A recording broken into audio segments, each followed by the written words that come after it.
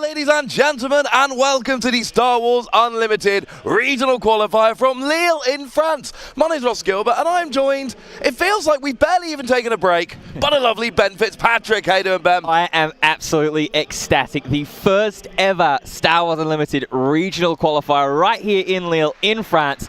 I cannot wait for this event. And of course, last time we had a large-scale Star Wars Unlimited event in Europe, that was of course the Liverpool Sector Qualifier. We finished that one off, and then we come straight back to start this one. But things are not the same as they were in Liverpool, Ben. There has been a, I think it's fair to say, fairly gigantic change since the end of Liverpool and the beginning of Lille. Absolutely. The new suspension list update. No more Jango Fett leader, no more Triple Dark Raid, and no more DJ as well to help prevent those Han Solo audacious smugglers from rising straight back to the top of where it was during the Twilight of Republic format. Still a relatively familiar format, but as you say, Ross, with that Jango Fett leader gone now, a lot of those players that were comfortable on Jango Tarkin Town are having to change up strategy. Things are opening up. Quinlan, still a phenomenal deck. We're still expecting a bunch of Han Solo, Audacious Smuggler. You know, things like Bosk that went and won in Liverpool. We're still expecting to see a bunch of Boss this weekend. Things that were jumping in like Gar Saxon, we're expecting a bunch of here. Anakin with Colossus, we're expecting to see popping up. The big difference is we're basically taking out like a third of the decks. And now we're saying, go find something else to play. And here's what's going to be really interesting. Any player that does really well, any formerly Jango player that comes in and has a good event this weekend with a non-Jango deck instantly goes to the top of my players to watch list. Because when you've got a deck as good as Jango, it can paper over some issues. It can give you a lot of help playing a deck that good. But there's two kinds of players. There's players that go, well, you know what, Jango's great, I'm going to play that. And then there's players who go, I'm a phenomenal player. I'm one of the best players in the world. This is the best deck, so it's the only logical play. And we're going to start finding out this weekend who some of those players are, who weren't just playing Jango because it's a good deck, but they're just the best player who chose Jango as the best deck, and now they go, right, Jango's gone, what's the best deck now? I hope that made sense. In my head, that made sense, Ben. Yeah, no, that makes absolute sense, and it's a really great proving ground and testing ground here at this event to try and figure that out. We've got over 850 players. Yeah, we do. Kicking us off here, which is the largest Star Wars Unlimited event, at least in Europe, potentially even the world. That is a huge, huge number. Yeah, we're going to have to go and check that, but I don't think any of the sectors have generally been hitting around about 400 to 600 players, somewhere in that range. So hitting up to, I think it was 855 the last time I looked. And there might have been more people who have kind of confirmed since then. I looked quite early this morning. So we've got at least 855 players, and that means it is going to be very difficult to get up to that top. But this is also the last big tournament in Europe before we head to the Galactic Championships in Las Vegas at the end of July. So there's going to be people here looking to get get their Day 2 invite. Yeah, Galactics is open, and yeah, we all love playing Star Wars Unlimited, but the one time you want to not play Star Wars Unlimited is where you can skip the whole Day 1 of the Galactic Championships, go straight into Day 2. That seems like a bit of an advantage. Absolutely. Well, it's interesting you mentioned about players, because in the build-up to this event, we, the casting team, had a little bit of fun. We made a little bit of predictions. We put a fantasy draft together of some players to watch out for. So we will take a look now and quickly see exactly what players that we picked. I believe, if I remember rightly from the draft, you had first pick. I did have first pick. We did a snake draft, so I had the first pick, but then I didn't pick again until 5 and 6. But I feel very good. My first pick, I went Alistair Grant, right? Alistair Grant, I don't know how they're not the number 1 draft pick here, and I know you told me if you had the top pick, you would have taken him too. They are the player that won the Liverpool sector qualifier with that Bosk Vigilance deck, and as far as I'm concerned, if you can win a tournament with this, when Django is running around everywhere, well, I'm just going to think you're probably in a pretty good position for a tournament where it's not running around everywhere. Absolutely. A couple of players that I picked up. Joshua Freeman Birch, one of the best and most known players in the UK. Mikolaj Vendowski is one of those players that had fantastic results with Django Tark in town, but the question will be whether he'll be able to prove himself in this event without Django Tark in town. I believe, though, that your number 1 draft pick is in feature match action. Yeah, as far as I'm concerned, I have long been a believer of when you have a big tournament, the winner of the previous big tournament in that region should be on the stream round 1. You win Liverpool sectors, I want you on round 1 of the regional qualifier in Lille. Just to explain the rest of my picks there, Oliver Simmons was the highest placing Quinlan player in Liverpool, and I expect Quinlan to be one of the top decks this weekend. Tristan Gauntley got 6th place, with Gar Saxon in Liverpool, another deck I expect to be good this weekend. I'm not picking Django players. I don't know how they do post-ban. I want players with a proven track record with decks that are still around. Sebastian Nolman had a pretty good finish with Sabine ECL at one of the sector qualifiers, and that is a deck which I expect to be a lot better this weekend. Django was the biggest problem there. Tank Django out, I expect Sabine to be a lot better. And then Henry Graham. Henry Graham is my passion pick, if you will, because they turned up to Milan and they had a good finish with Maul. Then they did it again in Liverpool, but I think we're ready to go to players. Yes, this is going to be really, really exciting. The first round of the regional qualifiers. We have Alistair Grant on the right-hand side of your picture. He was the Bosk Vigilance player that surprised everybody in Liverpool, taking the event up against Alexander Morel here, who is on a pick that another one of our caster members is very, very fond of. No, absolutely. It's if you've spoken to Joe about Star Wars at any point ever since he started, really playing, he's been on that Luke deck. Luke Skywalker, hero of Yavin. It is one of those pilot leaders from Jump to Lightspeed. Basically, it's all about pinging if you've played a fighter this phase. That's basically where we're going with this. So, yeah, and when it deploys, you just deal 3 damage on attack as long as it is a fighter. Luke likes fighters and pinging. Bosk likes ruining your day. Bosk is such an incredible deck, and I don't know what that says about me as a player either, Ross, if you're saying that it's here to ruin your day. Bosk is all about the bounty mechanic that was released in Set 2 Shadows of the Galaxy. If you have a bounty unit on a unit, you can deal 1 damage to it and give +1/+0 for the phase on its leader side, and then when it deploys, this is where the real synergy comes in. Yep. When you collect a bounty, you can collect that bounty again. So you will see cards like Deathmark, like Top Target, to be able to double claim those bounties, drawing 4 with the Deathmark and then healing 12 with the Top Target. Yeah, double bounty all the way across the sky. That is the goal here. It is a very, very fun leader. Although we should, because somebody corrected me on this, so let me say it clearly right now. It is obviously once per phase that you are collecting that double bounty. It's not every bounty is doubled, but one bounty during your phase will be doubled. So we've got Alistair Grant on the right with Bosk. We've got Alexander Morrill on the left, rocking Luke Skywalker and some fantastic glasses. I think that needs to be pointed out. And we start off here, the usual deal. You draw 6 cards, you put 2 down as resources, and then you've got 2 resources and 4 hand cards with which to begin the game. And when I say Bosk ruins your day, what I basically mean is every time you play a card, Bosk is trying to ruin it for you. There are 11 ground units, 3 space units, 15 events, 6 upgrades. That's what we're going for here. So, in fact, there's more than that. This is the way it's listed here. There are a lot of events. And basically, the theory here is you play a card, I play something to get rid of it. Yeah, it is a traditional hard control deck, and that's exactly what you'd come to expect with the combinations of Vigilance and Villainy. But here we go. We are getting underway in our feature match with Alexander Morrill with that first unit on the board. It's a Red Squadron Y-Wing. Yeah, we get... No, it's not. It's a Phoenix Squadron A-Wing, Ben. It's shaped like an A.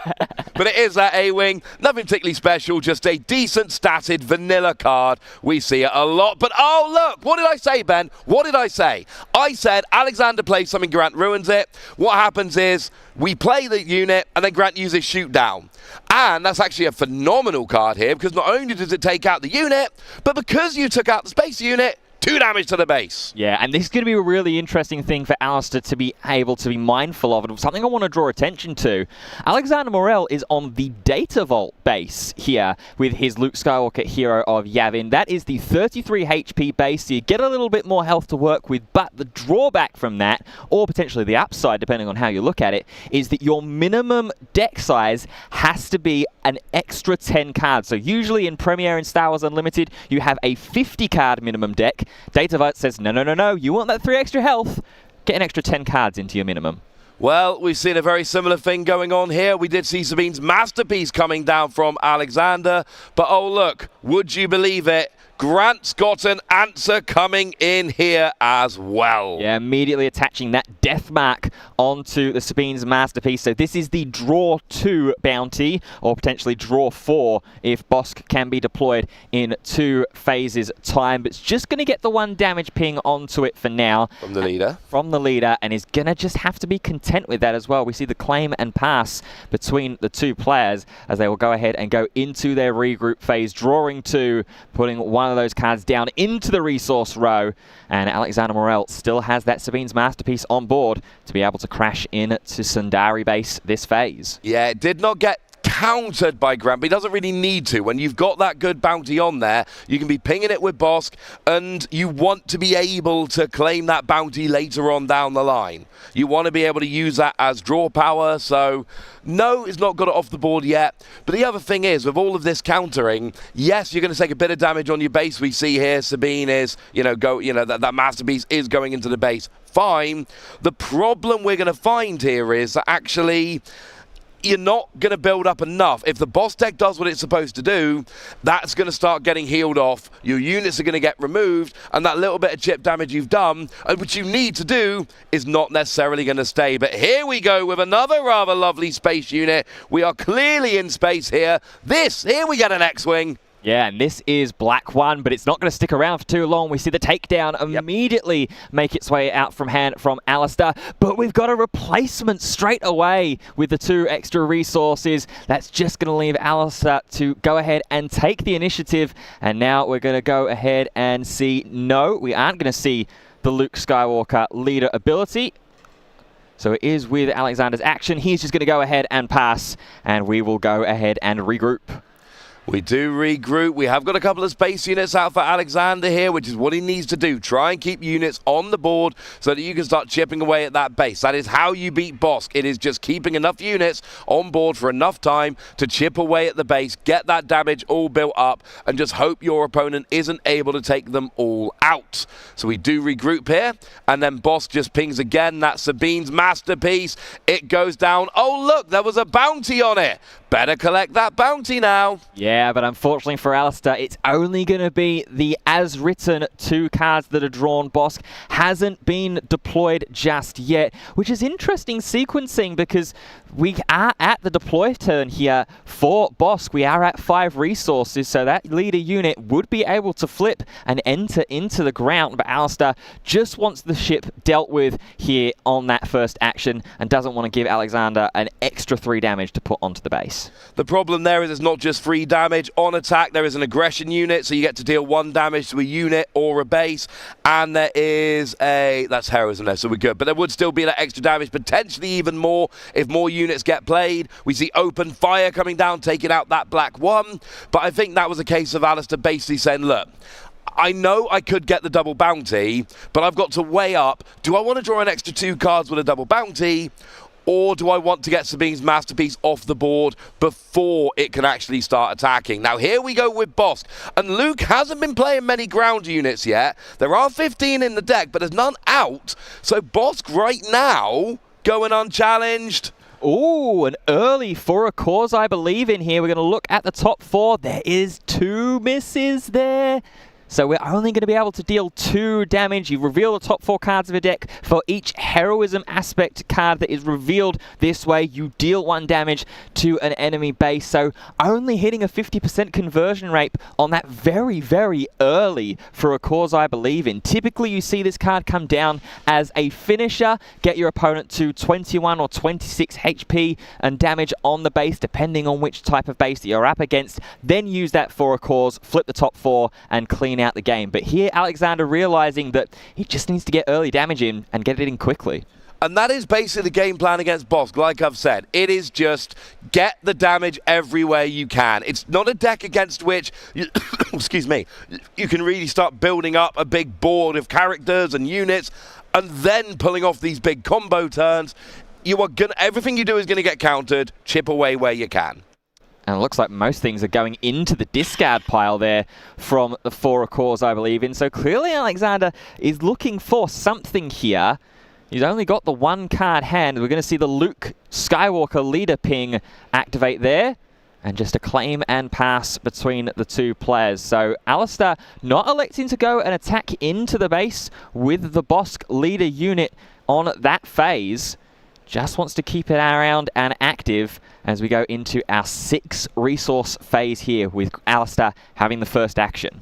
He'd taken that, of course, you know, the way the initiative works, people that are newer to Star Wars Unlimited, is during the action phase, you take it in turns to take actions. That could be playing a card, activating a skill, attacking, whatever it might be. So by taking the initiative counter, that ends your actions in the action phase. You're not allowed to do anything else for the rest of the action phase, but it means you get the first action during the next action phase, which is pretty important. The first action is a second open fire. That is going to take down that black 1, get it off the board.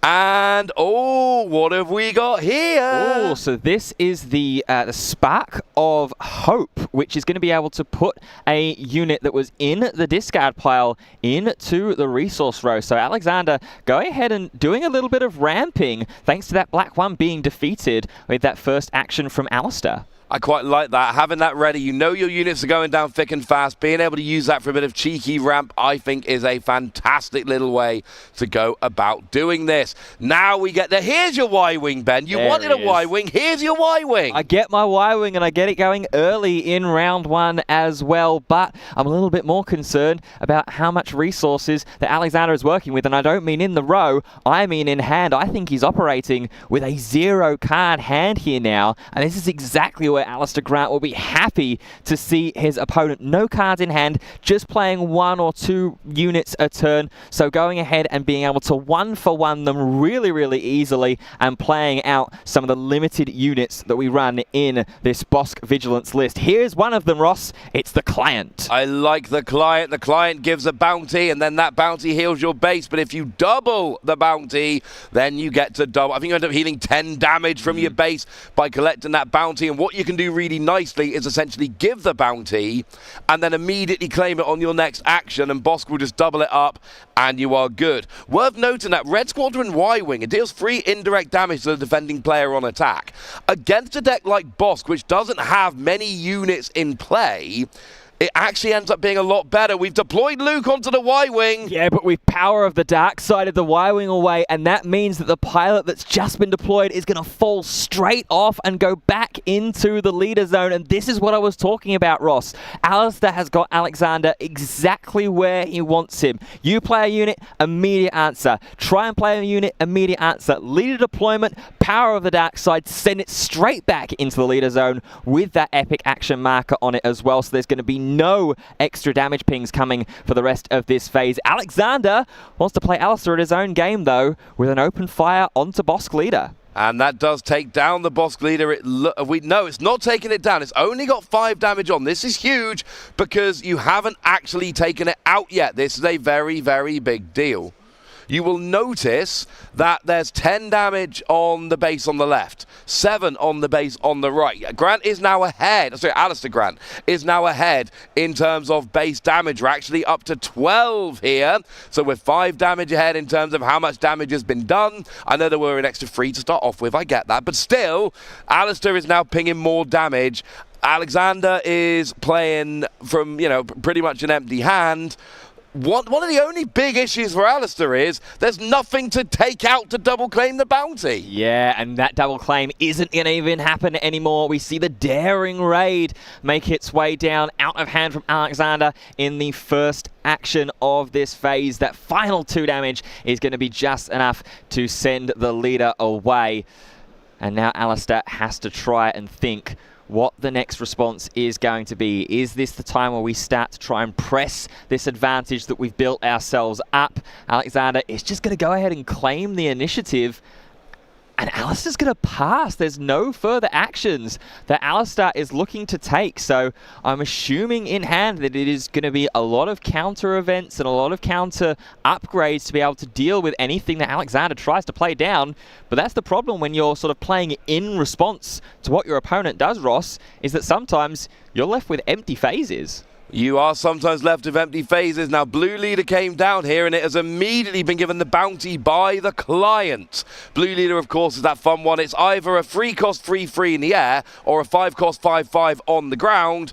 Now, it does have ambush, but there's no space units to ambush, so that's kind of irrelevant, unfortunately. You're not getting full value out of that blue leader here, and now it's got that bounty on there, which is frankly far from ideal. And I think the discussion here is, wait, can you use that to put a bounty onto a space unit?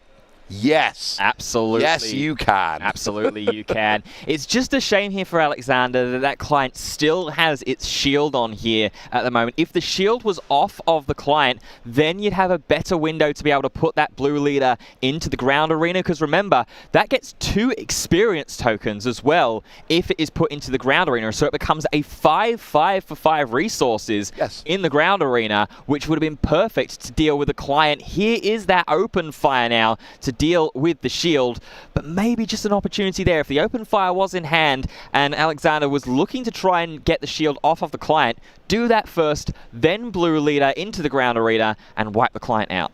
That would potentially have been an option, but I don't think there are actually enough resources to pull that off, unfortunately.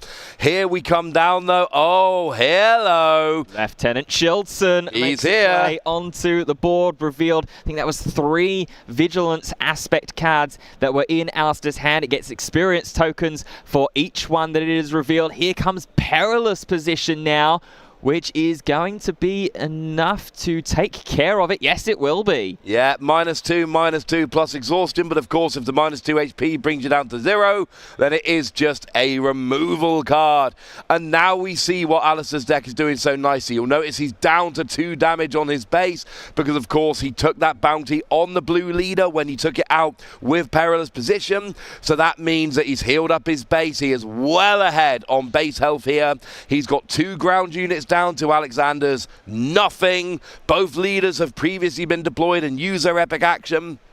So it is not ideal for Alexander, but what you're seeing here is just Bosk doing Bosk stuff. Now, open fire does 4 damage, which would have been enough. But you've got experience tokens, and it's going to be enough here for Alistair to be able to swing into the base and swing big as well. 5 damage straight in. And this is the issue that Alexander is running into now, especially when you're playing this Luke Skywalker hero of Yavin leader.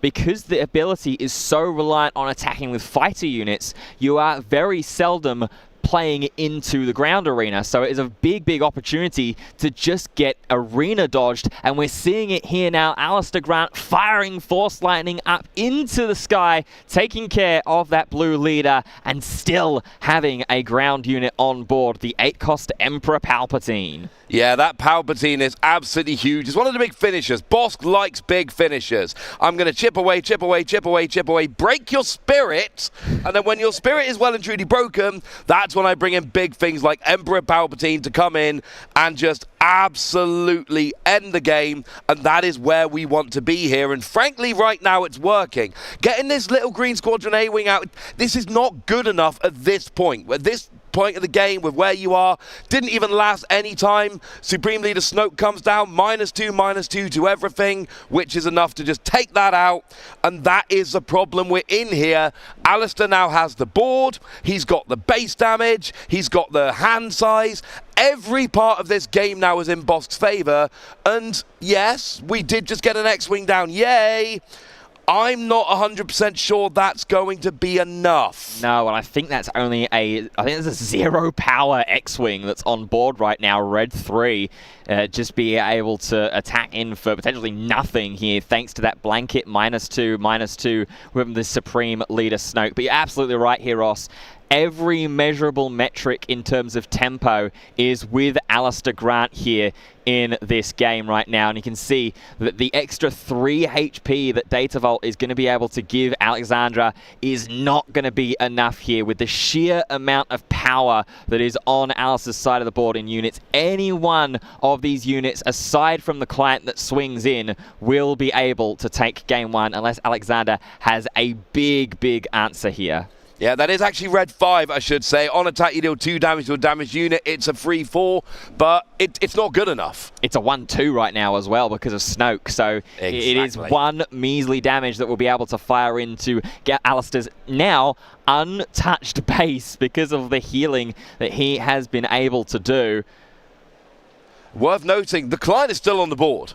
So we can have more bounties coming down, which is going to lead to more healing, and this is just going to keep going, essentially for the game at this point.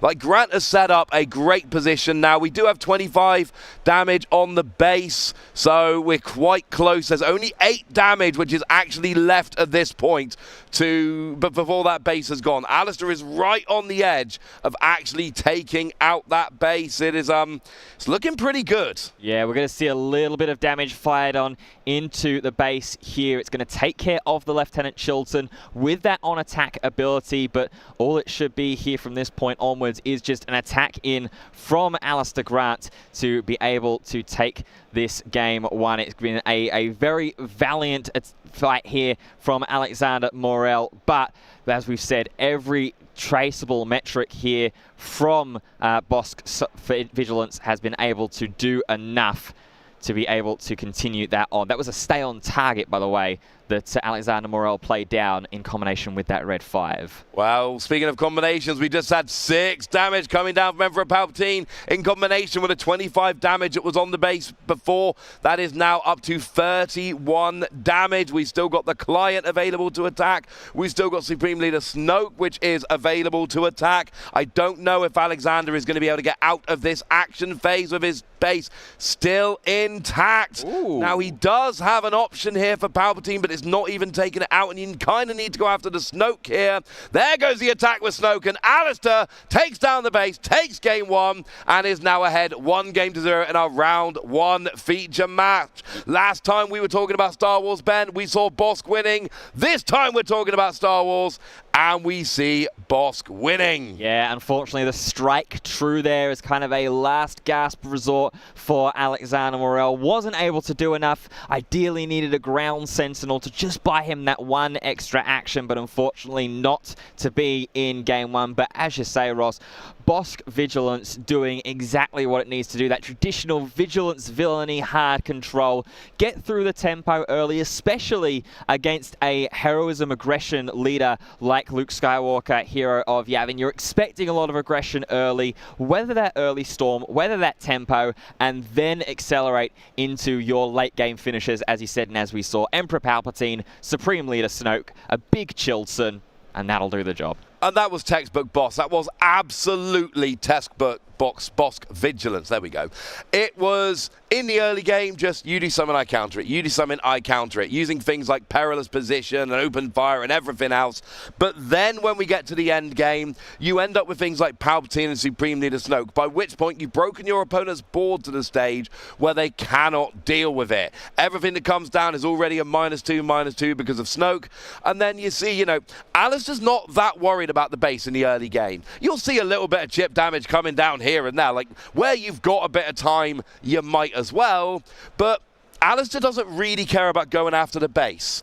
Not until he has completely wiped out his opponent's setup, gotten a couple of big characters, big units down, at which point a couple of swings with like Palpatine and Snoke and you're going to win the game. Just get to that point is what we need to do here. And right now, I mean, Alistair won game 1, and it really looks like he is in a very good position going into game 2. But all it takes is a couple of units to stick on the board for a turn or two, and Alexander can make this game 2 look very, very different. And all it could also take is a couple of sideboard inclusions. In Star Wars Unlimited, players have access to a 10-card sideboard to be able to swap cards in and out of the 50-card minimum main deck in between games. And I do see that there are a couple of options that I wouldn't mind potentially seeing make its way into the main deck. First and foremost, Echo Base Defender. You've seen big ground units. A Ground Sentinel in game 1 towards the end would have bought you an extra action or two. So just putting a Ground Sentinel would have been able to help out a little bit there. So that's the main one that I'd like to see make its way in for Alexander as we are underway in game 2. Green Squadron A-Wing didn't last long. Shot down once again. Yeah, and that shoot down, the absolute perfect card because you get that little chip base damage at the same time. So yeah, shoot down is one of those cards, if you're worried about space units, it is just the best early game card. Take out a unit and get base damage down. It's for two resources, it's one of the most efficient cards in the entire game. And especially when you're playing against Data Vault as well, that 33 HP base, right on that first action where typically you wouldn't be able to attack with units because they come in exhausted or be able to fire in damage with an event. Being able to use shoot down is a nice 2-for-1. Gets rid of that early phase 1 action from your opponent and puts some early damage onto laying the playing field. We're leveling it even more with a second shoot down. Yeah, second unit comes down. That was that black one from Alexander. Second unit gets shot down by Alexander. Now the good news is we do have a little bit of healing there from Smuggler's Aid. It literally just heals 3 damage from your base and has Smuggle. Not a card we see very often at all. And when a player like Alistair's having to double check what the card does, you know it is a rarely seen card. Yeah, it's a really, really fantastic card in the limited environment, especially because it has that Smuggle mechanic. Put it into your resources and it's a real nice surprise tool. But having it as a one-off copy in the main deck here in There's also Premiere, one in the side deck. There is also one in the side deck. So a potential extra inclusion to bump up to 2 copies, try and see it a little bit more consistently. But if that it was just the one copy that was being played typically in the main deck, then a really nice little find early game from Alexander. On the one hand, yes, it's a nice little find. On the other hand, Alexander doesn't want to be playing Alistair's game. Alexander doesn't want to just be, oh, you did a bit of damage to my base, I'm going to counter that with an event card. You need to be building up your board. That is how you win the game. Like, for instance, playing a Millennium Falcon. That's always fun.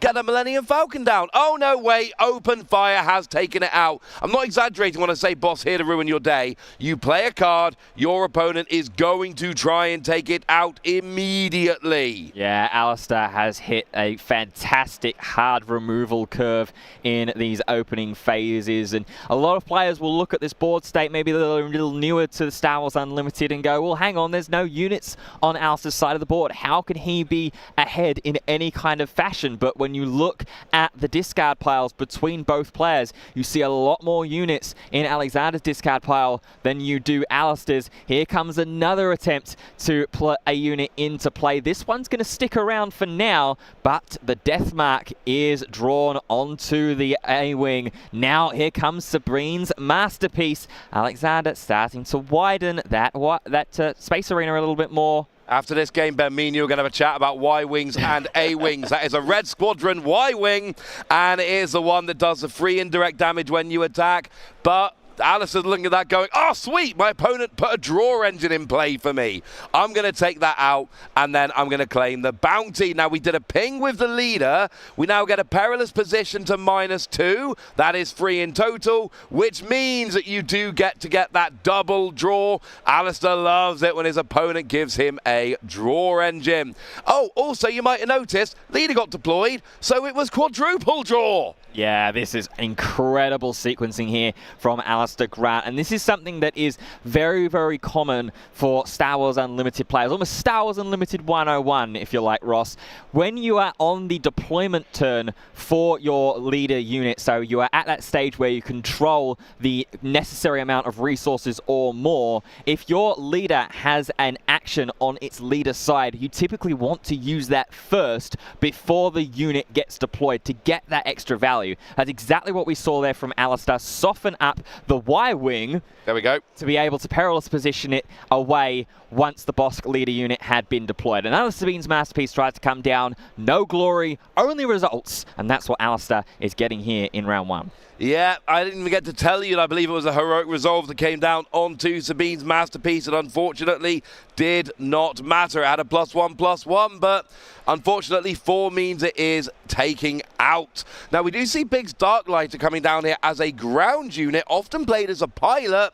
Unfortunately, yeah, boss. And that was actually, in a rare show from Alistair, just attacked it with a unit. Yeah. We don't see Alistair just attacking units with units very much. Yeah, and this is really interesting now because Alexander Morel has deployed Luke on the ground arena, so electing to use the limited number of pilots in the deck as just pure ground units, but just trying to get as much tempo as he possibly can in any way, shape, or form, and Alistair just making sure that there aren't any extra effects. No, that is just a 5/6 attacking unit that's going to be here for Alexander Morel. Any damage on base or leader unit is going to be exactly what Alexander is looking for. On the one hand, I agree with you, Ben. On the other hand, you've just deployed your leader as a vanilla 5/6 and swung into base. That is not really what you want to be doing with your leader. Here comes your Charleston. If we have a look at what Alistair did with his leader, he pinged and then he deployed it and got a double bounty drawing 4 and then traded to take out a unit. That is different. Oh, look!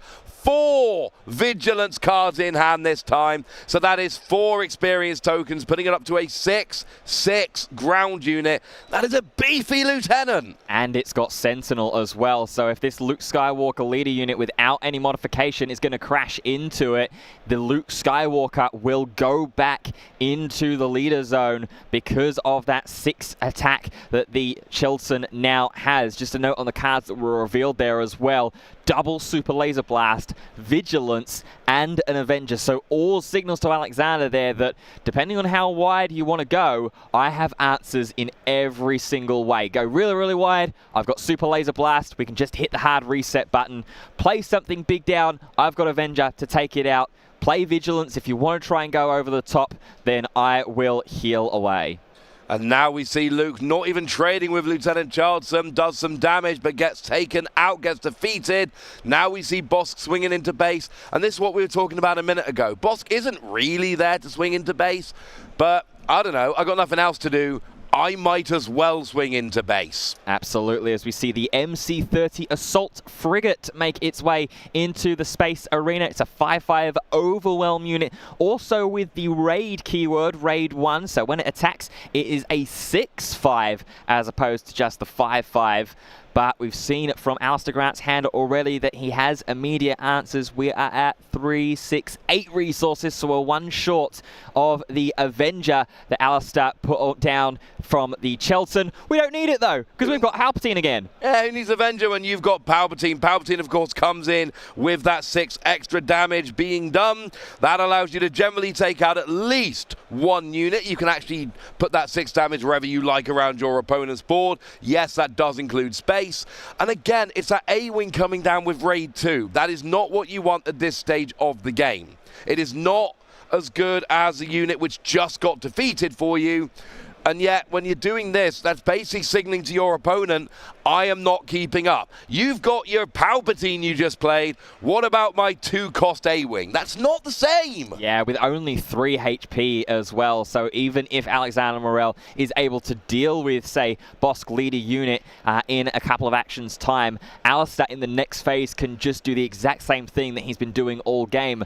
Put a bounty onto that A-Wing, Bosk leader effect, ping 1 damage, perilous position, takes care of it, or drop the Supreme Leader Snoke as well. We're seeing Poe Dameron Pilot make its way onto the board again, just deployed as a ground unit, but... No, it was going to be deployed as a ground unit. It's actually ended up going onto the A-Wing as a pilot, which then created that X-Wing token using the skill. It certainly looked like they were going to put Poe on the ground. You don't put Poe on the ground. Well, Poe deserves to be in the air. Well, it's part of the secondary effect. And when it's played as a unit in the ground arena, you create the X-Wing token, which we have done, and then you can attach this unit as an upgrade to a friendly vehicle unit without a pilot on it. So it has been deployed onto the ground, but with that secondary ability, it's jumped up into space. So we're both right, Ross. I mean, look, go watch the Star Wars films. You try deploying Poe on the ground, see how well that goes in the film. It doesn't. He's going to find a ship.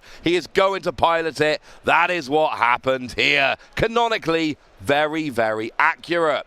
And I like that Alexander now, you know, that A-Wing wasn't very good, but now with Poe, it's a far more respectable, I believe that's a 3-6. Although 5, obviously, you get the Raid 2 when attacking. So when attacking, it essentially turns into a 5-6. The problem is, you turn around, you've got 25 damage on your base. Yeah, absolutely. You're already way, way behind in the base race. You've got, what, an extra 13 damage? No, even less than 13 damage that you've got to face here as Alistair to be able to take this game. And you've still got Palpatine to be able to attack in. You've still got Boss to be able to attack in. 8 damage. That is perfect maths to take the game at the moment for Alistair on his side of the board with the Boss and the Emperor Palpatine still to attack. So Alexander is again back in a similar position that he was in game 1, where he has to find either a ground sentinel or some kind of removal option to be able to take care of the Bosk leader unit, or I'm hoping Palpatine to be able to give an answer in this game. But we see Bosk swinging in, that's 4 damage, and we are teetering very, very close here, Ross. We only need 4 more damage. We're sitting there at 29 out of 33. Palpatine has not yet attacked. Alexander has got 1 action here to try and take out Palpatine. If he doesn't, and now he does get rid of the Lieutenant Shelton. That's not going to help. The Palpatine is going to be able to finish out the game. There's the swing. There's the game. And Alistair, with Bosk Vigilance, takes the round 1, 2-0. We finish Liverpool watching Bosk win. We have started here in Lille watching Bosk win. Alistair, one of the players that we are really watching out for in this event. And frankly, it seems like all they do is win, win, win. Absolutely. It was a fantastically played game there from Alistair Grant. I do want to touch quickly on that last action as well of Alexander Morel, because I really, really like the ingenuity of it. Using Confiscate to take away one of the experience tokens, dropping Lieutenant Chilton down to a 5-5. You already had 5 damage onto it, so immediately gets defeated. But as we said, Alistair with another clinic on how to play Bosk with Vigilance. I mean, they came into this tournament as one of the players to watch, one of the people that, you know, there's a reason I drafted him with the #1 pick when we had our draft last night. There were no issues. As soon as I won that dice roll, I knew who my top pick was going to be. And frankly, already making me look good, as well as making Bosk look good and showing why they are one of the favorites in this tournament here. And honestly, when you've taken out You know, when you've taken down a tournament in a meta where really, like the big discussion was Django's the only viable deck. It was something like 15 of the possible 26 top cuts between Milan, Liverpool, and Denver. The 3 sectors we had with Django, not suspended. And yet, Alistair came along and won with Bosk. I believe it's the only non-Django win we had in those 3 sectors. Yes, it would have been, yes. And yet, they came along and won with Bosk. So now they're coming into this event, and the way I see it, and I think Alistair probably agrees because they're playing Bosk, well, hang on a second. If you can win with Bosk when Django's running rampant, you can definitely win with Bosk when Django's nowhere to be seen. Absolutely, and it's really interesting because it's not like Bosk is a complete unknown quantity. No. During the Shadows of the Galaxy meta, it was fantastic. It was one of the go-to hard control leader and combinations with Vigilance that you play with. And so players, when the game continues to adapt, when Twilight of the Republic and now Jump to Lightspeed made its way into players' hands, different leaders as formats go into players' hands and go into the forefront, but Bosk was still there and around and lurking. You still had those core hard control players with either Bosk or the Emperor Palpatine leader from set 1 Spark of Rebellion, the command villainy leader unit. So it's really, really interesting that now is the time that Bosk has been able to propel itself back into, if not tier 1 relevancy in competition, at least sort of tier 1.5. I mean, I think Bosk, I think we've proven at this point, Palpatine can't keep up. I think if you're looking at hard control, it's Bosk. And if you don't believe me, look at the results of the sector qualifiers. Bosk has proven to be the better of these decks. Right now, I'm not seeing Palpatine as a real threat in the metagame. Okay. I would love somebody to come and prove me wrong in Lille this weekend. Prove me wrong, dudes. Prove me wrong. Right now, Palpatine's not doing very much. Bosk absolutely is. And, you know, I know it won in Liverpool. That is not the only event where we had a decent run for Bosk. I believe there was one in Denver that didn't get over the hump, but we had a good player over in Denver with Bosk. Bosk is around. And we wanted to know what was going to happen post-suspension. We don't know. We're way too early here, Ben. Of course, we did see the Richmond sector qualifier. And we know that it's kind of open. Quinlan, Sabine, but there were, I think, 6 different leaders in Top Cut. There were 2 Han, although they were on different aspects. And then there was 2 Quinlan. And then there were 4 decks played as singlets. There's a lot of viable decks right now. I'm putting Bosk right up at the top with them. Yeah, and I think that's a completely viable thing to be able to say with the results to be able to back it up. But with that Richmond meta, as you say, there's so much variety that has now started to open up post-suspension. No more Django, no more Triple Dark Raid, no more DJ as well to help propel those Han Solo Audacious Smugglers right back into the potential Tier 1, even Tier 0 conversation. We don't have to worry about that. We have a nice, open, diverse field. And as you say, we've got a field that a lot of players are still probably experimenting with. There are a couple of leaders. We've just seen Luke Skywalker, Hero of Yavin there in round 1. There's a couple of leaders that no one initially would have thought about pre-suspension that now, post-suspension, look a little bit more encouraging to play. Yeah, and then we've got all of those kind of, you know, the fringier leaders, things like Kira, things like Cad Bane, things like Gar Saxon. When I call them fringe, I don't mean that they're kind of, you know, not getting top 8 finishes. I mean they're not right there in that tier 1. We're expecting a lot of these other decks, like, for instance, your Django, your Quinlan. So, here are our predictions for the most played leader. These are predictions for the most played leader, not what we think is going to win, what we think is going to be most played. Now, I admire Joe here for going for Sabine. I think Sabine is going to be great this weekend, but I think if we're talking pure numbers, and we don't have the answers here, we will share them when we do, but I think in terms of pure numbers, it's got to be Quinlan, surely. I think it makes the most sense objectively when it is the second most represented deck pre-suspension, being able to try and combat the Jango Fett leader. Now that Jango Fett is out of the game for the time being, it frees up the Quinlan Voss leader, and it frees up some of those slots that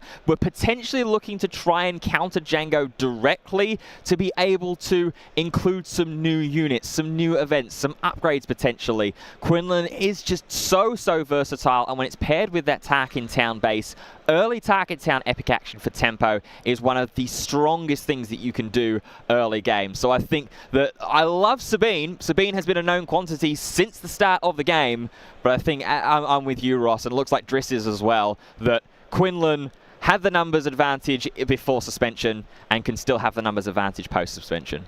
Yeah, I think that is absolutely right. It was the second most played leader when Django was still here running around. You take Django out, and I don't think that's going to do anything to the numbers here other than just propel it upwards and say, oh, look, here is a bunch more Quinlan. And, you know, I'm not going to give away my pick for the tournament just yet, but I am going to tell you that Quinlan would be one of those sensible picks for anyone looking to see what's going to win. And, you know, I said one of my picks for the fantasy draft was just the highest placing Quinlan player in Liverpool.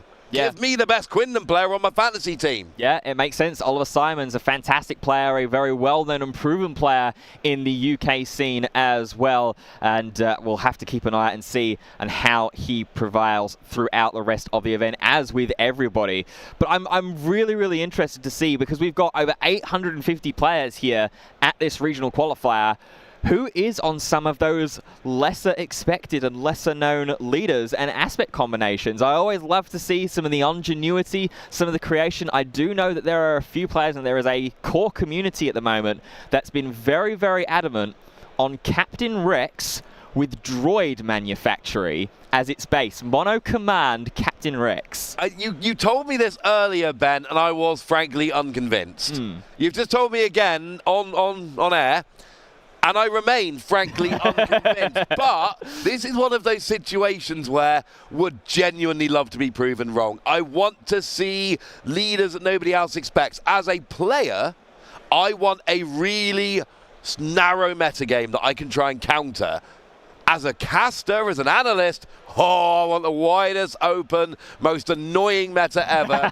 So we've got different stuff to talk about. And we are going to come back very shortly. We're going to talk about some of this stuff. But right now, grab yourselves a nice cold beverage. Don't go very far, because look, round 2 action's coming up. Round 1 was awesome. You don't want to miss round 2, do you? No, don't go anywhere.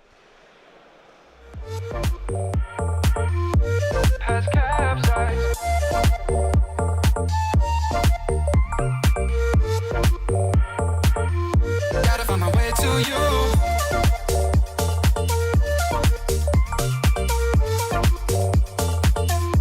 Has capsized.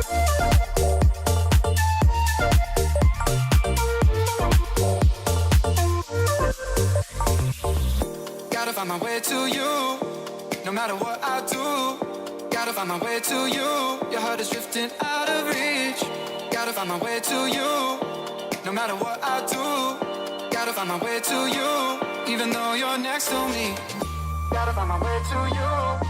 No matter what I do, gotta find my way to you. Your heart is drifting out of reach. Gotta find my way to you. No matter what I do, gotta find my way to you. Even though you're next to me, gotta find my way to you. No matter what I do, gotta find my way to you. Your heart is drifting out of reach. Gotta find my way to you. No matter what I do, gotta find my way to you. Now that our love has capsized.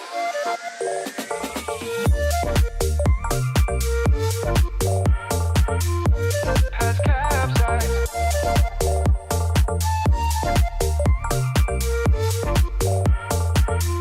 Gotta find my way to you.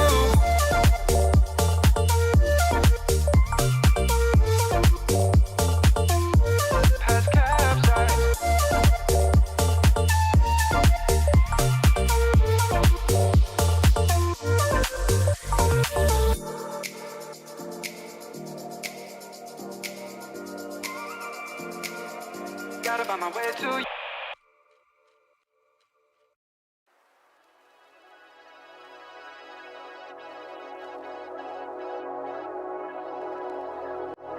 Running away, and I'm running away from you.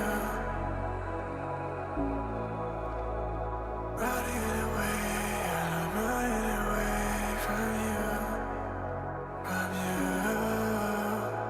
Running away, and I'm running away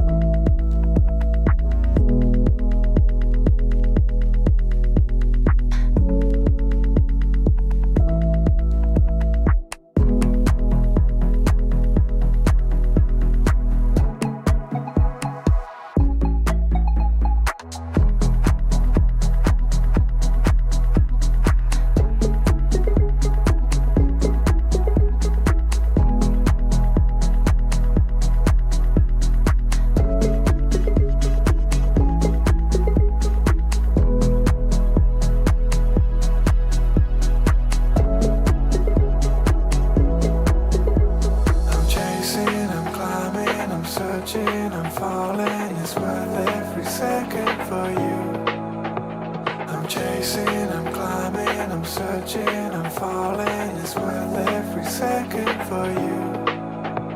I'm chasing, I'm climbing, I'm searching, I'm falling. It's worth every second for you.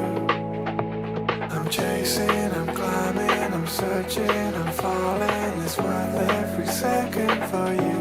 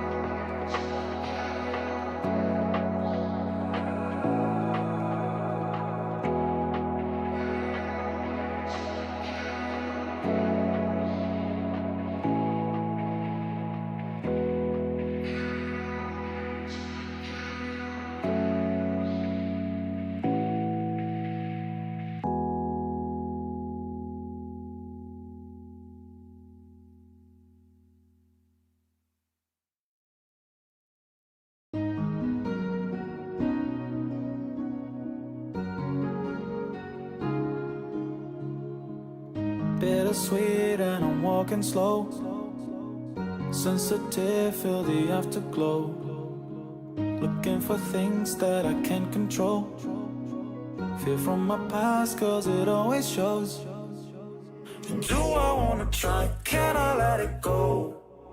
Running from the past, wanting to be sure. Chaos in my mind, constant deja vu. But every time it comes back to you. Whoa, I'm still falling. Whoa, but it tastes bittersweet. Whoa, I keep on falling. Whoa, I like the taste of it.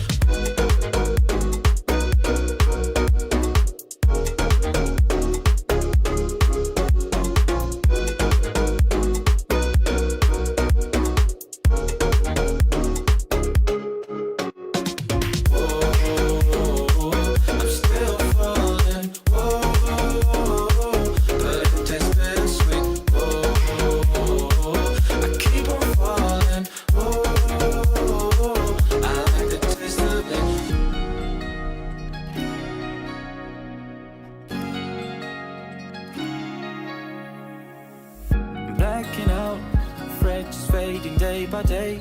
I'm reaching out for someone who can take away the pain I feel, the things I haven't done at all. I've lost my way, but how I felt I can't recall. Do I wanna try? Can I let it go? Running from the past, wanting to be sure. Chaos in my mind, constant deja vu. But every time it comes back to you. Whoa, I'm still falling. Whoa, but it tastes bittersweet. Whoa, I keep on falling. Whoa, I like the taste of it. Whoa, I'm still falling. Whoa, but it tastes bittersweet. Whoa, I keep on falling. Whoa, I like the taste of it.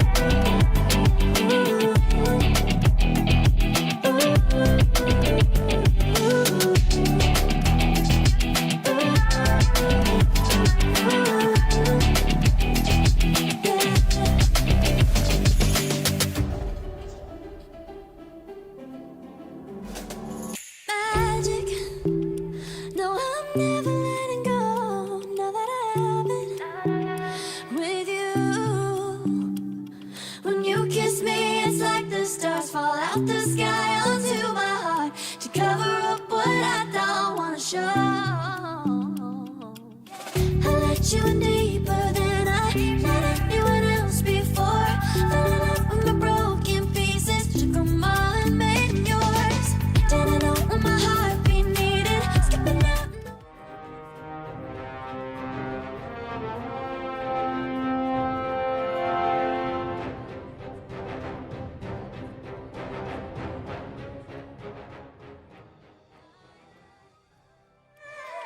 Every little thing you do, every time you hold me, take me higher, higher.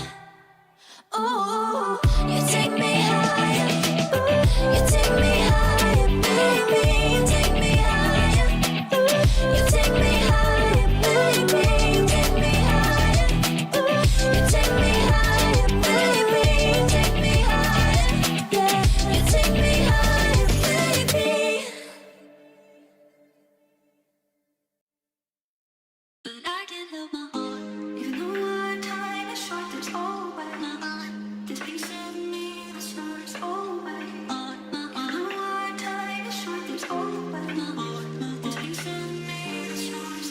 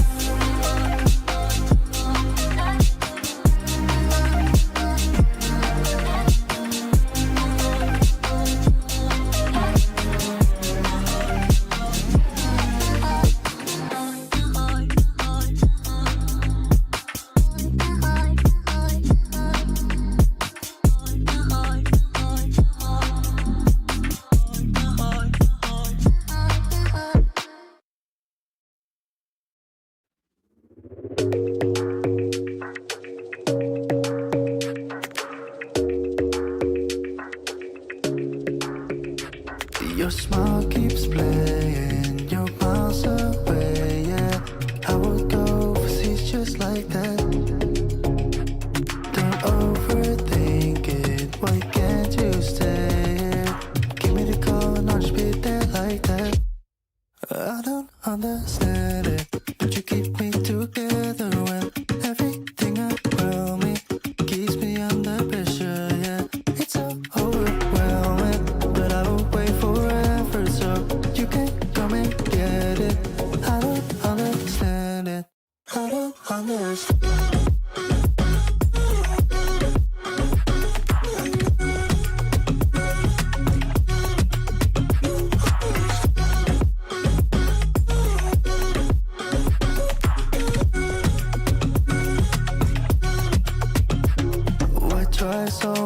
much to get back.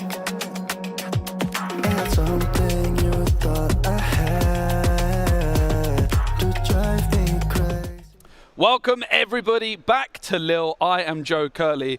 We are in the north of France, close to the Belgian border, where French flair meets Flemish charm. That's me. Yeah. I am with Driss from Belgium. I'm Joe Curley from England, and I am very excited to be casting some Star Wars Unlimited. Same. Very, very hyped. Very big tournament. Exciting to be here. Yeah, absolutely. The hall is completely packed. Lille is known for its lovely architecture. Like I say, a bit of a blend of French and Flemish culture. But it is now also known for having the biggest Star Wars Unlimited tournament to date. Around 800 players in the hall here. And the atmosphere is fantastic. Yeah, it's amazing. A lot of players, a lot of diverse decks. I just saw the meta breakdown. We have a few top contenders like we already knew that we would have, but there are a lot of rogue players, a lot of singles. Yep. We're going to see a lot of today. Yeah, and I've also been seeing a few familiar faces from the card game world that haven't been playing that much Star Wars Unlimited in the past. I know that this is actually a tournament that caught my eye quite a long time ago. As it's a big regional event. Many people might refer it to like a Euros. It's that style of event. And because of the amazing prizes on offer, it can really attract even more players than a usual event. Yeah, for sure. Yeah, the bigger the pricing pool, the bigger the players that come, for sure. Yeah, I'm super excited.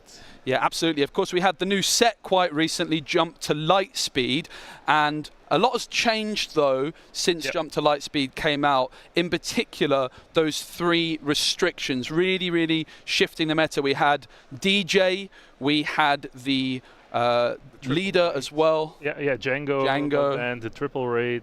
It's a lot of hits and a lot of other people or other leaders that will come up and exactly do what they should do. A lot of our leaders will shine now. Yeah, no, it's really interesting. I had the pleasure of playing in Liverpool, as we can see our players getting ready for the feature match here. I was playing in Liverpool and it was a tournament absolutely filled to the rafters with Django players. But if you play Django in Liverpool, well, you're going to have to play something different this weekend. And I think it's definitely opened up the format.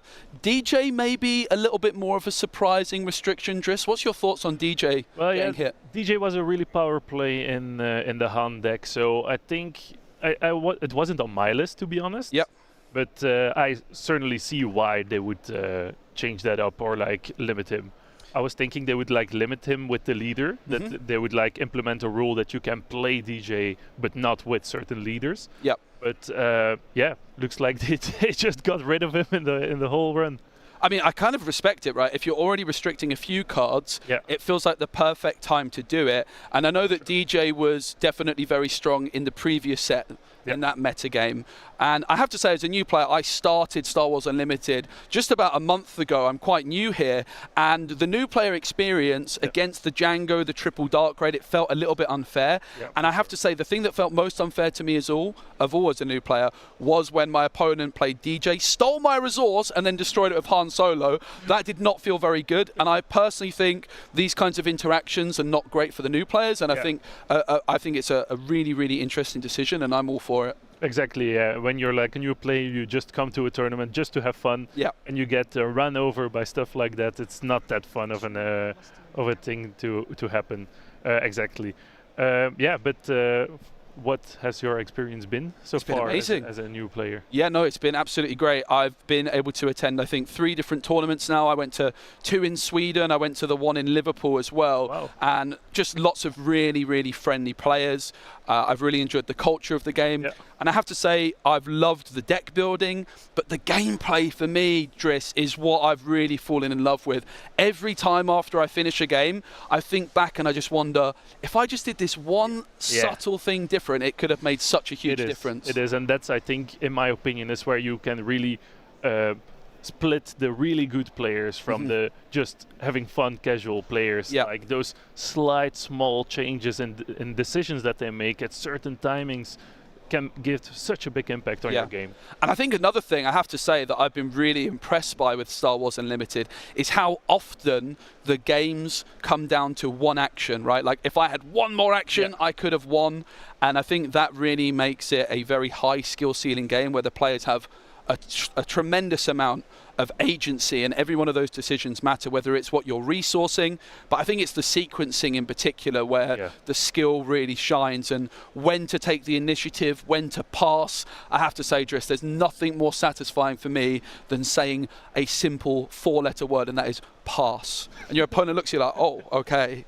Yeah, you know, when somebody's passing, they know what they're doing. Or right? they don't, and they miscalculate it, because it can definitely not work out in your favor, right? Yeah, I could pass, and my opponent's like, okay, I'll claim, and we go to the next round, and I could look a bit foolish. Exactly. But I'm sure that you already have the knowledge and the gameplay to know when you have to pass. Like, if you pass when your opponent still has resources, 90% of the time they won't take initiative, right? They will try to outplay those resources, because otherwise it's also a loss round for them, right? Yeah. And it's all about knowing the matchup, right? It's all about knowing the position, trying to make that read on the fly about, will this, if I pass and my opponent just goes to the next round, who is that going to benefit more? And that's one thing I'm absolutely thrilled to see, is how do the top players of Star Wars Unlimited maneuver their way through those types of decisions. Exactly, and we're in the front row. We're in the front row to see the pro players, to see them shine, actually. I think we're all going to learn a lot this weekend, especially when you're into the competitive scene and you want to like get that little advantage or get a bit better at the game. I think watching a stream like this while people are commentating is perfect for it. Definitely. And of course, we really appreciate you all at home watching. For sure. On Twitch and I think YouTube as well. So let us know in the chat, what deck do you think is going to win the whole event? Driss, do you have any predictions for the tournament? Not really. I already saw the meta breakdown, so it's kind of cheating what I'm going to say now, so I'm not going to pick anything that I directly saw. I think Garsax in yellow. Yeah. I think he has potential. I lost to Garsaxon in Liverpool, actually, so it's definitely a pretty strong deck, I have to say. Can really surprise you out of nowhere and get a lot of points. But we're going to jump into our show match to begin with. This is a Kira versus a Sabine. So Kira, a leader which has really popped up quite recently. I believe it had the best win percentage at the event last week in the States, and I think as a result a lot of players have picked it up. It's pretty strong. It's got some control elements for sure the longer the game goes on, and for Sabine it's going to be about just trying to get that win nice and early. Yeah, exactly. Sabine is going to try to bash as much as she can, get over all the obstacles that Kira will put in her way to win this. Looks like already some damage has been dealt here on the base. So let's see how Kira will maneuver this. Yeah, so Sabine currently 3 damage on their base, and the Kira with 12. This is a matchup I've actually been playing very recently, Driss, as the Sabine player. A friend of mine this weekend is playing Kira, and I was a little bit worried about them for this Sabine matchup. And Sabine's Masterpiece on the board, going into the base and dealing 3, having that Poe down. The ECL has already been used, so the longer this one goes on, the more in favor of Kira it's going to go. But it's all about, can the Sabine player get that base down soon? Because the longer it goes on, the more tricky it's going to get. Exactly, that's the thing, right? You have a fast deck, the aggro deck from Sabine, against a deck that wants to get into the late game from Kira. So we're going to see how we'll go further. Let's see, they're going into the regroup phase now. It's looking pretty grim at the moment for Kira, but you never know with these control decks, right? They know their health is a resource. Yeah. They use it. They don't mind to take some damage, right? They know at some point I will just take over this whole game. Yeah, the Poe and the Sabine's Masterpiece remain on the board as we enter the ready phase. We can see a Rekka in the hand for the Sabine player, but the ECL has been used. Of course, Rekka has that very powerful on-play ability to defeat a resource and deal 5 damage. There will be a card going into the resource, and that puts them up to 6 resources, which does mean that Rekka could come down this turn. It's going to be Sabine's Masterpiece attacking the base to begin with, dealing 3 more damage.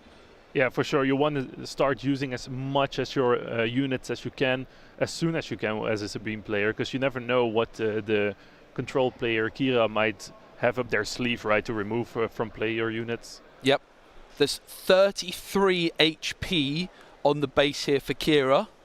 It's the Data Vault base, where you have to play 10 extra cards minimum, as we see the Poe being traded out there as well. So no opportunity for Poe to use its on-attack ability, which of course has the option of discarding a card and dealing 2 damage straight to base. So a very, very big moment. But in comes the Wrecker, but look at that. No targets. So it seems like it was a great decision to take that Poe trade in the previous action. Exactly. It could not have been better for Kira. They basically wasting the Wrecker ability for Sabine. But yeah, it's still a big unit. It still pumps a lot of damage. And the Inferno 4 here, taking out the Sabine's Masterpiece, and when defeated you can look at the top 2 cards of your deck and put any number of them on the bottom or the top. A really strong consistency tool. Yeah, basically setting yourself up for the next turn. You already know what you're going to draw. You can play into that this turn. We see the action of Sabine, 1 more damage onto the base, meaning that Kira has only 12 health remaining, 12 HP, but the Wrecker has been taken down by one of those very powerful vigilance the power events. Of the dark side. It's nicely done. The perfect remove card. Like we just said, big body on the field, but you never know what these control decks will pull out of their sleeve to remove it. Yeah, and the Wrecker, despite costing 6 resources, taken down for just 3. And now we see the combo of the Kira with this 1 cost unit. It has Grit. Kira has an action for 1 resource to deal 2 damage and give a shield. So this Hybelon Enforcer now essentially a 3/2 with a shield. And that's a pretty strong unit. Definitely. For being such a low cost. And you can see it's certainly the game has started to swing in favor of Kira, but with only 12 HP left on the base, it's going to be up to Sabine to try and find some of those cards which just go straight to the base.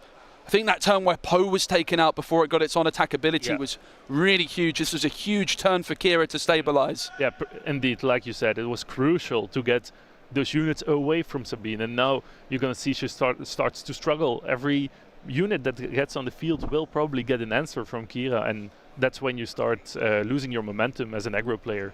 But Sabine is going to continue to tick along with her action, dealing 1 to each base. And it's going to be another 2 cost. The Doctor is coming out. Yes. And let's see how Kira will utilize him.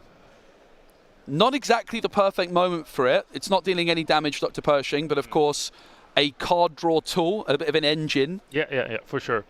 And probably at this stage, if you're Sabine, you're just going to try and go straight to the base. You're going to have to leave Pershing alone. So Pershing, the longer this one goes on, again, it's just going to help Kira really solidify and get the win. Yeah, she's exactly like you said. Sabine she will have to get through this one way or another. So she will try to pump the base as much as she can. Dealing that much damage. It's not that much left anymore, right? If you look at it on the big scale, she already did a lot of damage. Yep. But yeah, with no units on the field, no leader to deploy, it's going to be a tough one. It's another Poe Dameron, and this one is a foil. There's 7 resources available. If there was a timely intervention in the resources, it could have been smuggled out here, but it doesn't look like that's the case, and Poe is going to be taken down straight away. The initiative has been claimed by the Sabine player, but Kira seems to be in control at this stage. Yeah, exactly. The resources, there are so many of them at this point. The big cards, the big removers, they can all get into play. So like I was saying, Sabine is struggling at the moment. Yep. I wonder what she will pull out of her sleeve to get out of this situation. Yeah, the hand for Sabine, there's a Wrecker, there's a Wing Leader. The Rebel Assault was also in hand, but I think it might have been put into the resources. 3 cards in hand. Maybe that Rebel Assault's still in the hand. Rebel Assault would be a good out to get some damage on the board. If you need characters though, Driss. You need 2 characters for Rebel Assault. There's currently none. Yeah, exactly. But it could be in the long run. There are a lot of resources. If she has a few small units, she can get it. Well, there's the timely intervention I hinted towards earlier. It's been smuggled out. So for 2 resources, there is going to be an ambush play. Are we going to see the Wrecker? We certainly are. The Wrecker ambushing in. And of course, the on-play ability can come through first. Defeat a resource. It's going to be the Sundari Peacekeeper. 5 damage can be dealt. That's going to remove the shield, and then the Wrecker is going to finish the job. And with that Overwhelm, there's a lot of damage still going to be coming out. 5 damage, I believe, to the base, which means they need 6 more to finish the job. Yep, 6 more, but of course, let's see how long the Wrecker gets on the field. There's just so many stuff that you can do as a Sabine to get out of this situation. Probably Kira has an answer that is ready to swoop that Wrecker again, and we'll see how she will do it this turn. Yeah, of course, that Sabine leader can still come through, so some sort of restore from Kira would be really helpful right now. Do they have access to something like that? They do. They certainly do. That double vigilance card is out of aspect, so it's going to cost 6, but it takes down the Wrecker while healing some health from the base. And Dr. Pershing also going to take that action. The vigilance, it was 5 damage healed from a base that was taken, and defeat a unit with 3 HP or less. Really fascinating to see cards being played out of aspect, and this is certainly one of the most popular cards to play off aspect. Yeah, for sure. It costs a bit more, but in the end you have so many resources at that point that it's certainly worth. Oh, a big moment there.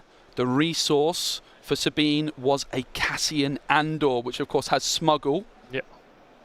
And there's For a Cause I believe in as well, so again, it's certainly not over. Sabine's still with 16 health remaining, 16 HP. Here we go. That's a rebel, that's a rebel. That's not a rebel! The Dark Saber pops up, which means it's only going to be 3 damage to the base instead of a potential 4. Yeah, but 3 out of 4 is still a really great discard to the discard pile, right? Yeah. Like at this point, every single damage counts. For Absolutely. Sabine. Yeah, there's that risk reward, isn't there, in a Sabine deck of how many heroic cards do you play, heroism cards. Not rebel, my mistake on that. Of course, they've got to, it doesn't matter if they're rebels or not, they've got to have that heroism aspect. And there was 3 of them, but the Sabine action will be taken. Just pinging, getting out as much damage as she can. Yeah, and that's the beauty of Sabine. You've got that great early game with a turn 4 resource leader. Basically, yeah. But then you can continue to apply pressure in the late game. You don't need board control in the late game as a Sabine player. You just need to go straight to the base. That's a lot of resources. It's a big card being played down here into space. Let's see how she will answer it. There's the Cassian being smuggled out into a ready position. That is, of course, going to be able to attack immediately. And there's only 1 resource left for Kira right now, so probably the Cassian might be having an opportunity, but is the initiative going to be taken here? What's going on exactly? I'm not so sure. There's damage going out here and a shield, so probably the action used there. Absolutely. The action of the leader being taken by Kira. Now we're First event played by each opponent. Each round loses all abilities. It's the first time I'm seeing Relentless, but what a great counter that's going to be to cards like For a Cause I Believe In. Suddenly, if Sabine wants to play For a Cause I Believe In, they're going to have to play another action and just have no effect to begin with. Basically wasting resources, right, for Sabine. It's a great card to like even control more, and that's what's going on. Absolutely. Let's see. We're in the regroup phase. Everything gets ready. The Kira player took the initiative, so let's see if she's gonna swing with a Relentless of 8 damage. Yeah, the initiative all important at this moment, because if it was the initiative for Sabine, the Cassian could go straight to the base. But there we go! This is a huge moment. It's an upgrade, and it's going to take control of Cassian. That's a great play for Kira. Like removing the units without even wasting anything yourself, right? It's very nice. You have the unit yourself as a Kira player to start swinging. It's amazing. 30 HP has been dealt, 30 damage has been dealt, and only 3 HP remains. But there's another Cassian, and it's going to come in readied as well. Is there an answer for this? 5 HP on Cassian. It has to be taken down by Kira here, or there has to be some health, and it has been taken down just in the matter of time. Perfect, and that's what control is all about, right? Getting ready, getting rid of everything and anything. And that Sabine action is going to be taken once again, slowly but surely ticking away. Kira with just 2 HP remaining, really showing the power of the data vault. But this is big damage now being swung into the base of Sabine. Rebel Assault is going to be played. It does nothing at all, but that is the first action, of course. And that's going to counter this large ship on the other side. Yeah, exactly. Like we said, the first event will get negated basically by him, and he just plays into it, right? I can't use this anyway, so why not just waste it and set myself up so the next event will be playable. He's going to ping with the doctor. And this could be a big moment, because if there's another 4, of course I believe in, there certainly is. Okay, we need to see Heroic. That's 1. That's 2, that's enough! And Sabine just about does the job. Was that all 4? We were all 4 hits, so it was just to show off at this point. Exactly. What a first game here, Sabine. It looked like it might have been too little too late, but using that Rebel Assault to do absolutely nothing has never felt so good. The Sabine player was in a tough situation. I really thought that Kira was taking over. Yep. There were no units on the field. There was so little to do. Maybe I guess the Kira player got a little too slow, like the engine rolling. Yep. But yeah, amazing.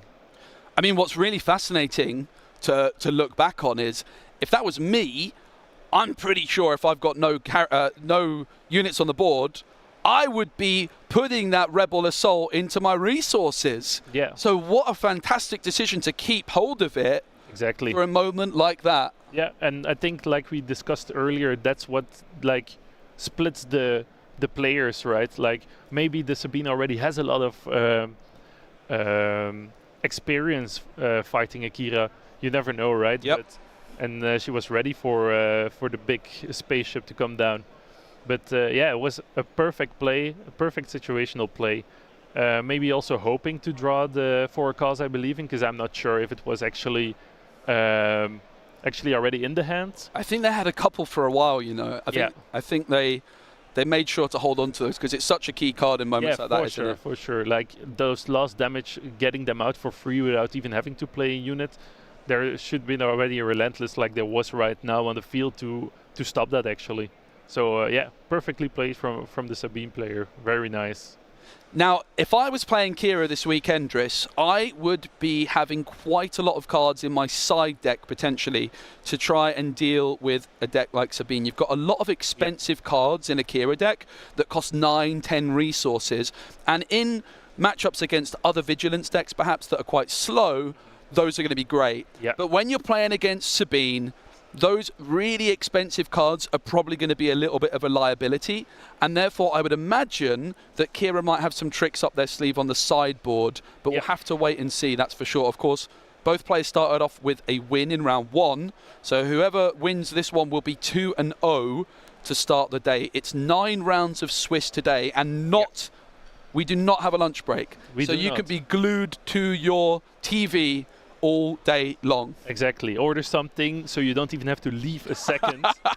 No cooking today. We are watching Star Wars. Exactly, yeah. Like you were saying, I'm pretty sure the Kira player will be ready to face a lot of aggressive decks like Sabine, like Voss, Quinlan. Yes. You know, stuff like that. That's very popular. Yep. We saw in previous events, they are on the top most of the time. So you know, I'm going into a big event. People will play something that they're comfortable with. I'm gonna face that. So I hope she also prepared by having a sideboard that answers those decks.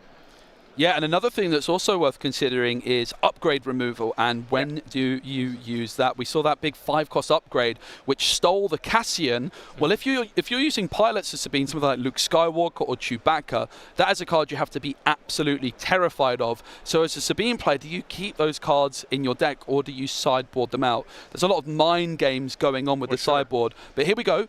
We are ready with the mulligan. Of course, in Star Wars Unlimited, you start with 6 cards, and if you would like to mulligan, your whole hand goes away. It looks like there will be a mulligan from Kira. Yep. But the Sabine player here seems happy enough with what they've got. What are you looking for as a Sabine player in your opening hand, Driss? I think the answer will be to have cards that you can instantly play. Yeah. Right? So two 2 costs, 3 costs for next round. I think that's great to see in your hand as a Sabine player. You want to have units on the field as fast as you can, right? Absolutely. You want to start dealing that damage, especially if you know you're playing against a Kira, a control deck. You saw how close it already was in the first game. So you want to start pumping as soon as you can. Yep. And so Kira did take a mulligan, and they've got 6 fresh cards, of course. Even if they don't like the look of them, they're going to have to keep them. But I can see the treacherous already. Yeah, and that is such a scary card. It is, actually. If you go for that pilot line. If I'm playing Sabine, I might have sideboarded them out. As soon as I see the treacherous card, I'm terrified. Yeah, but I think for the moment it's not that great yet, so it could be that it gets resources, right? And he actually does, yeah.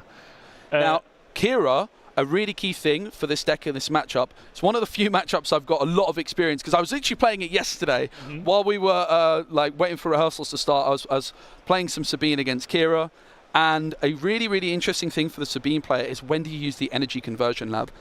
Yeah. And there is a turn 1 play for Kira as well. So despite that mulligan, finding the Inferno 4 and giving themselves some nice consistent, it looks like a really good hand for Kira, I have to say, despite that data vault with those extra cards in the deck, and despite taking that mulligan, I think it's worked out for them on this occasion. Yeah, the nice thing about Star Wars is also that you don't give your opponent an extra card, right, when you're mulligan. And that's very nice, I think. It's a bean, right? That's a very shiny card, isn't it?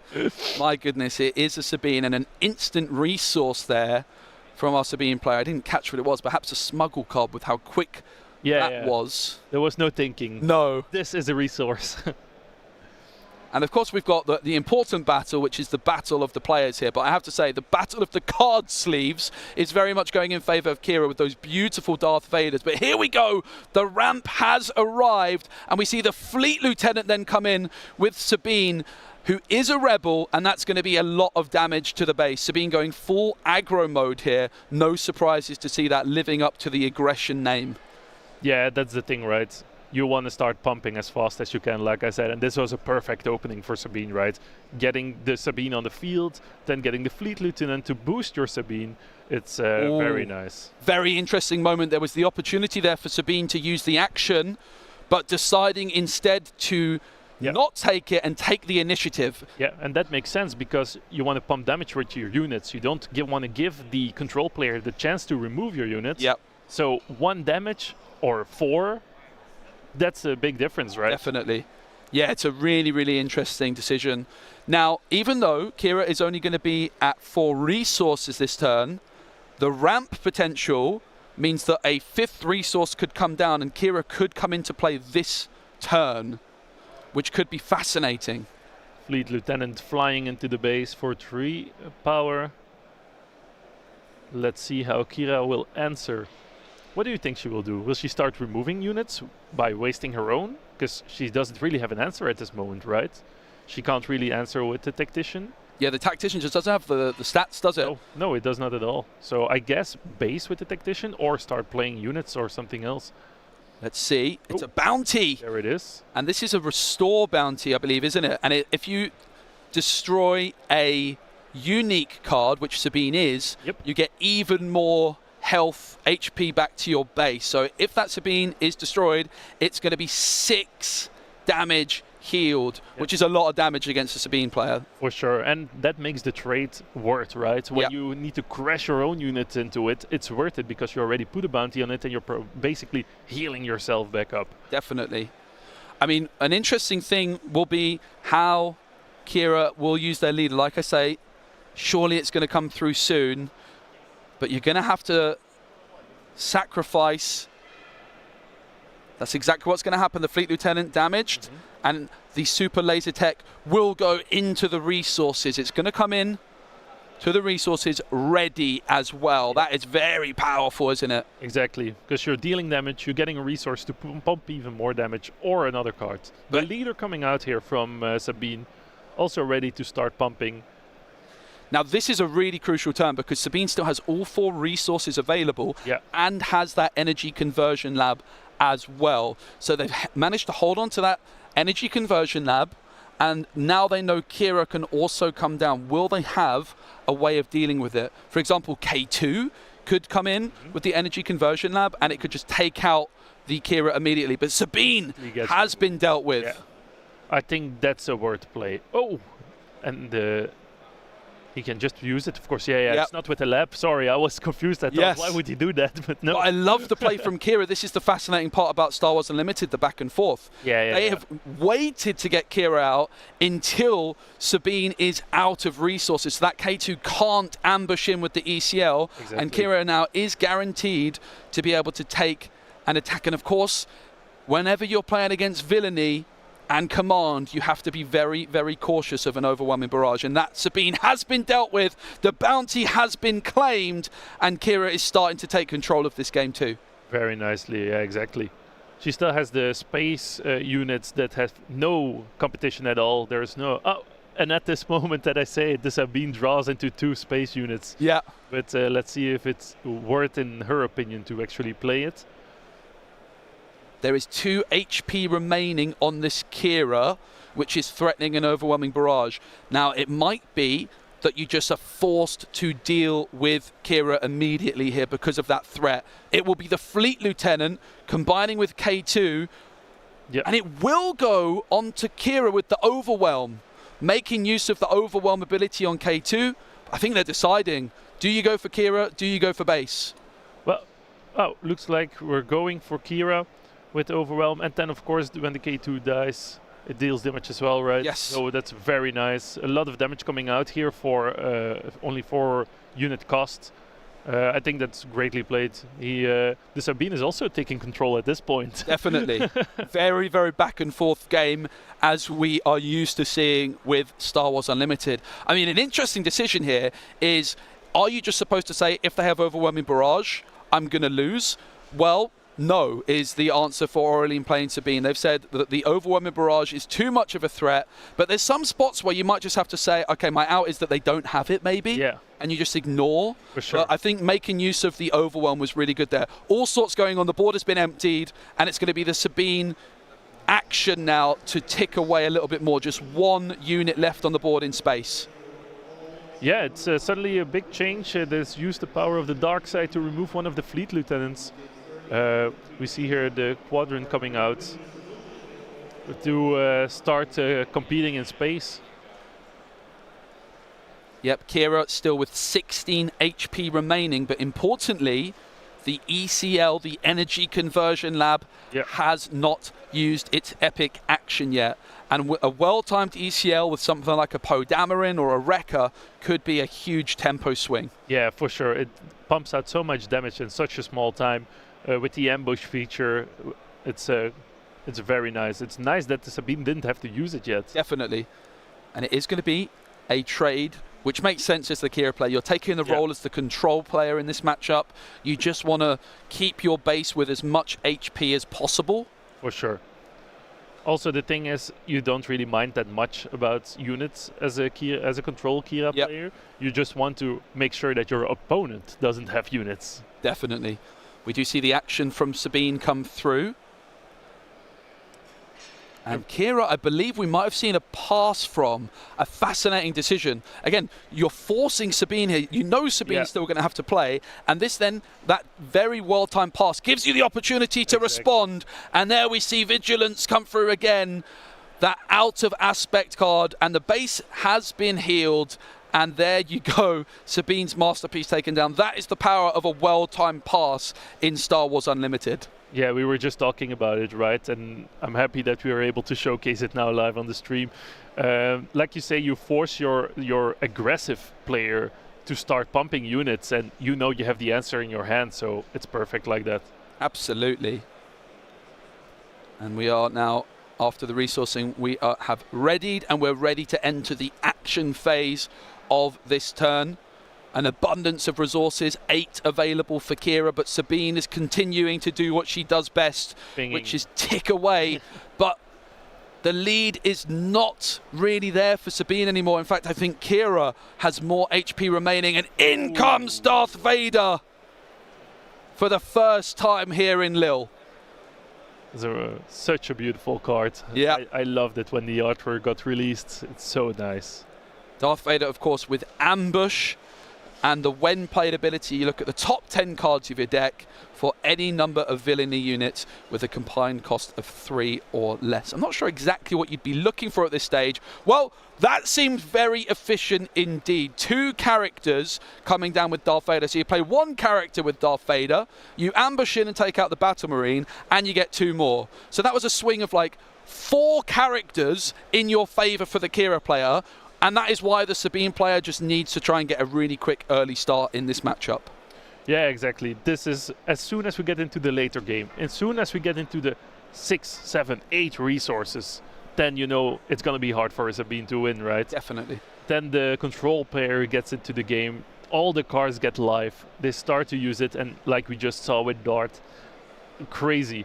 Removes the boards, pumps out units.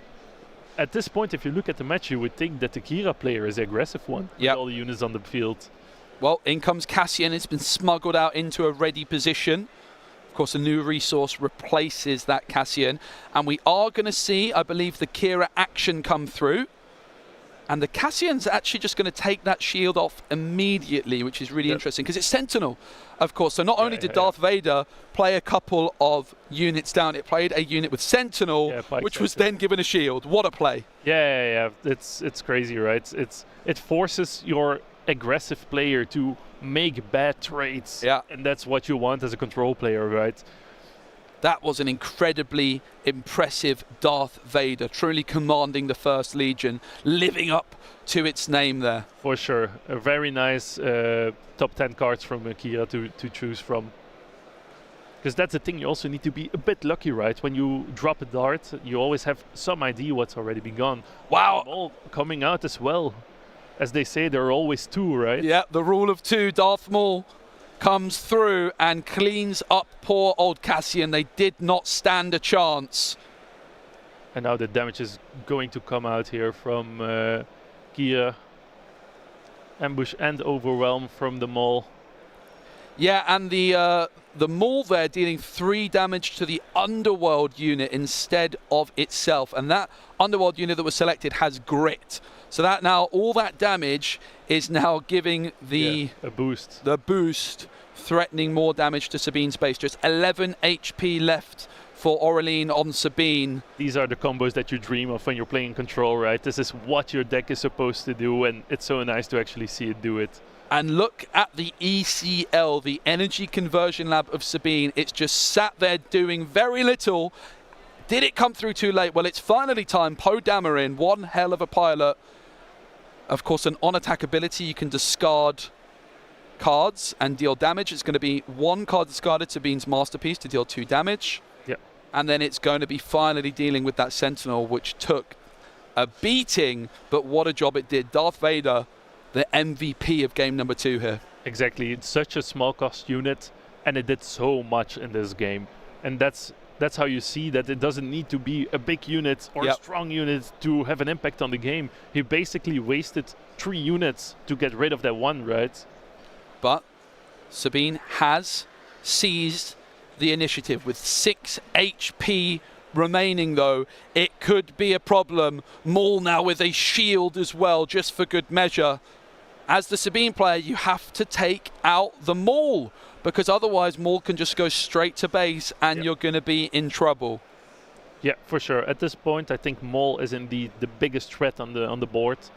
Let's see how the Sabine deals with it. I heard cutting him in 2 is a good way to get rid of him. Maybe she could try that.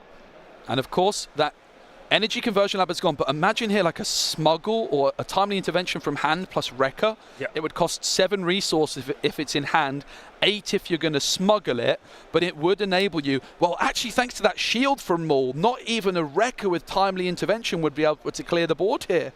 Yeah, exactly. It's a really tough position for Sabine to be in, but we saw in the previous round that tough situation is where she shines. And let's not forget, very important context, in this game too, Kira, played by Orion, had the initiative on the first turn. And as a Sabine player, if you've got the opportunity to start the game with the initiative, you're always going to take that. So if we do go into a game 3, as it appears to be going that way, it will be a scoop. It will be game 3 that we're going to, and surely Sabine then will have the initiative. Yeah, for sure. Super smart decision of the Sabine player, Bernard. You want to start. There's still a lot of time. I think around 15, 16 minutes, something like that. And yeah, exactly like that. And that's a perfect time window to already start a new game. Exactly like you were explaining, Sabine wants to start first. She was already in a disadvantage actually in this second game, but you never know, right? But at this point, you see the board state, you see this is going to be a pickle that I'm in, it's going to be hard, I need to get out of here. Then it's super smart to start your game 3, and I think that is also a key component of Star Wars, knowing when to start a new game and deciding to give up on the previous round and just start afresh. Makes a lot of sense to me. Yeah. Of course, it is a best of 3. The player is very much incentivized to get that win in this tournament. It's a long tournament. A draw at this stage does not really work for any player. You're right, you want those wins. Yeah, very much indeed. Here we go, game number 3, Sabine versus Kira. Let's have a look at the mulligans. Again, as a Sabine player, probably just looking for that curve. Yeah, if you're playing Kira, it's an instant mulligan. You'd love something to play on turn 1, but you really could do with that ramp as well, because if you can ramp at 3 resources, that's going to enable you to get that Kira down a turn quicker and really try and control the board, maybe pop off like an overwhelming barrage. But of course, the data vault base, extra cards in the deck, that's where it can be a bit of a downside, right?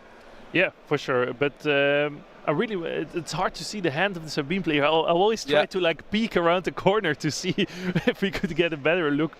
But let's see what will be resourced here.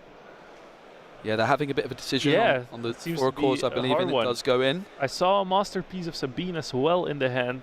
We've seen that card a few times already. Yep. Very nice combo with a early energy conversion lab, but for Kira, another risky mulligan. We saw in game 2 it worked out for them, but will it work out for them on this occasion? It's definitely one of the big weaknesses of Kira, is that inconsistency after the mulligan. But there we go. No play on turn 1 for Kira, but the initiative has been seized. Yeah. All right. It's a nice start for the Sabine Marine. It does a bit of damage. Now I've got something for you.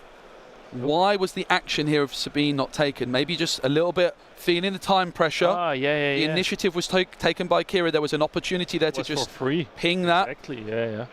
You would imagine that 1 damage from Sabine would have been worth it at this stage, but of course the time pressure is very much a real thing. The X-Wing coming down here from Sabine, giving the Battlefield Marine an upgrade or 2. Yep, 2 experience tokens, so this Battle Marine now a 5/5 in the ground. That is very difficult to contend with. Turn 2. But if Kira can find that ramp, threatening perhaps that upgrade we saw earlier, that could be disastrous. We do see Dr. Pershing now with a shield, but the Battle Marine I don't think's interested in Dr. Pershing. It's going to go straight to base. We do see both actions being taken by the leader. Sabine does take it on this occasion, and we will enter the new turn. And it's going to be really interesting looking back at that 1 damage. If it comes down to 1 damage, it could have made all the difference. I was also thinking that. I was like, oh, Bernard is going to look back on this stream. Why didn't I do it? But let's see if it will be necessary. We're at 4 resources now already, and we see already it gets removed. Wow. That I was just going to say that. What card do you think he has in his sleeve to remove the Battlefield Marine? Because that's the biggest threat at the moment, right? Vigilance always has something for you. Yeah, exactly. That's one thing I've learned. And that's like the downside of the wing leader, right? You give these extra stats, but against the control player, those stats don't last very long. It was Fell the Dragon, defeat a non-leader unit with 5 or more power. Energy lap is ECL comes through. ECL comes through, and Dr. Pershing has been dealt with. That is going to be a very, very fascinating moment. But of course, Kira did not ramp in the previous turn. So maybe if you're Sabine, you're just thinking, I don't need to worry about Kira as the leader. I can get myself some board control and really start trying to pop off in this game. It was the Fighters for Freedom with Saboteur, which ignores shields on attack. And whenever you play another aggression card, you may deal 1 to the base. Yeah, that's great, right? It's basically another extra ping that you have on the base. most of the cards that you play as a Sabine player will be aggression. Yep. So yeah, it's basically I would call it a burn card. Yep. Absolutely. Sabine, Fighters for Freedom, and that wing leader on the board for the Sabine player. But on the other side, not a single unit in space and nothing to be found on the ground either. We saw the power of Darth Vader and Maul in the previous game, but there is only 5 resources, and we are seeing the weakness of this Kira deck in its consistency. The Data Vault, you get the extra HP, but sometimes you would rather just a more consistent deck. Yeah, I think a very smart decision to use the power of the dark side against the Fighters for Freedom.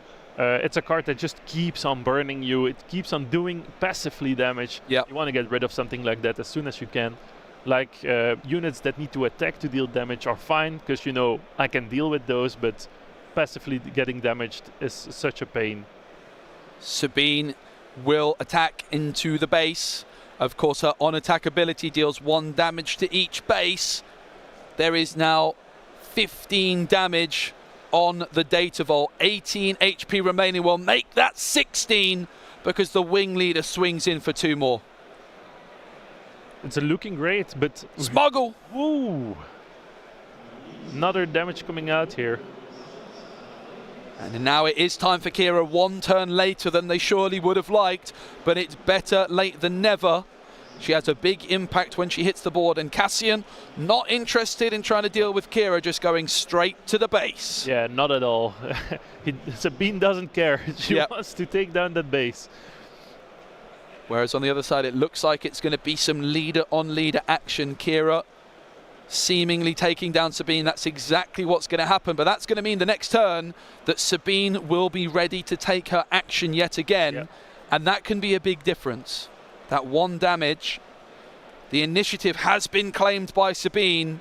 That's where you want to be as a Sabine player right now, especially. You want to use your strong units as fast as you can before the control player takes them out. Yep. You saw how easy he does it. Oh, I thought we could see his hand for a second, but it's too hard to see. You see the takedown, the power of the dark side, Vigilancy. There's so many cards that they can play to remove your units. Yeah, that early energy conversion lab to get that big tempo swing. Yeah. Really taking advantage of Kira missing ramp. And seems like a key moment. Yeah, that's also a thing you learn to read, right? To play when you play against control. Like, is this the moment? Is this the opportunity that I have as an aggro player to start bashing and start using my energy lab? Aggression continues to live up to its name, and it goes straight into the base. 10 HP now remaining for Kira, whereas Sabine is safe and sound with 23 HP remaining on the base. But it is now the action for Kira. Could we see like an overwhelming barrage? That's not exactly what's going to happen just yet. It's going to be a ground unit which is going to gain some experience. And let's see. The lieutenant coming down here. Yeah, also a sentinel, which is really a pain for Sabine. Let's see. Some really impressive stats. A 5/5 sentinel means that surely now it's all about space for Sabine. Yeah. And the wing leader then continuing to put in some work. It doesn't have the most impressive stats, but it has been a real nuisance, just ticking away at that HP. Just 8 remaining for Kira. Yeah, there hasn't really been an answer here from Kira for space, so the wing leader is just chopping and chopping and chopping. And it's going to be another ground unit here for Kira, this one costing just 1 resource. Of course, that does mean Kira still ready and waiting, but we're going to see the Sabine action, 1 damage to each base, continuing to tick away. 7 HP remaining for Kira. But there we go, a bounty! Yeah. You know what that means. The bounty, and it is played on a unique card, Cassian Andor, and if Cassian is defeated, that is going to be 6 HP heal, and that could be a game changer, potentially a sideboard card as well, really showing the power of a good sideboard. Yeah, I think, yeah, for sure. We saw it in the previous game as well, but then we already decided, so for sure it could be a sideboard card. Really strong against aggro, because like we said already, you trade, but it's the best trade in the universe, maybe ever, because you heal. So it's great. You see a Poe coming down here. Wow. In comes Poe, but let's not forget there's a Sentinel in the ground area for Kira, and that could make all the difference. Suddenly, is Kira just gaining back control? The ECL, remember, is no more. It was used early on. It got some tempo, but was it enough to just deal with that Dr. Pershing? Could it have been used for a higher impact at a later point? That could be a key moment. Let's not forget about that 1 damage as well on the first turn. What a nail biter we have here. Barely 5 minutes on the clock. It's really toe-to-toe, like we would say. It's getting really close.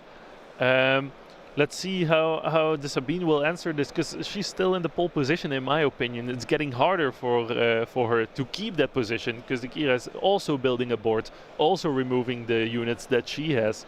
So, yeah. Yeah, and it was a fascinating decision. The Kira took down the Poe Dameron, not giving that an opportunity, but just leaving that bounty for now, which is a risk when you have just 5 HP remaining. But it could be time to take down Cassian and claim the bounty. And Cassian has been defeated. The bounty will be claimed, and suddenly you have a lot more of a safety net with 11 HP on the base remaining. And it's a beautiful trade, because your Sentinel isn't even dead yet. So there's still this like obstacle that Sabine needs to get rid of in some way or another. I also thought it was kind of strange that the Kira player decided to get rid of the Poe by crashing her own leader into it. But because the Sentinel was still there, right? So it would like got rid of itself. But we see the K2 now coming down. The Master piece already has been played as well. So looks like space dominance is where we're heading to, while leaving some obstacles in the ground units. Oh.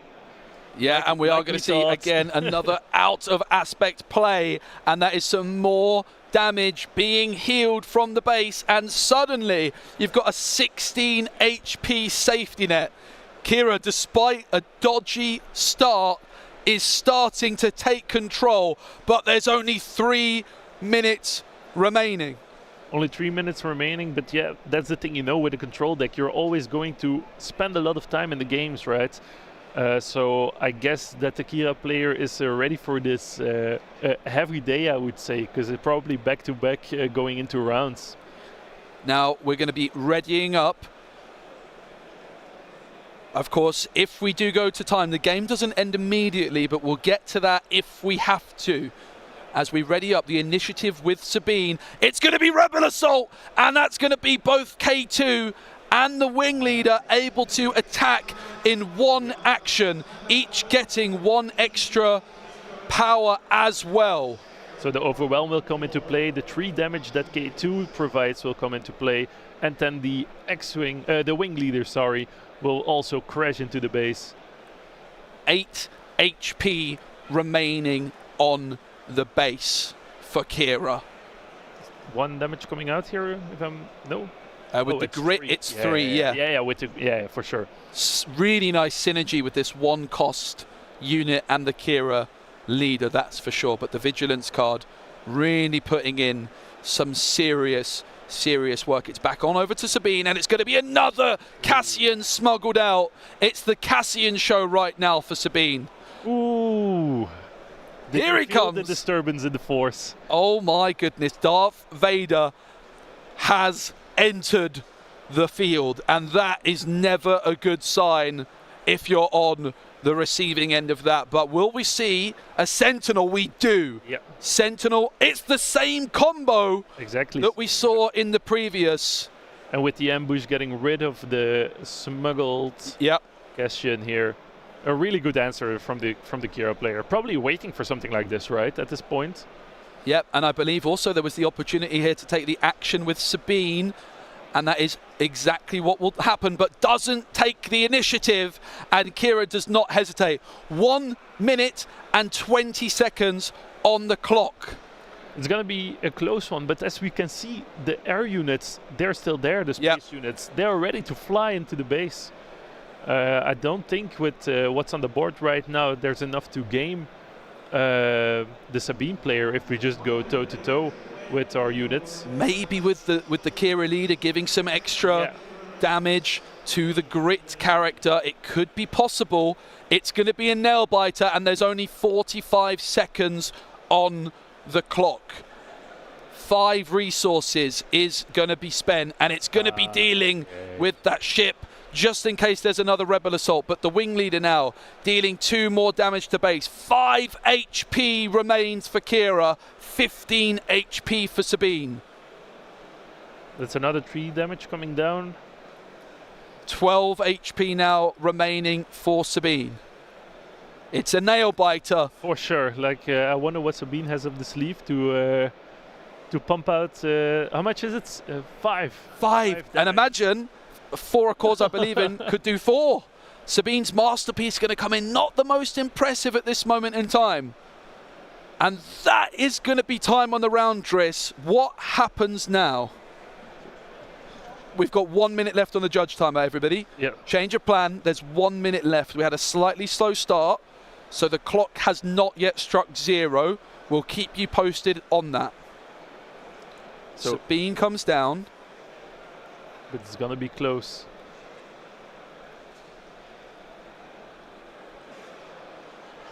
So many characters, so many units in the ground area that we might need a slightly bigger board, because one is just poking off to the side there. But the initiative has been claimed by the Sabine player with 5 HP needing to be dealt. Something like a rebel assault could seal the deal. Yeah, for sure. Like there is still some damage coming out here from Kira, but with the initiative on the side of Sabine, I think it's going to be a tough one. 10 seconds remains on the timer. Will we see this phase finished in time?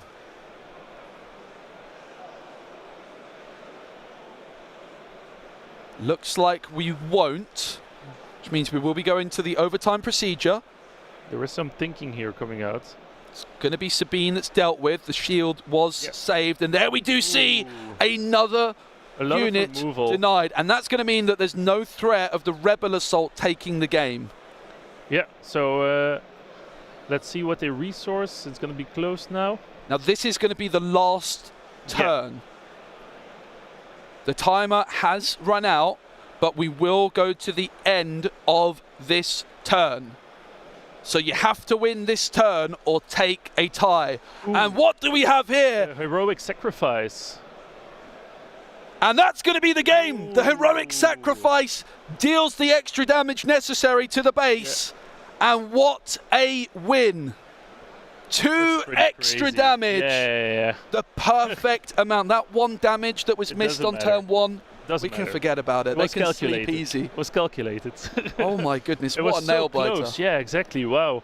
And that's the beauty, I think, of Star Wars. It goes back and forward so much. Because I was sure at some point that the Kira player was going to take this win of the 3rd round. But that's how it goes. Well, I had so much fun, and we are barely beginning here. That is round 2 of 9 today. And that is, of course, just going to be day 1. We've got a whole other day tomorrow of Star Wars Unlimited here in Lille. It has just been an amazing start to the day. Yeah, it was amazing. I'm so happy to already saw 2 Vaders land. It's such a powerful card, such a nice art. It's really my thing. I really like it a lot. No, so I really, really loved it. It was really, really interesting to see the use of the ECL for Sabine pretty early. Yeah. But it worked out just about. Yeah, I'm thinking now, but it's of course it's easier to say when you look back at the game, right? But yeah, we can do that. Then we can. I'm spacing out. I'm sorry. So what I want to say about the thing is that, of course, the the lab that can be used in multiple occasions, right? But I think the Freedom Fighters now to make the trade was something special, exactly. Yeah. Definitely. You asked me previously what you think what I think will win. Yeah. And that's exactly what I prepared for you. Okay, Yeah, hello. It's a slide especially for you. It's a Gar-Yellow. A friend of mine is actually playing it. He's in my fantasy draft team. Yeah. And I think it has a lot of potential to win here. So I actually lost to Gar Saxon in Liverpool. And this Krennic on turn 1 it's into strong, the right? shuttle on turn 2 is incredible. Brother, you're saying everything that I want, but that I had prepared for my slides. What are you doing? No, exactly. That's what I wanted to say. It's a mid-range tempo deck. Yep. And it has the ability to play depending on the matchup. So you look at the leader and you know, like, oh, this is a control leader, so I have to pump like a Sabine. Yeah. Or this is Sabine. Oh, I need to play like a control player to win from it. I think it's amazing. A lot of upgrades that makes your units even beefier than they are. And I think it's a great deck that has a lot of potential. I think when it's piloted very good, you can win every matchup.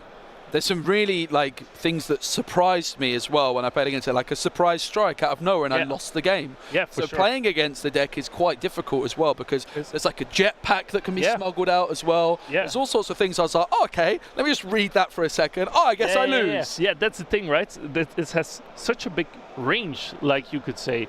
And I also think it's really like a sleeper build. Like not a lot of people will play it. Like I haven't checked yet how many people actually are playing it, but I don't think a lot of people will play it. And it's actually really good. Yep. It actually is. It's not a meta pick like a Sabine or a Quinlan. Yep. But I think it has the potential to do really good this event. Yep. We're going to take a look at some of the other meta decks that we're expecting to see this weekend, and we've got a Piet with Colossus. Now Piet, honestly, you can pair it with a lot of different aspects. The one we're showing here is with Vigilance in Colossus, a very strong leader, being able to play your capital ships earlier, and of course one of the new capital ships also allows you to ramp. It can get out of hand very quickly. Yeah, exactly. You play it with a lot of restore cards. Yep. So your base is actually a resource as well. And Definitely. that's the crazy thing. You want to crash into my base? Sure, go ahead. I'll just wait until turn 4 or turn 6, and then I just overwhelm you with the armada that I will summon from my hand. And as soon as your ships are there, they deal a lot of damage. Yes. And then you have combos that answer those ships, like you see here with the Overwhelming Barrage or the Supercharged Laser. A lot of stuff like that you can play into the Piet deck, just like get rid of the deck, rid of the units that your opponents are playing. The only thing is, you need to get to that place. Yes. So your opening hand needs to be somewhat decent. Yep. To be able to get to that phase where you say, okay, this game is mine now. Mm-hmm.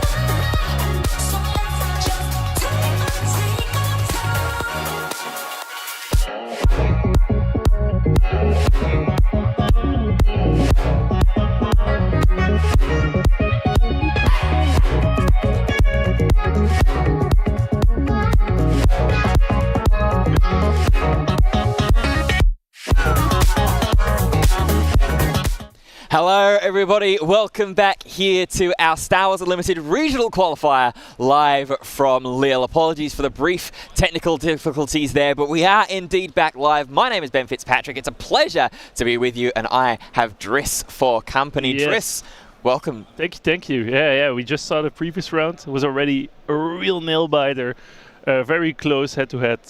I wonder what we're going to get now. It's Yeah, it's a real interesting matchup. I was watching it backstage as well. But we see here, we are getting ourselves ready for our feature matchup straight away. We have Henry Graham, one of Ross's draft picks, on the Maul leader against former Alexander, who is on Captain Phasma. wow, that's those are two interesting leaders, I would say, looking down at the meta composition right now.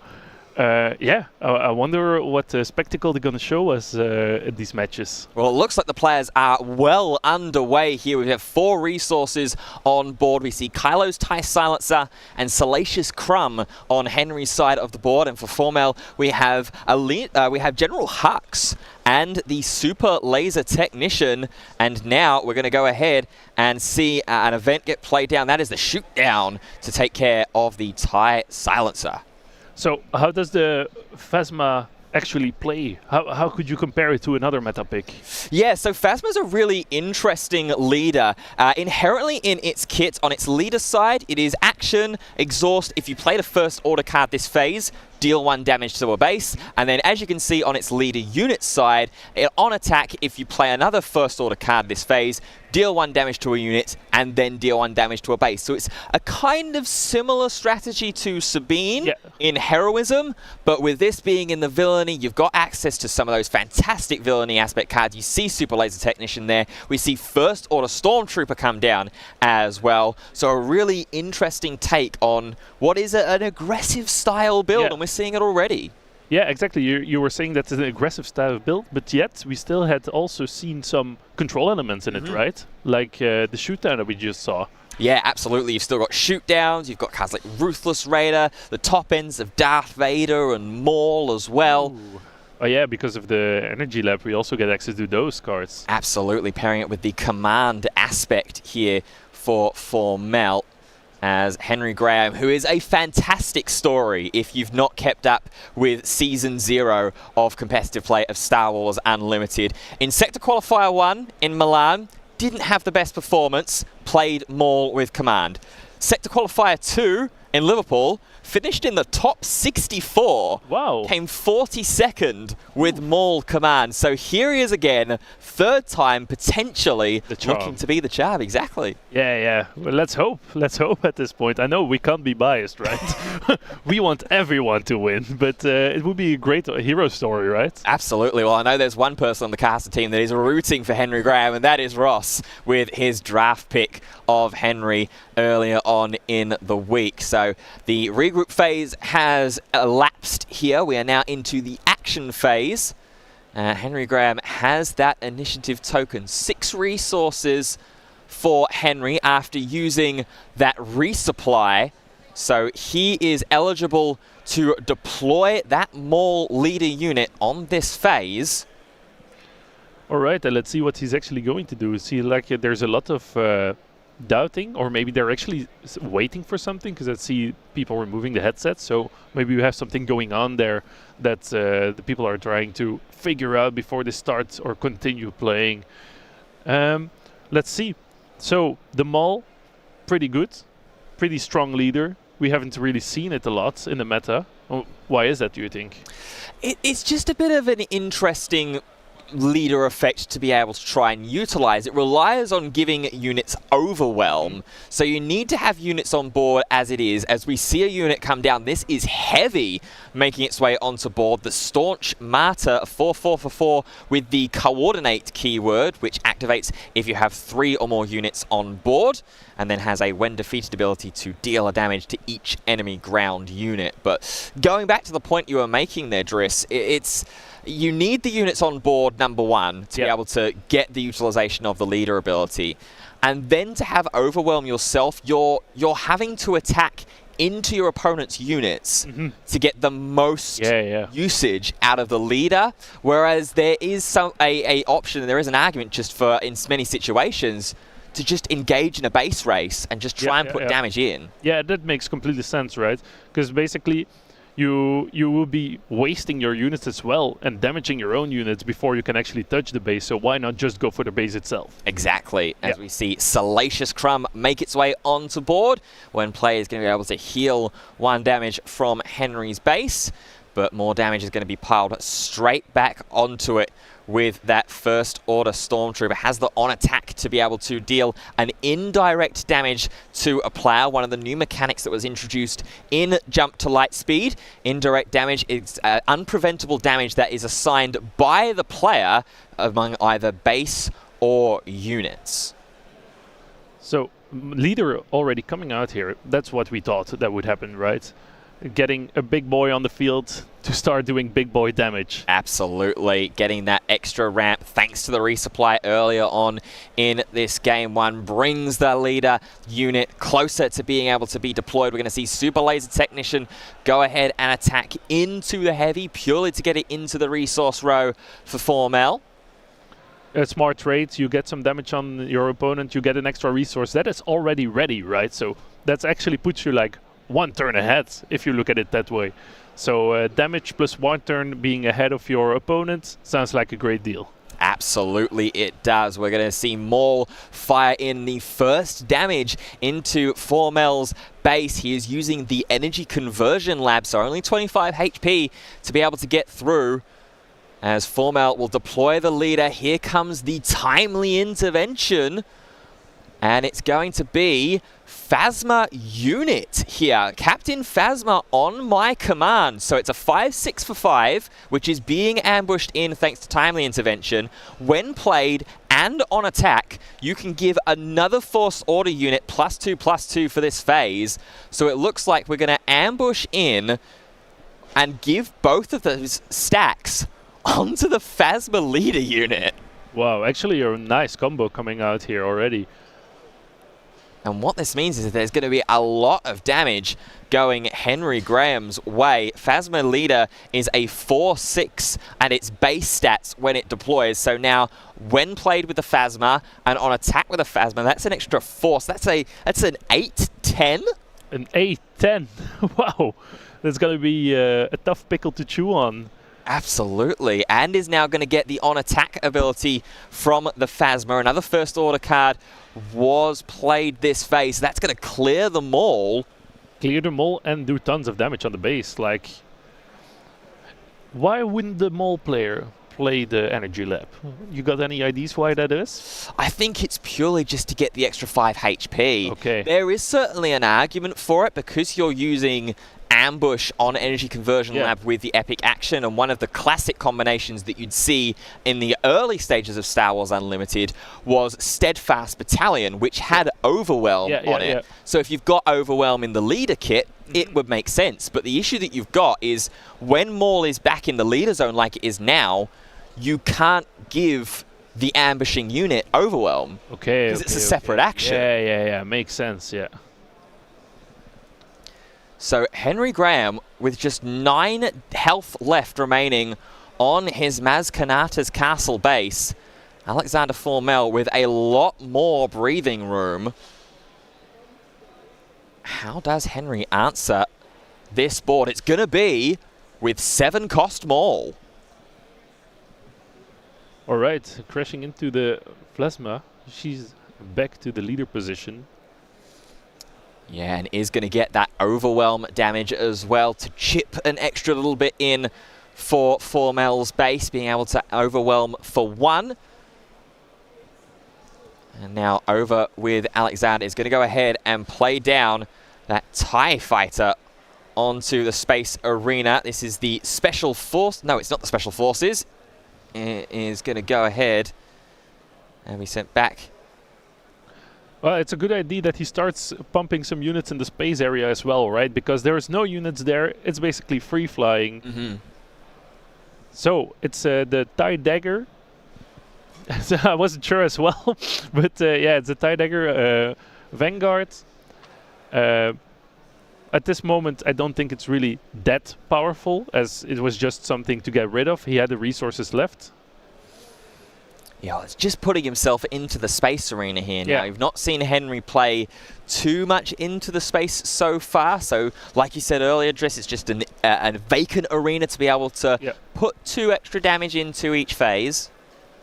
Yeah, there is no competition there, so your unit is just there to keep on pinging, keep on chopping the HP. Because now you're already 1 turn ahead, right? Because when Henry now answers with a space unit, it will be exhausted probably, so at least you're getting some value out of the card for only being a 3 cost, and there it is. There is just that 2 extra damage that's going to be able to go into the base. Henry just asking for clarification there if the energy conversion lab has been used so far. It has not so far. So Henry, seeing that, I think is just going to wisely put 7 damage into base while that Maul unit is sticking around. Yeah, exactly, because if he wouldn't, he would just be setting himself up to run into something like the Darth Vader that we see coming out here. Yeah, that's exactly what's going to make its way down onto board. We saw this in the last game. We've seen this throughout the history of Star Wars Unlimited. Pay 7, it's an ambushing unit, but first we're going to look at that top 10, grab ourselves some villainy units that add up to 3 cost. Unlike the Kira matchup, though, I don't see 2 units being played down. It's just going to be the General Hux. No terms, no surrender. All right. Also, like, what would you want to see here, Ben? Do you want to see an armada of units that you can pump out, or would 1 strong one be enough for you?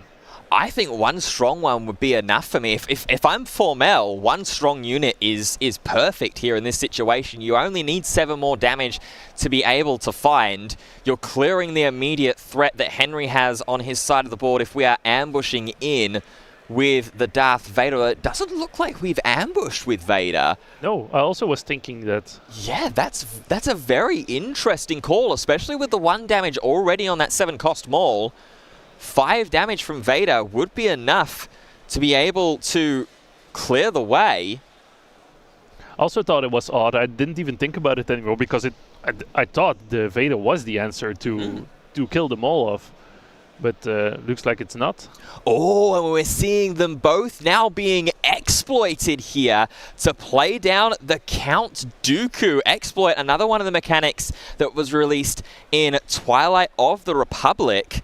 And now here with this Count Dooku Fallen Jedi, when played for each unit that was exploited for playing this card, you can deal damage to an enemy unit equal to its power. So we exploited 2 separate units, so we're going to get 2 separate activations of that, clear that lone space unit, and clear that non-ambushing Vader. Really nice play. Yeah, great play here from Henry. Basically, just sacrificing 2 units to get rid of 2, but of course you got your own unit that's still on the field, so that's an amazing play here.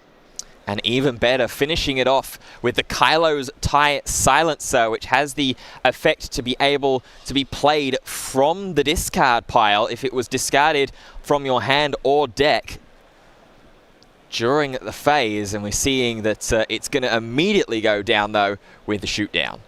Yeah, get answered instantly. Henry doesn't want any... Formal doesn't want any space battles. Then if he's not allowed to, then Henry isn't either. And I think that's fair, Ben. Absolutely, it absolutely is. And we've been seeing over these first few feature matches how important of a card that Shootdown has become. I mean, it makes sense when you release an expansion that is full of vehicles and space units like Jump to Lightspeed. You want easy early answers to them. There is Maul to ambush and overwhelm, and that will clear the way more than enough for the 25 HP on Energy Conversion Lab. And Henry Graham, from what looked like a pretty scary position in the early game, has been able to take it back and take game 1. Yeah, exactly. I also thought when we were jumped into this game that it was looking very good for the Captain Phasma player, Formal. But yeah. So the players are going to go ahead and shuffle up, preparing for game number 2. While they do that, let's take a little look and see the sideboards that both of these players have brought with them. So we'll start with Henry Graham, who is on our Maul command. We have triple Confiscate, 3 Palpatine's Return, 3 Planetary Bombardment, and a Devastator in the sideboard. Not too much that jumps out to me immediately. Maybe the Palpatine's return? Yeah, the other cards look like pretty standard sideboard cards, right? Because they're pretty versatile against a lot of the different decks. Yeah, Confiscate is primarily in there for your Gas Saxon kind of decks or any pilots that are running around to defeat an upgrade.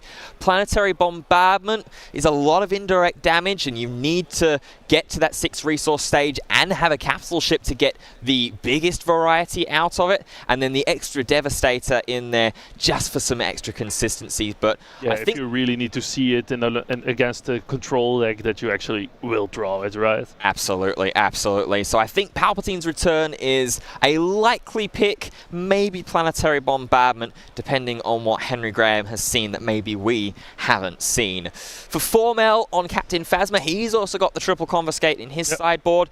Double Force Choke I like. Daring Raid, Disabling Fang Fighter, Special Forces TIE Fighter, and a Von Regs TIE Interceptor. I'm getting a running theme in the sideboard. Yeah, I think he's he's really into the TIE Fighters. Well, they're beautiful vehicles, right? So Absolutely. I understand why. There's no need to explain that more. No, yeah, the Daring Raid is a card that we see a lot, that we will see a lot. So makes sense that you want some extra. He's playing 2 in the main, I think, already. So getting that 1 extra off.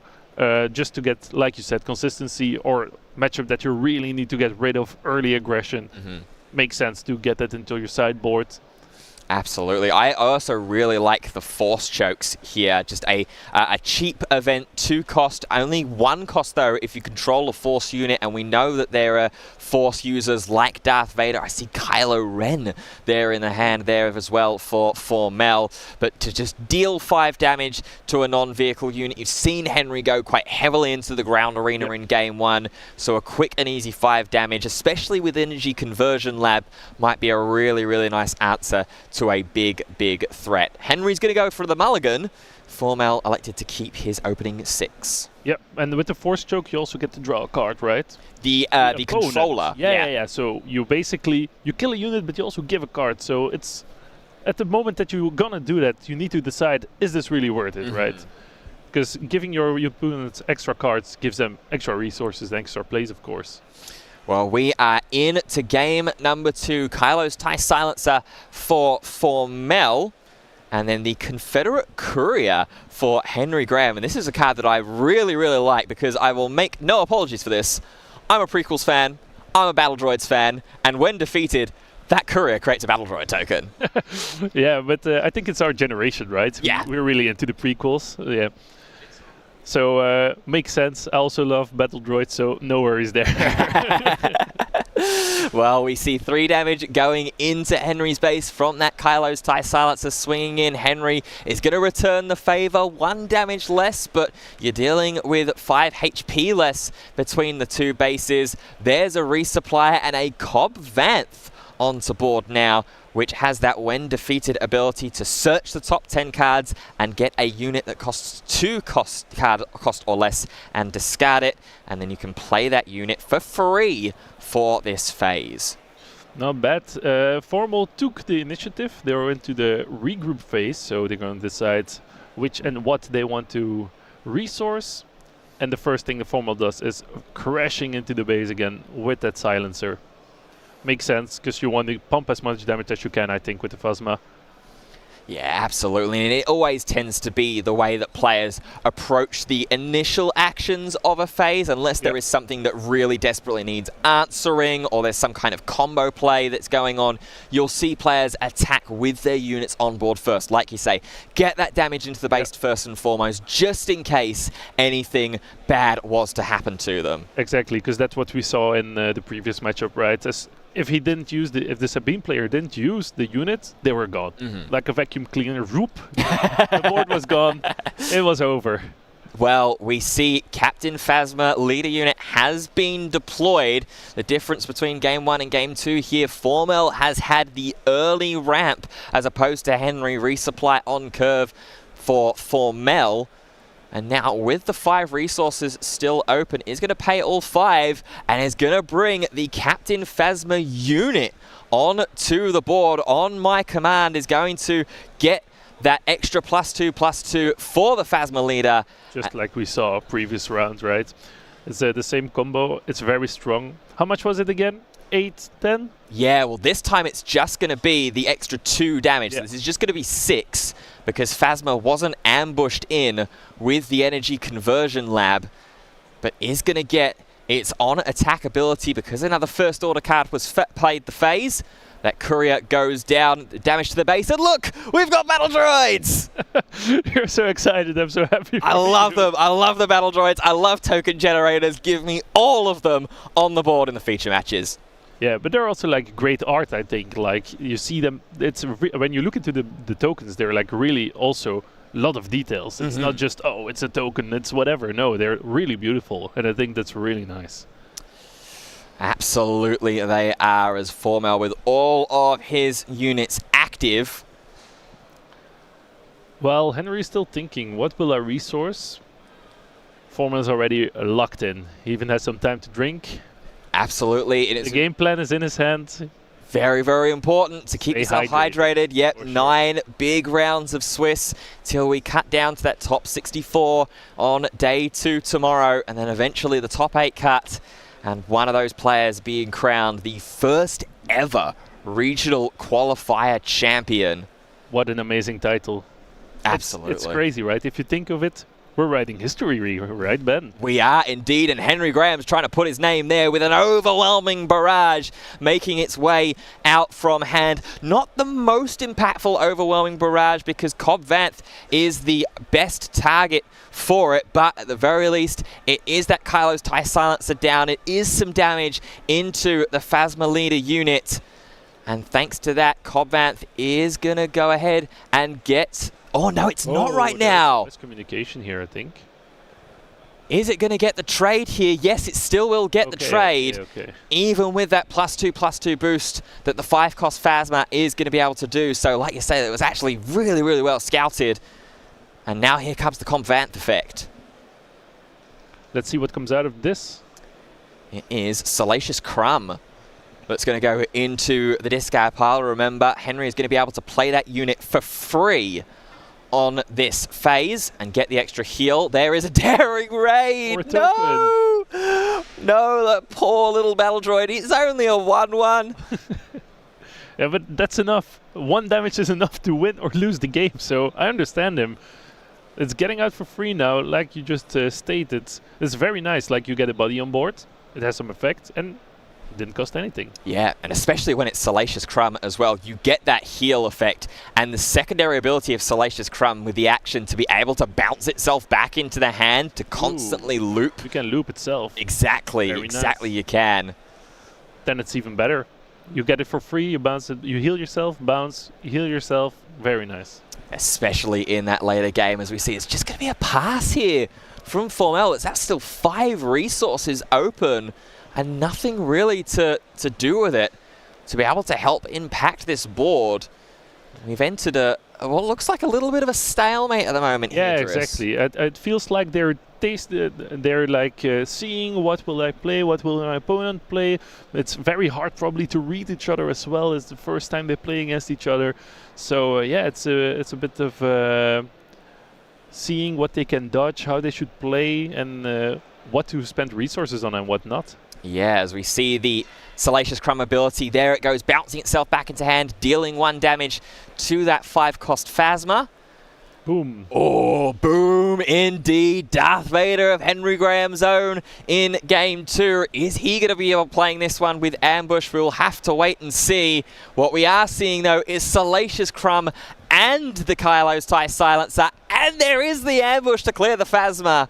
This is a very, very nice action phase for Henry Graham. Yeah, exactly. But I wonder if he will get answered by the Darth Vader of Formal, and making that even a better play, because his Darth Vader will be gone then. Absolutely. Well, here comes Darth Vader for Formel now. Going to look at his top 10 cards. Doesn't necessarily, as I have a little glance down to the deck, it's only really First Order Stormtrooper that you could combine with General Hux or Allegiant General Pride. He also has a silencer I see in his hand, but will that be a viable target here?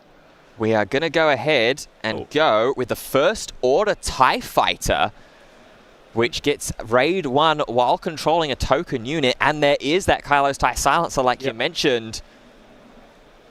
And looks like he got rid of the other Darth Vader, who was already damaged.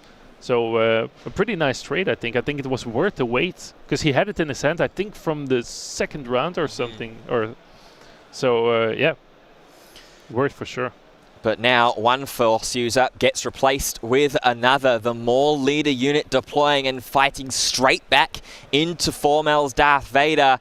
And tables all of a sudden have slightly turned with those big units in the ground arena. Henry Graham has finished the phase with the highest power unit on board. And that means a lot, right, at this point. Because you want to start pumping damage. It's getting harder and harder to survive out here. Still, there's a lot of health left on the energy lab from Formal. So I think he will be fine. Ooh, here's an overwhelming barrage of Formel's own now. He is going to be able to clear them all with 1 damage. And then where is the remaining 4 going to go? So 200 silencer and then 1 on the ground unit. Yep, that makes sense to me.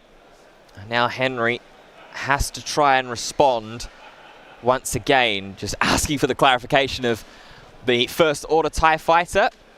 We do need a token for that to get the raid 1 at the moment. It's just a 2-1. And let's see how Henry will respond now. He's thinking. He has a lot of options in his hand, so to see. But let's see what play he will actually make. He's thinking. Yeah, and the important thing with that Maul now going into the leader zone, there is no leader ability for this phase. We see Ruthless Raider come down for Henry Graham, gonna deal 2 damage and clear the way of that TIE Fighter and put 2 more damage into the base. Formal's response is to just fly into the base. He knows he's in a good position to just base raise, I think. Absolutely. And yeah, that's what he's gonna do. Well, if Henry can't deal with this TIE Fighter, and this is really, really smart from Henry Graham, has to take the initiative in that action, because otherwise, if there's 1 more action taken, Formal can just take the initiative, and if there's no answer, then Silencer just swoops in to take the game. So Henry has to claim. We see another TIE Fighter make its way onto the board. This time, that was the TIE Vanguard. Yeah, and the thing is, the energy lab is still not used. So if there is any big threat coming out here from Henry right now, I think the answer could be it could be answered really quick. I haven't seen really the hand of Formal yet. Oh, that's big. That is really, really huge. Overwhelming barrage clears the board from Formal, keeps his Ruthless Raider around, and means that he can't just be defeated in the next action. So really, really important that we found that answer. Yeah, it was a perfect moment to play it, I think, and that's probably why Henry is doing such a great job, even with a leader that isn't considered meta at the moment, right? Formel's initial response is just the Allegiant General Pride, which with that 2 attack is enough to present game on board. Now just 1 more needed, thanks to that Phasma ability ping. Henry has claimed again no swings with the Ruthless Raider, which remember was boosted from Overwhelming Barrage, so that's a lot of damage that's not flying into base.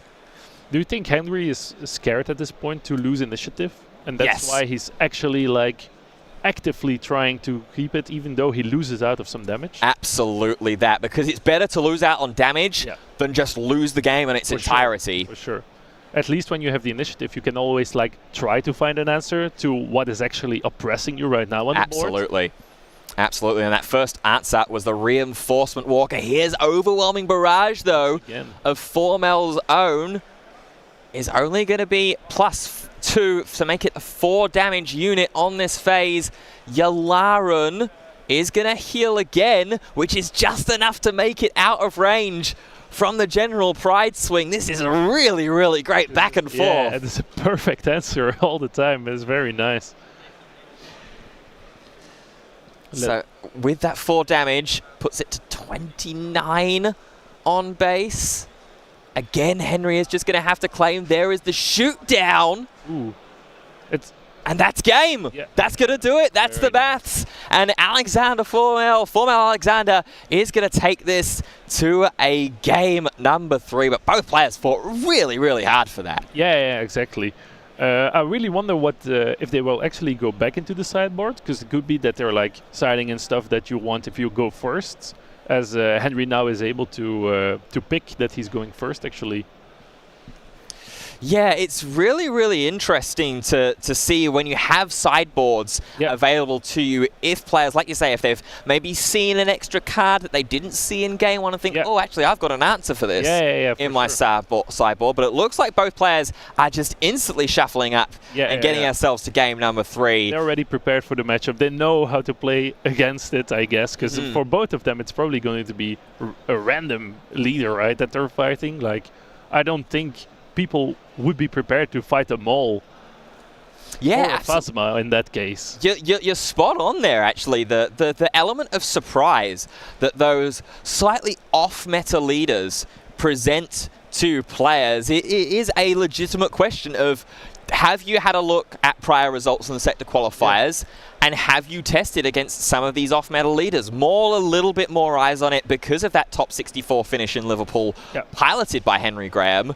But like you say, for Phasma, who had Phasma on their radar? No, I didn't even consider this unit, because when you go down to the basics, like I said before we started, it's basically we got Sabine at home, right? It basically does the same stuff, does the pinging, but you need an extra condition to start pinging. But yeah, like you said, with the villainy trait, it gets you access to a lot of different stuff. Yeah, it's a real different take on this kind of what's at the moment, and as how we've seen it played by Formel, feels very mid-range as well. It's not necessarily just straight aggression. Oh, for sure. I'm just going to sort of mid-range and go into that villainy aspect that Phasma affords me. Yeah, for sure. We saw Darth Vader as well coming out, and then would not think of Darth Vader in an aggressive deck. Never. Well, we are underway in game number 3. A Salacious Crumb as the first action from Henry. For Formel, though, it's going to be that Allegiant General Pride. It's going to be the Phasma ping to get this first early damage onto base. And a little bit difficult, a little bit punishing there for Henry, only having Salacious Crumb as the phase 1 action. Yeah, but luckily it just can do damage, go bounce back to the hand, and then you can actually heal the damage that came on. So at least he got that going for him for now. But yeah, those early rounds are going pretty quick. There's no much options that people have. There are only 4 resources at the moment, so it goes quick back and forth. And yeah, but make that 5 resources now with some resupplies that are making their way onto board. Another resupply from Henry Graham. He's just going straight in a beeline to find that top end, find those Mauls, find those Vaders. Yeah, that's exactly how it feels, right? He really wants to get those resources in so he can start grabbling and start pumping out those big mens. Absolutely, as we see Phasma leader is going to go ahead and deploy in this first action. Some early damage being put onto the base here as well. And we shall see how it gets answered. Both players are really into it. They're really focused. I love to see it, Ben, honestly. I love it as well. I love it as well. What I love even more is another 5-cost Phasma making its way onto board on curve for Formel, replied by with the Maul leader deployment, but Formel doesn't mind. He's just going to go straight away and get that big damage into the base with the Phasma leader. Pinging as well with her onto the Maul, which is like the primary target, I think, right now in the ground unit base. Yeah, absolutely. Soften that up so that we can potentially take care of it with some ambushing from our energy conversion lab. Maul is going to go ahead and attack in a dogfight. Gets played down here from Henry Graham. And this is a really, really cool inclusion. It's going to make one of our own units fight another unit. And because they're rested, it doesn't matter. We can just go ahead and trade the leaders here. And in fact, we're actually changing target. We're going to swing Maul into unit Phasma and deal some overwhelm. Leader is going to go away, but I still like that trade.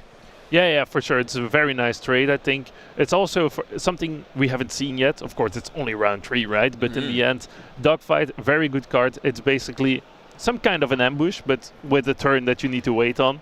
Very nice. For being a 1 cost, it can make your exhausted big boys actually already start punching in the same round.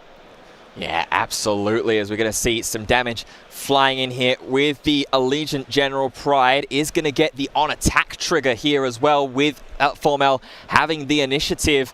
But here comes the 7-cost Maul to make its way onto board, clean out the Phasma leader unit. It's pretty nice that he already has another Maul lined up, right? And that's what he was going for, getting the resources and getting ready to start pumping those big boys. And that gets answered by Formal with a Ruthless Raider. Yeah, Ruthless Raider getting 2 damage to an enemy base and 2 damage to an enemy unit when it's played. It was one of the strongest cards in the format pre-suspension. Still has a lot of legs post-suspension as well, as we're seeing right here. Yep. For sure, it's a free damage, 4 damage basically, and he's ready to start blasting as well with the 4 power. And the thing is, at this moment, also uncontested in the space arena, so he's ready to start blasting the base. Absolutely, as it's going to be Henry with the first action here in this new phase. Has a Darth Vader in the hand already. Ooh. Probably won't drop it yet, I think. No, we're going to go ahead and swing in with the Maul. And we're going into Allegiant General Pride, so it's going to be overwhelm damage that will be dealt into base. Very nice. You deal damage to the base, you get rid of the units. Gives you an extra turn to not use cards from the hand to remove units, right? Definitely, as we see the Ruthless Raider is going to go and swing in. 4 more damage onto the base. And now, will Henry Graham fire off that Darth Vader just as a threat, or do we have some other options? We do indeed. We've got Ruthless Raider of our own. Ruthless Raider versus Ruthless Raider, but the one from Formal is already damaged. Because this is also what I think is very special about Star Wars. It's really sequencing and thinking about when will I use what to actually have a bigger impact on the game. And I think that's really nice, and that really shows how skillful players can be. Absolutely. Well, we're going to go ahead and ambush out a Ruthless Raider with our Energy Conversion Lab, and going to use the when played ability to deal the final 2 damage that we need to take care of Henry Graham's Ruthless Raider as well. And is not going to get defeated by that attack. So really, really nice immediate answer that we've seen there. And Henry does have a when defeated of his own to be able to activate. So we are going to deal 2 damage to the base. And I think here you've got to deal 2 damage to the Ruthless Raider with more HP. Yeah. Because if you clear... Set them up to double ping. Exactly. Yeah, for sure. Yeah, that's also what I was thinking. Yeah, and that's Henry is thinking along the exact same lines, putting both Ruthless Raiders on 4 damage for Formel's Space Arena. And with 1 more resource left, I do see that there is the first order tie, and that is going to be played. Henry is took the initiative, so Formal has some time to do what he wants. But I guess he's also going to pause, and we're going into the regroup phase. Very, very strong space dominance right now for Formal. With only a Maul in the ground unit, that's already pretty damaged. What do you think? Of course, we saw that he has the Darth Vader, but what do you think Formal is thinking right now? I'm not worried about what Formal is thinking. I'm concerned about what Henry Graham is thinking, because we've got overwhelming barrage, and the 2 when defeated damage pings are not going to be enough to deal with Henry Graham's base. It's going to put him on 29. Yeah. Maul is going to get defeated even with the overwhelming barrage. Yes, it is. Yeah, that's the thing, right? He's pinging down the Ruthless Raiders, but they also have, when they die, that they ping as well. So there's a lot of damage also coming out here. Yeah, what he would have really wanted to have happened there, Henry Graham, is keeping that Maul alive, because with Maul plus the overwhelming barrage, that would have been 9 damage. That would have been perfect maths for game. And to put Henry Graham to 3-0, here is the Salacious Crumb. What are we seeing Going here? to shoot down his own unit to trigger the when defeated effect. Is that the thing? It looks like it, and I think that's going to be the game there. Wow. For Mel, taking and dealing that final ping of damage there. And we've got a Captain Phasma at 3-0. That's crazy, actually. Wow. I thought it was a very special play to like shoot down your own unit to get that trigger effect when it's actually going to the discard pile. Very nice. Yeah, because remember, shoot down is a deal 3 damage to a space unit, not an enemy space unit. So a fantastic finish to game 3 and to round 3. But that's not all of our coverage ended. No, not yet. We've got a second feature match for you that we can have a little bit of a look into now. We are going to jump into game number 1 of our second feature match here in round number 3. Something that we have prepared and created here for the leader, for the Star Wars Unlimited regional qualifier especially. We've got Sabine Wren ECL back, and we've got the brand new Darth Vader pilot leader. Interesting matchup, I would say. The Sabine is pretty... We have already seen a Sabine here, right? But the pilot leader, Darth Vader, we haven't seen yet. So let's see how this matches plays out. Yeah, so it is Jesus on the left of your picture that is playing the Sabine with Energy Conversion Lab, and then Torben with that Darth Vader Victor Squadron leader. And the aim of the game with the Victor Squadron leader is just get a lot of TIE Fighter tokens out and get a lot of TIE Fighter tokens out quickly. You see it there in the card display. If you attacked with a non-token vehicle unit this phase, create a TIE.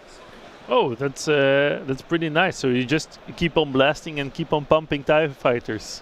Absolutely, and it's pumped even better here as well with the banner effect of the unit on board for Torben. It just statically gives +1/+1. Let's see, the Sabrine knows that she probably won't win the space area, so she's trying to fight as much as she can in the ground units. Yeah, so it's going to play down the Sundari Peacekeepers here alongside that Battlefield Marine. There is another TIE Fighter token that is going to be created because we attacked with Kijmi Patrollers. Is that the initiative token that is getting passed over? I guess it is, right? Because we're going into the regroup phase. Yeah, it looks like it has been indeed. So Jesus with a couple of ground units on board. Torben, at the moment, it's game plan A being executed perfectly. We've had the Kijmi Patrollers. We've got 2 TIE tokens on board. We've got the Victor leader as well to boost up our entire space arena. So strong here. But yeah, that's exactly, it's actually Darth Vader's vehicle, right? So it has to be powerful. Absolutely, it has to be. And Darth Vader as well deploys on 6 resources, so we're a couple of phases away yet from having Darth Vader potentially jumping into Victor Leader himself. It would be so nice for the flavor. Absolutely. It would make me happy. Oh, what are we seeing here though? We are seeing I think it's not the Academy graduate there, but it is a pilot that's being played into the Victor leader. He's going to swing with it as well. Boosting up to 6 damage, right? If I'm correct? No, it would be 5 because Victor leader doesn't count itself. So it's a 2/4. Yeah, and then it's other friendly. Yeah. For yeah. sure. And it's determined recruit that is in that Victor leader, which gives a +3/+1. So at the moment, it's a 5/5 on board that Victor leader with the determined recruit into it. We've seen the Sabine leader unit deployed. Here is the Masterpiece coming out. It is the Masterpiece coming out indeed, and it's making its way out onto board via Energy Conversion Lab. And Sabine's Masterpiece is going to get a couple of those on-attack triggers, deals 1 damage to a unit or base, and gets an experience token, so clears the way of Victor Leader. Yeah. I think that was like a key card from the space area that really needs to get it right away, because that +1 to every other space unit is very strong, I think. And what is also very, very strong is a Rebel Assault being played down here, dealing a ton of damage into Torben's base. He's already, it looks like, halfway there to being defeated in this game 1. Sorry. No, I was just about to say we've still got some units in the space to be able to attack, but Torben's just going to claim initiative. Yeah, I think that's fair. No resources left for him to play with anymore, so nothing much he can do. Better to get the initiative to start blasting as well, because you need an answer right at this point. 3 units in the ground space, in the ground arena, sorry, that just are like chopping away your health. It's going to be tough. I see no answers in his hands, because of course the new Darth Vader is a pilot, so you're gonna focus on the space area, right? Absolutely, you're perfectly right. It is one of the slight hindrances that you can run into when playing this Darth Vader pilot leader. It is such a strong leader in space, but when you get to that ground arena and you go up against a matchup that is so heavily ground favored, that you start to, like you say, get some of that damage chomped away pretty freely onto your own base. Sure, yeah, like you see, the Sabine player is just chilling. He has ground units, doesn't really care that much. Ooh. But, Vonreg's TIE Interceptor coming down for Torben, but we see Fleet Lieutenant as the immediate action response there to deal that extra damage with the Battlefield Marine. Give it +2 attack. Yeah, it's really, like we said, it's really a base race, but I think Sabine is much better at racing. Absolutely, absolutely she is. She has been since her release all the way back in Set 1 Spark of Rebellion. She continues to be, and players now with that Jango Fett leader suspended are a lot more interested in utilizing her hardcore aggression. For sure, because Jango was really oppressing her, right, when he was still viable. Or playable, for that matter. Absolutely. Well, we see Luke Skywalker pilot unit get played down just onto the ground arena, but that's going to be enough, and that's going to be exactly what Jesus is looking for here. Just continue to hard focus on this ground arena. You've got, what, 5 units there? Yep. Including the leader. This is looking really, really nice for Jesus. Yeah, it's looking perfectly where a Sabine player wants to be. Right? And he's just extended the handshake there, Torben. Yep. So Jesus Fernandez taking game 1 there in the best of 3. We can tell you as well that Jesus went on to win in game 2. So unsurprisingly, we have yet another 3-0 Sabine. Yeah, I don't think that's a surprise exactly. There are a lot of Sabine players as well at this event, so it makes sense when you look at statistics that they're also going to perform well. But yeah, that's a very nice game. Nice we had a few moments that we could witness from that game as well with Jesus, and let's see how it will turn out for him in the long run of this tournament. Absolutely. Well, it's just going to show how wide and diverse this format already is. Our main feature match, we saw a Phasma win 2-1. Our second feature match, we saw that Vader pilot leader valiantly try, but the old classics still ringing true. We are going to take ourselves a very, very quick break, but don't go too far, because we are going to be back not only with a round 4 action, but also with the standings currently as we go into round number 4. So don't go too far. We will be back very, very soon, live from Lille.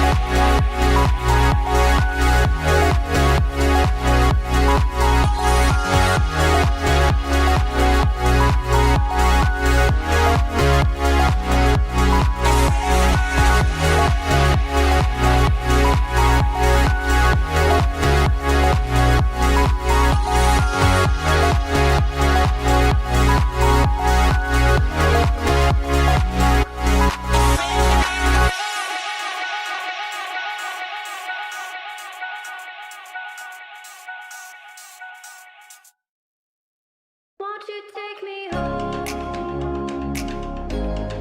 Give me wings to fly. We can run away.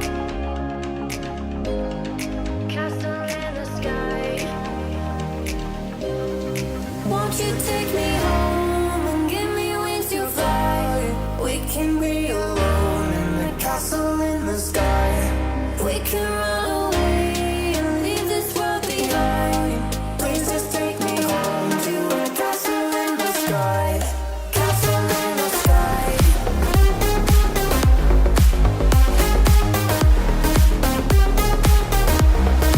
Castle in the sky.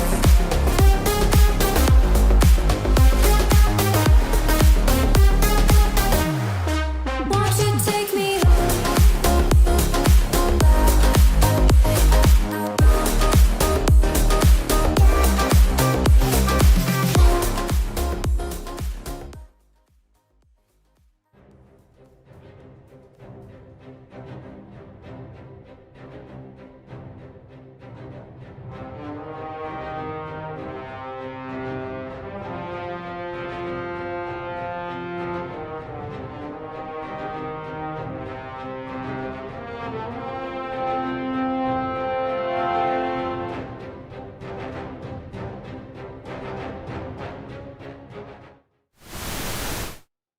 We can run away and leave this world behind. Please just take me home to a castle in the sky.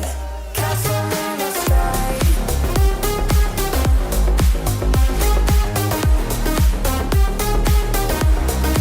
Castle in the sky.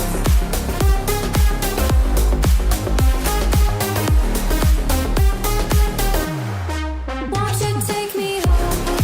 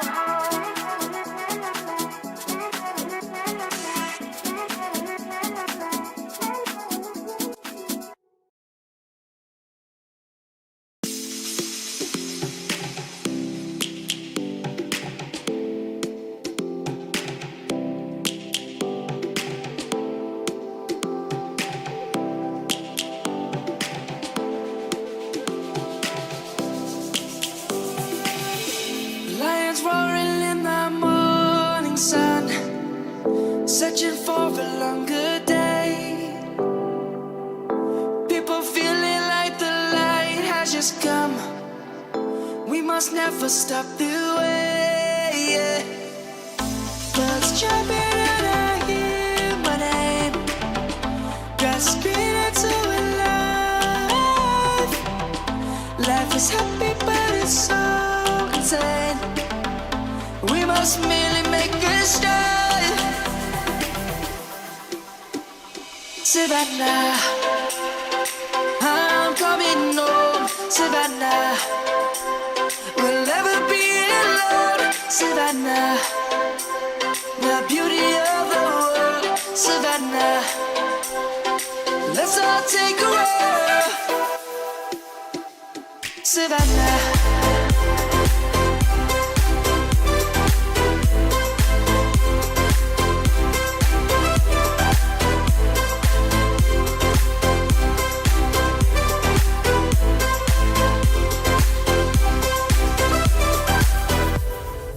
Lion's gonna come. The birds have just begun. We will always take a stand for the people, for the land. Let's go back to when we were young. For the animals we stand. Let's go back to when trees were swung. Across the land. Savannah, I'm coming home. Savannah, we'll never be alone. Savannah, the beauty of the world. Savannah, let's all take a walk. Savannah, I'm coming home. Savannah, we'll never be alone. Savannah, the beauty of the world. Savannah, let's all take a walk.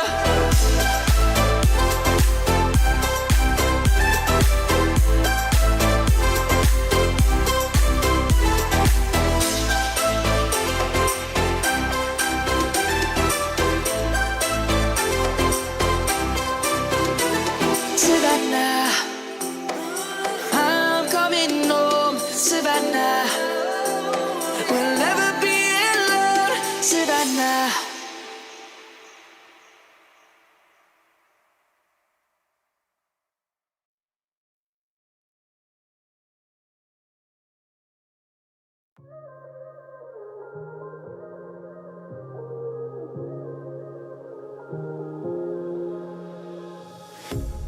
A pair of jeans, a shirt or two. We didn't pack as if we weren't going back. It doesn't matter if it's true. I've got a feeling love will give us what we lack. The world is waiting up. The world is waiting half a step beyond our door. Yeah. And if it's not enough, I wanna see the stuff the world has got in store. I wanna take it all in, I'm falling. The cityscape by night, wanna catch in my photos. Where you go, every corner twice as bright. They'll be my treasures forever. When I can't hold you tight, I'll see the Stockholm lights. The Stockholm lights, the Stockholm lights.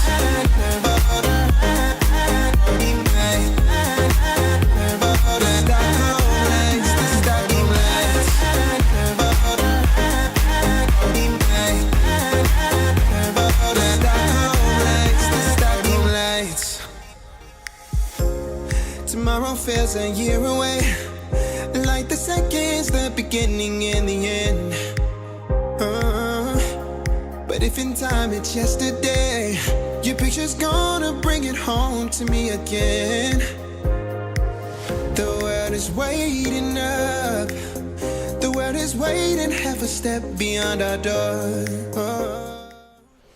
Welcome back, ladies and gentlemen, to the Star Wars Unlimited Regional Qualifier here in the lovely city of Lille in France. My name's Ross, and I'm delighted today. I'm still joined by Ben. Yes, sir. I cannot wait. I'm so excited. This tournament has been incredible so far, and I cannot wait for it to continue. Yeah, it's going to be a fun one. We saw Maul on stream. Always like seeing Maul on stream. Yeah. We've seen Sabine doing well. So there's a lot of fun stuff happening this weekend. And frankly, I'm enjoying it. We're still trying to figure out what's good, though. We don't know what's good. We did have that sector qualifier in Richmond over in the US that gave us a little bit of a taste. But look, the more players we get in the hall, the better idea we're going to get of what's good. And we have jammed like over 850 players in the hall this weekend. We are going to get a pretty good idea of what's good by the time we finish this weekend. Absolutely. Well, we can have a little bit of a look and see what is good at the moment with some of the standings that we have at the end of round 3 and see which decks are up there at the moment at the end of round 3. So you can see there Alexander Baron at 3-0. He is playing Pilot Boba Fett. Boba Fett, any methods necessary with the Jabba's Palace base. So I believe that's the Cunning base for Boba Fett, any methods necessary. Louis in second place. He's on that Sabine Energy Conversion Lab. So we've already seen a couple of good results. Dylan Nouveau is also on Sabine with Energy Conversion Lab. So 2 of the classics there. Lucas Walter, you were saying about not being convinced about Emperor Palpatine's staying power. I'm not convinced. He's playing Emperor Palpatine with the Colossus base. Smiley in 4th is on Quinlan Tarkin Town. We haven't seen that yet so far in the feature match area, but we are very likely to see that through later on in the day. Looking a little further down as well, in 10th place at the moment, Cyril. Oh no, 9th place at the moment with Armand Blanchard. Grand Admiral Thrawn. I like me some Thrawn. Again, it's a deck that has a huge amount of potential. Nobody has yet proven to me it is a top-tier deck, and I need everyone at home to realise. When I say, not a top-tier deck, I'm not saying it's not good. All I'm saying is there is a difference between a deck which can sneak into day 2 and a deck which can go and get a top 8 and spike the tournament. Decks like Thrawn, a lot of people think they've got that potential. No one's shown it to me yet. Gar Saxon, Quinlan, Sabine. These are decks that have done it that we know. Bosk, these are ones that have proven it. Decks like Thrawn, decks like Maul, I am yet to be convinced. Someone needs to convince me. So what do we got going down at number 11? We've got another Boba Fett, any means necessary. Number 12, we've got Nimrod there with Cad Bane. That is a leader that in the past couple of months has been getting a lot more chat than it used to. And then 13 and 14, we got a little bit of Quinlan Voss. What is, I think, probably presumptively the best deck coming in, that or Sabine. Yeah, it's definitely one of those two that at least are known quantities that have a lot of the eyes on them. Your boy Alistair Grant as well, your number 1 draft pick from the fantasy. He's still 3-0 in 20th place. Of course he's 3-0. Rocking it with Bosk and Sundari. And then Suat Yilmaz there in 18th place with Kira Datavolt. Yeah, Kira. Again, Kira is another one of those decks that I'm putting in that category of prove it to me. We've seen it on stream already today. Spoiler alert, we might be seeing it again soon. Possibly so, but it's another leader that I speak to a lot of people and they go, don't sleep on Kira. Yeah. Kira's better than people think it is. And I've gone to the point now where enough people have told me that Kira's better than we all think it is, that I'm starting to think that Kira's better than we all think it is. It seems like there's that sort of running theme amongst the community, and now even on the caster's desk as well. I mean, we saw it go toe-to-toe with Sabine Energy Conversion Lab in the round 2 feature match, only narrowly losing by 2-1. So it's definitely got some answers against what looks like he's pivoting towards a very aggressive style format with that Sabine Energy Conversion Lab, if it is indeed being one of the top 2 decks in the format. But here is our round 4 feature match, and you blew the surprise earlier, you spoiled it. We do have a Kira with Data Vault, but it is a Vigilance mirror match, but Vigilance with some heroism and some aggression mixed in there with it. We've got Anakin Skywalker. We do have Anakin against Kira, 2 decks that we are going to be seeing as we go through this whole tournament. Are they as good as some players think? Anakin, of course, we have seen being good, but with the Crystal City, a generic Vigilance base, that is not what we've seen Anakin doing fairly recently. So Anakin Skywalker, this is a leader that I think is dangerously close to being full-on, proper job, top tier. Yeah, I'd be really, really interested to know as to what the decision-making is here to go with the 30 HP Vigilance base as opposed to the Colossus. That's what a lot of Anakin players were predominantly looking towards. Joshua Freeman Birch in the Liverpool sector qualifiers got top 4 with Anakin Colossus, that extra 5 HP that you were afforded, getting that extra 1 stack of a bonus attack from the Anakin leader unit when it is deployed. Obviously, you have to start with 1 less card in hand, so Alexander here maybe is just looking for that, just to find 1 more card in the opening hand and get to that Anakin a little bit sooner.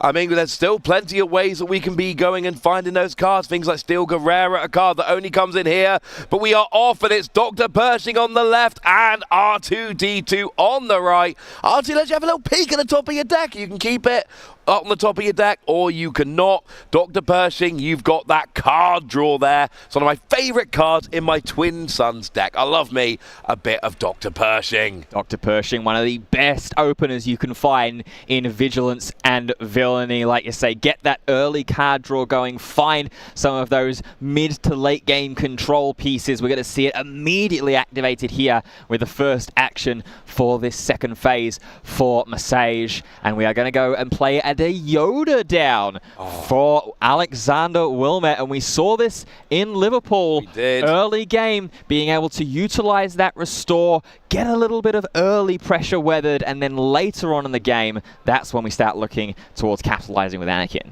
Look, you get to restore 2 when you attack and draw a card when you get defeated, and it's only a 3 cost, and it's a 2-4. Okay, the 2 power isn't great, but give me 4 HP, card draw, and restoring, and I will show you a Yoda. Like it, I do. That's right, not the last time I'm doing that on the stream this weekend. Love to see it, and the last time I think that we will see a pass action declared there by Massage, and in response, Alexander is just going to go ahead and take the initiative, which goes and ends the phase in its entirety there. Is that big fat coin the initiative token? It is indeed. Nice. Okay. Just making sure we're all on the same page here. So now we get to the next phase here. Everyone draws 2 cards, put 1 down as a resource. We are rolling, and straight away Yoda takes down Dr. Pershing. And of course, it would restore 2 if there was any damage on the base to restore. Well, it does restore 2 because the Anakin leader ability was activated to deal 2 damage to the base. That's genius. Yeah, and so Yoda actually attacks in for 4 there to clear the way of the Dr. Pershing. So we got that combination, a big attack because of the damage, and then you heal, restore. Very nice. We also have a little swing with R2, just doing 1 damage to the base. They're fine. And then Super Laser Technician actually taken out by Kira, just so you can put it then down as an extra resource. We're seeing some fun little leader skill combos coming in, Ben. Yeah, I don't mind it at all as well. Get to those mid to late game threats. Get Kira deployed earlier than imagined as well. Get a couple of damage tokens onto that Kira leader. Give herself those grit stacks as well. And start dealing damage across the R2, Yoda, and the Sabine Wren. We're going to force throw. Yeah, I like force throw. It's making your opponent get rid of a card from their hand, then getting some damage down. At least you would if you had a force unit, which unfortunately you don't, because Kira is just Underworld. But still, going after your opponent's hand, not a bad thing. Yeah, so now 6 damage onto that Kira, which can be a little bit of an awkward situation to put yourself in when she has grit as well. She is a 6/8 currently on board, and grit, unlike Raid, is a static +1 damage for +1 for each damage that is on it. So unlike Raid, where it only gets that when it attacks in, here's Overwhelming Barrage to make her even stronger. And then we got a lot of damage coming down, clearing the board. But I was looking at the wrong side of the board. Yoda is a force unit, so the damage did come down from the force throw. Just correct myself there. But that Overwhelming Barrage, beefing up Kira, getting +2/+2, and then being able to divide it. But at that point, Kira's an 8/10. Yeah. And that means you get to drop 8 damage, and that is enough to completely wipe the board. And look, I want to come away from this weekend going, I did not know this deck was as good as it is. Maybe Kira could be that deck. Right now, we're seeing Kira just in complete control here. Yeah, Kira is in a really, really nice position here. Alexander with a completely vacant board across both arenas. We're going to see Cham Syndulla here. Main deck Cham Syndulla as well. Main deck Cham Syndulla is going to be able to match the ramping that Masage has done in the early game thanks to that Super Laser Technician and Kira leader ability combo. But there's going to be the immediate reply with the action. We've got that really, really strong Kira on board. Let's pump some damage into base. Yeah, that Kira needs to go like really quickly because Alexander cannot be having any fun right now. Having to deal with that Kira. It's literally an 8/10 leader right now. 8 power, 10 HP. So here we see some damage coming down onto the base from Anakin Skywalker. Of course, damage in the base, not too bad. It's going to build up Anakin when it comes out. That's a nice little bonus, but we need something else. Well, for now, it is just Anakin coming out, 10 base on the lead, 10 damage on the base, gives +2 power to Anakin. Yeah, and this is where going in with those big swings into base can be a little difficult to try and sequence and time when you're against Anakin Skywalker. Obviously, because it gets that extra +1 attack for every 5 damage on the base, you don't want to be giving too many free stacks to your opponent's leader without having some immediate way to answer it. And like Kira's grit ability, that +1 is a static effect. So it's currently a 6/7 overwhelm leader on the board. Yeah, that is not too bad at all.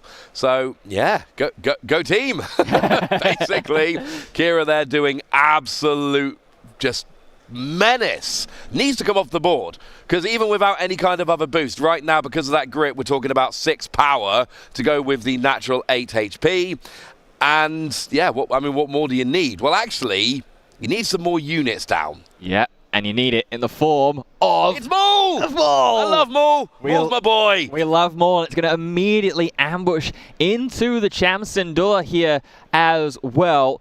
Believe it's going to deal a couple of pips of overwhelm damage there. They are being applied onto Alexander's base. That does just mean he's 2 more damage away from an extra +1 on Anakin, though. And that's the thing, when you're playing against Anakin, you need to try and balance this. Every time that base gets up to another multiple of 5 in damage, Anakin gets an extra power. So you kind of, you don't want to go up to 15 while Anakin's still there. So putting 3 damage on the base, put it from 10 to 13 is fine, but then you really want to be taking out Anakin before you put it over 15 and just giving your opponent extra bonus power. That's generally not a great idea, Ben. Yeah, it's a bit of a difficult one to try and navigate, as I said earlier. You've got to try and sequence those big attacks correctly, and you want to have an immediate answer for Anakin. We can't answer it on this phase, so Alexander is just going to go ahead and crash into the Kira leader unit, which will take care of it, and then deal some big overwhelm damage as well. But it will take 6 damage back in return from that Kira. Only 5 damage? No, it should be 6 damage. Yeah, we go. There we go. Yeah, it is 6 damage back. Now, Anakin's got 7 HP, so that does still leave Anakin on the board, but it's a very, well, it's a perilous position, frankly. Oh, but it's Luke! And Luke comes down and gets the minus, the minus onto Darth Maul. That means that you take out Darth Maul, and now you've got a completely clean Anakin on, Luke Skywalker on the board with that restore free. This is a deck that likes to play a lot of restore cards, and this is going to be nice. Yeah, thanks to that Cham Syndulla being taken out thanks to the ambush from the Maul. Friendly unit being defeated in the phase allows that extra echelon of reduction, -6/-6 to be placed onto the Maul, being perfect maths to send it into the discard pile. And like you say now, Ross, we've got one big healthy restore unit on board. We've still got our leader available. Not anymore though. Here's the Super Laser Blast. When in doubt, push big button. Super Laser Blast comes down, gets rid of every unit on the board. But when you've got no units, and your opponent has 2 large imposing units, one of which has got 7 HP and is completely undamaged and has restore free, that is a push big button. Super Laser Blast, just reset the board down to nothing. Both players have used their leader. Oh, but Cassian Andor getting smuggled out here. Yeah, this is the perfect response to that big red panic button being pushed. Cassian Andor. It was red. Well. But thanks to that Super Laser Blast wiping the entire board, usually units would have to come in exhausted, but because Cassian was played out using Smuggle, it comes into play with Readied, so it can immediately attack in, deal that 3 damage into the pace, and put some further pressure on. Yeah, brings in that Red Squadron X-Wing with 2 damage on, because if you put 2 damage on when you play it, you get to draw a nice card at the same time. And this Anakin, you know, initially we saw players playing a lot of these draw cards because they had 1 less card in their opening hand. That is not the case with this build, but these cards like Red Squadron X-Wing and Steeler, it's still Steeler Guerrera, it's still cards that are good in this deck, so we're still getting that draw, but here we go! The big bad Avenger hits the space arena and is going to take care of that Red Squadron X-Wing, leaving Alexander with just the Cassian Andor, but that does mean that Massage is all out of resources for this phase. It's a hefty 9 cost that he's had to pay for that capital ship. So all he's going to be able to do is take the initiative, runs into Fell the Dragon! Fell the Dragon, such a good card. It's actually quite cheap for the removal you get, but it only gets a unit that's got 5 or more remaining. So that means it works really well against big units, but it's a useless card in your hand in the early game, which is why it's a little bit lower cost than you might ordinarily expect. Yes, it's a 4 cost against a 5 or more power unit, but it's useless if there isn't one of them on the board. Absolutely, but it was used to perfection there from Alexander, and then following up with one of my favorite cards in Vigilance and Heroism, the Village Protectors, the Shielded Sentinel that comes in. Oh, here comes another big capital ship onto the board. That is the Devastator. And that was a devastating play. When played, you may deal damage to a unit equal to the number of resources you control. That's 10. That's a lot of damage right now. Plus it's got Sentinel, plus it's got Overwhelm, plus it's got a 10-10 stat line. I don't know about you, Ben, but I like that Sentinel more than I like Alexander's Sentinel. Yeah, just a little bit. Rivals fall though! We see Rivals Fall coming down, taking out that Devastator. And I'll tell you what, Alexander's been doing a great job here. We've seen 2 big capital ships coming down in the past couple of turns, and Alexander has been able to deal with them both immediately. This is such a really, really interesting, almost sort of role reversal that we're seeing here at the moment when you talk about traditional plans and traditional game plans for these 2 decks. You expect Kira in that Vigilance Villainy combination to be a little bit more controlling, utilizing these Fell the Dragons, Rivals Falls. We are seeing them, but Alexander just has the hard control options himself to remove anything that Massage plays down. And he's been doing a wonderful job of getting all of that control on the board and rolling.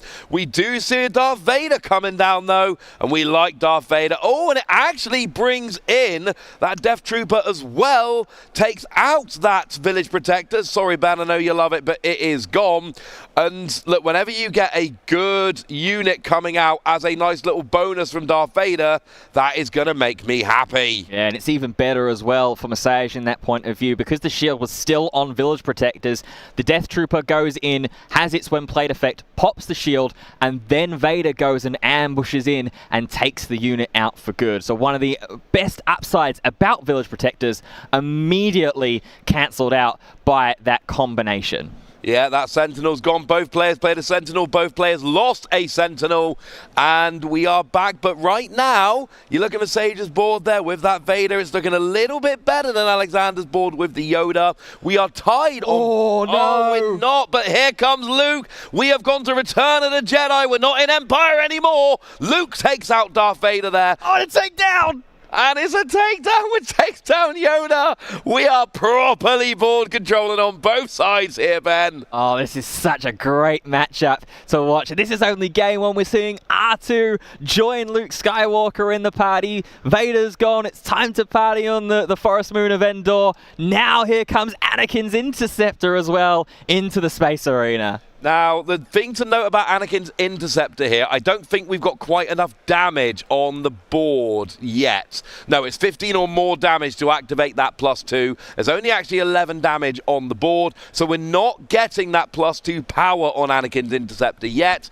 But you look and you've got 21 damage on Masage's base and only 11 on yours. You've clearly got the better board of units at this point, and you are feeling pretty in control. We've had a very swingy game, but right now, Alexander really seems to be on the front foot here.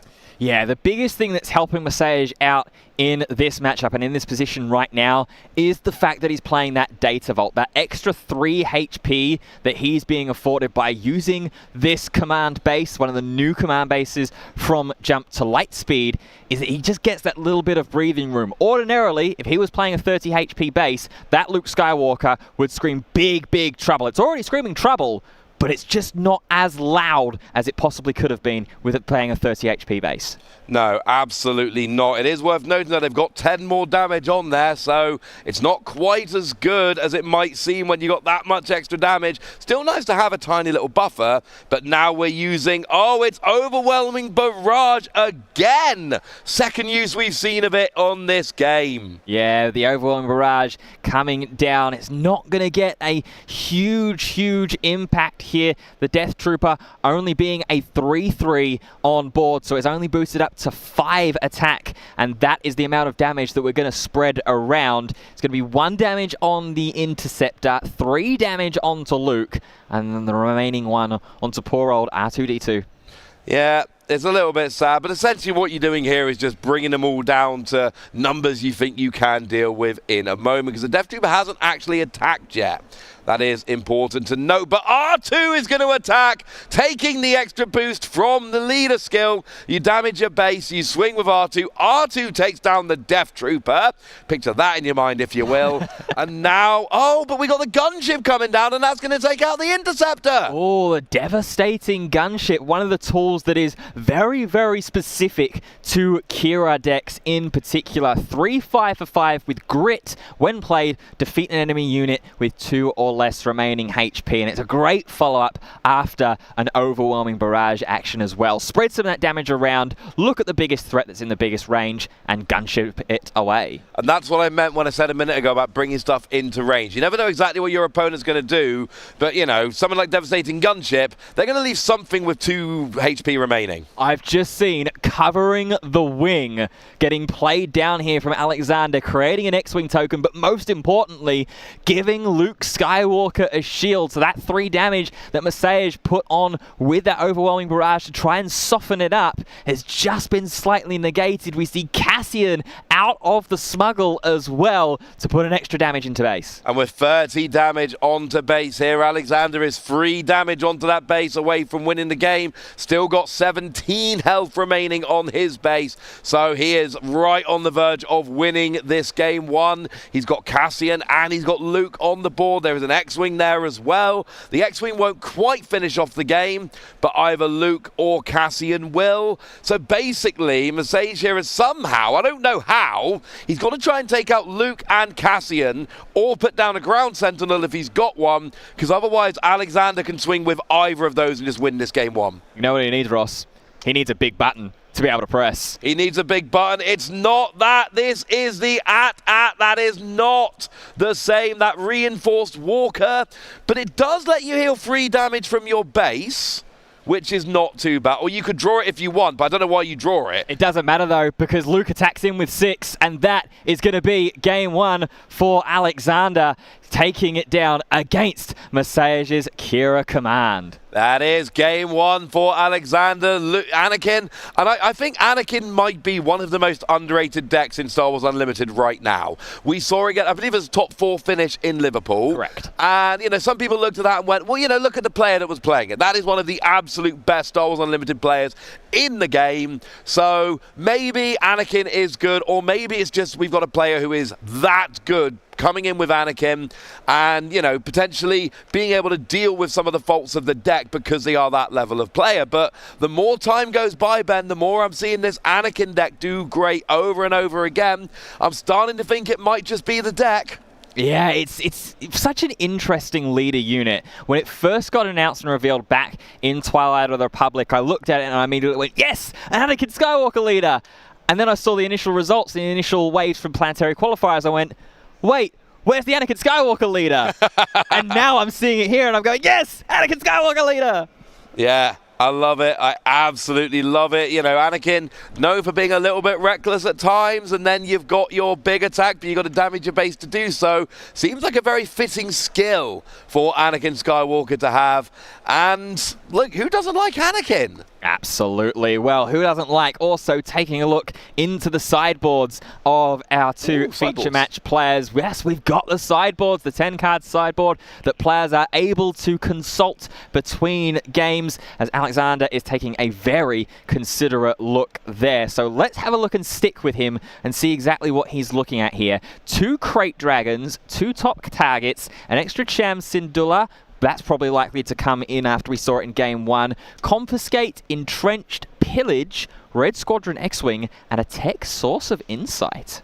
I just want to see Crate Dragon. I've never seen, you know, for the whole of Liverpool, Ben, no one else, a few people, Crate Dragon does seem to be a bit of a sideboard card a lot of the time. And we saw a few people take it from the sideboard, pop it into their main deck for game 2, and then not actually ever get it to hit the field. What I will say, that game went quite long. This is a kind of matchup, you know, if you're playing against a deck like Sabine or Quinlan, you're thinking, am I even going to get to a stage where Crate Dragon's coming out?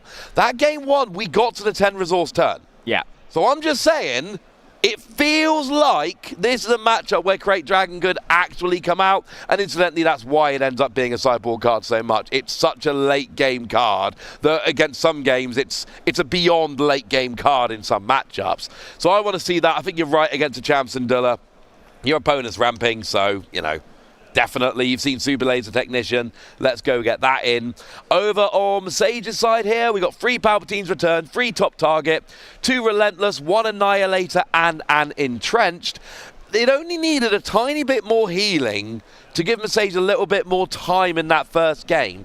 Is that an argument for bringing top target in from the sideboard? I think potentially, and especially when you're already in that Villainy Vigilance combination of aspects with Kira, so you've got access to those hard removal options. It's not super difficult to go ahead and start claiming some of those bounties while also removing some really important pieces. So I could certainly see the vision there. What I can see the vision in is putting that extra copy of Entrenched into the main deck as well. Being able to force that Anakin to not attack bases as soon as it deploys, and especially if Alexander can get that base damaged quite heavily when Anakin leader deploys. If you just entrench it straight away, it's not going to be a massive swing that's going to be coming into base straight after. I like the idea of doing that. There's also potential mind games here, because Mercedes, I don't know how many of you have noticed, I've noticed, did you see his shirt?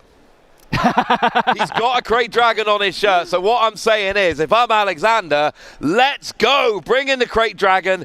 full mind games. Let's do this. Either way, it looks like we are rolling into game 2, and it looks like...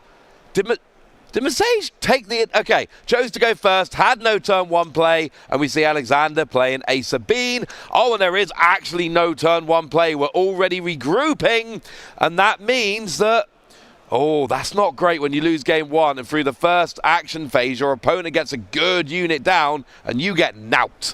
Yeah, it's difficult here. I think it was actually a pass action that was declared as the first action, trying to see if maybe there was anything that was too worrisome being played, or if Alexander was just going to go ahead and take the initiative, but decided to play this Sabine unit that's going in with the attack here, getting that early damage onto the base now through the Anakin Skywalker leader ability, and passing into the regroup phase. Not too bad here at all, Masage. Still nothing. We're going up to... Well, we ramped a little bit last turn, to be fair. We did ramp. But all we've done is ramp. Now, I love they're up to 5 resources, and we can bring in Kira this turn if we want to. We're somehow already there. It's been a very quick start to the game. We've seen a total of 1 unit be played. Well, make that 2 now, as here comes the Steeler Gira to be able to be played down, the beloved Tactician. So when played and when defeated, you may deal 2 damage to your base, fueling the Anakin leader ability. If you do, search the top 8 cards of your deck for a tactic, reveal it, and draw it. So we're having a look at that top 8. Not sure if I see a tactic in there. I see a lot of units actually there, Ross. Yeah, event. Oh, we do have a tactic. It is takedown. Remember, not every event is a tactic, so it's not search for any event. It is only a tactic event, which is a little bit more... Well, a little bit more specific than just going to get an event, but it seems like we've got one there. I don't know, that's not bad actually, especially in the early game. That's going to target most of the things that Sage might be playing here. Yeah, it's not a bad one to grab whatsoever, as we see immediately we're going to get the deployment of the Kira. Put some damage across both Sabine and Steeler. Now here comes the Anakin leader ability. We are going to attack with the Sabine. Using that, it's going to go into the Kira and clean it. I like this. Remember back in game 1. Now, I know Alexander won game 1, but we saw all the damage it did. Speaking of which, there's that devastating gunship, takes out that Steeler Guerrera. So yeah, I like this. In game 1, Kira was on the board for too many turns, and it really wreaked havoc. Alexander saying here, like, mate, you had your 1 game, that was cute.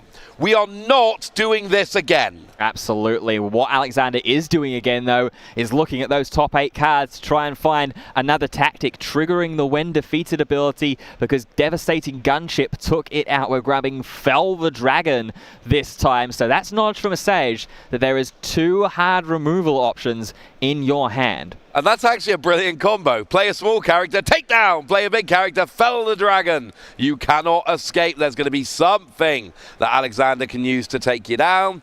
But it looks like we are now regrouping. You draw 2. You put a card down as a resource if you wish, which, let's face it, you're almost always going to do so. But at least you're drawing 2, so you do end up with a +1 card in the regroup phase. And then the question is, what have we got in terms of fancy cards to be playing? There's not much of a board for either player. No, there's not at all. I do believe that we are at the range now where Anakin can leader deploy. Would only be a +1 to its attack if it deploys now. So ideally what you want to do is try and play something out first, try and almost sort of invite Masage to swing into base with that devastating gunship, get that extra +1 attack stack, and then deploy a leader. Yeah, if you even had like 1 unit on board here, you could use your leader skill, deal 2 damage to the base, attack with your unit, and then you're up to 10 to get the +2 power onto the Anakin. Even that would be a little bit better, but having no units on board, even that's not necessarily a good option here.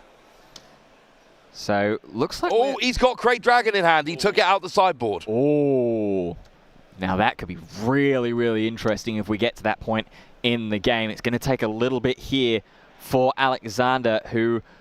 Not sure if he even resourced during that phase. Or it might be that Masage has just ramped so aggressively with that resupply on phase 2.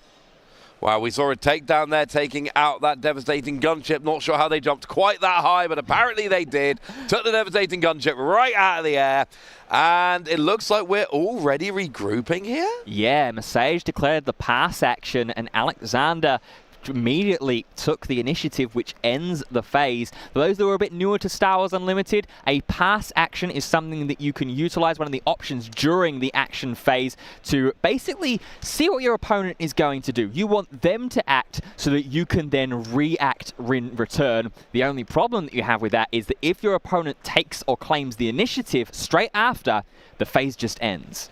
And I mean, a lot of the time when your opponent passes, that's what you really want to do, because whatever you were going to do, you can do to start the next phase. It's not a hard and fast rule, but what do we see here? We see pillage. Yeah, we do. Okay, so this is going to force Masage to discard some cards here out of his hand. Darth Vader was the pretty quick choice from Masage. That the second one, he had to take a little bit more time to consider. It's going to be the Dr. Pershing as the second card being discarded. It's a really interesting inclusion here from Alexander. Oh, here's Palp's return, though. Oh, Palp's return. Speaking of return, Vader returns. So Vader comes back here onto the board. I like this. We are getting a nice little combo roll in here.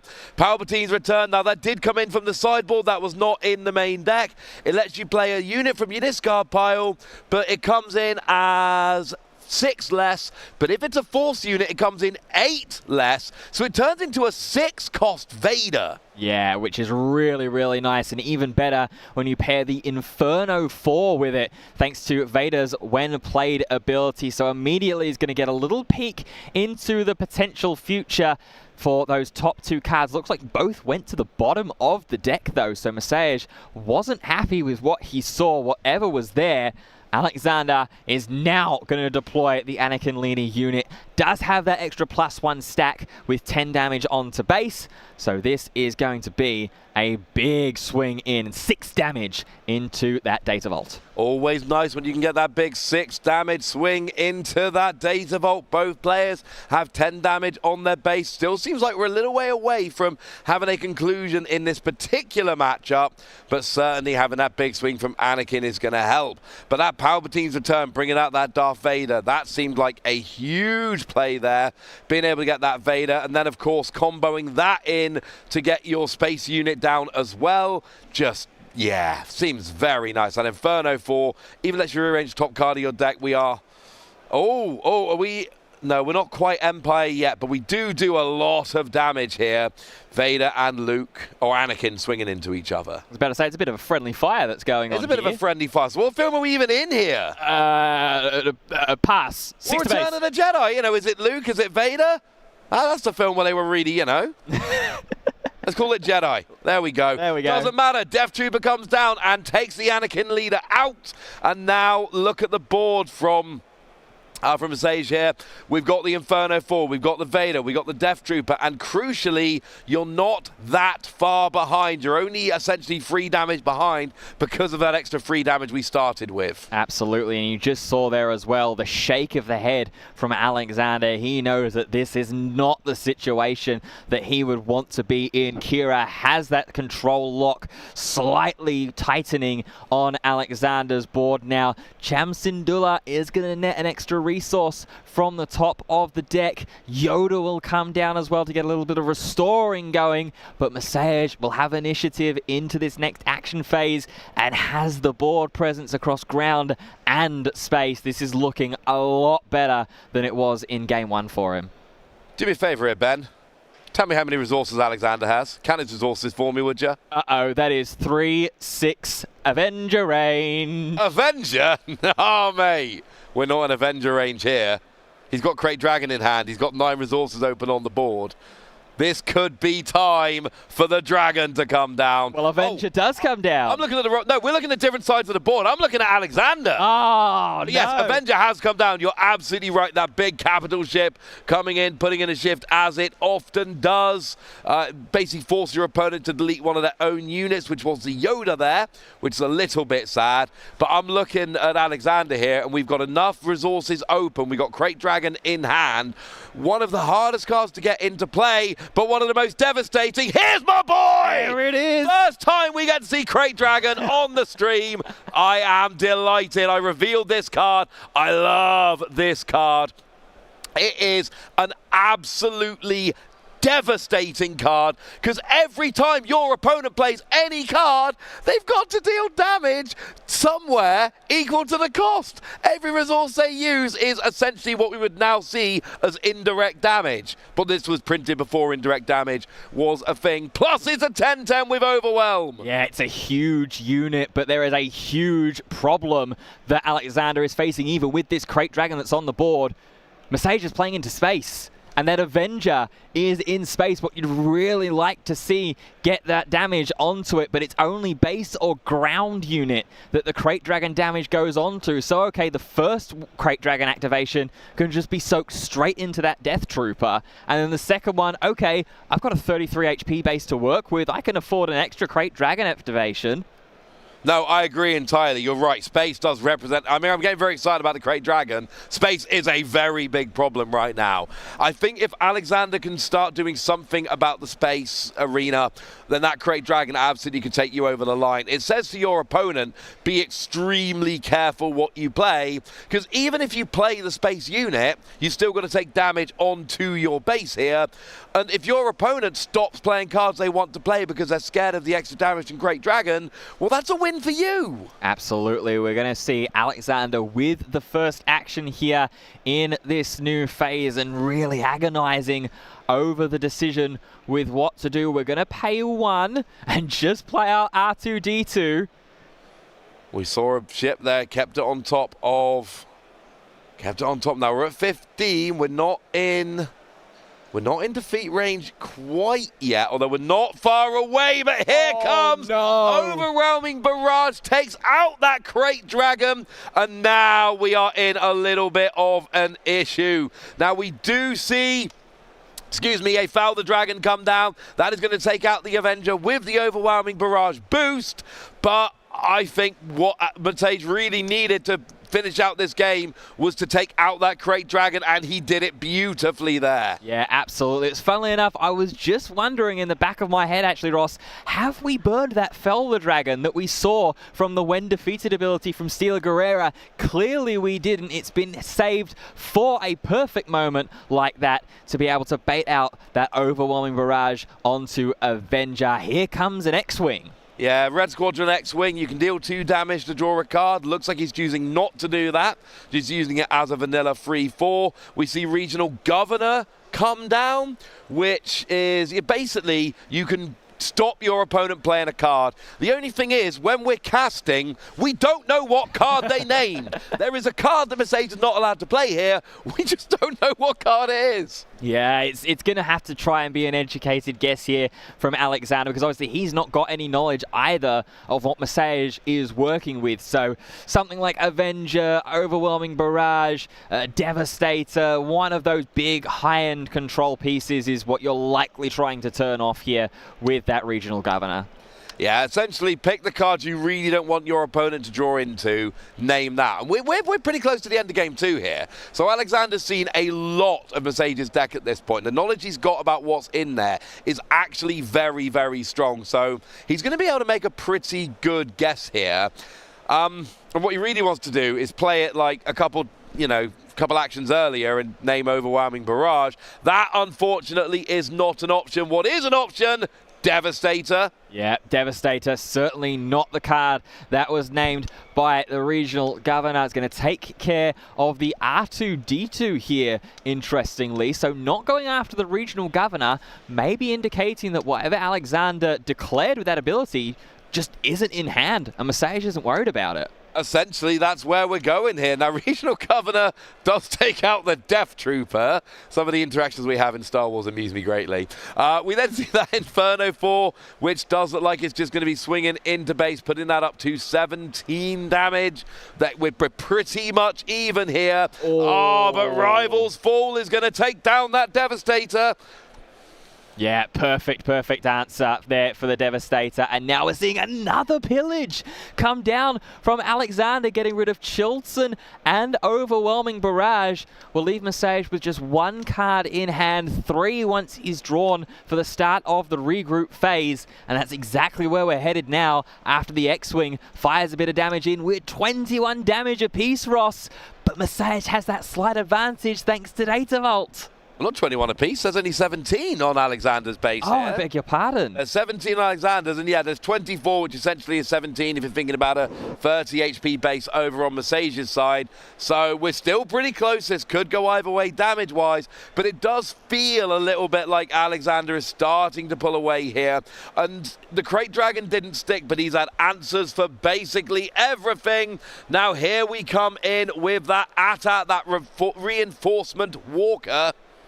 Yeah, it's going to be able to look at the top card of the deck. Message is going to have the option to either draw that or discard it and then heal 3 damage from the base. It looks like we've taken it to hand here as well for Message, which makes sense after you've just been pillaged. Get yourself that extra 1 card into your hand. Not too shabby. Here we see a swing with the X-Wing just going into base. We're putting the base up to 27. We are 6 away from winning the game here.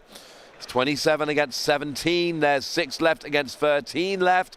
Now we see the Inferno Force swinging into base, getting a couple extra damage. And now we see a couple extra damage from the Anakin skill, but that is going to give Regional Governor.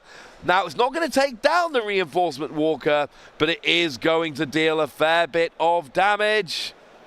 Yeah, interesting decision here to just go ahead and use the Anakin ability, but that's why. It's because we've got Luke Skywalker waiting in the wings. We crash our own Regional Governor into the Reinforcement Walker, facilitating that extra -3/-3 that Luke grants when a friendly unit is defeated in the phase, and it gets replaced immediately by Alexander as well here. Regional Governor number 2. Here we go. Still don't know what was named, but it was a brilliant combo. That Regional Governor, what it basically did there was it brought Reinforcement Walker down to 6 HP, while also making sure you had a friendly unit defeated this phase, which are the 2 things you needed for Luke to be able to come in and for that -6/-6 to take it down. And like you say, bringing in another Regional Governor. And here's the question. Do you name the same card you named last time, knowing that they might have drawn into it and it was clearly the one you wanted to stop, or do you go different knowing they haven't had it yet? I think it's still quite a safe option to name the same card. Purely, like you say, your opponent has seen a couple more cards now throughout the preceding phases while that Regional Governor has been in play. So naming the same card is potentially a safe bet, or maybe it is just a pivot and readjustment of, okay, what's the board state right now compared to when that first Regional Governor was played, and what is the 1 card that I would hate to see come down? Vader clearly isn't it. And Vader is a card that I would most of the time hate to see come down. Vader is a card I am not really a fan of seeing there. Gets a Pike Sentinel coming in for free as well, giving that Sentinel. So Darth Vader, one of just the best cards. I think this might be, for me, the card, when I think of Star Wars Unlimited, this is the card that I picture. It's got Ambush, it brings in a 2nd unit, maybe even a 3rd with it, takes out that Regional Governor. Now here's an interesting thing. Does that mean that Alexander named a card that Message actually does want to play, so you have to go after the Governor? That's very, very possible. Really, really great spot on that, actually, Ross. Yeah, to immediately go after the Regional Governor here with the ambush when he played Avenger in a few phases prior and had the opportunity to avenge away the Regional Governor, took care of the R2-D2 instead. We might be close to game here. There's only 3 health remaining on Message's base. That Luke Skywalker is looking mighty tempting right now. We swing into base with the Inferno 4, but that only puts it up to 23. Can we swing with Luke here? Well, there is the Sentinel. Pike Sentinel standing in the way, so Alexander has to remove the Pike Sentinel first. Do we have an option? We've got Cassian Andor, and that's going to be 5. Oh, traitorous! Oh, he steals it. That was going to work. You could take out Pike Sentinel with the Cassian Andor, and then you could go in with a Luke to win the game, or the other way around. It doesn't really matter. But Traitorous steals Cassian Andor, but Rivals Thor is going to take down the Sentinel, clearing the gap there. Luke can go, and there is the fist bump. Well, it's actually a handshake, but Alexander wins 2-0. Rivals Fall takes out the Sentinel. Luke rushes in through the opening that was created and takes down that base. Wow, wow, wow. What an incredible game and an incredible set there from both of those players. I will completely admit, I was a little hesitant at first when I saw that 30 HP Vigilance base make its way down, but I've certainly been proved wrong here. That was navigated fantastically. What a game, what a display, and it's exactly what Star Wars Unlimited is all about. And there's an interesting thing about Star Wars Unlimited. One of the most unique things about the entire game is the back and forth nature of the action phase. You don't get to have those turns we have in other card games where it's your turn, do what you want, and see if you can win the game. You play a card, and we saw it just beautifully there in that final turn going, right, I've got to attack twice on the ground to win this game. I'm going to smuggle out Cassian Andor. He comes in active, and that means that we can actually go ahead and win with both of our units. But oh no, Traitorous comes in. But oh no, Rivals Fall. But it seems like we've actually got a backup game. So let's go and have a look, if we can, at a second game here, which, now, I'm just going to ask you all, just a little, appeal for your old pal Wassy here. Please bear in mind that with a backup game, we're jumping in. We're not prepped like we are for the main game, so have a little more patience with us, would you please? Absolutely. I think we do have a game. We do have a game, and it is a Quinlan-Voss mirror match here. Ooh, I do like a bit of the old Quinlan-Voss mirror match. And yeah, we're going to see lots of pings, lots of aggression. Now, it seems like Adam here is starting up 1-0. So let's see where we are in terms of how we can start navigating this mirror match. Yeah, Dominic against Adam. Adam, you can see, is already up 1-0. We are jumping into game number 2 here, so the players will have had their opportunities to sideboard as well going into this game too. It's always a very interesting discussion, especially in the deck building process pre a major tournament like this. Before you start building your deck, and especially your side, is how you go about constructing for the mirror match, especially a deck like Quinlan-Voss, which before the event and before the suspension was already a very known entity. After the suspension was an even further known entity.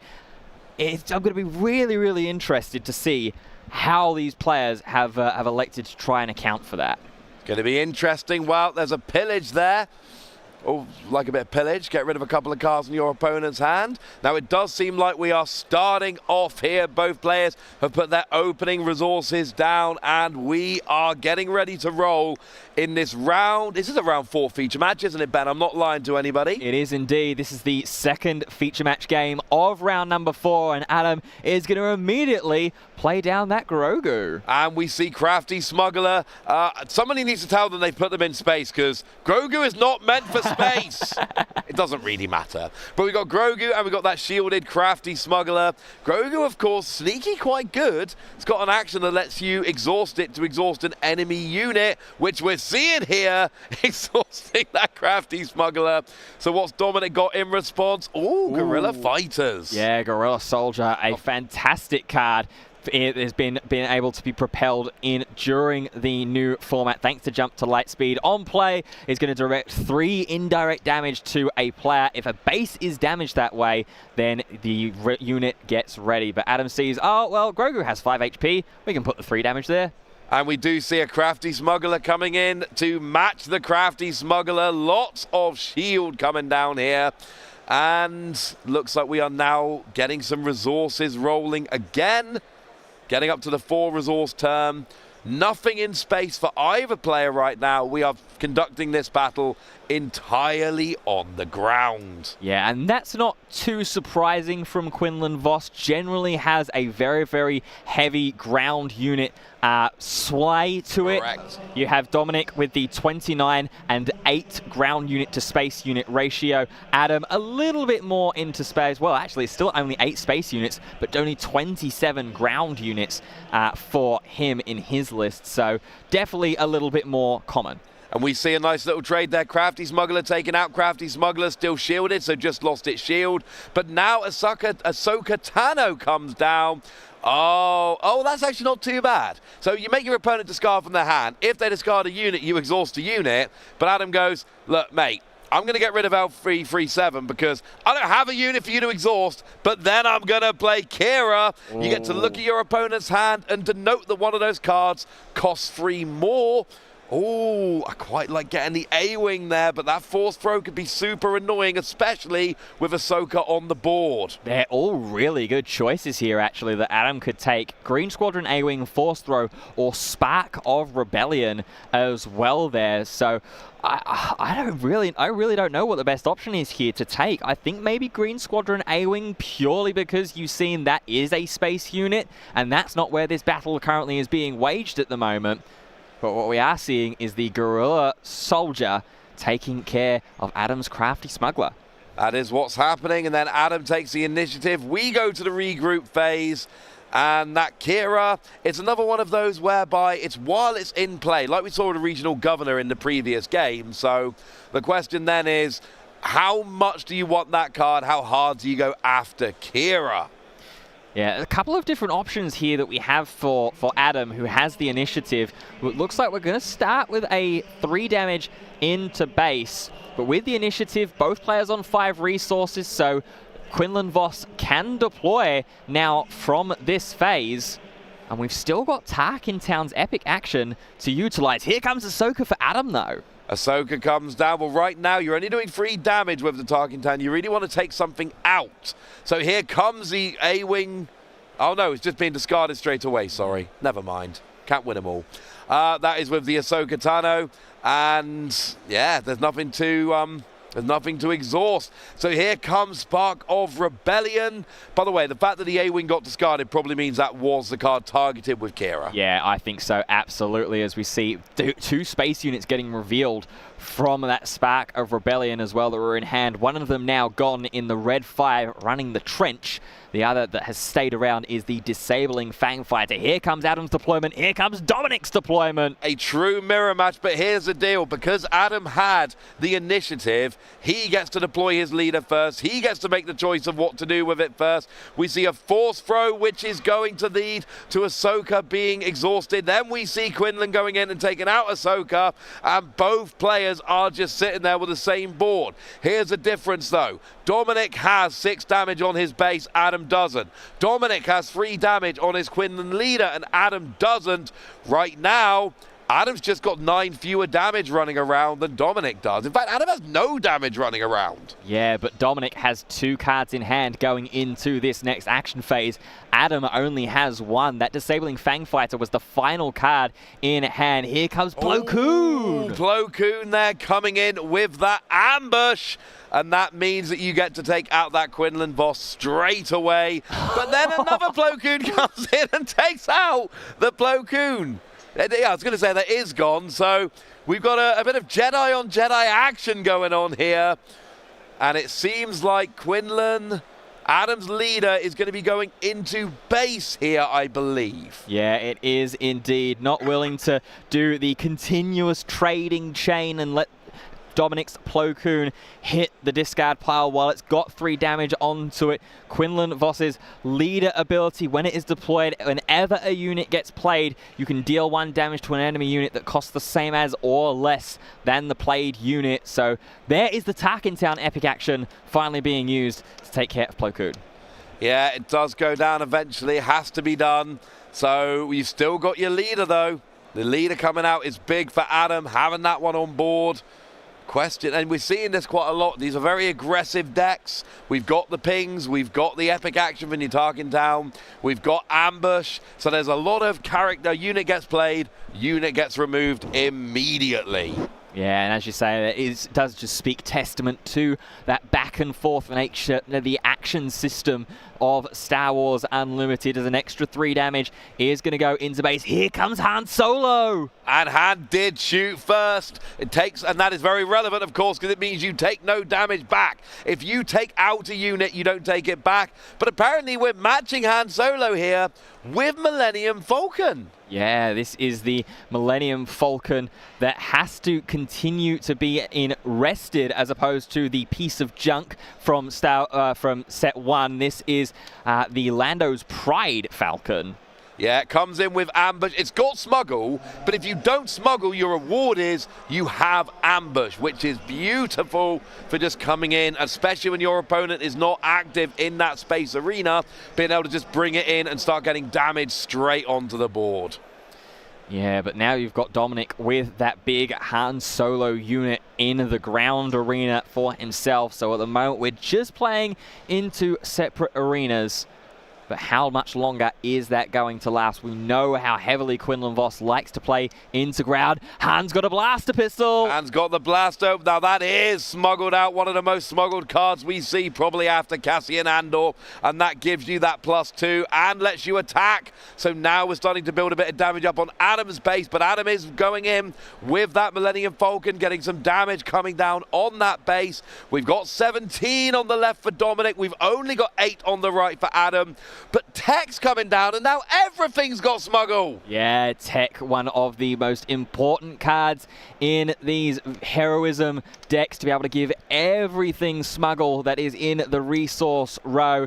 And now it's not just about the unknown of what's in hand for Dominic that Adam has to worry about. It's what's been resourced through those earlier turns and phases. You ideally see in Star Wars Unlimited some of those higher cost units getting placed into the resource row early, because of course you don't have the resources to be able to play them down early game. So put them in the resource row, and now with that Tech out on the board, they might be able to make an impact. Let's hope they can. For Dominic's sake, he's one game down and he's clearly behind here in terms of base. But here we go with Spark of Rebellion. Oh, it's getting rid of that surprise strike. No, I'm going to say it. Surprise here. That card just allowing you to attack when you know, with that extra free is just... So, the amount of games we've seen end because your opponent had surprise strike and was able to manipulate the maths is just...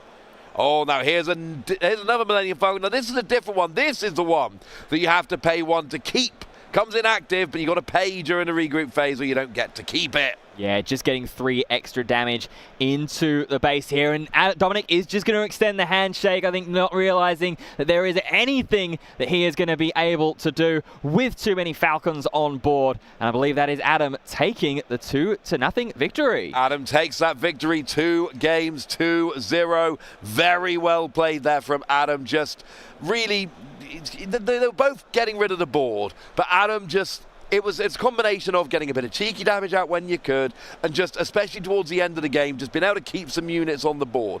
All the units? No! But enough, and like you say, you know, having both of those Millennium Falcon in that space arena, knowing that your opponent had no answer in space, that was just going to build up over time, and that is one of the issues when you have a deck like Quinlan, and I know they're both playing Quinlan, but if you don't have much of a presence in one arena, and it's often space that gets ignored, then...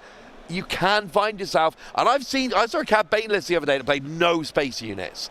All ground, no space. Okay. Which, on the one hand, you're controlling ground, and that's one. And I'm talking about a list that did pretty well in an event, I should be clear. Mm-hmm. The issue is, if you completely ignore one of the arenas, then your opponent can really, really punish you. Yeah, and another one of the big things that I think that stood out to me in that game too was when the hand disruption was more impactful. We saw a couple of times where the Ahsoka only got rid of the L337 and there wasn't really much else that was going on. But the Spark of Rebellion, to take care of the surprise strike that was in hand, make sure that it wasn't a surprise strike into the base, and have enough units to be able to flood out and say, nope, we either win on this next action or 2 or not. You know, that regional governor, which seems to have basically turned off that A-wing, which would have been a nice way to just come in and have at least a little bit of presence into that space arena, unfortunately was not an option in the end. Yeah, absolutely. It's been a fantastic event so far. We've had 4 fantastic rounds so far. We've still got 5 more to go as well. So what we are going to do is we're going to go ahead and take ourselves a quick break. But don't go too far, because we'll be right back here live from Lille with round 5 action.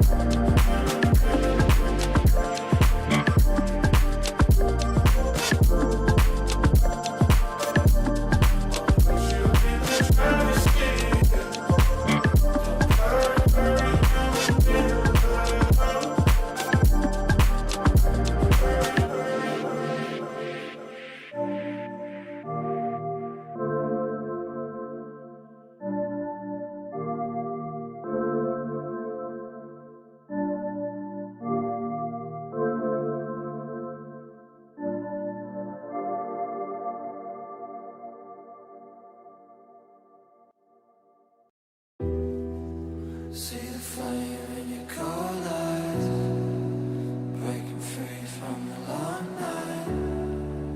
Hold me close to the sunrise. Everything is gonna be alright. See the flame in your cold eyes, breaking free from the long night. Hold me close to the sunrise. Everything is gonna be alright.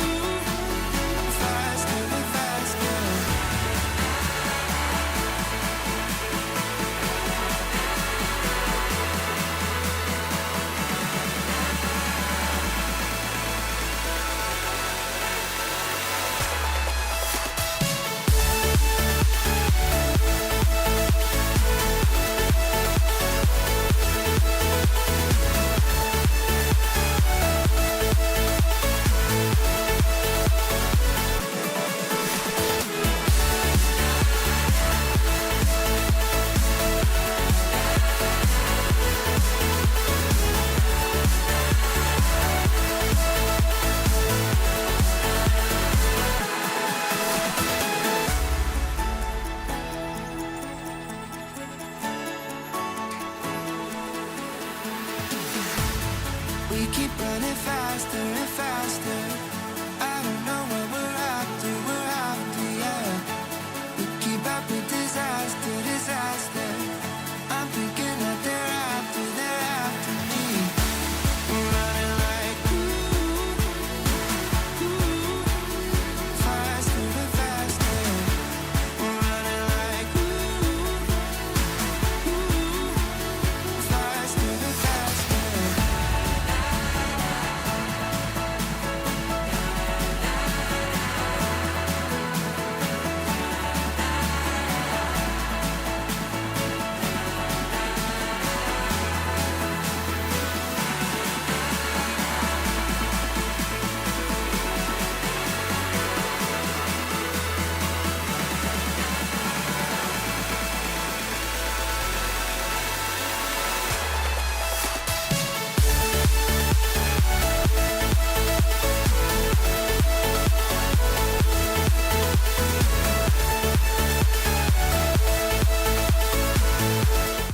Welcome back, ladies and gentlemen, to the Star Wars Unlimited Regional Qualifier here in Lille, the first ever Star Wars Unlimited Regional Qualifier. My name's Ross, and I'm delighted. I had to get rid of Ben for a minute, but I brought back Joe. Hello there. Hey there, Joe. I'm good. We're here in Lille in the north of France. We're on the border of Belgium. You might have heard of French fries. They're not actually from France. But, you know, we're in the north of France. They're kind of from Belgium. So we're in the region of the French fries. Okay. There's quite a few things Lille's famous for. It's got the largest flea market in the whole of Europe. I knew that. But it's also got one other very, very important thing. The largest Star Wars Unlimited tournament of all time to date. It does have the largest Star Wars Unlimited tournament we've ever had. I feel like give it a couple of months in Las Vegas at the Venetian, we might be beating that. I think you could be right. I feel like there might be more people in Vegas. Here's the thing, though. You know, we've had Liverpool. Yep. Now we got Lille. Oh. We're heading into Las Vegas. I'm just saying, city's beginning with L, eating very nicely with Star Wars Unlimited. How's your day been going, Spetty? What have you been seeing? Really good. I've been wandering around the halls just now, having a look to see the different leaders and bases that players are using on the top tables, and there's a huge wide range. There's been some really fun games on stream as well. I only started playing Star Wars Unlimited just a month ago, Ross, and we're going to show you the deck I've been playing because I really want an opportunity to talk about it. So here is my favourite deck. Luke Skywalker is my leader of choice. Hero and of Yavin. I really like the pilots in this game. So the Luke Skywalker, you still with me? As soon as I looked at this card, I really like the look of it, as well as Chewbacca. The deck plays very similar to Sabine, but you've just got, rather than a turn 4 leader, Luke doesn't come out till 6, which is really slow. But if you can survive that early game using the Energy Conversion Lab, if you can attach Luke Skywalker as a pilot, especially on Red 5, it is so much fun. And I'm looking forward to playing some games with this at the hotel later. I have to say, Ross, as much as I love casting, I'm a little bit jealous of the players getting to play. It's a shame you can't do both. It is a shame you can't do both. You are actually still registered. Go on. I be am honest. registered. You forgot to unregister I yourself. didn't unregister. At least make sure you get your player kit, yeah? But I agree. I think that Luke is good. A lot of people I've spoken to, I was speaking to somebody in Liverpool, and they said, right, you want to know a leader's good? Look at the turn on which, the number of resources you need before they come out. If it's higher than 5, you're in a little bit of trouble. Are you trying to say my deck's bad? Pardon? You're trying to say my deck's bad? No, not at all. I think we saw Luke on stream earlier today. I think Luke's got a bit of potential. The problem is, with Luke, a lot of the time you're playing that Rebel package. You're playing all of those Rebel cards, and, those cards that are beefing up, Rebel Assault and Fleet Commander and cards like that. And like you say, there are other decks that can play that Rebel package, I think, a little bit more effectively. Definitely. And I want some of these, we've seen these pilot leaders, Poe Dameron, Boba Fett, Darth Vader. We've not seen them have these huge wins, but they're there and thereabouts. Some of the leaders, Wedge Antilles and probably some others, not quite doing it yet. Yeah. But Poe, Vader, Boba Fett, even Han Solo occasionally. Yeah. I've seen them flying around, pun intended, and I think we're there. We saw Hera in Liverpool having a good run. Some of these pilots, we've not seen the first great pilot deck. Yeah, there's a Boba deck actually right on the top tables. Yeah, there is. I have the experience of getting completely destroyed by a Darth Vader pilot. You were watching over my shoulder, seeing me get get whacked. But the Darth Vader, I think, very, very strong. We see most people, I mean, just being able to get that Krennic down on 1, and then you play the shuttle on turn 2. You can really, really run away with it. So I like the pilot leaders a lot. Bamboozle's definitely a bit of a problem for them, the Cunning 2 cost, because it bounces the upgrade back to hand, but if that's a leader, it just goes back in where it belongs, which is next to the base, and that can be a really, really sad time. But our players are ready to go. We've got, I want to say, Hussein? Someone's going to have to help me with the pronunciation. I'm sorry. And we've got Ono on the right there. So we've got one player with a very thematic Star Wars t-shirt and another player with a very thematic Star Wars t-shirt. And I'll tell you this, Bessie. If you walk around this hall, these are Star Wars fans. Yeah. The amount of appropriate T-shirts is a lot higher than you see in other card games, put it that way. It is a full-on We Love Star Wars event here. I came in, there's a Stormtrooper in the building. There is. There's a Mandalorian in the building. Oh, who's the other? There was one of them. General Hux? Yes, there was. Well, so an Imperial officer of some kind in the building. So the quite trio intimidating. Of them. Pardon? They're quite intimidating. I was a little bit scared of them. I took a picture of them, and they told me very strictly to put my can of Coca-Cola behind my back. It was not supposed to be in the photo. And they were a little bit intimidating in a nice way. They should be, shouldn't they? Well, yeah, they are the bad guys. Yeah. I've been reading a lot of Star Wars books lately, and I keep reading books about bad guys. Darth Plagueis, great book, love that one. I'm currently on the first Bane book, which I'm like halfway through, phenomenal book. But I'm like, am I reading too many Star Wars books where the bad guys are the main characters? Am I, I'm supposed to be like, cheering for the good guys. I haven't gone down the rabbit hole of Star Wars books just yet. You should, mate. You Since I started playing Star Wars Unlimited, my YouTube recommendations are filled with Star Wars theory videos. Like, what if Anakin didn't turn to the dark side? And I just find myself waking up in the morning, and I've been watching 10 hours of them by accident. I feel like the Empire would have been a lot less effective if Anakin had not turned to the dark side. I don't think that would have gone quite as well for them. Of course, Luke, the hero of Yavin, I kind of like that because, of course, in Star Wars lore, the timeline is done in relation to the Battle of Yavin. Things either happen before or after the Battle of Yavin. That's kind of your year 0 in your Star Wars timeline. What exactly is the Battle of Yavin? Does it happen in the films? Yes. Which film? First film. Okay. You mean the 4th film? Well, yeah. A New Hope. Come on. Where does the battle happen in Return of the Jedi? I don't know. Endor, man! Endor, okay. I haven't watched those in a while. I'm more of a prequels kind of guy, I have to say. I grew up with the prequels. To be fair, I grew up watching the original trilogy on VHS and then going to the prequels when they came out, but it looks like we are ready to go. We've got Gar Saxon and Kylo Ren sitting at 301. And I'm going to be honest with you, I was not expecting to see a Kylo Ren sitting at 301. This is frankly a little bit of a surprise for me here.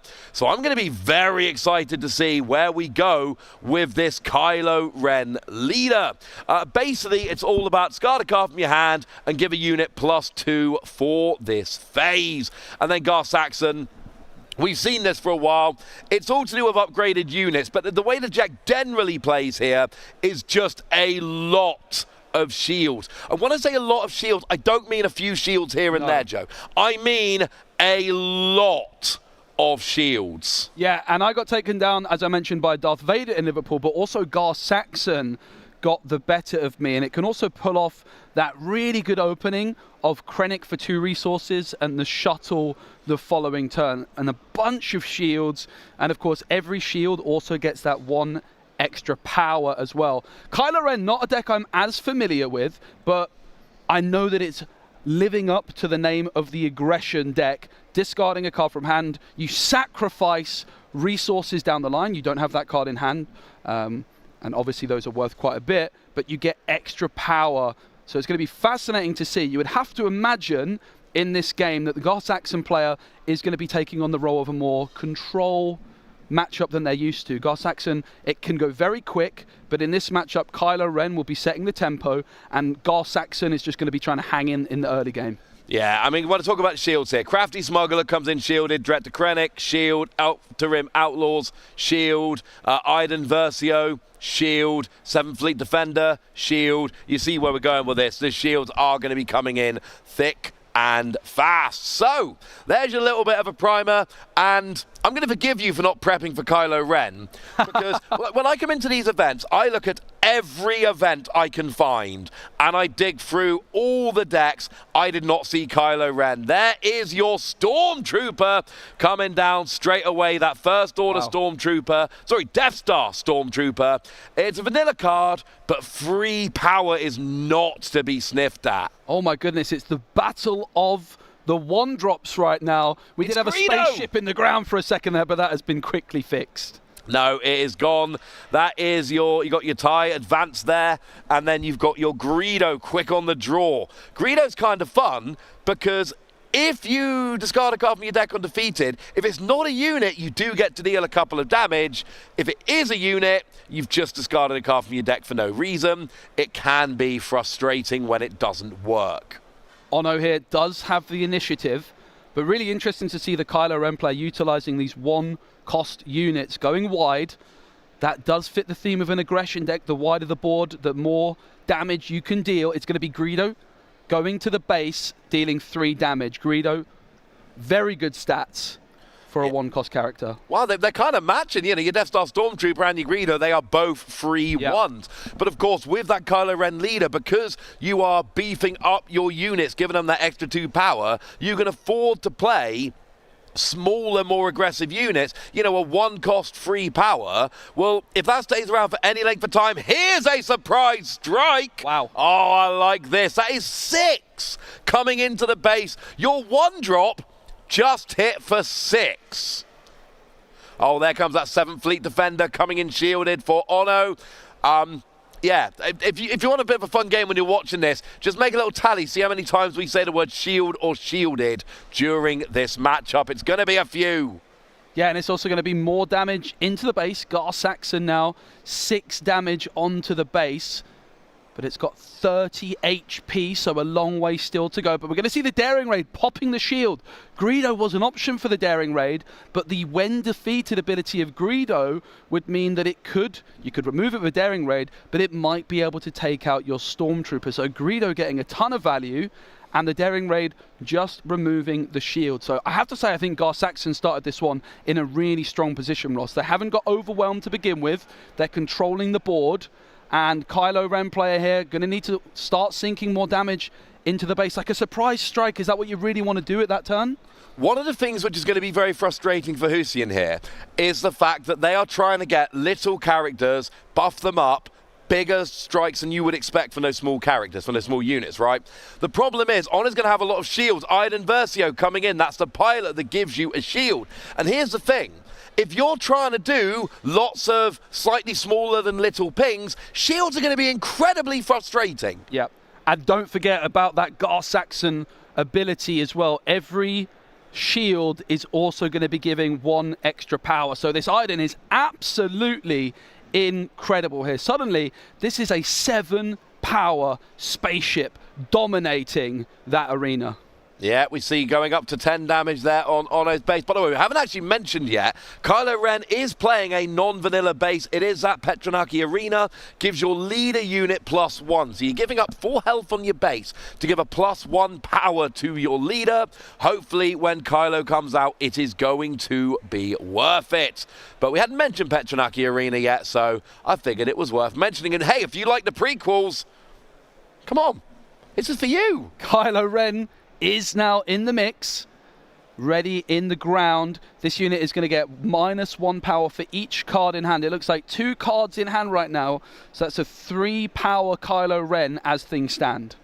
Let's not forget the +1 from the base as well, though. Good point. So your base is giving you a +1. So hopefully here you can start doing some decent swings. But you're right, you need to basically try and go empty hand here. Oh, it's a lightsaber. It's a fallen lightsaber. Gives you +3/+3. And because it's being attached to a force unit, on attack, you deal 1 damage to each ground unit, which would be so much better if there were any ground units. Yeah, and now if you're Ono, you might just be wanting to avoid that ground arena, but you've got a bit of a problem there because you still want to contest and try and take down this Kylo Ren. There's 18 HP on the Gar Saxon base here.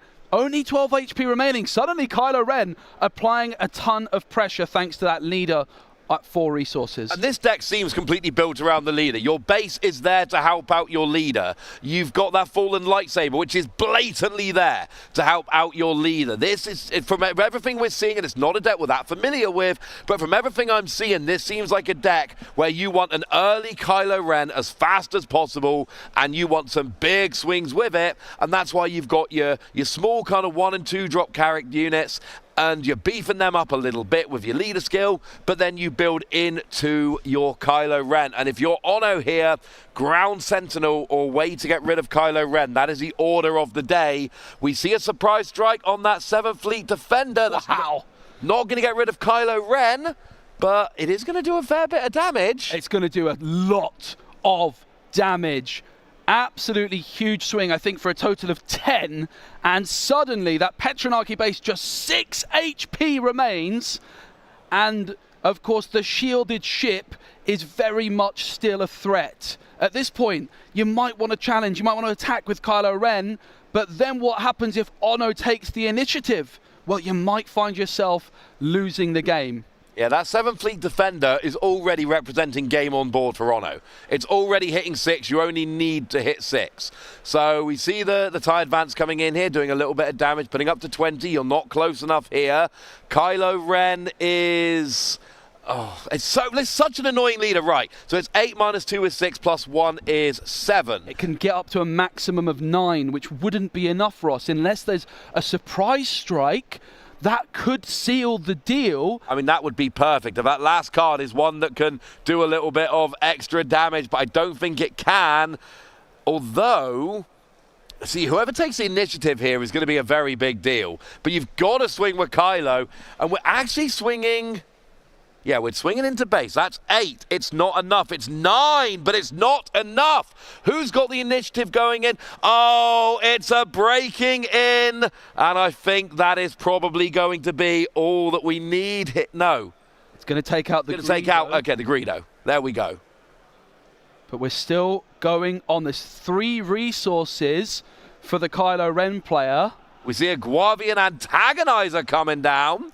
2-3 with Saboteur, and there we do see the fist bump coming down there. And we saw both players potentially there's 2 initiative tokens on the board. Who had the actual initiative token? We're just going to get confirmation of exactly what happened at the end of that game. Somebody is going to let us know, because both players were in a position where they could potentially have finished out with units on the board. And then we saw a little bit of a fist bump. Yeah, I'm having a look through the lists here to see if there was something that maybe got smuggled out and could have made the difference there. There's a hotshot blaster in the list for one of the players for the Gar Saxon. I don't think that was what came through, though. Having a little look here, and we'll get you updated on that as quickly as we can as we go into game 2.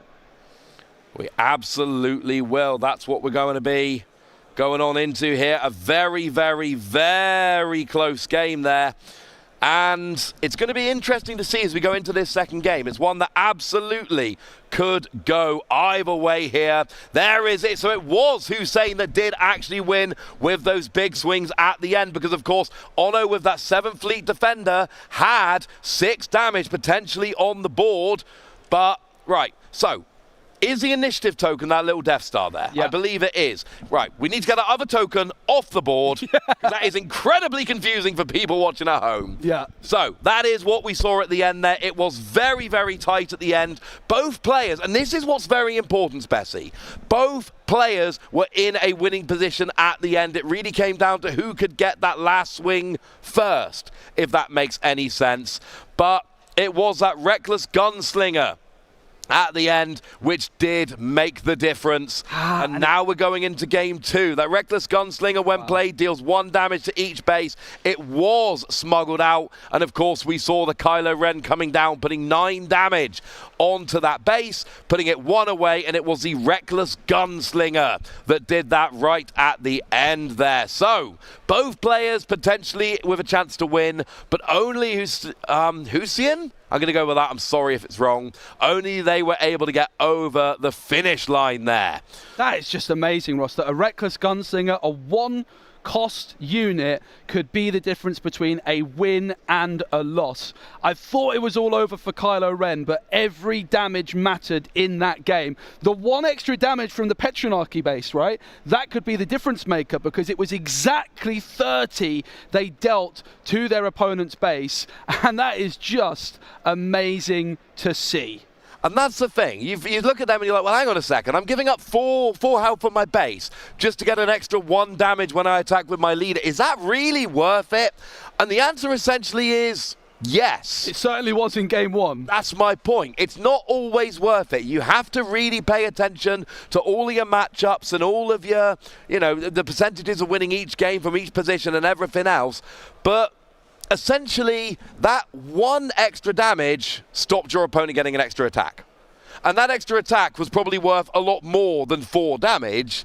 So actually giving up that 4 health on the base to get that extra 1 on your leader is big. Now, if you're Ono here, you basically need to be looking at this going, I've got to get that Kylo off the board.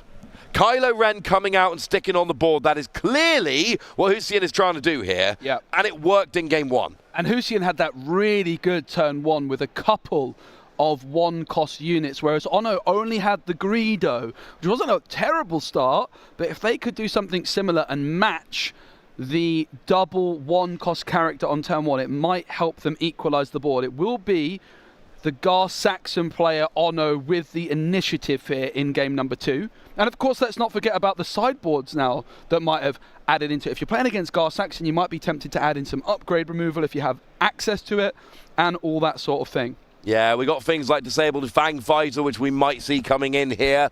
One of the things which I'm slightly sad about if I'm Ono, what I really want is something to take out that leader, and I'm looking at the sideboard here and I'm not seeing anything which could be popped in from the sideboard to really make a difference in terms of saying, no, Kylo Ren, you don't get to come out and wreck the game for me again. It's not to say they don't have things in their list, but the problem is that they're not playing things like Fell the Dragon, which would be a great answer here.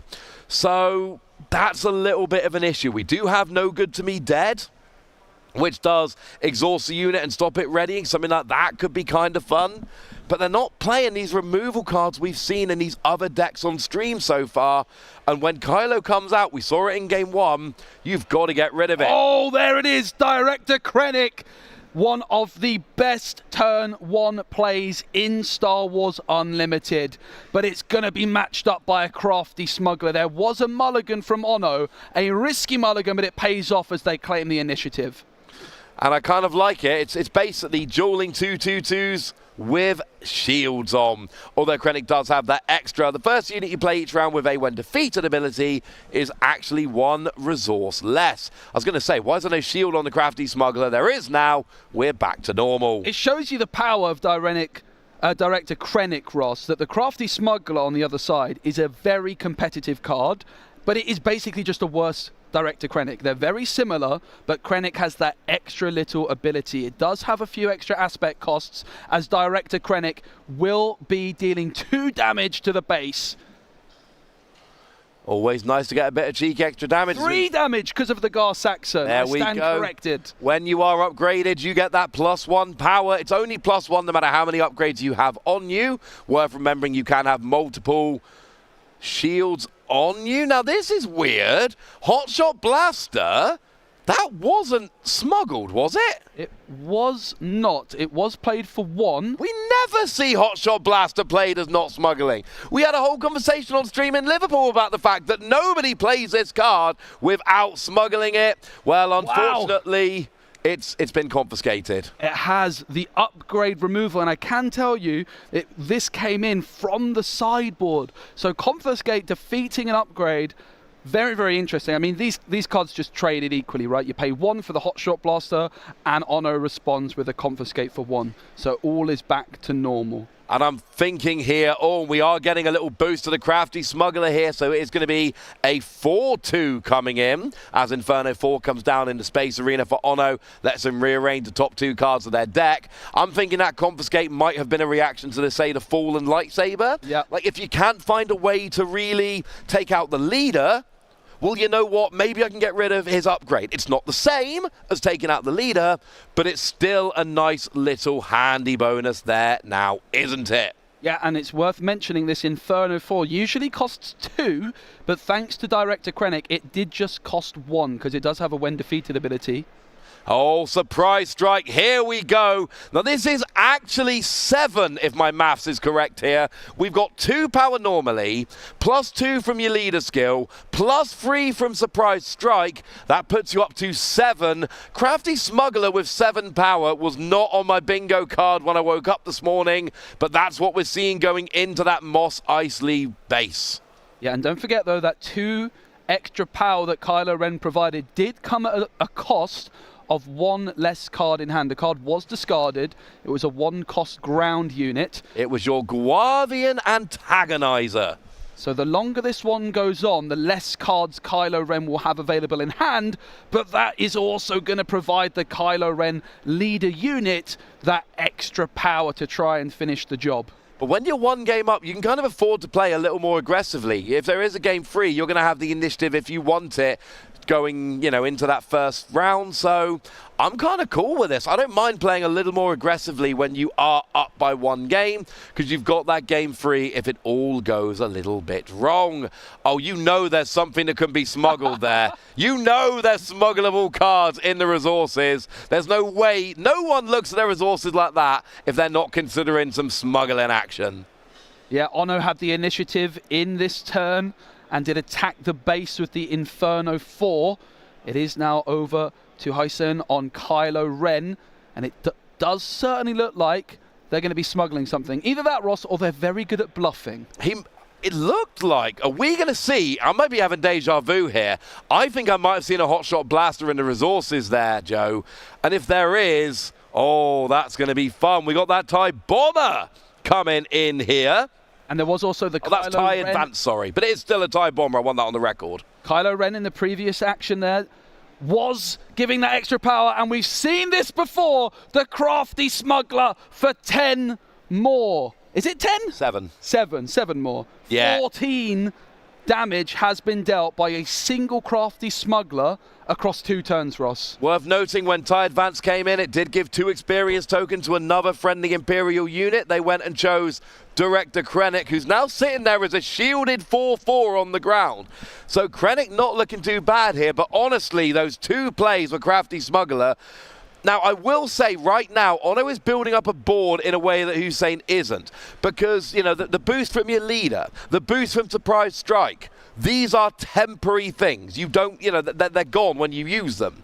Whereas Ono, they're massively behind on base damage right now, but they've got that TIE Advance. They've got Inferno 4. They've got the double experience token and shielded Director Krennic, who's not a 4/4, he's a 5/4. Let's not forget the leader skill here. And this is kind of a big deal because right now, Ono seems like they're on the back foot, but they're in a much better position here in terms of actually having stuff out to roll with. Now, Ross, very, very fascinating to note, as we have gone into the next turn, we're in the regroup phase, 5 resources available. Kylo Ren could have come out last turn as a ground unit, but the decision was to delay that. I'm assuming it's a case of maybe you don't have the Fallen Lightsaber that you really want to have. Maybe, you've not got the protection.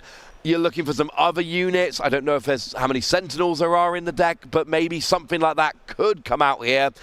When you build your deck around something like your leader coming out, oh, he's just showing us a blaster. That seems quite relevant.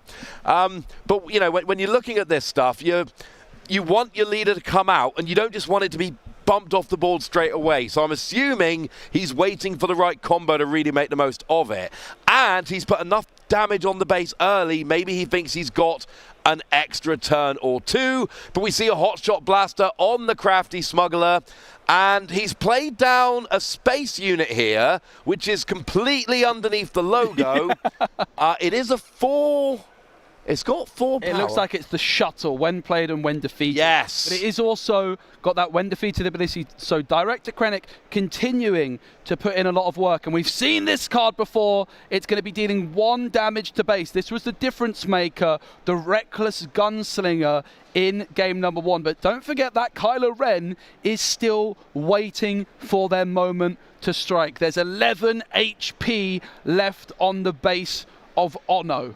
And it's basically all been done by this Crafty Smuggler. We've now got the Hotshot Blaster on there, as well as Kylo's leader skill, which can be used. Even that Reckless Gunslinger has got 2 power there. That is not to be sniffed at.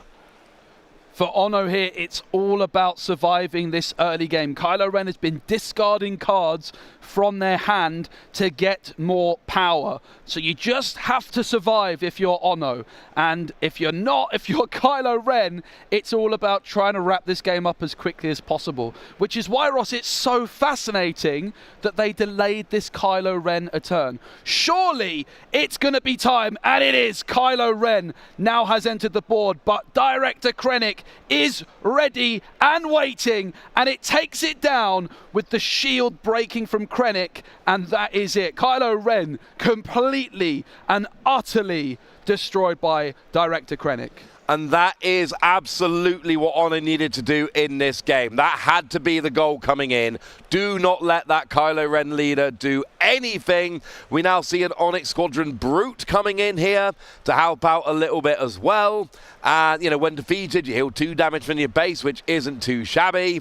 But that was, you know, don't get me wrong, Hussein had a great start to this game, and there are 18 damage on the base. But Ono has got rid of Kylo Ren, and that was the big threat. And you can't just keep using that Crafty Smuggler over and over again. You are going to run out of resources, although surely at some point Ono's going to take out Crafty Smuggler, right? You would hope so, but the initiative right now is for the Kylo Ren player. The leader has been defeated, but they will still have that action available with Kylo Ren this turn. It seems like it's Smuggler again. Now, there's no leader skill here, so it's only swinging for 4 damage. Only. But that's still pretty impressive. We're up to 23 damage. There's only actually 7 HP left on the base. Reckless Gunslinger is not going to get you over... Oh, it could have a surprise strike, actually. Yeah, the Reckless Gunslinger, 2 power... but you would need 5 more power on that in order to do it. With the leader and a surprise strike, it's doable. But we've seen 2 surprise strike coming down. I would be very surprised if there was 1 in hand. And there's also that Director Krennic still ready and waiting, which could take an attack if you give it the Kylo action. So instead, it's just going to be straight to base. 5 HP left for Ono, but Ono now is on the offensive of their own. Suddenly, the spaceship dominance is applying a lot of pressure to the base of Kylo Ren. We got a bunch of TIE fighters coming out here, absolutely doing their thing. We're up to 20 damage on Houston's base. Remember, there's only 26 damage there in total, so an extra 6 would be there. We've only got 4 on the board at the moment. If we ignore Director Krennic, we got 4 in space, we got 4 on the ground. I'm not seeing any Sentinels here. Hussein's got to do something to stop Ono winning the game during this action phase, because right now I'm seeing 9. You know, Krennic's there for 5.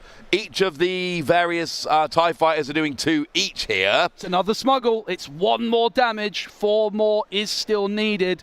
But also, Ross, 6 resources, and that means the epic action of Gar Saxon can also come through very, very soon. There's 5 HP on the base. Director Krennic, though, thanks to the Gar Saxon upgrade, is going to swing for 5. There we go. Director Krennic does the last 5 damage. Ono is going to even us up here at 1 game apiece. And that seemed like a pretty dominant win from Ono. Because here's the thing, right? Yes, I know that Crafty Smuggler was swinging in from the early game, but it was kind of an illusion. Yes, the Crafty Smuggler was doing lots of damage, swinging for like 7 here and 7 here and 5 here, but it wasn't building up the board, and it always felt like in that game, Ono building up the board from those first couple of turns was always going to mean we got kind of halfway through this game, and it started to turn towards Ono, and that is exactly what happened. The board of Hussein there just could not stand up at the end. It really was the battle of the 2-cost shielded ground units, wasn't it? The Crafty Smuggler put in so much work, and yet it was completely outshone by Director Krennic. Ono took that mulligan, Ross, a risky decision, but it paid off with that Krennic on turn 1, and I think there was 3 when defeated cards played amongst the next few turns, and Krennic was played on the first turn, and it did the last action of the game as well. It was there for the entire game, and when you've saved 3 resources, playing a 2-cost card, then that Krennic was essentially a -1 cost card that did all of that. Now, of course, we saw a couple of experience tokens coming down moderately early on from that tie advance. Gave 2 experience tokens to a friendly Imperial unit. That was, of course, your Director Krennic, and that obviously helped, making it into a 4-4. But of course, when we say 4-4, it's a little bit of a lie. It's not really 4-4, it's 5-4 because of that Gar Saxon coming down and, having that +1 to all of your upgraded units. But Ross, important to remember, Ono was on the initiative that game.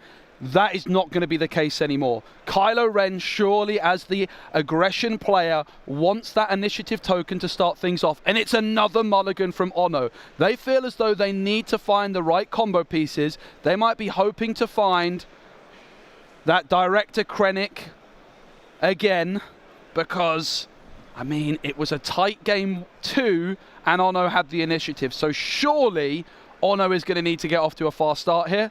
And they didn't think their opening hand was good enough. They did not. And honestly, if I'm looking at this matchup, I'm feeling pretty confident if I'm Ono. In game 1, it got away from you largely because of that Kylo Ren leader. Game 2, you had to weather some real aggression early game from the Crafty Smuggler. But then you built up your board to the point where it was absolutely fine, and that Krennic did well. So you're going into game 3 thinking, look, game 1, it got away from me because of the leader. Game 2, it went very well. But then again, maybe if you're Hussein, you look and you go, mate, if he didn't have Krennic turn 1, I had that game. So there's a real back and forth. This seems like a pretty even matchup, is what I'm taking a very long time to say here, Spessy. Oh, I see a Krennic. Oh. I think I see a Krennic. Don't be lying to me here, Joe. I think it's tucked away right at the back of Ono's hand. It caught my eye, and it's been put to the front. Oh, if it's there, it's coming out. I don't think we need to make a prediction here. It is coming out turn 1 if it is available. Now, we actually start off. Here's a sneaky little one. I've never seen this one before, Ross. Have you never seen this one before? Never. It's a sneak attack. You're sneaking out the gunship, but the problem is it enters play ready, but it gets defeated at the start of the regroup phase because you brought it out with sneak attack. It's fascinating. So it's a great little one-turn thing, but that's what kept going wrong back in the last game. It's a one-turn thing. Oh my goodness, the Kylo Ren action as well. Just so much power on this droid missile platform on turn 1. And let's not forget, this is a lot of cards which have gone into this combo, but that's going to feed the Kylo Ren, who at 4 resources can come out and deal big damage. So the Kylo Ren player here just going pure aggression mode and living up to their Aspect's name. And that's what we saw in Game 2 a lot. We're seeing it again here. Lots of fleeting abilities, trying to get as much damage on as you can early, because then in theory you bring out Kylo Ren nice and early and you finish off the game from there. It was a one-shot deal with the droid missile platform. The thing is, it comes out and does lots of damage and also gets defeated at the end of the phase, so yeah, that means the indirect damage is going to kick in. Ross, we talked so much about what the Kylo Ren player was doing, but look at this from Ono, the direct to Krennic, making the Greedo cost 1 less, and that is the opening curve of dreams. Yeah, of course, Greedo is not very expensive to begin with. It's got an on when defeated skill, which means it costs 1 less when Director Krennic comes in. Now we see Greedo coming in and attacking. Of course, when I say it doesn't cost much, I mean it's literally free when Krennic's in play. So, yeah, you talk about the curve. Getting 3 resources worth of units with 2 resources, I will take that. And now it's Ono's turn to go on the offensive. Yeah, and Ono's really been making uses of those risky mulligans, and it's paying off for them so far.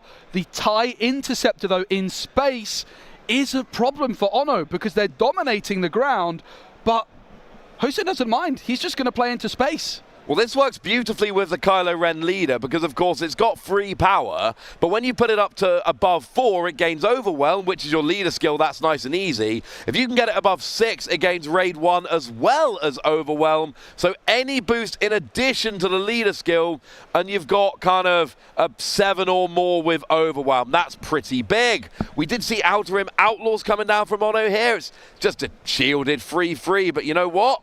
That fits quite nicely, and of course, it's not just a free, because as we keep saying, your leader skill turns it into a 4-free. And once again, look at the boards here. Yeah, it is a very, very interesting game. Both players getting off to a very quick start, but Ono really couldn't have hoped for a better start with that Krennic and Greedo. And while they're dominating the ground, there is a bit of a problem for the Kylo Ren.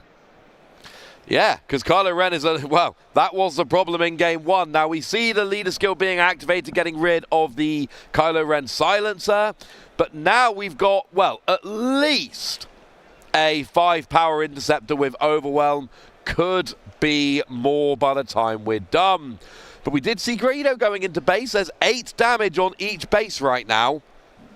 You seeing is not ahead in base damage. No, it is a fast-paced game. I'm sure that's about to change, though, as it will be an attack on the base for 5.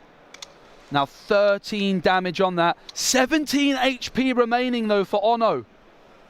Yeah, it's pretty good, frankly. On the other side, 17 HP as well, so it's tied at the moment, Ross. We are tied because of that difference in the damage, you know, that you had to start off with, the HP of the base. You had 4 less. Here comes that TIE advance, and oh, look, we're getting deja vu here, Spessy. Oh, my Because goodness. we get the boost onto Krennic, who is now a 5-4, I believe, with those 2 experience tokens and your leader skill, and still shielded. Yeah, and we saw this be a huge problem. It's going to be a daring raid, which will deal 2 damage and just pop the shield of Krennic. But that Krennic is still very, very strong indeed. It has the exact same stats as before, 5-4, just without that shield. I think there's 1 damage counter on Krennic as well. That's from the indirect damage that we saw from that droid missile platform when it got defeated. Indirect damage, of course, goes around shields. So here comes, so here's Kylo Ren's TIE Silencer here. We saw one of them get discarded a moment ago with a leader skill, but of course, when it gets discarded, you can play it. So there's actually really, really nice synergy with the leader here, because essentially you discard it with your leader skill, but if it was discarded from your hand or deck this phase, you play it from your discard pile, paying its cost. Essentially, on a turn you were going to play this anyway, your leader skill is just give a +2 to one of your units. And you can see the downside here of the Kylo Ren being forced to be played as a ground unit. It's not one of these new leaders that is a pilot. You have to play it into the ground, and Ono is masterfully taking advantage of that, just sitting there with the Krennic, but the Krennic has now been exhausted, so there is an opportunity here for Kylo Ren to swoop in and deal some damage to Ono's base. Yeah, it is going to come in. It is going to get some damage down there, of course. The thing is, this is the back and forth nature of Star Wars Unlimited. You can deploy your leader, but that is an action. So then it goes to your opponent. So if you don't time it well, you deploy your leader and your opponent can immediately get rid of it. But instead, we are claiming the initiative with Hussein here, choosing not to pop that Kylo Ren out into play.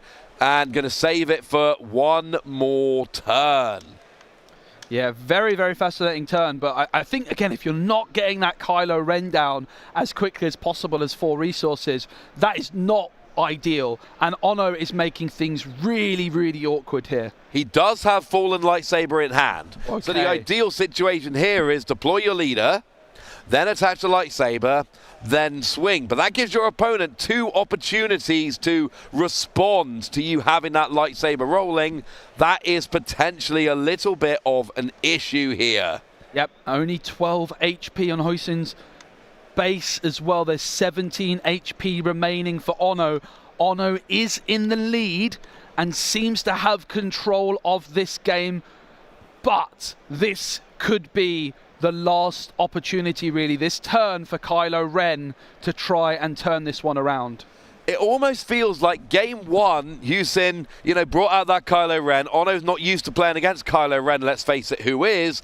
And that leader really took by surprise. Whereas in games 2 and 3, it seems like Ono is much more prepared. Here comes a surprise strike onto that Greedo. 6 power going straight into the base, and I'm assuming Ono was holding that so that if Kylo Ren came down, you could get just a big swing if you needed it, although Krennic would have done it as well. Although that was exhausted last turn, but still, Ono basically saying, look, if Kylo comes out now, I've got Krennic to answer it, so I can afford to use Surprise Strike on my Greedo. We've now got 6 damage remaining, 6 HP remaining on that base. But not for much longer, because Director Krennic is now dealing some more damage. Only 5 for the time being. The Petronarchy Arena is under siege. Just 1 HP remains. We've not put it on there yet, though. There's still only 20 sitting on there. Here we go. Now only 1 HP remains. I believe just Bessie. I just needed to see it go down there. A swing with anything, any kind of damage. Of course, we've got those Outer Rim Outlaws there. We've got potentially your Gar Saxon leader. And there it is. It's the TIE Advance that gives a swing. And Ono is going to be coming out here as your 2-1 winner. Game 1 did not go their way, but it really feels like they used Game 1 to figure out this very unusual deck, and then from there on, their playing games 2 and 3 was exemplary. Yeah, I think you're absolutely right, Ross, but I have to say as well for Ono, when you play Director Krennic, you accept that it is really good when you draw it on curve, and that's exactly what they did. They took the greedy mulligans, they took the risk, and it paid off for them. Director Krennic on turn 1 in both game 2 and 3, I think was the real difference maker in there. Like in game 3, you get to play a Director Krennic that has a shield and therefore also an extra power. So a 3-2 and a 3-1 in the form of Greedo on your very first turn. There's not really any other decks in Star Wars Unlimited that can put out that level of power that early on. It's pretty impressive, and it's also worth pointing out in both games there, TIE Advance coming down, giving those 2 experience tokens to Director Krennic. That's, I'm assuming, something which Ono has practiced time and time again. Yeah. I don't think it is a coincidence that in both of those games, Krennic was down comes TIE Advance, and oh look, now we get both of those things as well. Yeah, and we do have a short video from you from Richmond, where we're going to be looking at the meta from last week, and then we're going to be taking a look at the meta from this week. Nice. Star Wars Unlimited fans, it's Luffy at Late Night Gaming. I'm Tower Number 9. I have my own YouTube channel and also do some casting on live stream games with the McClunky Gaming team.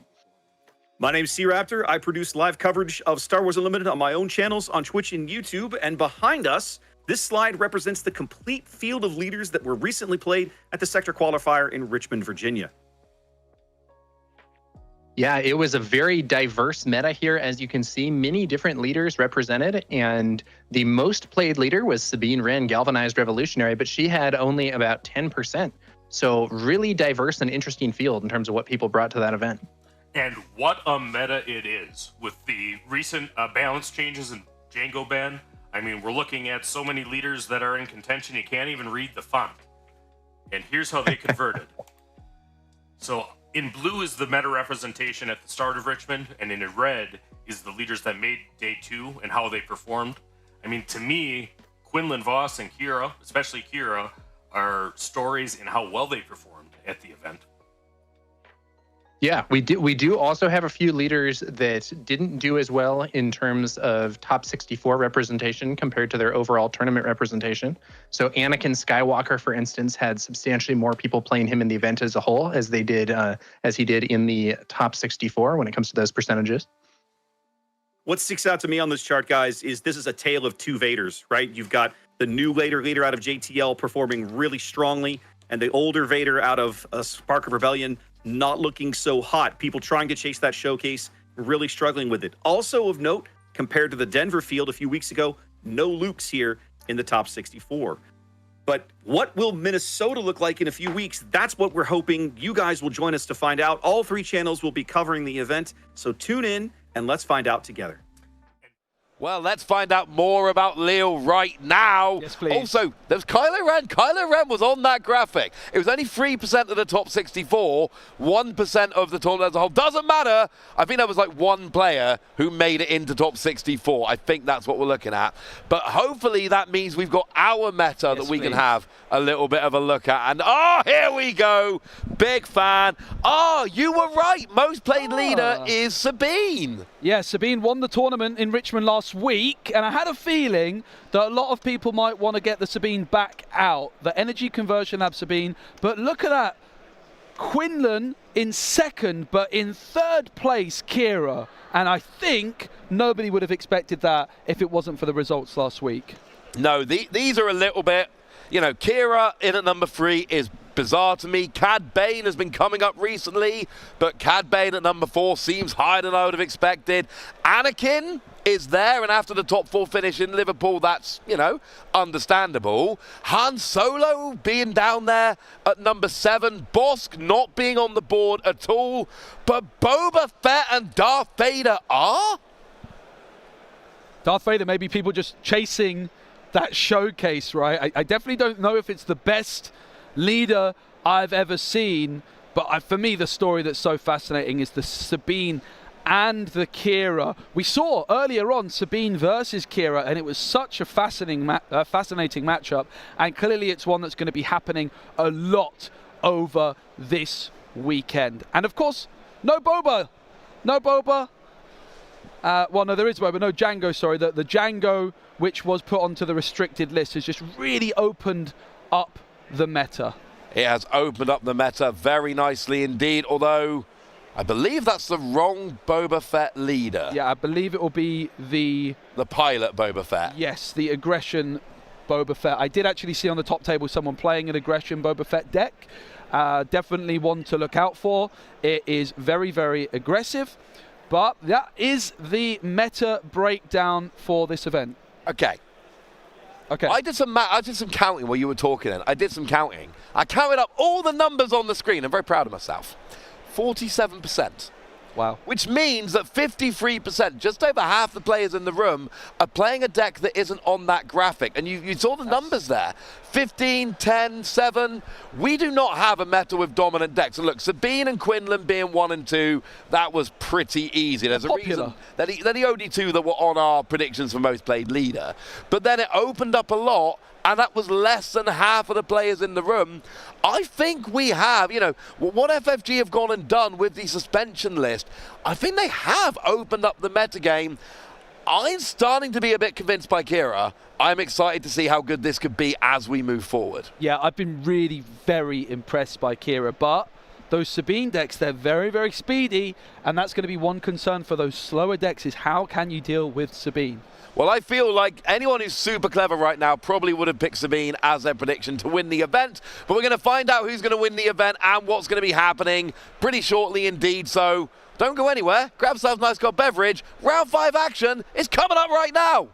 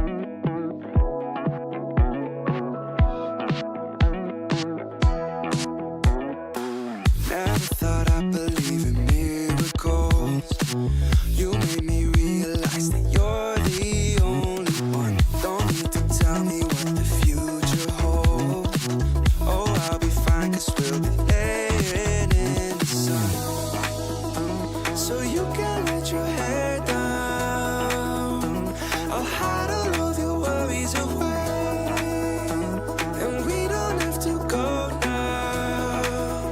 I wish I could live this life on replay. Don't need to make plans, it's all in your hands. I'm too busy, I'm spending all my time with you. Driving through the states, don't know what awaits. It don't matter, I'm spending all my time with you.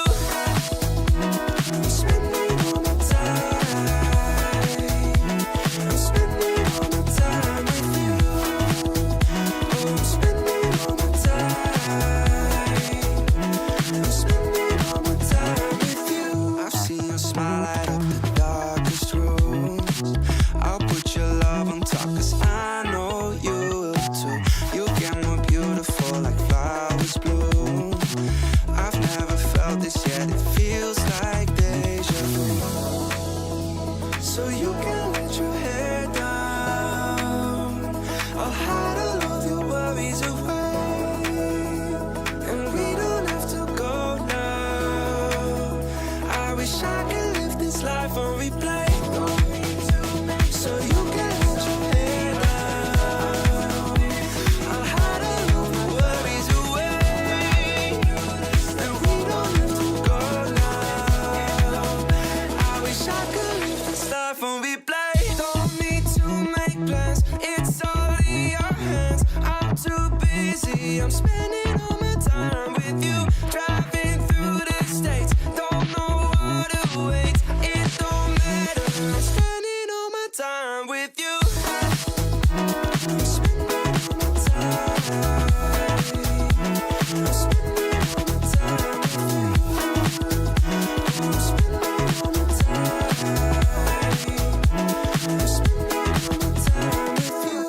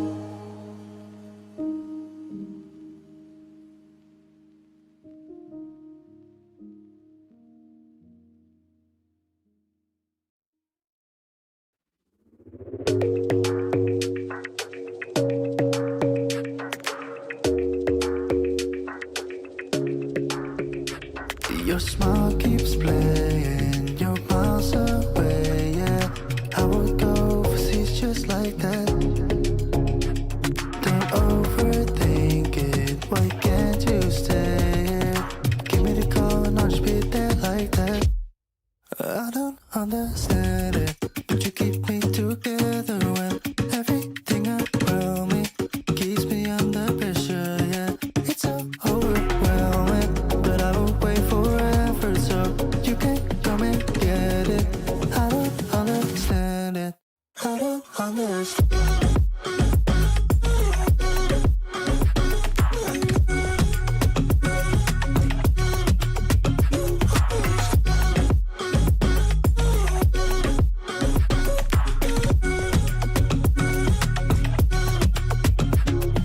Try so much to get back. I had something you thought I had to drive me crazy, but I still want you here. So just give me the call and I'll just pretend like that. I don't understand it, but you keep me together when everything around me keeps me under pressure. Yeah, it's so overwhelming, but I will wait forever so you can come and get it. I don't understand it. I don't understand.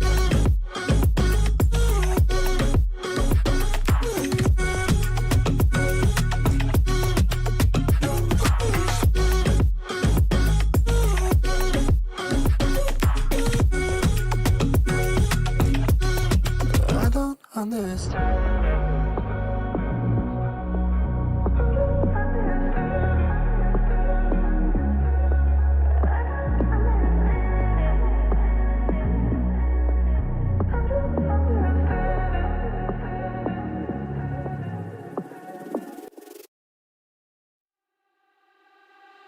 I got nothing to hide.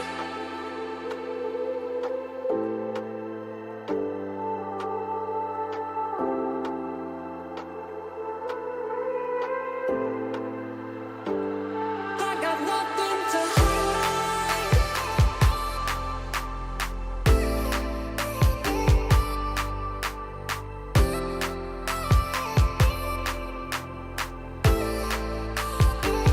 I got nothing to hide. Nothing, got nothing to hide. Nothing, got nothing to hide. I got nothing, got nothing to hide. I got nothing to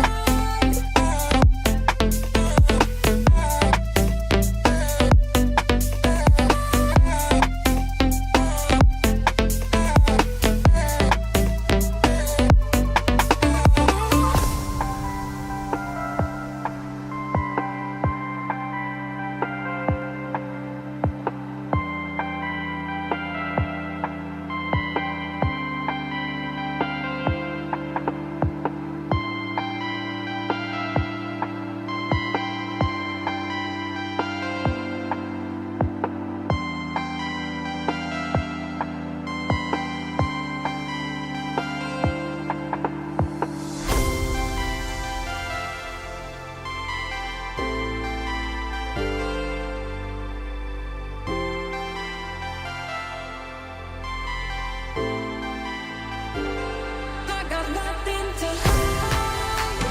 Nothing, got nothing to hide. Nothing, got nothing to hide. I got nothing. Welcome back to Lille in the north of France, and I am with the wonderful Driss. How's it going, mate? Perfect, perfect. It's been a few great rounds. I'm happy that you're back next to me, actually. Okay, yeah, thank perfect. you. Yeah. I've actually done a little swap-a-rooney, and I have to say it's quite hot here in Lille. It is a very warm weekend. I arrived yesterday and the sun was shining. It's a little bit more overcast today, but the temperature and humidity is right up there, certainly for this time of the year. Yeah, especially for this time of the year. Normally Lille is a bit more cold, a bit more rainy as well, but now, woo, Cooking. Yeah, and you're from Belgium, so not too far from here. What's the not at local all. community like over in Belgium for Star Wars Unlimited? It's okay. It's okay. It's starting to get there.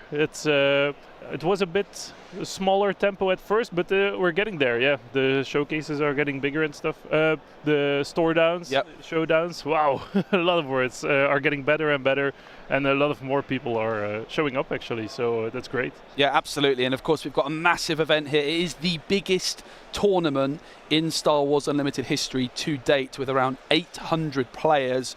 And if you just missed it, we saw the meta report, Sabine, the most played leader, which you three all predicted Quinlan. I'm pretty chuffed that I was right on Sabine. I just had a feeling after it won the event last week, and it's just a fan favourite, Sabine, isn't it? Yeah, true. Sabine has been like very strong from the start, but I thought that Quinlan would have the advantage over her. Yeah. So it doesn't mean that because she gets played more, that she's actually going to do better. Certainly not. I think Sabine is definitely the best deck for new players. When I started a month ago, I was recommended to play Sabine, but a deck which is quite new in the meta share is Kira, and it is the third most played leader, and it's one that I would love to talk about a little bit more.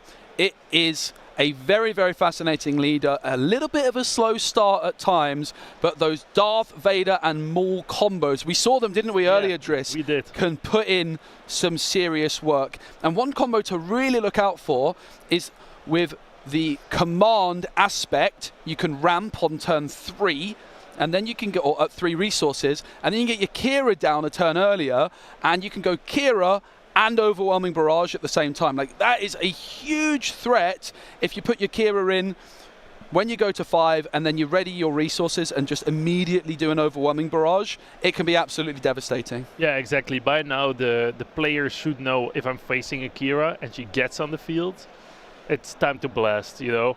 They should know it's time to get rid of her because stuff is going to happen. Yeah. No, absolutely. And we saw a very fascinating matchup earlier with Sabine versus Kira. And I think one advantage of playing a deck like Kira is maybe because she's a little bit more new on the block, you might be playing against people that have never played against Kira before. Having said that, I knew coming into this weekend that Kira was going to be a lot more popular. So you would imagine the top players have that deck on their radar. But of course, a huge spread of the meta here wasn't in our top 8 decks or so. There is, I think Rossi said, around 47% or 53% of the meta is something different, which is just incredible that we've got such a wide variety of viable leaders. Yeah, that's exactly what I want to say. It's so beautiful when you can just like pick a leader that you actually like the visuals or something, or you don't really have to care about the effect. Like everything, you can play everything if you want to, and I think that's proven right here today, because there are so many different leaders that are actually getting played and doing pretty well as well. No, absolutely.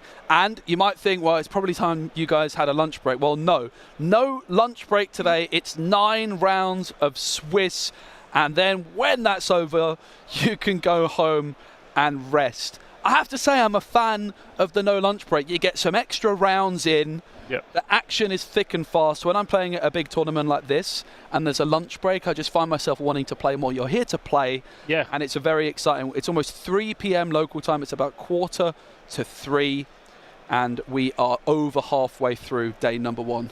Exactly. Like, it's really nice if you can just stay in the flow, you know. When you take a lunch break, your mental is as well gone from the game, right? Because you're focused on everything else than the game. But if you just keep on playing, just bring some snacks or something, bring something to drink, water, whatever, keep hydrated. You just keep on playing. You eat something small in between rounds and you're ready to go. Well, thinking about that, a question I have for you is, do you think then maybe part of the reason that players like to play Sabine is their games might be over quicker and they get a few more breaks in between, whereas if you're playing something a little bit slower, you might not have as much time for a break? I have a feeling that being able to eat is something very important for you. So, yeah, Sabine would be very good for you. Yeah, it's true. I've been snacking all day, non-stop. When in France, you've got to make sure you check out the local delicacies, that is for sure. And I've certainly been doing that. For you. What's that? Which are crisps for you? Yeah, the crisps, local delicacies. the local crisps. Yeah, we had a very pastry-heavy breakfast here in Lille as well. Wasn't much protein on offer. No, not really. But looks like we're getting tuned. Okay, I'm excited. I am very excited. I have been wandering around the halls, and I have seen that there are a few younger players, and we have got one on the main stage here, and that is so exciting. I already know who the Twitch chat will be rooting for. That is really, really awesome to see. And of course, the YouTube chat. So we appreciate you watching it. Is this stream available on both Twitch and YouTube? Don't forget to give the YouTube stream a like if you're enjoying it. I'm sure Fanfinity will appreciate it. Yeah, for sure. They like everything around social media. A lot of socials are going up. We're on X, we're on, even on Reddit, I heard. Okay, wow. Awesome. I didn't know that. Me neither, but yeah, we're there. So go check us out there for more information around every event, actually. Definitely, and I do believe that the match we're going to be watching will be Piet versus Han Solo. Not sure which Han Solo it is, but my understanding is it's the first one, right? Yeah, probably. Yeah. There is a couple of Han Solos which see a little bit of competitive play. You've got the aggression one, which is known affectionately as Han 2, and then you've also got the cunning Han, known affectionately in the community as Han 1. So it'll be very interesting to see exactly which that's going to be. And on the flip side, Piet as well. Piet, of course, a command leader, but you've got so many options as to what base you pair Piet with. You could go cunning, or you could go aggression. Those are the two most popular that I see. Yeah, probably. Maybe even vigilance as well. There's honestly a lot of options. Haven't seen any Piet double commands, but here we go. Show match is on. The players have got their headphones on. That is pounding through some white noise, and I am so excited for this one. It's always, for me, very, very special to see younger players enjoying trading card games. Han Solo versus Piet. It's going to be that double cunning combo, and it is that Colossus base, that vigilance base for Piet. So 35 HP, but you do start with one card less in hand. It's always nice to see young people start a TCG, right? It's basically our future, if I could say it like that. Absolutely. And it's always lovely to see that, especially when they're doing great. Yeah, absolutely. I actually used to be a primary school teacher, and I have to say that trading card games for young people is just going to be so brilliant for their education and their progression. I mean, just a situation like this, you're in a different environment, the social skills, the mathematics, the reading comprehension, the problem solving that you're constantly doing and reasoning. Honestly, if I was still a teacher and a little one in my class was playing trading card games, I would be very, very proud. I think it's a really awesome skill to start developing. But Sullivan on the other side is going to be looking to be the bad guy in this one, not in a serious way, but he's looking to take his win. Just because you're playing against a younger person, you're here to win, and we will be kicking things off with Dr. Pershing, Sullivan, and Porge, I'm not sure. I think his name is Paul. We'll go for Porge. Okay, Porge, that's fine. Let's call him that then.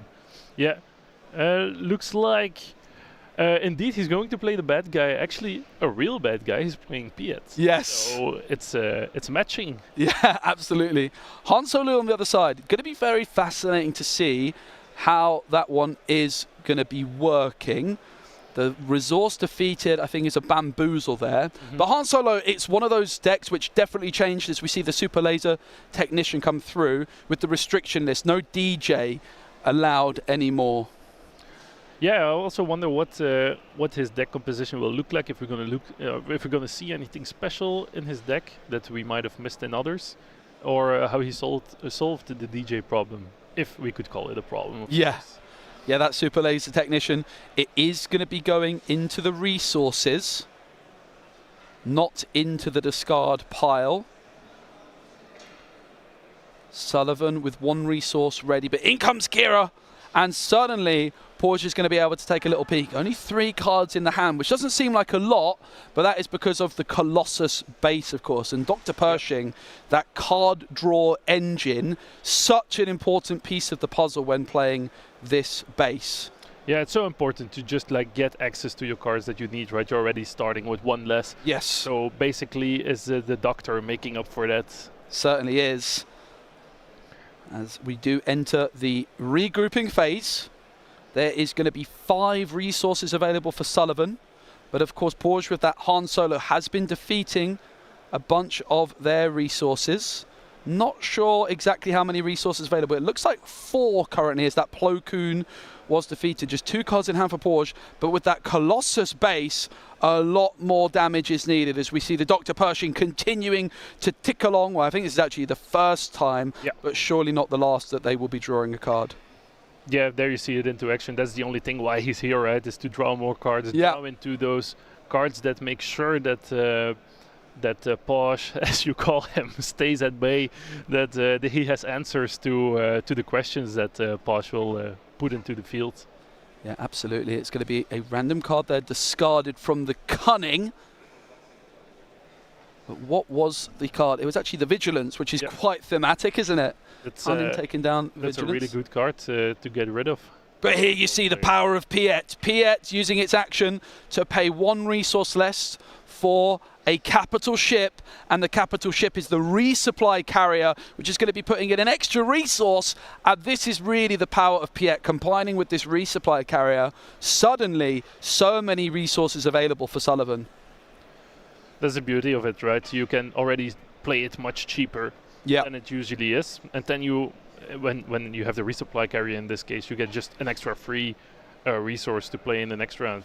Absolutely. We're on to the regroup phase, so all of the units will be readied. Porge is still waiting to take a resource here.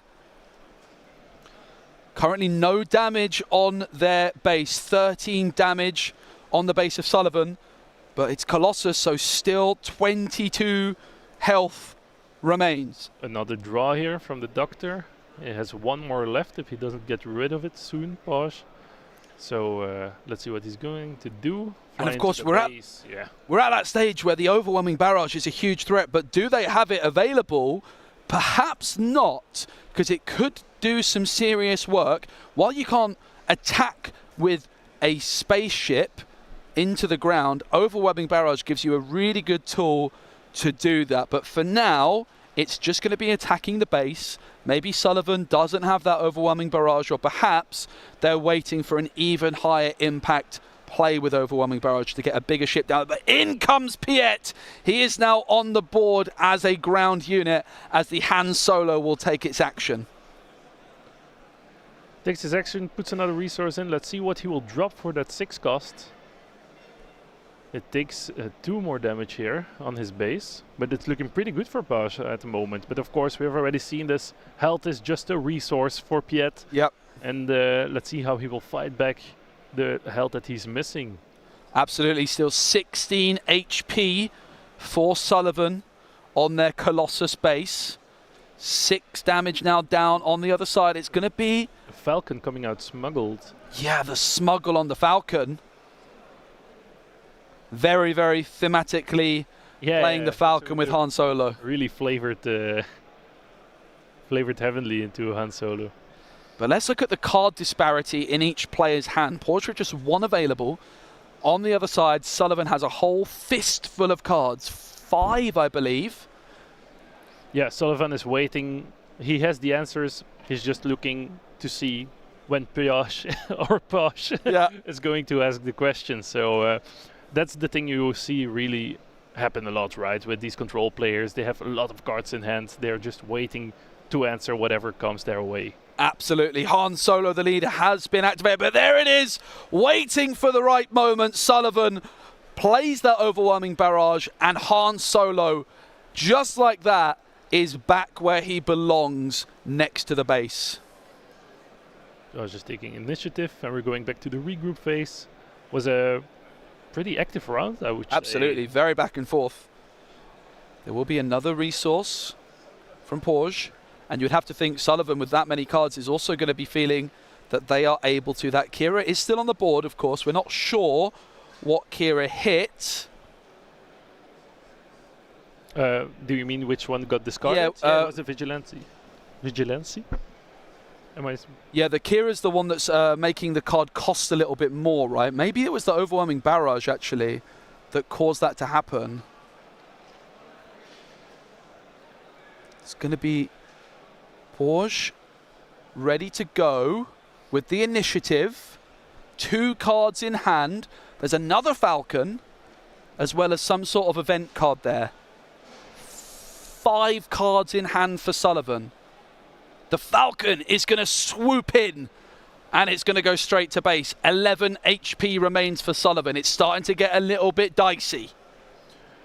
Yeah, he starts to get to that point where he needs to start taking action, right? He's tanking a lot of damage. He still has some left, which is enough. We've already seen that. It's enough. But yeah, not that much wiggle room anymore, I would say. The Super Laser Tech comes down for 3 resources into the ground area. Both arenas are being utilized by our players. It's going to be another attack straight to the base as we then see Dr. Pershing sacrificing the Super Laser Tech. And interestingly, it's gone into the discard, not into resources. It is a May trigger on the Super Laser Tech. I was also thinking that I thought that would be the play that he wanted to go. Use the Doctor, draw a card, get an extra resource. But Sullivan has other plans in mind. Yeah, I wonder if they've just forgotten to put that Super Laser Tech into the resources. It is a May trigger. Yeah. It's not a must. Yeah, and as it's a May trigger, we can't really interfere there. Absolutely, right? no. It's not mandatory. We should not.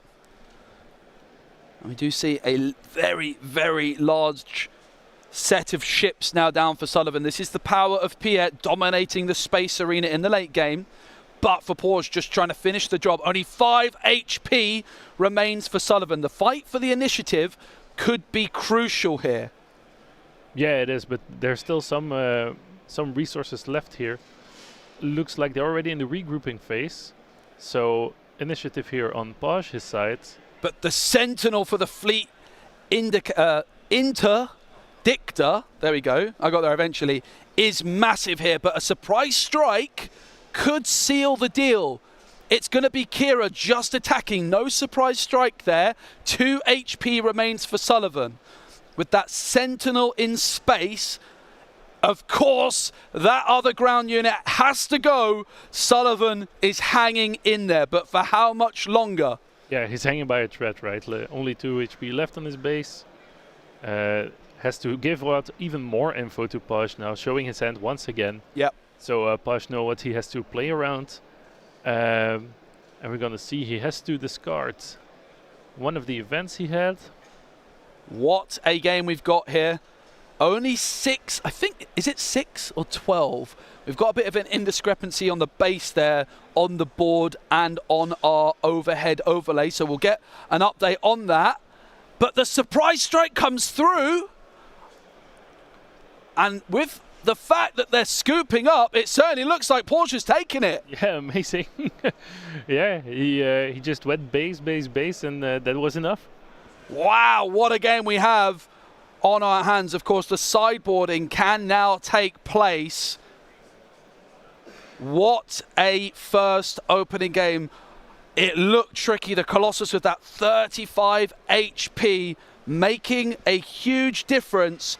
But then out of nowhere, Porsche was able to seal the deal. Let's see if we find anything interesting in the sideboards. You want to start with Porsche, his Han Solo?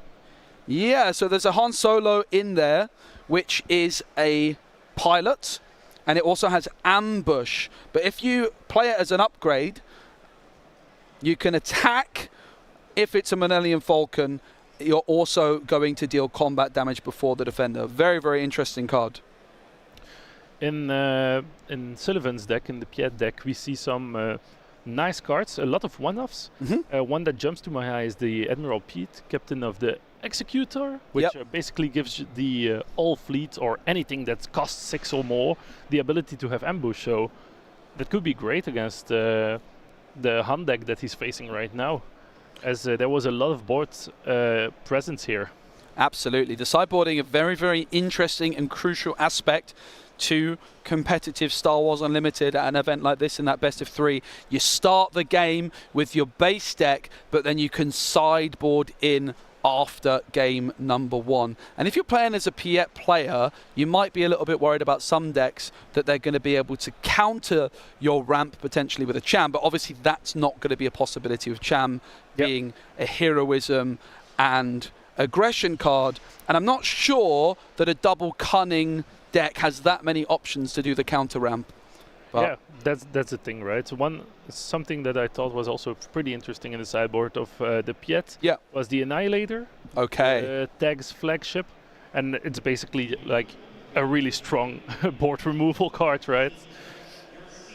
All right. Absolutely. It's going to be Porge who won game number 1, so Sullivan will have the initiative here in game number 2. And he's taking it for sure. Even though it's a control deck, you still want to take away the opportunity of your mid-range to aggro deck, I would say, to get that momentum going.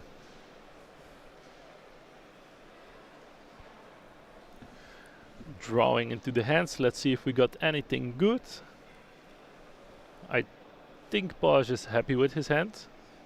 Actually, Paj is just chilling in He's that chair. They look chilling. comfy. Look at that body language. Leaned back, shoulders back. He's confident. Yeah, and they're high pressure games. You've got a camera on your face. I've played on a stream table many times, and it is a different atmosphere. You're out in the main crowd playing your games, and then suddenly you're on your own. There's cameras and lights. You're in a different environment. You've got the headsets on, but it is not bothering Porge one bit. They're just playing their game, having fun, just as they should. Yeah, exactly. Like, indeed, it's a really hot seat, right? Being on the stream table. You know people at home are also watching. Definitely. You know you're getting judged some way or another. Yeah. Even by us already. We're already commentating. Absolutely. So what will the people at home do? But yeah, it's he's chilling. He's nodding. It's all good. Yeah, enjoying themselves. And that's the key thing, right? If you feel comfortable, you're going to be doing better. If you're feeling a little bit on edge, it might lead to some misplays. But Sullivan's going to be kicking things off. And it will be an event card for 2 resources. They're going to be looking at, I think it's the top 10 cards of the deck. Yeah. See what they've got on offer here. Already big ships, but yeah, of course we know that from Piet. That resupply carrier could be a tempting option. But no. Yeah, the resupply carrier will be one of the 2 selected.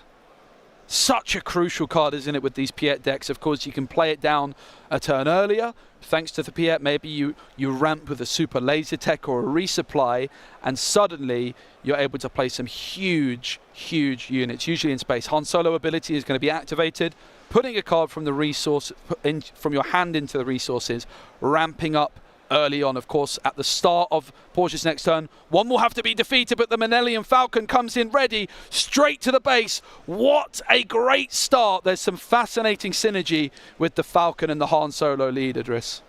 It's so nice. It's such a nice synergy. Also, the Falcon instantly comes out. He can deal damage, no sickness, or how would you call it?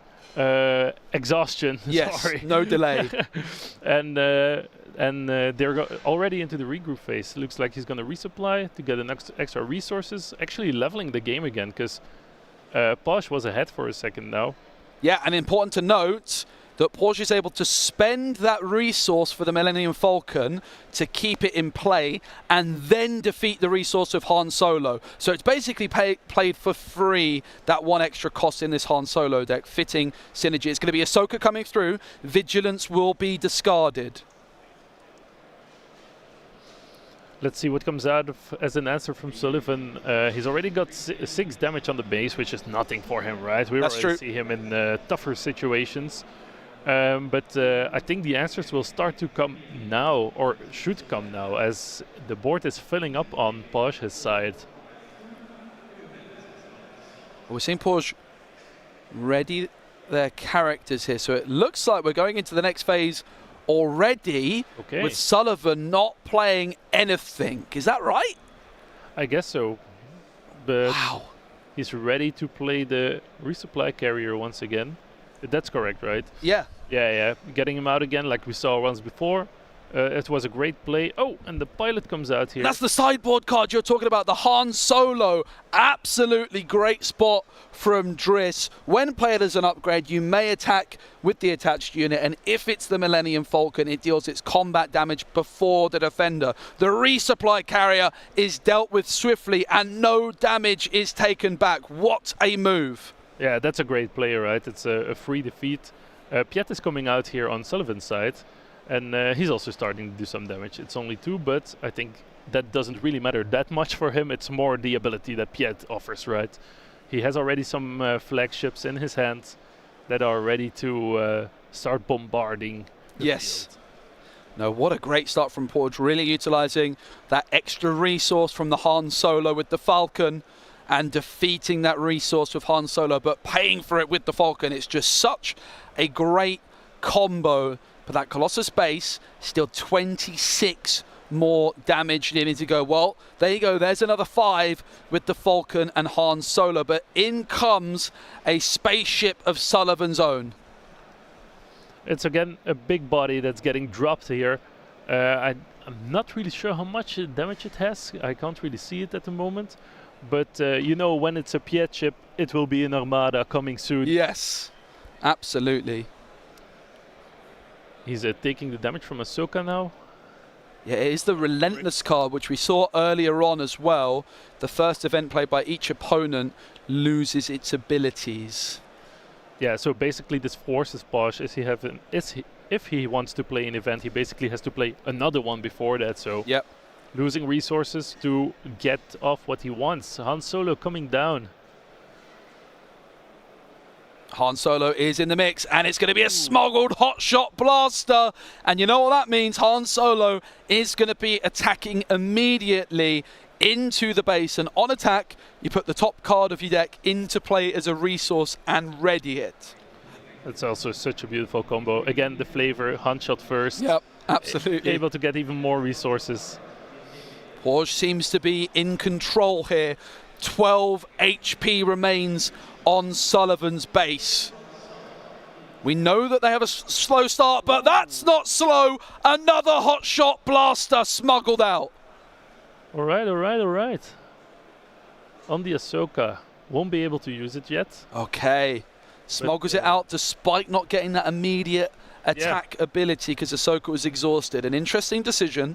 Yeah, kind of, I wouldn't say ruined, but how would you say it? I'm gonna say ruined right here, but I use a less worse variant of it. Sure. The momentum and like the surprise for Sullivan, because it could have packed him a lot more damage. Definitely. And this relentless 8-8 stat line with an overwhelming barrage, that would be 10 damage. But I'm peeking at Sullivan's hand, and it's not seeming to be there. Yeah, looks like Sully needs some draw power again. I hope the doctor comes out soon for him because he's gonna need it. Yeah, and I think we've really seen the weakness of the Colossus base in this game. Of course, incredibly strong potential at 35 HP, but the downside of drawing one card less can make a big difference. If you don't hit something like Dr. Pershing in the early game, it can be a real disaster. We saw them skip an entire turn without spending any resources, and still having not found that overwhelming barrage at this stage in the game is far from ideal. Oh, looks like there's some judge interference here. Probably something about using Han and not discarding resources, right? I think so. I think it was just our spotter on hand there to make sure everything's cleaned up. Piet is going to be, I think it went into Han there. It did, and Han, though, is not going to bother going back into Piet, straight to the base. Yeah, he knows that he's in a winning position, right? He just needs to get that damage out. He did it last time, so he'll do it again. He still has Ahsoka as well. It's a perfect setup right now for him. Oh, the Relentless with 8 coming in. That's a lot of damage. Yeah, it certainly is, but Porsche sitting comfortable. 18 HP remains, but Sully, with the Ahsoka swooping in, is now very, very nearly out of it. 6 HP remains. No. 1 HP. It's going to be the Falcon. It comes in ready, and that is Porge with a 2-0 victory on the main stage. And a big shout out to Sully for being a great sport. Yeah, this was great gameplay, actually. He was so confident. Did you see how he threw that Falcon down? Yeah. He was like, okay, I got this game now. He didn't care about Relentless there being 8-8. He didn't care at all.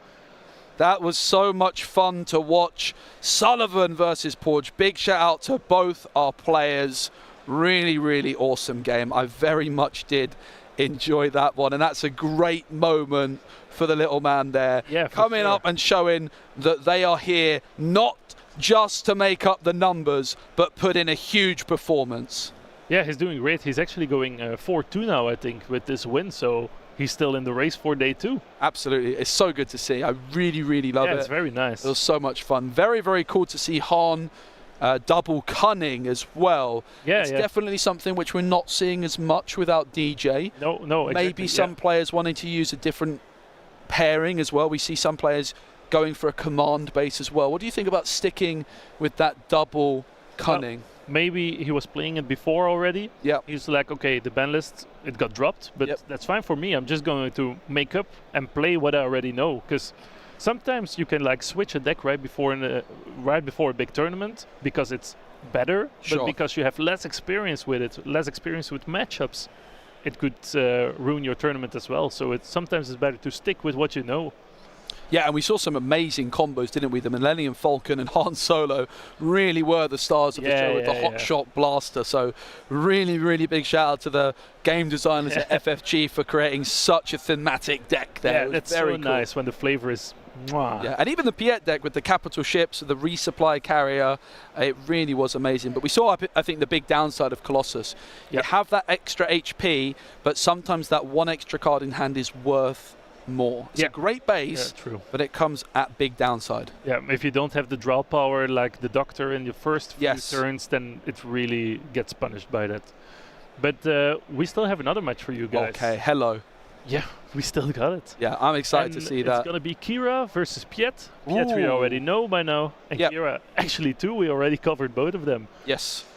Yeah, very interested to see if it's the same style of Piet deck. It is going to be a Piet with a aggression base, so 30 HP, and we are jumping in straight to game 1, and Kira here with the Dr. Pershing on turn 1, both players finding a 2-cost ground unit to kick things off.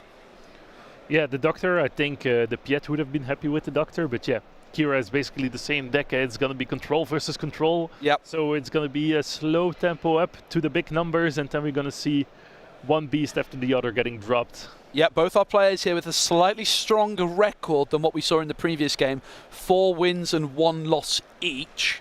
So both these players with a tremendously good start. We've got Arjun versus Camille. It is going to be straight to base. Of course, that Data Vault with 33 HP, but does come at the downside of having to play at least 60 cards in your main deck.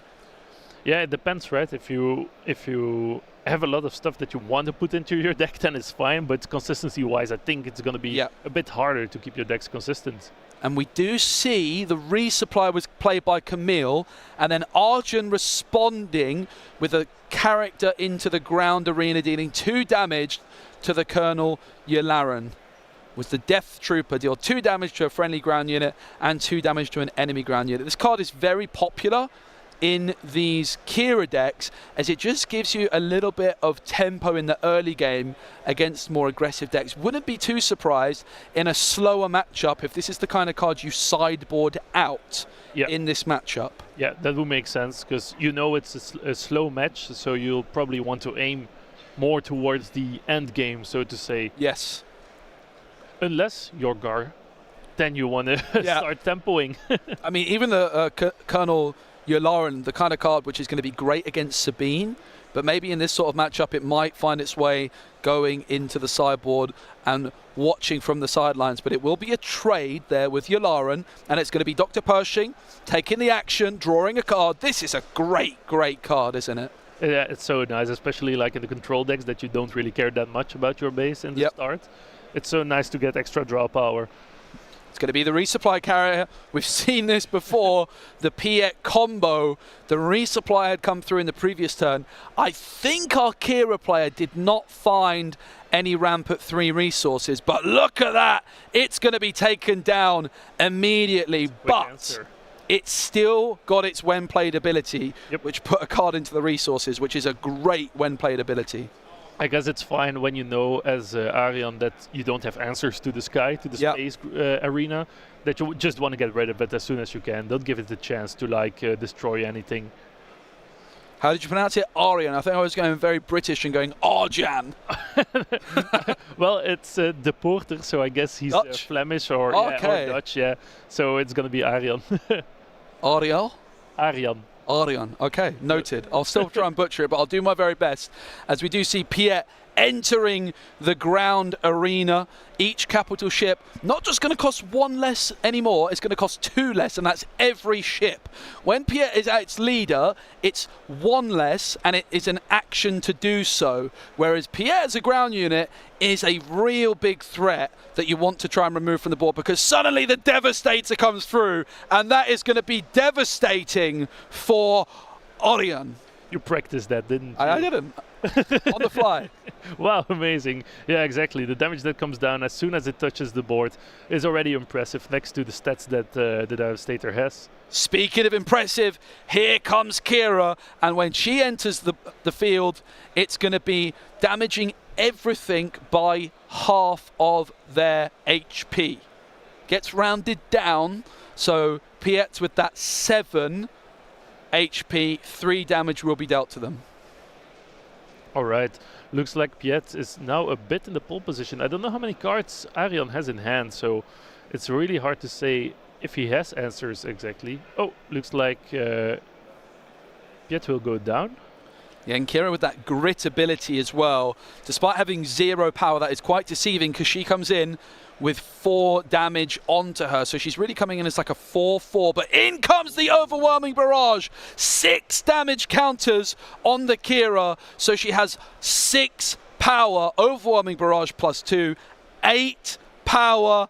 And that is enough to clean up the Devastator. What a combo. Thank you, Arjan, for answering my question. If you had an answer to the Devastator, I appreciate that a lot. So yeah, looks like he did.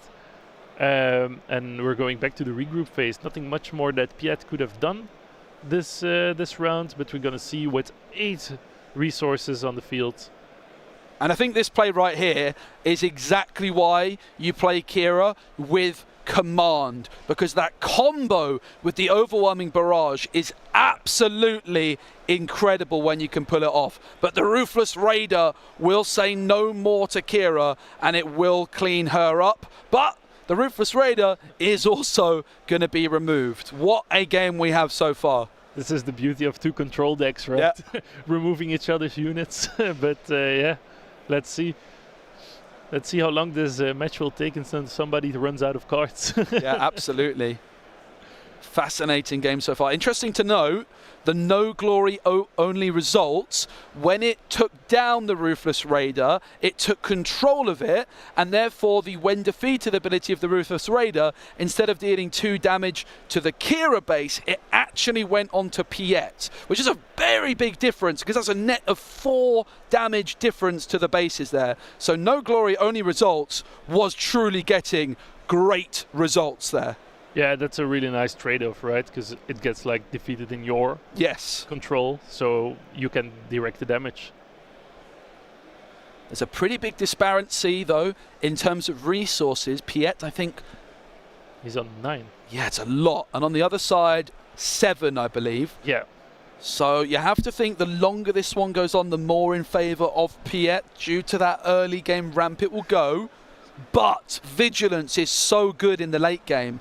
You're always having to be a little bit worried about a board clear, for example, if you overextend. I think I can see a planetary bombardment in hand for Camille as well, which could be a great finishing play down the line. Yeah, he's going to just do the 2-unit cost. Maybe it's like to bait something out. Maybe it's to see how will Arion respond to this. Yeah. And the pace has finally slowed down after a frantic start. Yep. It's worth noting, right, because this is a control battle, control mirror. Both players know that this game could take a long time, and you need to play quickly, which just adds to the skill required in this matchup. Yeah, 100%. Like these matches can take very long, especially because you always need to get into that resource pool where you can actually use the cards that you have in hand. Yep. So yeah. We did see the frigate come down from Camille, and I believe not a single card played on the other side. Perhaps just baiting Camille into overextending into a board wipe. That's what I would be a little bit worried about if I'm Camille. Yeah. How do you balance that? If you know there's a threat of a board clear, do you just not play into it? Like, what are you supposed to do? At some point, you have to do something, right? Yeah, exactly. That's what you're saying. I think it's a very hard to read. what would be the optimal play at the optimal time. But that's of course why you play it, right? You never really know. But yeah, you can't do nothing, right? Because then you're just wasting your own time, wasting your own resources. But yeah, you have to do something. And what you do, it depends on the situation, I would say. Yeah, and we did see the frigate get taken down there. But the Colonel Yularen is still standing tall. 0 HP. There's the planetary bombardment. It's going to be dealing indirect damage. No capital ship, though, on the board for Camille. So it's doing just 6, I believe. If you have a capital ship, it does 12. Might have the numbers wrong there, but from memory, that is what it's doing. It's weird, because I do think there was a capital ship in the hand of Piet, but I guess, like you said, there is some form of being scared here to being... Because at this point, it's head-to-head. That is a big, big ship taking down the Colonel, but there's going to be another ground unit where that came from. It's going to be the claim from Arian as well, but just 14 HP remaining on their data vault base. On the other side, 30 HP remains for Piet. There's the Ruthless Raider. That's going to deal 2 more damage to the base. Yeah, it keeps on chopping, and I guess the Kira has to start answering the Piet, because we're already in the late game for sure.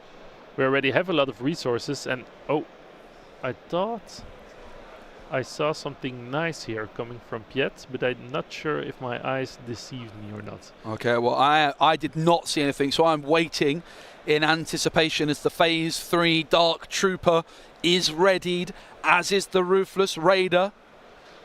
13 HP remains for Orion, but in comes the overwhelming barrage, and that is big damage, cleaning up both of Camille's units, one in the ground, one in the space, but the Ruthless Raider will deal 2 more damage to Orion's base. It's super big because, like you see, the Piet player also had an overwhelming barrage, so taking initiative, it's so important when you do it. Yeah. Just a simple tap of the token in the last round. It's easy to overlook, but what a difference it made in this game 1. Yeah, it's so big. Like, it could have been the whole opposite, right? It could have been a board wipe for Arjan at this point, but...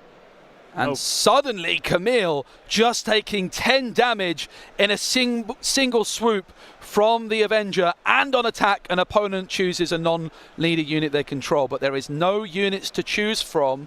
That is the fascinating part of the back and forth. Or the resupply carrier comes through, not for the first time in this game.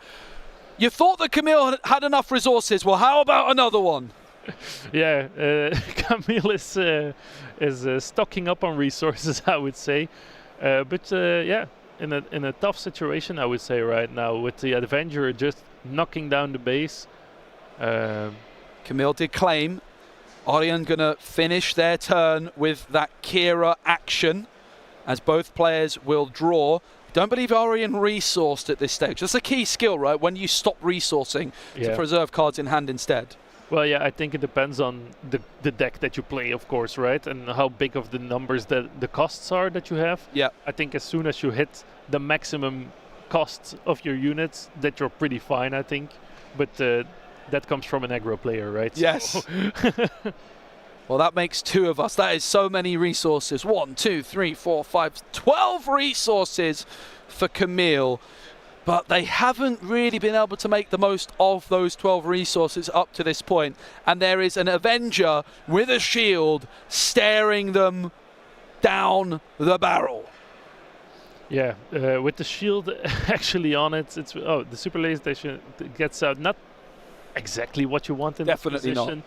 It's something, but yeah, that won't really make the difference at this point. Like you said, that Avenger is the biggest threat by far right now. And Orion feeling comfortable enough that they don't even need to go for the attack immediately, and instead they ambush in with Darth Maul and its Overwhelm, dealing more damage to Camille's base. What a comeback this is from Kira. It looked like Piet was in a dominant position, but suddenly Orion looks to be closing this one out. Yeah, it's crazy how much difference one tap on the initiative token can make. Yeah. Also, indeed, like you said, it's Oh my goodness, what is that? It's the Devastator. Devastator going down, pinging damage. That is a pair of big ships. Yeah, it is. With yeah, that's what Pete is all about, right? But the Devastator is no more. It's cleaned up by one of those vigilance events, and suddenly it's just going to be easy for 8 more damage to go into Camille's base, and that leaves them in a very dangerous position. 6 HP remains. It's not much for Piet, and it's going to be even tougher right now. Looks like Camille didn't really get anything. That's a scoop! She's scooping up, yeah. Orion takes the game. I cannot believe it. It looked like it might be all over for them. Piet found ramp. They didn't. But that is the power of the Kira deck. I'm going to stop calling that Kira is in a bad position. Yeah. I'm always wrong. Always wrong. It's fascinating to see Kira maneuver their way through that. We saw earlier them maybe struggle a little bit against the more aggressive decks like Sabine, but you can really see why this deck had the highest conversion rate of any deck last weekend, and that is why it finds itself as the 3rd most represented deck this weekend. Truly coming out of nowhere. Yeah, exactly. Like, I don't think anyone would have predicted this. But here we go. Game 2. This is, remember, our 2nd show match of round 6. A big shout out to the production crew for making this all happen here at Fanfinity. There's a Dr. Pershing down on the board already. And I think we're going in to the 2nd turn. So no turn 1 for Camille. Yeah, like you said, the prediction team is doing a great job. It's so nice. Resupply came through from Camille. Inferno coming down here from Arjan, looking at the top 2 cards and deciding which one do I want to see. And the Dr. Pershing, you could attack the base for 0, but of course you're not going to do that. You're going to take the action, deal 1 damage to a friendly unit, and draw a card. But we're also going to see Kira's ability for 1 resource, 2 damage being dealt to the Inferno 4. Why on earth would you do that, you might ask? Well, because you also get to give it a shield. Yeah, and shields are pretty good, especially against like other decks like I would say Sabine or anything. Yep. It's so hard that they have to bash through the shield and then once again bash through your unit. It's the 2nd time we've seen Orion not finding ramp when at 3 resources, and Camille using that resupply. So Camille getting off to a very aggressive ramp style of game here, but Orion just chilling and just getting some board presence. Piet, is it going to be that resupply character? It is. The resupply carrier. It's our favorite combo. Yeah. That we've been seeing. It's really strong, right? On turn... what turn is it? Turn 4 for us? Yeah, you go resupply at 3 resources, and then the next turn, Piet plus resupply carrier, and you're off to the races. And suddenly, Piet now has entered the field as well. In the ground arena, every capital ship now will cost 2 less. That's a huge cost reduction, and with 7 HP, he is very difficult to remove. Yeah, he's a bugger indeed, and looks like with only the Doctor on the field, it will be pretty hard to remove him. Starts blasting at the base as well. It's going to be 2 damage from Piet into the base, as you say. Another resupply here, I thought, coming out from Arjan. It was a very fancy resupply. That wasn't just any. And the resupply enables Kira to come in. The resupply comes in as a resource, and it's not readied, but it gives you a huge tempo swing as Kira comes through, heals up Pershing. It's going to damage everything back down, but that is incredibly strong, and suddenly the Piet has been dealt with thanks to a surprise resupply and a Kira entering the board out of nowhere. I loved this play. I just wanted to say exactly the same thing. It's so nice to see the Kira actually in action, like healing up your own units. Yeah. Damaging the other ones, even like destroying the other leader, which is really big, right, in this matchup. Yep. It's what's so powerful about ramp in Star Wars Unlimited. When I first looked at the ramp cards, I thought these cards are not actually very good. But what is really powerful about that resupply there, okay, it's great long term, you get more resources. It's very slow. But it's not slow if it also enables you to call in your leader a whole turn sooner, gaining a whole bunch of tempo to make up for the downside of the card that is resupply. Yeah, exactly. It's like at the start of the latest sets that got released, the jump to lightspeed. There was a lot of people who were playing with the Poe and the eject. I don't know if you followed that as well. I've seen it. But yeah, it's just because your leader is so strong, you want to get him out as soon as you can, right? Yep. A Ruthless Raider coming down here, dealing 2 damage on the Kira. Kira is no more. She has been dealt with swiftly. Ruthless Raider, a tremendous card. Of course, we saw it a lot in those Django decks, but Piet making use of it as well. Yeah, as soon as it... Oh, yeah.